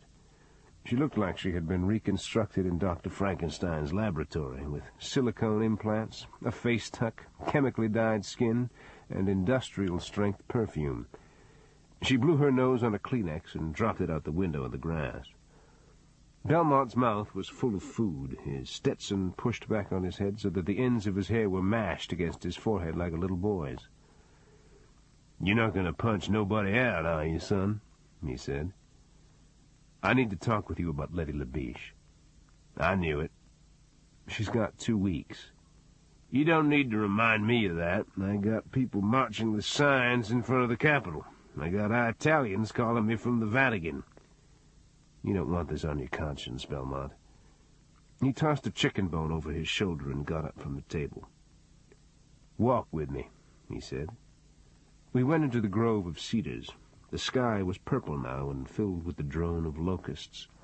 There was grease on his hands, and he kept opening and closing them and looking at the shine the grease made on his skin. "I'll be right by the phone the night the death warrant is read. I get new evidence or hear from the federal court, I'll stop it. Otherwise, it goes forward," he said. "It's wrong. You know it." "I'm the governor, not a judge, not a jury. I didn't have a damn thing to do with that trial. It's on y'all's self right down there in Iberia Parish. You quit carrying your guilt up to Baton Rouge and throwing it on my doorstep, you hear?" He turned away from me and let out his breath. The curls on the back of his neck moved like chicken feathers in the breeze. In the distance, his black Chrysler was painted with a red light against the western sun. Someone inside the church turned on the neon cross. "Who's the lady in the car?" I asked. "She's a missionary, as in missionary position. I'm a sinner. I don't hide it. You stop climbing my back, Dave." Connie des Hotels warned me. "What?" "She said she didn't get anywhere with you. I don't know why I thought I could." "It's Connie des Hotels been telling me Letty LaBiche takes the needle or I go back to selling brooms and bathroom disinfectant. Where in God's name do you get your information, son?" He walked back to the picnic and stopped by a water spigot. He turned it on and washed his hands, scrubbing them in the spray as though an obscene presence had worked its way into the grain of his skin.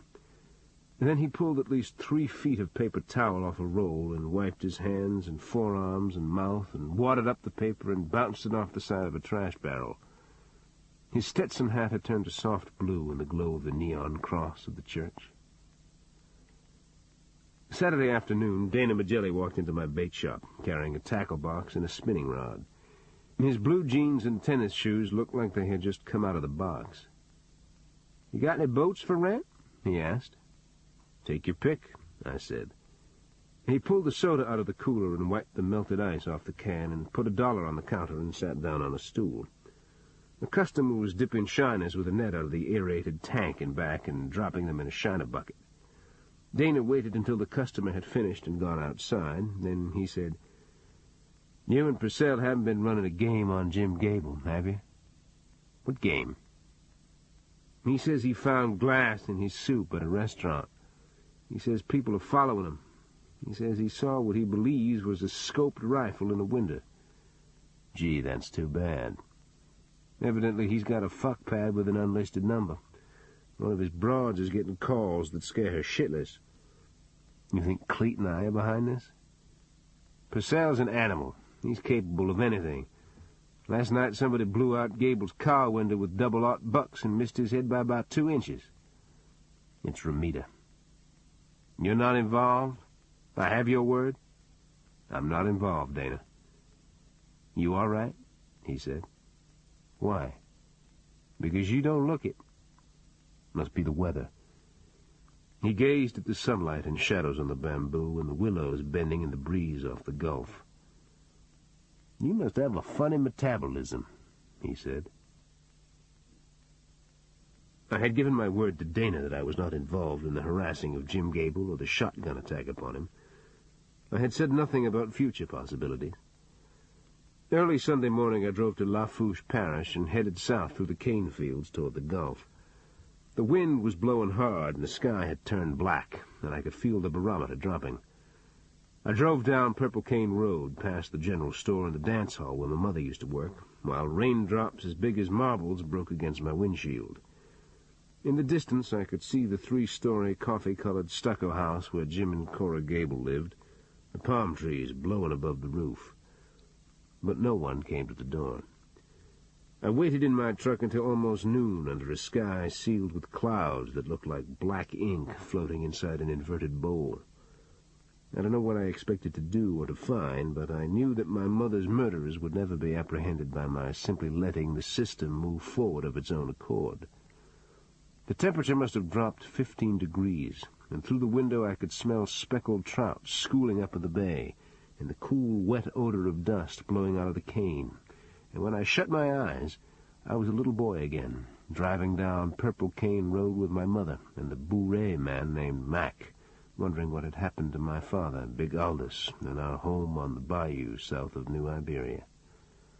Then the front door opened, and Cora Gable looked out at my truck, her face as white and threaded with lines as old plaster, her scalp showing when the wind blew her hair. I got out of the truck and walked toward her. Her mouth was bright red in the gloom, and she tried to smile, but the conflict in her face made me think of a guitar string wound so tightly on its peg that it seems to tremble with its own tension. "Oh, Mr. Robicheaux," she said. "Is Jim home?" "Sir, this upsets me. You attacked my husband. Now you're here." "I think your husband is responsible for Micah's death, Miss Cora." "Micah went back to New Mexico. Jim gave him money to go. What are you telling me?" "May I come in?" "No, you may not.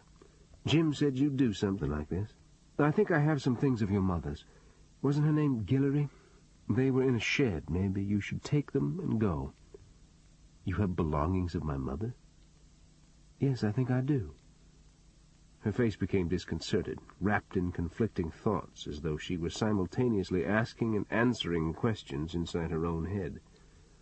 "I don't know where they are right now. I can't be responsible for other people's things." I stepped closer to the door. The rain was slanting out of the sky, running off the tiles on the roof, clicking on the banks of philodendron and caladium that lined the brick walkway. "Go away before I call the police," she said, and closed the heavy door with both hands and shot the bolt inside. I drove back up the dirt road. Just as I reached the general store, I felt my left front tire go down on the rim.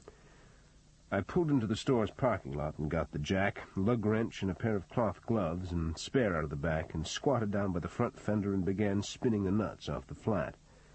I heard a car pull in next to me and someone walk toward the entrance of the store, then pause. "Lo and behold, it's the Davester," the man's voice said. I looked up into the grinning face of Jim Gable. He wore a tweed sports coat and tan slacks and shined loafers and a pink shirt with a silver horse monogrammed on the pocket. There was only a yellow discoloration around one eye and the corner of his mouth from the blows he had taken at the shrimp festival. He looked up at the gallery where an old man in overalls and a little boy sat on a wood bench drinking soda pop and cracking peanuts. "That's a mean-looking lug wrench in your hand. You're not in a volatile mood, are you?" he said. "Not in the least, Jim." "Don't get up. I suspect you've already bothered my wife. I'll get the feedback from her later," he said.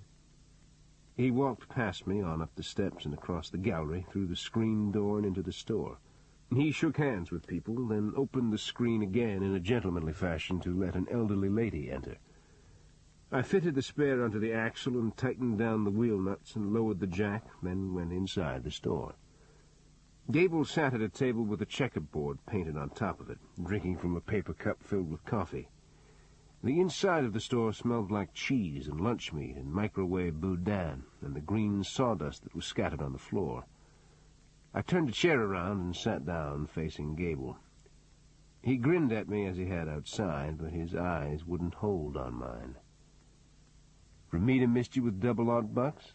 Maybe he's slipping. I'd hate to have him on my case," I said. He pulled at his collar and looked sideways out the window at the abandoned nightclub next door and the old Jack's beer sign swinging on its chains. "You don't have any idea of what's going on, do you?" he said. "I don't have to. Time and Ramita are on my side." A family dressed in Sunday clothes came in, folding umbrellas, blowing and laughing at the rain. "I've pulled your sheet. You have a violent alcoholic history. You've spent a whole career discrediting yourself," he said. I stared directly into Gable's eyes. "I know you murdered my mother. I know the words she spoke just before you and your partner killed her. My name's May Robicheaux. My boy fought in Vietnam. My husband was Big Aldous Robicheaux. I'm going to smoke you myself or be there when you ride the needle, Jim," I said. He kept his eyes on mine now, so he would not have to look at the people who were staring at us from the grocery counter. "I'm going to walk out of here now. These are my neighbors. You're not going to do anything. I'm carrying a weapon, but my hands are on the table. Everyone can see that," he said. I promised Boots I wouldn't repeat my old behavior. I'm usually pretty good about keeping my word, Jim, but I'm just human. Also, I want you to understand the nature of our relationship and to form an idea of what will probably happen whenever we meet. So in that spirit, I said, and balled up my fist inside my cloth glove and leaned across the table and hooked him in the eye and knocked him into a stack of canned vegetables. Chapter 32. Wednesday evening, Alifair was eating at an outdoor table at the McDonald's on East Main when a red car pulled into the parking lot and a young man wearing a freshly pressed white shirt and starched khakis and sunglasses and a straw hat got out and walked toward her. He stood in front of her, the fingers of one hand touching the tabletop, his face expressionless behind his sunglasses.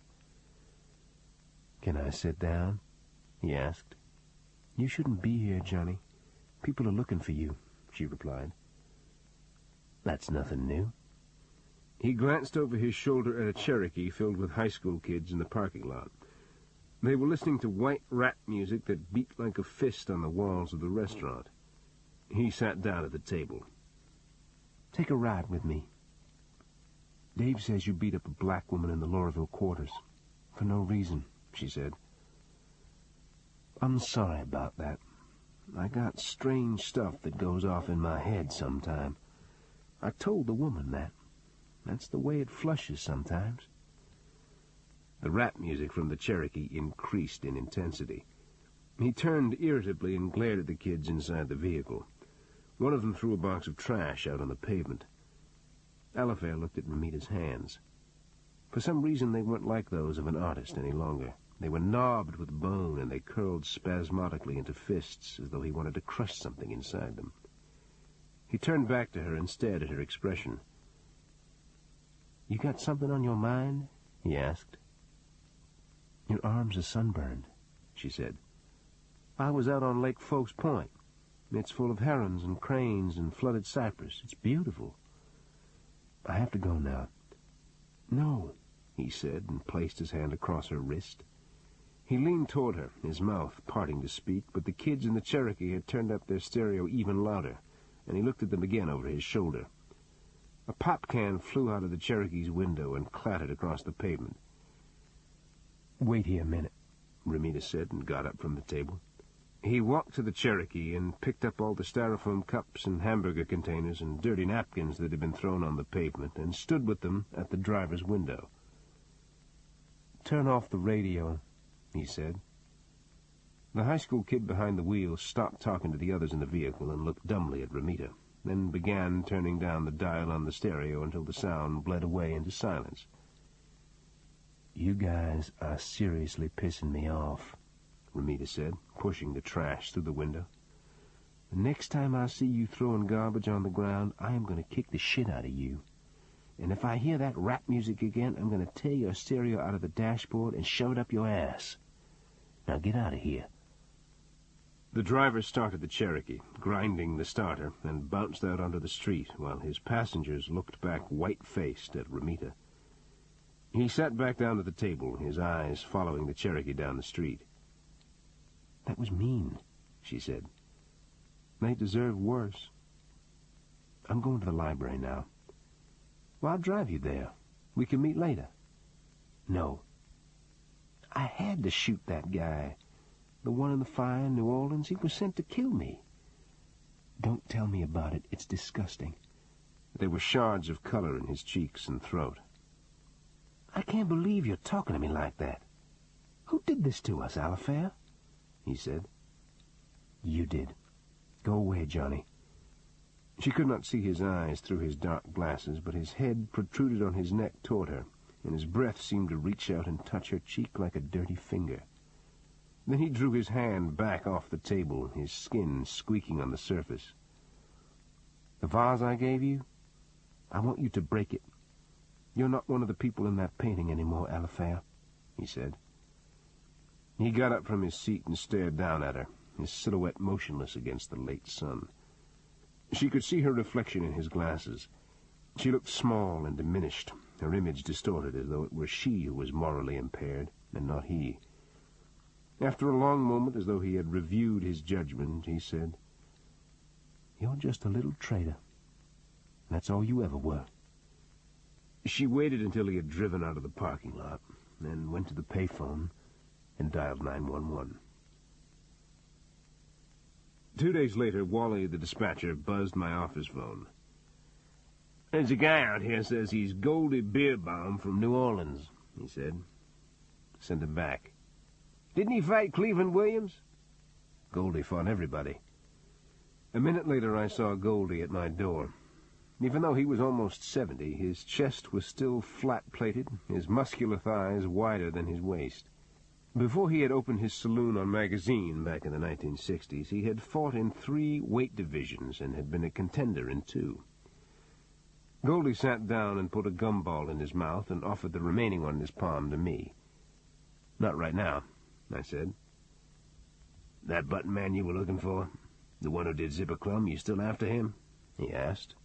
His few strands of hair were coated with gel and looked like copper wire stretched across his scalp. "Yeah, he's a real headache," I said. "I hear he's been living on Camp Street. He boosts cars all over the neighborhood, like the Garden District is the Hertz Company." "Thanks anyway, Goldie. That place burned down last week. Our man has moved on." "You're kidding. Why didn't you report him to NOPD?" "I don't have a good history with those guys." "Tell me, you remember a cop named Jim Gable from back in the 60s? Sure, he was a bum. In what way?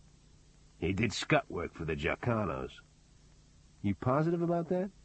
Hey, Dave, I got into Didoni Jacano for 10 large. The vig was $400 a week. You know how it works. The principal don't ever go down. I was late a couple of times, and Gable came by and picked it up. He'd leave the woman in the cruiser and drink a cup of coffee and back and talk about the weather like we were old friends, but he was a bum. What woman? She was a rookie. Maybe she didn't know what was going on. She's big shit in Baton Rouge. You know, what's her name? Des Hotel. She's the Attorney General now. That same evening, Jim Gable told his wife he was going to cut his losses, take early retirement, and move the two of them to New Mexico. Dana Magelli had actually sicked IAD on him. Could you believe it? 2 plainclothes picked him up in the mayor's office and grilled him down at the district like a perp. A pair of polyester desk pilots who smelled like hair oil and made grade by jamming up other cops. "What's your association with Maggie Glick?" one of them asked. "I don't have one." "That's not what she says." "Let me give you guys a short history lesson," Gable said. "This used to be a good city. We knew who and where everybody was. People say they don't like vice. What they mean is they don't like it uncontrolled. We'd tell the Dagos somebody was out of line, and they'd throw 'em off a roof. Muggers got their noses broken with a blackjack. The whores didn't spread clap through the tourist trade. That's the way the old days were, boys.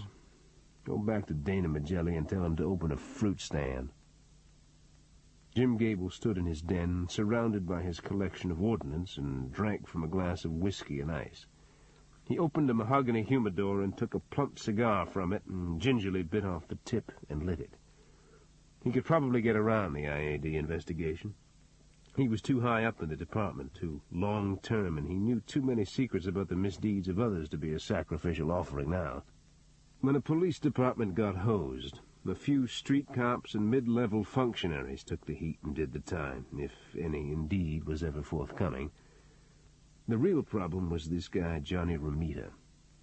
How did he, Jim Gable, get mixed up with a psychopath, particularly one who could boost cars all over the state, smoke 2 police officers, and walk through walls as though he were invisible? He didn't like to think about Romita. Perps and lowlives were predictable as a class. Most of them were dumb and did everything in their power to get caught.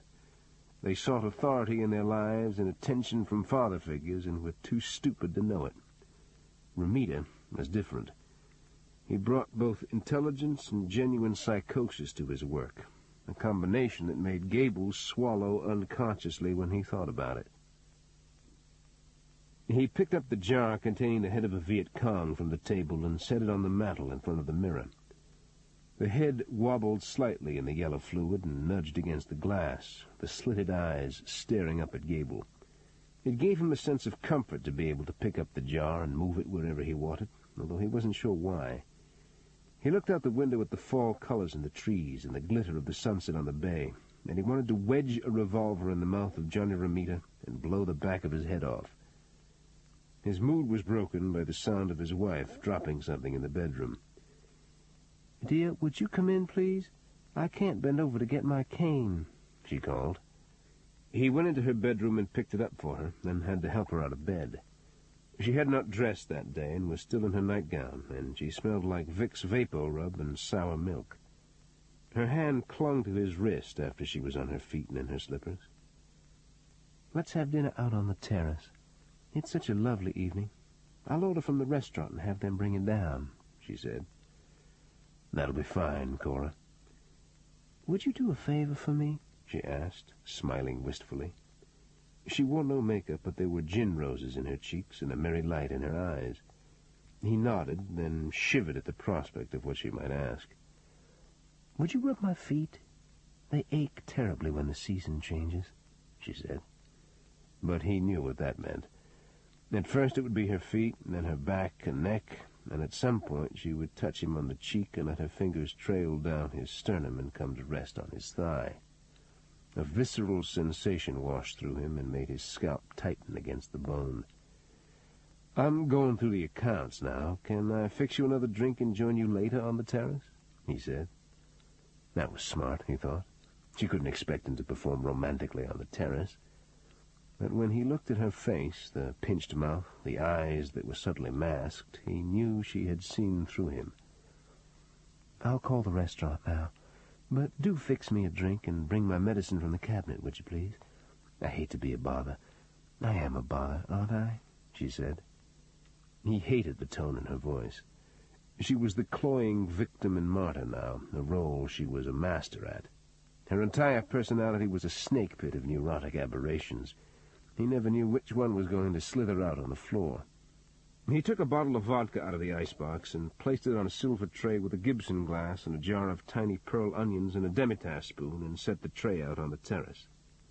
In the distance he could see a boat with a red sail disappearing over the horizon, and he wanted to be on the boat, the salt breeze in his face, a new life waiting for him somewhere in the Caribbean. He just had to be patient. Every quart of gin or vodka she drank was like lighting a Chinese firecracker in her heart. She probably had over $9 million in her portfolio at Piper Jaffray. Even after he paid the tax on the capital gains, he could begin construction on his quarter-horse track in New Mexico and still be able to live on a ranch in the high desert country and keep a cabin cruiser on the Texas coast. Not bad for a working-class kid who actually walked a night beat in the Irish Channel. This ends side 1 of cassette 7. Cassette 7, side 2. He went back into the den and picked up his whiskey and ice and sipped from it. Through the window he heard Cora on the remote phone calling the restaurant for a delivery. He just didn't know if he could bear another evening at home with her. He pulled open a side drawer on his cherrywood desk and removed an address book and thumbed through the names inside. He had entered only the initials beside the telephone numbers of the Mexican, Puerto Rican, and black girls who one way or another had come under his sway. There were over 36 sets of initials in the book. Some might consider him profligate, he thought, but so what? Long ago he had learned that most people admired the pagan virtues rather than the Christian ones, particularly in their leaders, no matter what they said. Libido and power and success and creativity were interchangeable characteristics of the human personality. Ask any woman whether she preferred a lover who radiated a quiet sense of power and confidence, or one who was self-effacing and pliant.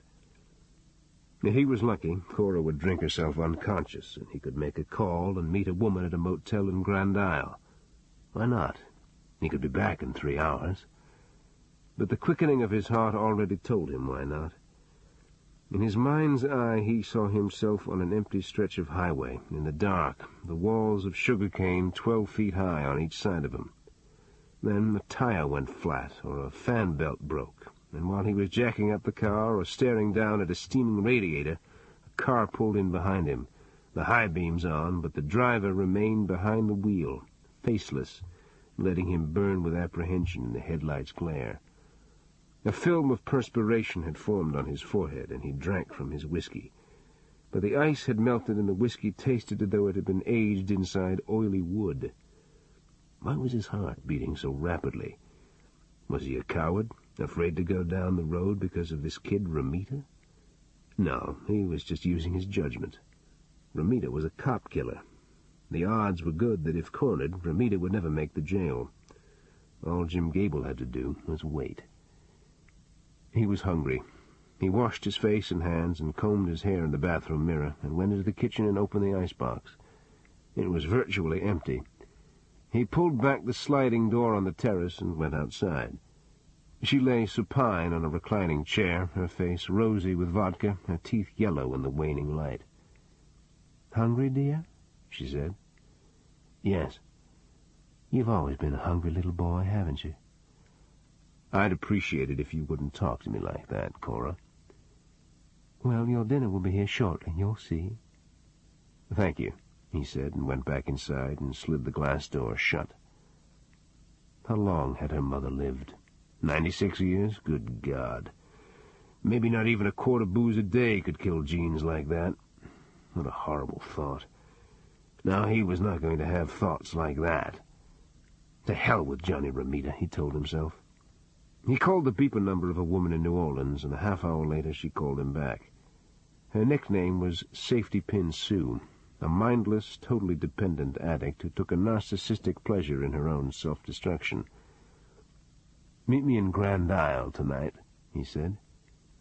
"For you, Jim, anywhere, any time," she said, her voice warm with crack. That was more like it, he thought. He tongued fresh ice into his drink and gazed out the high window at the darkening greenness of the land, the gold light trapped on the bay's horizon, the sailboat that had turned around and was tacking for home. He raised his drink in salute to the evening. That's when he heard a vehicle under the porte-cochere. He opened the middle drawer of his desk and removed a blue-black .38 revolver and let it hang loosely from his hand. The house puffed with wind when Cora opened the side door onto the drive. "That smells delicious. Bring it into the kitchen, would you? My purse is on the table," Cora's voice said. Jim Gable replaced the revolver in the drawer and closed it and finished his drink. The wind was picking up, and a red leaf tore loose from a maple and plastered itself against the window. For some reason, the leaf, its symmetrical perfection arbitrarily terminated by a gust of cold air, made Jim Gable brood upon an old prospect that he had tried to bury on the edges of his consciousness for many years. Was it just mortality? No. It was the darkness that lay beyond it, and the possibilities the darkness contained. Don't have those thoughts. They're the products of wives' tales, he told himself, and turned to the mirror above the mantel and started to comb his hair, then realized he had just combed it. He heard Cora's stoppered cane scudding softly on the floor behind him. "But this is my husband," she said. "Jim, this is the young man who delivered our dinner. I can't find my checkbook. Do you have some cash?" Gable looked into the mirror and saw his own startled expression, and the floating head of the Vietnamese soldier, and the reflected face of Johnny Romita, like three friends gathered together for a photograph. The teeth of the dead Vietnamese were exposed at the corner of his mouth, as though he were trying to smile.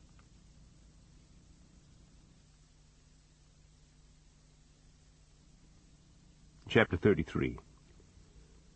On the following Tuesday, the early edition of the Daily Iberian said Letty LaBiche had been moved from St. Gabriel Prison to the death house at Angola.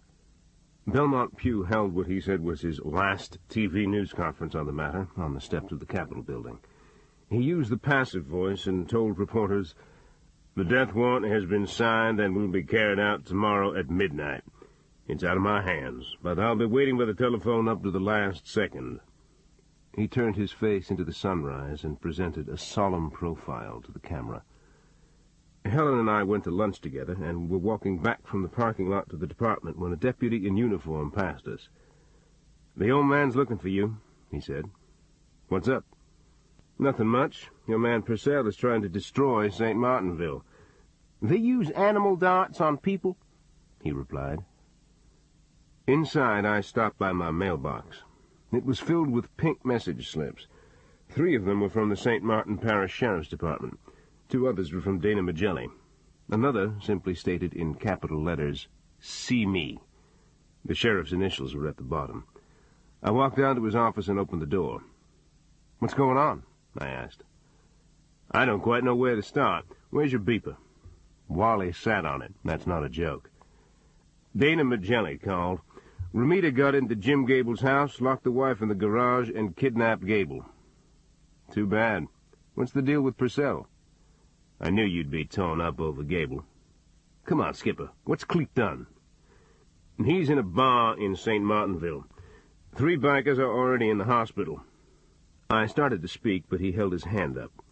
"He broke a pool cue across a city cop's face. It's not the barroom follies anymore, Dave. He might get his light blown out. Everybody around here, including me, is sick of this guy." Helen Swallow and I drove the 9 miles to St. Martinville in under 10 minutes.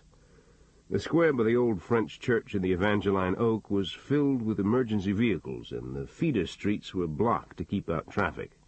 We parked the cruiser 100 feet from the bar where Cleek was barricaded and walked up to a black police lieutenant with a thin mustache who stood with a bullhorn behind the open door of his vehicle. The windows of the bar were shattered, and the wall above one of them was scorched black and dripping with fire retardant. I fanned the reek of tear gas out of my face. The shell hit the windowsill and started a fire. "You're friends with this character?" the lieutenant said. "Yeah, he's generally harmless," I said. "Oh, I can see that," the lieutenant said. His name was Picard, and he was a Vietnam veteran who had gone away to school on the GI Bill and earned a degree in criminal justice. "I've got an officer in the hospital. The inside of that bar is totally destroyed. He beat those bikers till they cried and got down on their knees. You either get your friend out of there, and I mean in cuffs, or we cool him out." "I think we're overreacting to the situation, Lute," I said. "Are you hearing anything I say? He has the bartender's shotgun," Picard replied. "Bullshit," Helen said, and pulled the bullhorn from Picard's hand. "Hey, Cleet, it's Helen Swallow. Dave and I are coming in," she said into the horn, its echo resonating under the bar's colonnade. Then she threw the horn back into Picard's hands. We pushed open the front door and went inside. Chairs and tables were broken. Glass littered the floor. The liquor bottles on the counter behind the bar had been smashed into jagged shells. In one corner, by the pool table, was the unconscious form of a head-shaved and tattooed man dressed in jeans and a leather vest with no shirt underneath. Cleet sat at the end of the bar, grinning, his scalp bleeding on his face, his slacks and tropical shirt stained with tobacco juice and talc, a can of Budweiser by his fingers. A 20-gauge single-load shotgun rested against the inside of his thigh, the barrel pointed toward his chest. "Is there safety on that thing?" I asked. "I haven't checked," he replied. "What the hell's the matter with you?" Helen said, glass snapping under her shoes. "It's just been that kind of morning," he said. "We need to hook you up," I said. "Bad idea, Streak." "Beats being dead. That's the itinerary outside," Helen said. He touched the corner of his mouth with the ball of one finger and looked at the wet spot on his skin. His eyes were lighted, his cheeks filled with color. "The cop I took down with the cue, he tried to rip my head off with a baton," he said. Helen removed her handcuffs from the leather case on her belt, her eyes never leaving Cleet's, and threw them on the bar. "Hook yourself up, handsome," she said. "Nope," he said, and smiled at her with his eyes and lifted his beer can to his mouth. I stepped beyond Cleet's angle of vision and made a motion with my head toward the front of the building. Helen walked with me across the broken glass until we were at the door. Cleet salted his beer can, the shotgun still resting between his legs, as though the events taking place around him had no application in his life. "When you hear it start, come running. Tell the locals we swarm him. If one of them draws a weapon, I'm going to stuff it sideways down his throat," I said. I walked behind the bar, across the duckboards, and opened a bottle of carbonated water and sat down next to Cleet. I glanced at the biker who lay unconscious in the corner. "You didn't kill him, did you?" I said. "They were eating reds in the John. It was like beating up on cripples. I don't see the big deal here," Cleet said. "The big deal is I think you want to go to jail. You're trying to fix it so you won't get bail either." There was a self-amused light in his face. "Save the psychobabble for meetings," he said. "You'll be in lockup, which means no trip up to the death house tomorrow night." He lowered his head and combed his hair back with his nails. "I've already been. This weekend. I took Passion. Letty got to have dinner with some of her relatives," he said. The whites of his eyes looked yellow, as though he had jaundice. I waited for him to go on. He picked up his beer can, but it was empty. "I need some whiskey," he said. "Get it yourself." He got up and tripped, stumbling with the shotgun against the stool. Unconsciously, he started to hand me the gun, then he grinned sleepily and took it with him behind the bar. "Up on the top shelf. You broke everything down below," I said. He dragged a chair onto the duckboards. When he mounted the chair, he propped the shotgun against a tin sink. I leaned over the bar and grabbed the barrel and jerked the shotgun up over the sink. He looked down curiously at me. "What you think you're doing, Dave?" he asked. I broke open the breech, pulled out the 20-gauge shell, and tossed the shotgun out the front door onto the sidewalk. Helen came through the door with one city cop and 2 sheriff's deputies. I went over the top of the bar just as Cleet was climbing down from the chair and locked my arms around his rib cage. I could smell the sweat and beer in his clothes, and the oily heat in his skin and the blood in his hair. I wrestled with him the length of the duckboards. Then we both fell to the floor, and the others swarmed over him.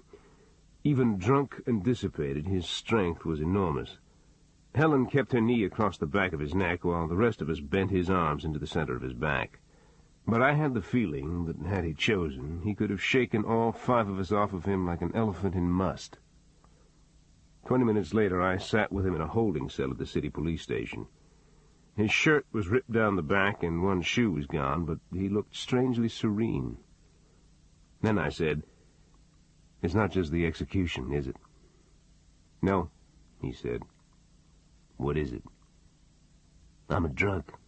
I have malarial dreams. I still get night visits from a mama son I killed by accident. What's a guy with my record know about anything?" he answered. I woke before dawn on Wednesday, the last scheduled day of Lady Labiche's life, and walked down the slope through the trees to help Baptiste open up the shop. A Lincoln was parked by the boat ramp in the fog, its doors locked. "Whose car is that up there?" I asked Baptiste. "It was here when I come to work," he said. I unchained our rental boats and hosed down the dock and started the fire in the barbecue pit. The sunlight broke through the trees and turned the Lincoln the color of an overly ripe plum. Water had begun streaming from the trunk. I touched the water, which felt like it had come from a refrigerator, and smelled my hand. At 8 a.m. I called the department and asked Helen Swallow to run the tag. She called back 10 minutes later. "It was stolen out of a parking lot in Metairie 2 days ago," she said. "Get a hold of the locksmith, would you, and ask the sheriff if he'd mind coming out to my house," I said. "Has this got something to do with Ramita?" she asked. The sun was hot and bright by the time the sheriff and the locksmith and the tow truck got to the dock. The sheriff and I stood at the trunk of the Lincoln while the locksmith worked on it. Then the sheriff blew his nose and turned his face into the wind. "I hope we'll be laughing about a string of big-mouthed bass," he said. The locksmith popped the hatch, but didn't raise it. "Y'all be my guests," he said, and walked toward his vehicle. I flipped the hatch up in the air. Jim Gable rested on his hip inside a clear plastic wardrobe bag that was pooled at the bottom with water and pieces of melting ice the size of dimes. His ankles and arms were pulled behind him, laced to a strand of piano wire that was looped around his throat. He had inhaled the bag into his mouth so that he looked like a guppy trying to breathe air at the top of an aquarium. "Why'd Ramita leave him here?" the sheriff asked. "To show me up?" "Gable was one of the cops who killed your mother?" "He told me I didn't know what was going on. He knew Johnny had cut a deal with somebody." "With who?"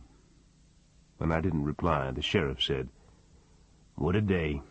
A molested and raped girl is going to be executed, and it takes a psychopath to get rid of a bad cop. Does any of that make sense to you?" I slammed the hatch on the trunk.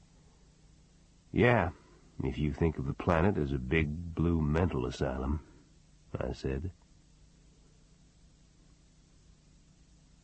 Chapter 34. As a police officer, I had learned years ago a basic truth about all aberrant people. They're predictable. Their nemesis is not a lack of intelligence or creativity. Like the moth that wishes to live inside the flame, the obsession that drives them is never satiated, the revenge against the world never adequate. Johnny Ramita called the office at 2 o'clock that afternoon. "How'd you like your boy?" he asked. "You've killed 3 cops, Johnny. I don't think you're going to make the jail." "They all had it coming. Tell me I'm wrong." "You've been set up, kid." After a beat, he said, "Alifair wants to be a screenwriter. Tell her to write better lines for you." "You cut a deal. You thought you were going to pop Gable and have it all," I said. "Good try," he said, but the confidence had slipped in his voice. "Yeah? The same person who sent you to kill Gable gave orders to the Louisiana State Police to shoot you on sight. There are 2 Texas Rangers sitting outside my office right now. Why is that, you ask yourself? because you whacked a couple of people in Houston, and these two rangers are mean-spirited peckerwoods who can't wait to blow up your shit. You wonder why your mother dumped you? It's no mystery. You're a born loser, kid." "You listen," he said, his voice starting to shake. "You think I'm lying? Ask yourself how I know all this stuff. I'm just not that smart." He began to curse and threaten me, but the transmission was breaking up, and his voice sounded like that of a man trying to shout down an electric storm. I hung up the receiver and looked out the glass partition in my office at the empty corridor, and then began filling out some of the endless paperwork that found its way to my basket on an hourly basis. I tried to keep my head empty the rest of the afternoon, or to occupy myself with any task that kept my mind off the fate of Letty Labiche, or the razor wire I had deliberately wrapped around Johnny Romita's soul. I called the jail in St. Martinville and was told Cleet Purcell had thrown his food tray in a hack's face and had been moved into an isolation cell. "Has he been arraigned yet?" I asked. "Arraigned?" the deputy said. "We had to mace and cuff and leg chain him to do a body search. You want this prick? We'll transfer him to Iberia Prison." At 4:30 I went outside and walked through St. Peter's Cemetery. My head was thundering, the veins tightening in my scalp. The sky was like a bronze bowl, and dark, broad-winged birds that made no sound drifted across it. I wanted this day to be over. I wanted to look at the rain-worn grave markers of 8th and 18th Louisiana infantry who had fought at Shiloh Church. I wanted to stay in a vacuum until Letty Labiche was executed. I wanted to slay my conscience. I went back into the department and called Connie Deshotel's office in Baton Rouge. "She's taken a few vacation days, Mr. Robicheaux. What with the demonstrations and all outside," the secretary said. "Is she at Lake Falls Point?" "I'm sorry, I'm not at liberty to say," the secretary replied. "Will you call her for me and ask her to call me?" There was a long pause. "Her phone is out of order. I have reported it to the telephone company," the secretary said. "How long has it been out of order?" "I don't know. I don't understand why you're asking me these questions. Is this an emergency?" I thought about it and then said, "Thanks for your time." I walked down to Helen Swallow's office and opened her door without knocking. She looked up from her paperwork at my face. She was chewing gum, and her eyes were bright and focused with a caffeinated intensity on mine. Then one finger pointed at an empty chair by the side of her desk. A few minutes later, she said, "Go through that again. How do you know Romita was working for Connie Deshotel?" "The last time Alifair saw him, he was sunburned. He said he'd been out on Lake Falls Point. That's where Connie's camp is. Connie was Jim Gable's partner at NOPD back in the 60s. When Romita tried to shake her down, she got him to hit Gable." "How?" "He's a basket case. He's always looking for the womb." "You sure of all this, Dave?" "No, but Johnny went crazy when I convinced him he'd been betrayed." "So you set Connie up?" Before I could reply, she picked up a ballpoint and drew lines on a piece of paper and said, "You'll never prove she was one of the cops who killed your mother." "That's true." "Maybe we should just let things play out," she said. Her eyes drifted back on mine. I looked out the window. The sky was the color of brass and smoke, and the wind was gusting in the streets. "A storm is coming in. I have to get out on the lake," I said. Helen remained seated in her chair.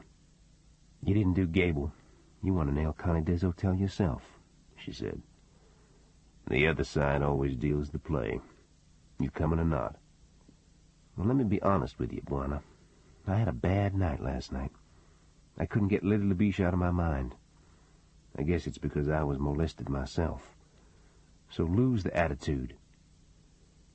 Wally, the dispatcher, stopped us on the way out of the office. He had a pink memo slip in his hand. "You wasn't in your office.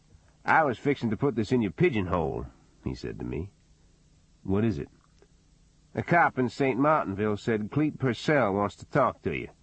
It's supposed to be important," Wally said. "I'll take care of it later," I said. Wally shrugged and let the memo slip float from his fingers into my box. Helen and I towed a department outboard on the back of my truck to Lauraville, a few miles up the Teche, then drove through the sugarcane fields to the landing at Lake Foss Point. The wind was blowing hard now, and I could see waves capping out on the lake, and red leaves rising in the air against a golden sun. Helen laced on a life preserver and sat down in the bow of the boat, and I handed her a department-issue cut-down 12-gauge pump loaded with double-aught buckshot. She kept studying my face as though she were taking the measure of the man she didn't know. "You've got to tell me, Dave," she said. "What?" I smiled good-naturedly. "Don't shine me on." "If Ramita's there, we call in backup and take him down." "That's it?" "She's the Attorney General of Louisiana. What do you think I'm going to do, kill her in cold blood?" "I know you, Dave. You figure out ways to make things happen." "Really?" I said. "Let's get something straight. I don't like that snooty cunt. I said she was dirty from the get-go, but don't jerk me around." I started to say something, then let it go and started the engine. We headed down the canal bordered by cypress and willow and gum trees, then entered the vast, lily-dotted expanse of the lake itself. It was a strange evening.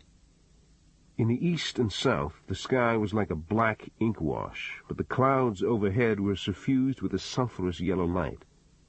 In the distance, I could see the grassy slope of the levee and the live oaks that shadowed Connie des Hotels' stilt house, and the waves from the lake sliding up into the grass and the wildflowers at the foot of her property. An outboard was tied to a dock, straining against its painter, knocking against one of the pilings. Helen sat hunched forward, the barrel of her shotgun tilted away from the spray of water off the bow. I cut the engine, and we drifted on our wake into the shallows. Then I speared the bottom with the boat paddle, and the hull snugged onto the bank. The lights were on inside the house, and I could hear music playing on a radio. A shadow crossed a screen window. Helen stepped out into the shallows and waded out to the moored boat and placed her hand on the engine's housing. "It's still warm," she said, walking toward me, the 12-gauge in both hands. She studied the house, the skin twitching slightly below her left eye. "You want to call for backup?" I asked. "It doesn't feel right," she said. "You call it, Helen." She thought about it. "Fuck it," she said, and pumped a round into the chamber, then inserted a replacement round into the magazine with her thumb. But she was wired. She had killed 3 perpetrators on the job, all 3 of them in situations in which she had unexpectedly walked into hostile fire. We walked up the slope in the shadows of the live oaks. The air was cool and tannic with the autumnal smell of flooded woods, the windows of the house gold with western light. I took out my .45 and we mounted the steps and stood on each side of the door. "Iberia Sheriff's Department, Miss des Hotels. Please step out on the gallery," I said. There was no response. I could hear shower water running in the back. I pulled open the screen, and Helen and I stepped inside, crossing the small living room, and looked in the kitchen and on the back porch. Then Helen moved into the hallway in the back bedroom. I saw her stop and lift the shotgun barrel so that it was pointed toward the ceiling. "You better come in here, Dave. Watch where you step," she said. Johnny Ramita lay on top of a white throw rug in his jockey undershorts, his chest, one cheek, and his arm peppered with 5 entry wounds. A cut-down Remington 12-gauge was propped in the corner. It was the same pump shotgun he had been carrying when he first visited my dock. He had not gone down all at once. The blood spatter was on the walls, the floor, and the bed sheets, and he had torn one of the curtains on the doors that gave onto a roofed deck. The doors were open, and I could see a redwood table on the deck, and on top of it a green bottle of wine, a platter of sandwiches, a package of filter-tip cigarettes, Connie's gold and leather encased lighter, and a big box of kitchen matches with a Glock automatic lying across it. The spent shell casings from the Glock were aluminum reloads and glinted on the deck like fat silver teeth. I heard a faucet squeak in the bathroom, then the sound of the shower water died inside the stall. Helen pushed open the bathroom door, and I saw her eyes go up and down the form of someone inside. "Put a robe on and get out here, ma'am," she said. "Don't worry, I heard you long before you started banging around inside." Call in the report for me, please. My phone's out of order, Connie Deshotel's voice said. Helen picked up a pink robe off the toilet tank and flung it at Connie. "Get your ass out here, ma'am," she said. A moment later, Connie emerged into the bedroom, flattening her hair back wetly on her head with a hairbrush. She wore no makeup, but her face was calm, dispassionate, ruddy from her warm shower. "I don't know if I can prove this, Dave, but I think you sent this man after me," she said. "You talked Ramita into the sack, then wasted him," I said. "He tried to rape me, you idiot. I got my gun out of my bag and shot him through the door. Otherwise, I'd be dead." Then she said "God" between her teeth and started to walk past us as though we were only incidental elements in her day. Her slippers tracked Ramita's blood across the floor. Helen pushed her in the chest with her fingers. "You're tainting a crime scene. You don't do anything until we tell you," she said. "Touch my person again and you'll be charged with battery," Connie said. "What?" "I'm the chief law officer of Louisiana. Does that register with you at all? A psychopath tried to rape and sodomize me. Do you think I'm going to let you come in here and treat me like a perpetrator? Now get out of my way." Helen's face was bright with anger, a lump of cartilage flexing against her jaw, but no words came out of her mouth. "Are you deaf as well as stupid? I told you to get out of my way," Connie said. Helen held the shotgun at port arms and shoved Connie through the side door onto the deck. "Sit in that chair, you prissy bitch," she said, and snipped a cuff on Connie's left wrist and hooked the other end to the handle on a huge earthen pot that was planted with bougainvillea. "Are you placing me under arrest? I hope you are, because I'm going to ensure you live in penury the rest of your life," Connie said. "No, I'm restricting you from a crime scene. You want my job, you can have it," Helen said. I could hear lightning popping in the swamp and raindrops striking the tin roof. Helen began punching in numbers on her cell phone, then she hit the phone against the wall. "I can't get through. I'm going out front," she said. I followed her into the living room. "Take it easy," I said. "She's going to walk." "There's no statute of limitations on homicide. We'll get her sooner or later." "That's not enough. When they blow somebody apart and take a shower and then get in your face, it's not enough. It's not nearly enough," she said. I put my hand on her arm, but she stepped away from me. "Just let me do my job.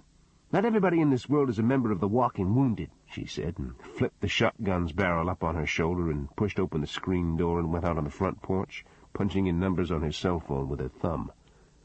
I went back through the bedroom onto the deck. Connie Deshotel was gazing into the distance, at a heron, perhaps, or at her plans for her future, or perhaps at nothing. "When you and Jim Gable killed my mother, she took back her married name," I said. "Excuse me?" Connie said. "Right before she died, she told you her name was May Robicheaux. Y'all took her life, Connie, but she took back her soul. She had the kind of courage you and Jim Gable couldn't dream about. If you want to charge me with a crime, that's your prerogative. Otherwise, please shut up." "You ever think about what lies beyond the grave?" "Yes, worms. Will you unlock this handcuff and keep that ridiculous woman away from me?" I looked at her eyes, the sun-bleached tips of her wet hair, the healthy glow of her skin. There was no dark aura surrounding the head, no tuberous growth wrapping its tentacles around the spirit, no guilty attempt to avoid the indictment in my stare. She was one of those who could rise early and rested in the morning, fix tea and buttered toast, and light the ovens in Dachau. I gave it up. I couldn't look at her face anymore. Connie Deshotel's eyes had once contained the reflected image of my mother dying on a strip of frozen ground between fields of sugarcane that creaked with ice, whose clattering in the wind was probably the last sound my mother ever heard. Whatever Connie had done or seen that winter day long ago meant nothing to her, and when I looked into the moral vacuity of her eyes, I wanted to kill her. I turned my back to her and leaned on the deck railing and looked out at the rain falling on the lake. Out of the corner of my eye, I saw her shake a cigarette out of her pack and place it in her mouth. Then she picked up her cigarette lighter, the one probably given her by Jim Gable, and snapped it dryly several times. She replaced it on the table and leaned forward, her redwood chair creaking under her, and reached for the box of kitchen matches on which rested the Glock automatic she had used to murder Johnny Romita. Simultaneously, I heard Helen Swallow say, "Hey, Dave, the St. Martin Sheriff's Office is trying to patch into you. Cleet's going That was as far as she got. When she reached the door, she saw Connie Deshotel's hand lift the Glock to get to the box of kitchen matches. Connie's unlit, filter-tipped cigarette was still hanging from her mouth when Helen blew most of her head off.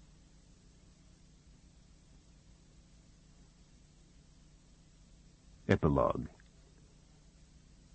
Johnny Romita took the fall for Connie Deshotel's death. It wasn't hard to arrange.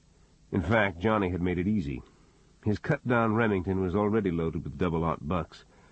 I fired one round out into the trees, slipped the shotgun under his chest, and let the coroner and the state police and the sheriff's deputies from St. Martin Parish come to their own conclusions. It was dishonest, certainly, but I don't think it was dishonorable. In fact, it probably saved Helen Swallow's career. Besides, the print and electronic media loved the story we had created for them, and who could be so unkind as to disabuse them of their romantic fantasies? Connie Deshotel was much more likable as a blue-collar heroine in death than the self-serving political functionary she had been in life. My own role in her death was not one I cared to think about. I wondered why I didn't unlock Connie's handcuff and allow her to walk outside, away from the crime scene, away from any other confrontations with Helen. There was no evidence to disprove her claim that Romita had tried to assault her. In fact, I believed at the time, as I do now, that she may have told the truth.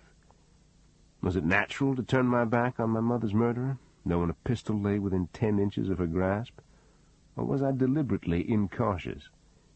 Age has brought me few gifts, but one of them has been a degree of humility, at least a sufficient amount so that I no longer feel compelled to take my own inventory, and I can surrender that terrible burden to my higher power. It was late when the paramedics and the coroner and the parish deputies and the state troopers finally wrapped up their work at Connie Deshotel's camp on Lake Fos Point.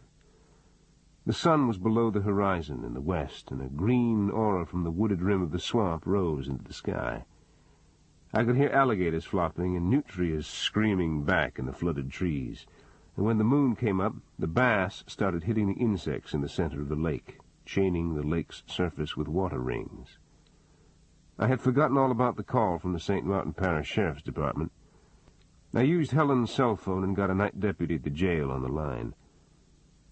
"Somebody called earlier. A problem with Clete Purcell?" I said. "Son of a bitch is spreading chaos all over the lockdown unit. You either quiet him down or he's going to have an accident with a baseball bat." "Put him on," I said. "Are you nuts?" "How'd you like him to do 6 months with you guys?" I asked. And there was a brief pause. "Hang on," the deputy replied. A few moments later I heard a cell door open and the tinkle of waist or leg chains. "Hello," Clete said hoarsely. "You going to tell me what it is now?" I said. "When I took Passion up to Angola last weekend for the dinner with Letty and their relatives, she was wearing a raincoat and that bandana around her neck. There were 2 gumbulls outside and the matron inside, but nobody with a lot of smarts.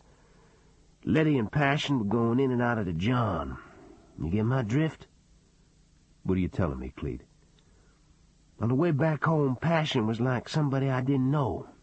Weirded out, crying, looking out the side window into the dark. I told her I'd be there when Letty went to the table. She said she wasn't going back up to the death house. Just like that. No explanation." I could hear him breathing against the phone, his chains tinkling. "I think they've both made their choice. I think it's time to leave it alone," I said. "You got to give me a better answer than that," he said. But I didn't have a better answer. I heard Clete drop the receiver and let it swing on its cord against the wall. Then someone gathered it up and replaced it in the cradle. It started to rain again after I got home. I listened to no radio or television that night, and at 10 minutes after midnight I put on my raincoat and hat and walked down to the bait shop and turned on the string of lights over the dock and the flood lamps that shone on the bayou, and every light in every corner of the shop. I fixed coffee and mopped down the floors and cut and trimmed bread for sandwiches and said my rosary on my fingers and listened to the rain beating on the roof until it became the only sound in my head. Then I realized I was not listening to rain anymore, but to hail that bounced and smoked on the dock and melted into white string on the flood lamps, and I wanted to stay forever inside the cool brilliance of the dock and bait shop, and to keep Bootsy and Alifair there with me, and let the rest of the world continue in its fashion, its cities and commerce and inhumanity trapped between morning and the blackness of the trees. But it was I who would not let the world alone. The next day I drove out to the Labiche home and was told by a tall, high-yellow mulatto I had never seen before that Passion was at the nightclub preparing to open up. He wore a mustache and tasseled two-toned shoes and dark blue zoot pants with a white stitch in them, and black cowboy snap-button shirt with red flowers on it, and a planter's straw hat cocked at an angle on his head. "How's she feeling?" I said. "Ax her," he said. "Excuse me, but who are you?" "What do you care, Jack?" he said, and closed the door in my face. Passion's pickup truck was the only vehicle in the nightclub's parking lot. I went in the side door and saw a woman at the antique piano by the back wall. She was totally absorbed in her music and was not aware that anyone else was in the building. Her powerful arms lifted and expanded in silhouette as she rolled her fingers up and down the yellowed keys. I couldn't identify the piece she was playing, but the style was unmistakable. It was Albert Ammons, Jerry Lee Lewis, and Moon Mulligan. It was out of the Barrel House South of 50 years ago. It was Memphis and Texas R&B that could break your heart. The woman at the piano stool wore jeans and an LSU T-shirt. A streak of gold sunlight fell across her neck like a sword, and on her neck was a tattooed red rose inside a cluster of green leaves. She finished her song, then seemed to realize someone was standing behind her. She stayed very still, her hair lifting on her neck in the breeze from the fan, then closed the top on the piano keys. "You want something?" she said without turning around. "No, not really," I replied. "You figured it out?" "Like Clete Purcell says. What do I know?" "You think bad of me?" "No." "My sister was brave. A lot braver than me," she said. "The dude at your house looks like he's in the life." "It's a life, ain't it?" "I never heard anybody do Pine Top's boogie as well as you." "Don't sell yourself short, kiddo," I said, and squeezed her on the shoulder, and walked outside into the sunlight. This story has only a brief postscript, and it's not a very dramatic one. Yesterday a package wrapped in white butcher paper arrived in the mail. In it were an old scrapbook with a water-faded purple binder and an envelope taped across the binder's surface. The letter read as follows. Dear Mr. Robicheaux, enclosed, please find an item that evidently belonged to your mother. When the quarters were torn down, a number of such personal belongings were placed in a storage shed by my father, who was kind and thoughtful toward his workers, white and Negro alike, regardless of what his detractors have written about him. It is not my responsibility to hold on to the discarded memorabilia of people to whom it obviously did not have great import. Frankly, you have proved a great disappointment. You besmirched my husband's name, and it would not surprise me that you are responsible for the rumor that I deliberately admitted a murderer to my home in order to rid myself of my husband. I understand you invested much of your life in drunkenness. Perhaps you should seek help. Sincerely, Cora Gable. I flipped through the pages of the scrapbook, stiff with photos and postcards and ticket stubs and sealed locks of hair and pressed flowers that had been glued in place with brush and jar. There was a wedding photo of her and Big Aldous taken in front of the brick cathedral in Abbeville, a menu from the restaurant in the old Jung Hotel in New Orleans where she and Big Al had their honeymoon, a newspaper article from the Daily Iberian about my return from Vietnam, another article about my graduating from the New Orleans Police Academy. The next 10 pages, the only ones remaining in the book, were filled with articles from both the Times-Picayune and the Daily Iberian about my career.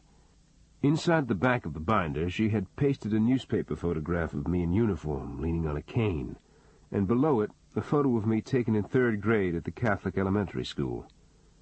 She had created a frame around the 2 pictures by gluing strips of pink ribbon along the borders of the binder. My mother had been virtually illiterate and was probably not sure of the content of many of the articles she had saved, nor was she able to make annotations in her scrapbook to indicate what the articles meant to her. But I knew who my mother was. She had said it to her killers before she died. Her name was May Robicheaux.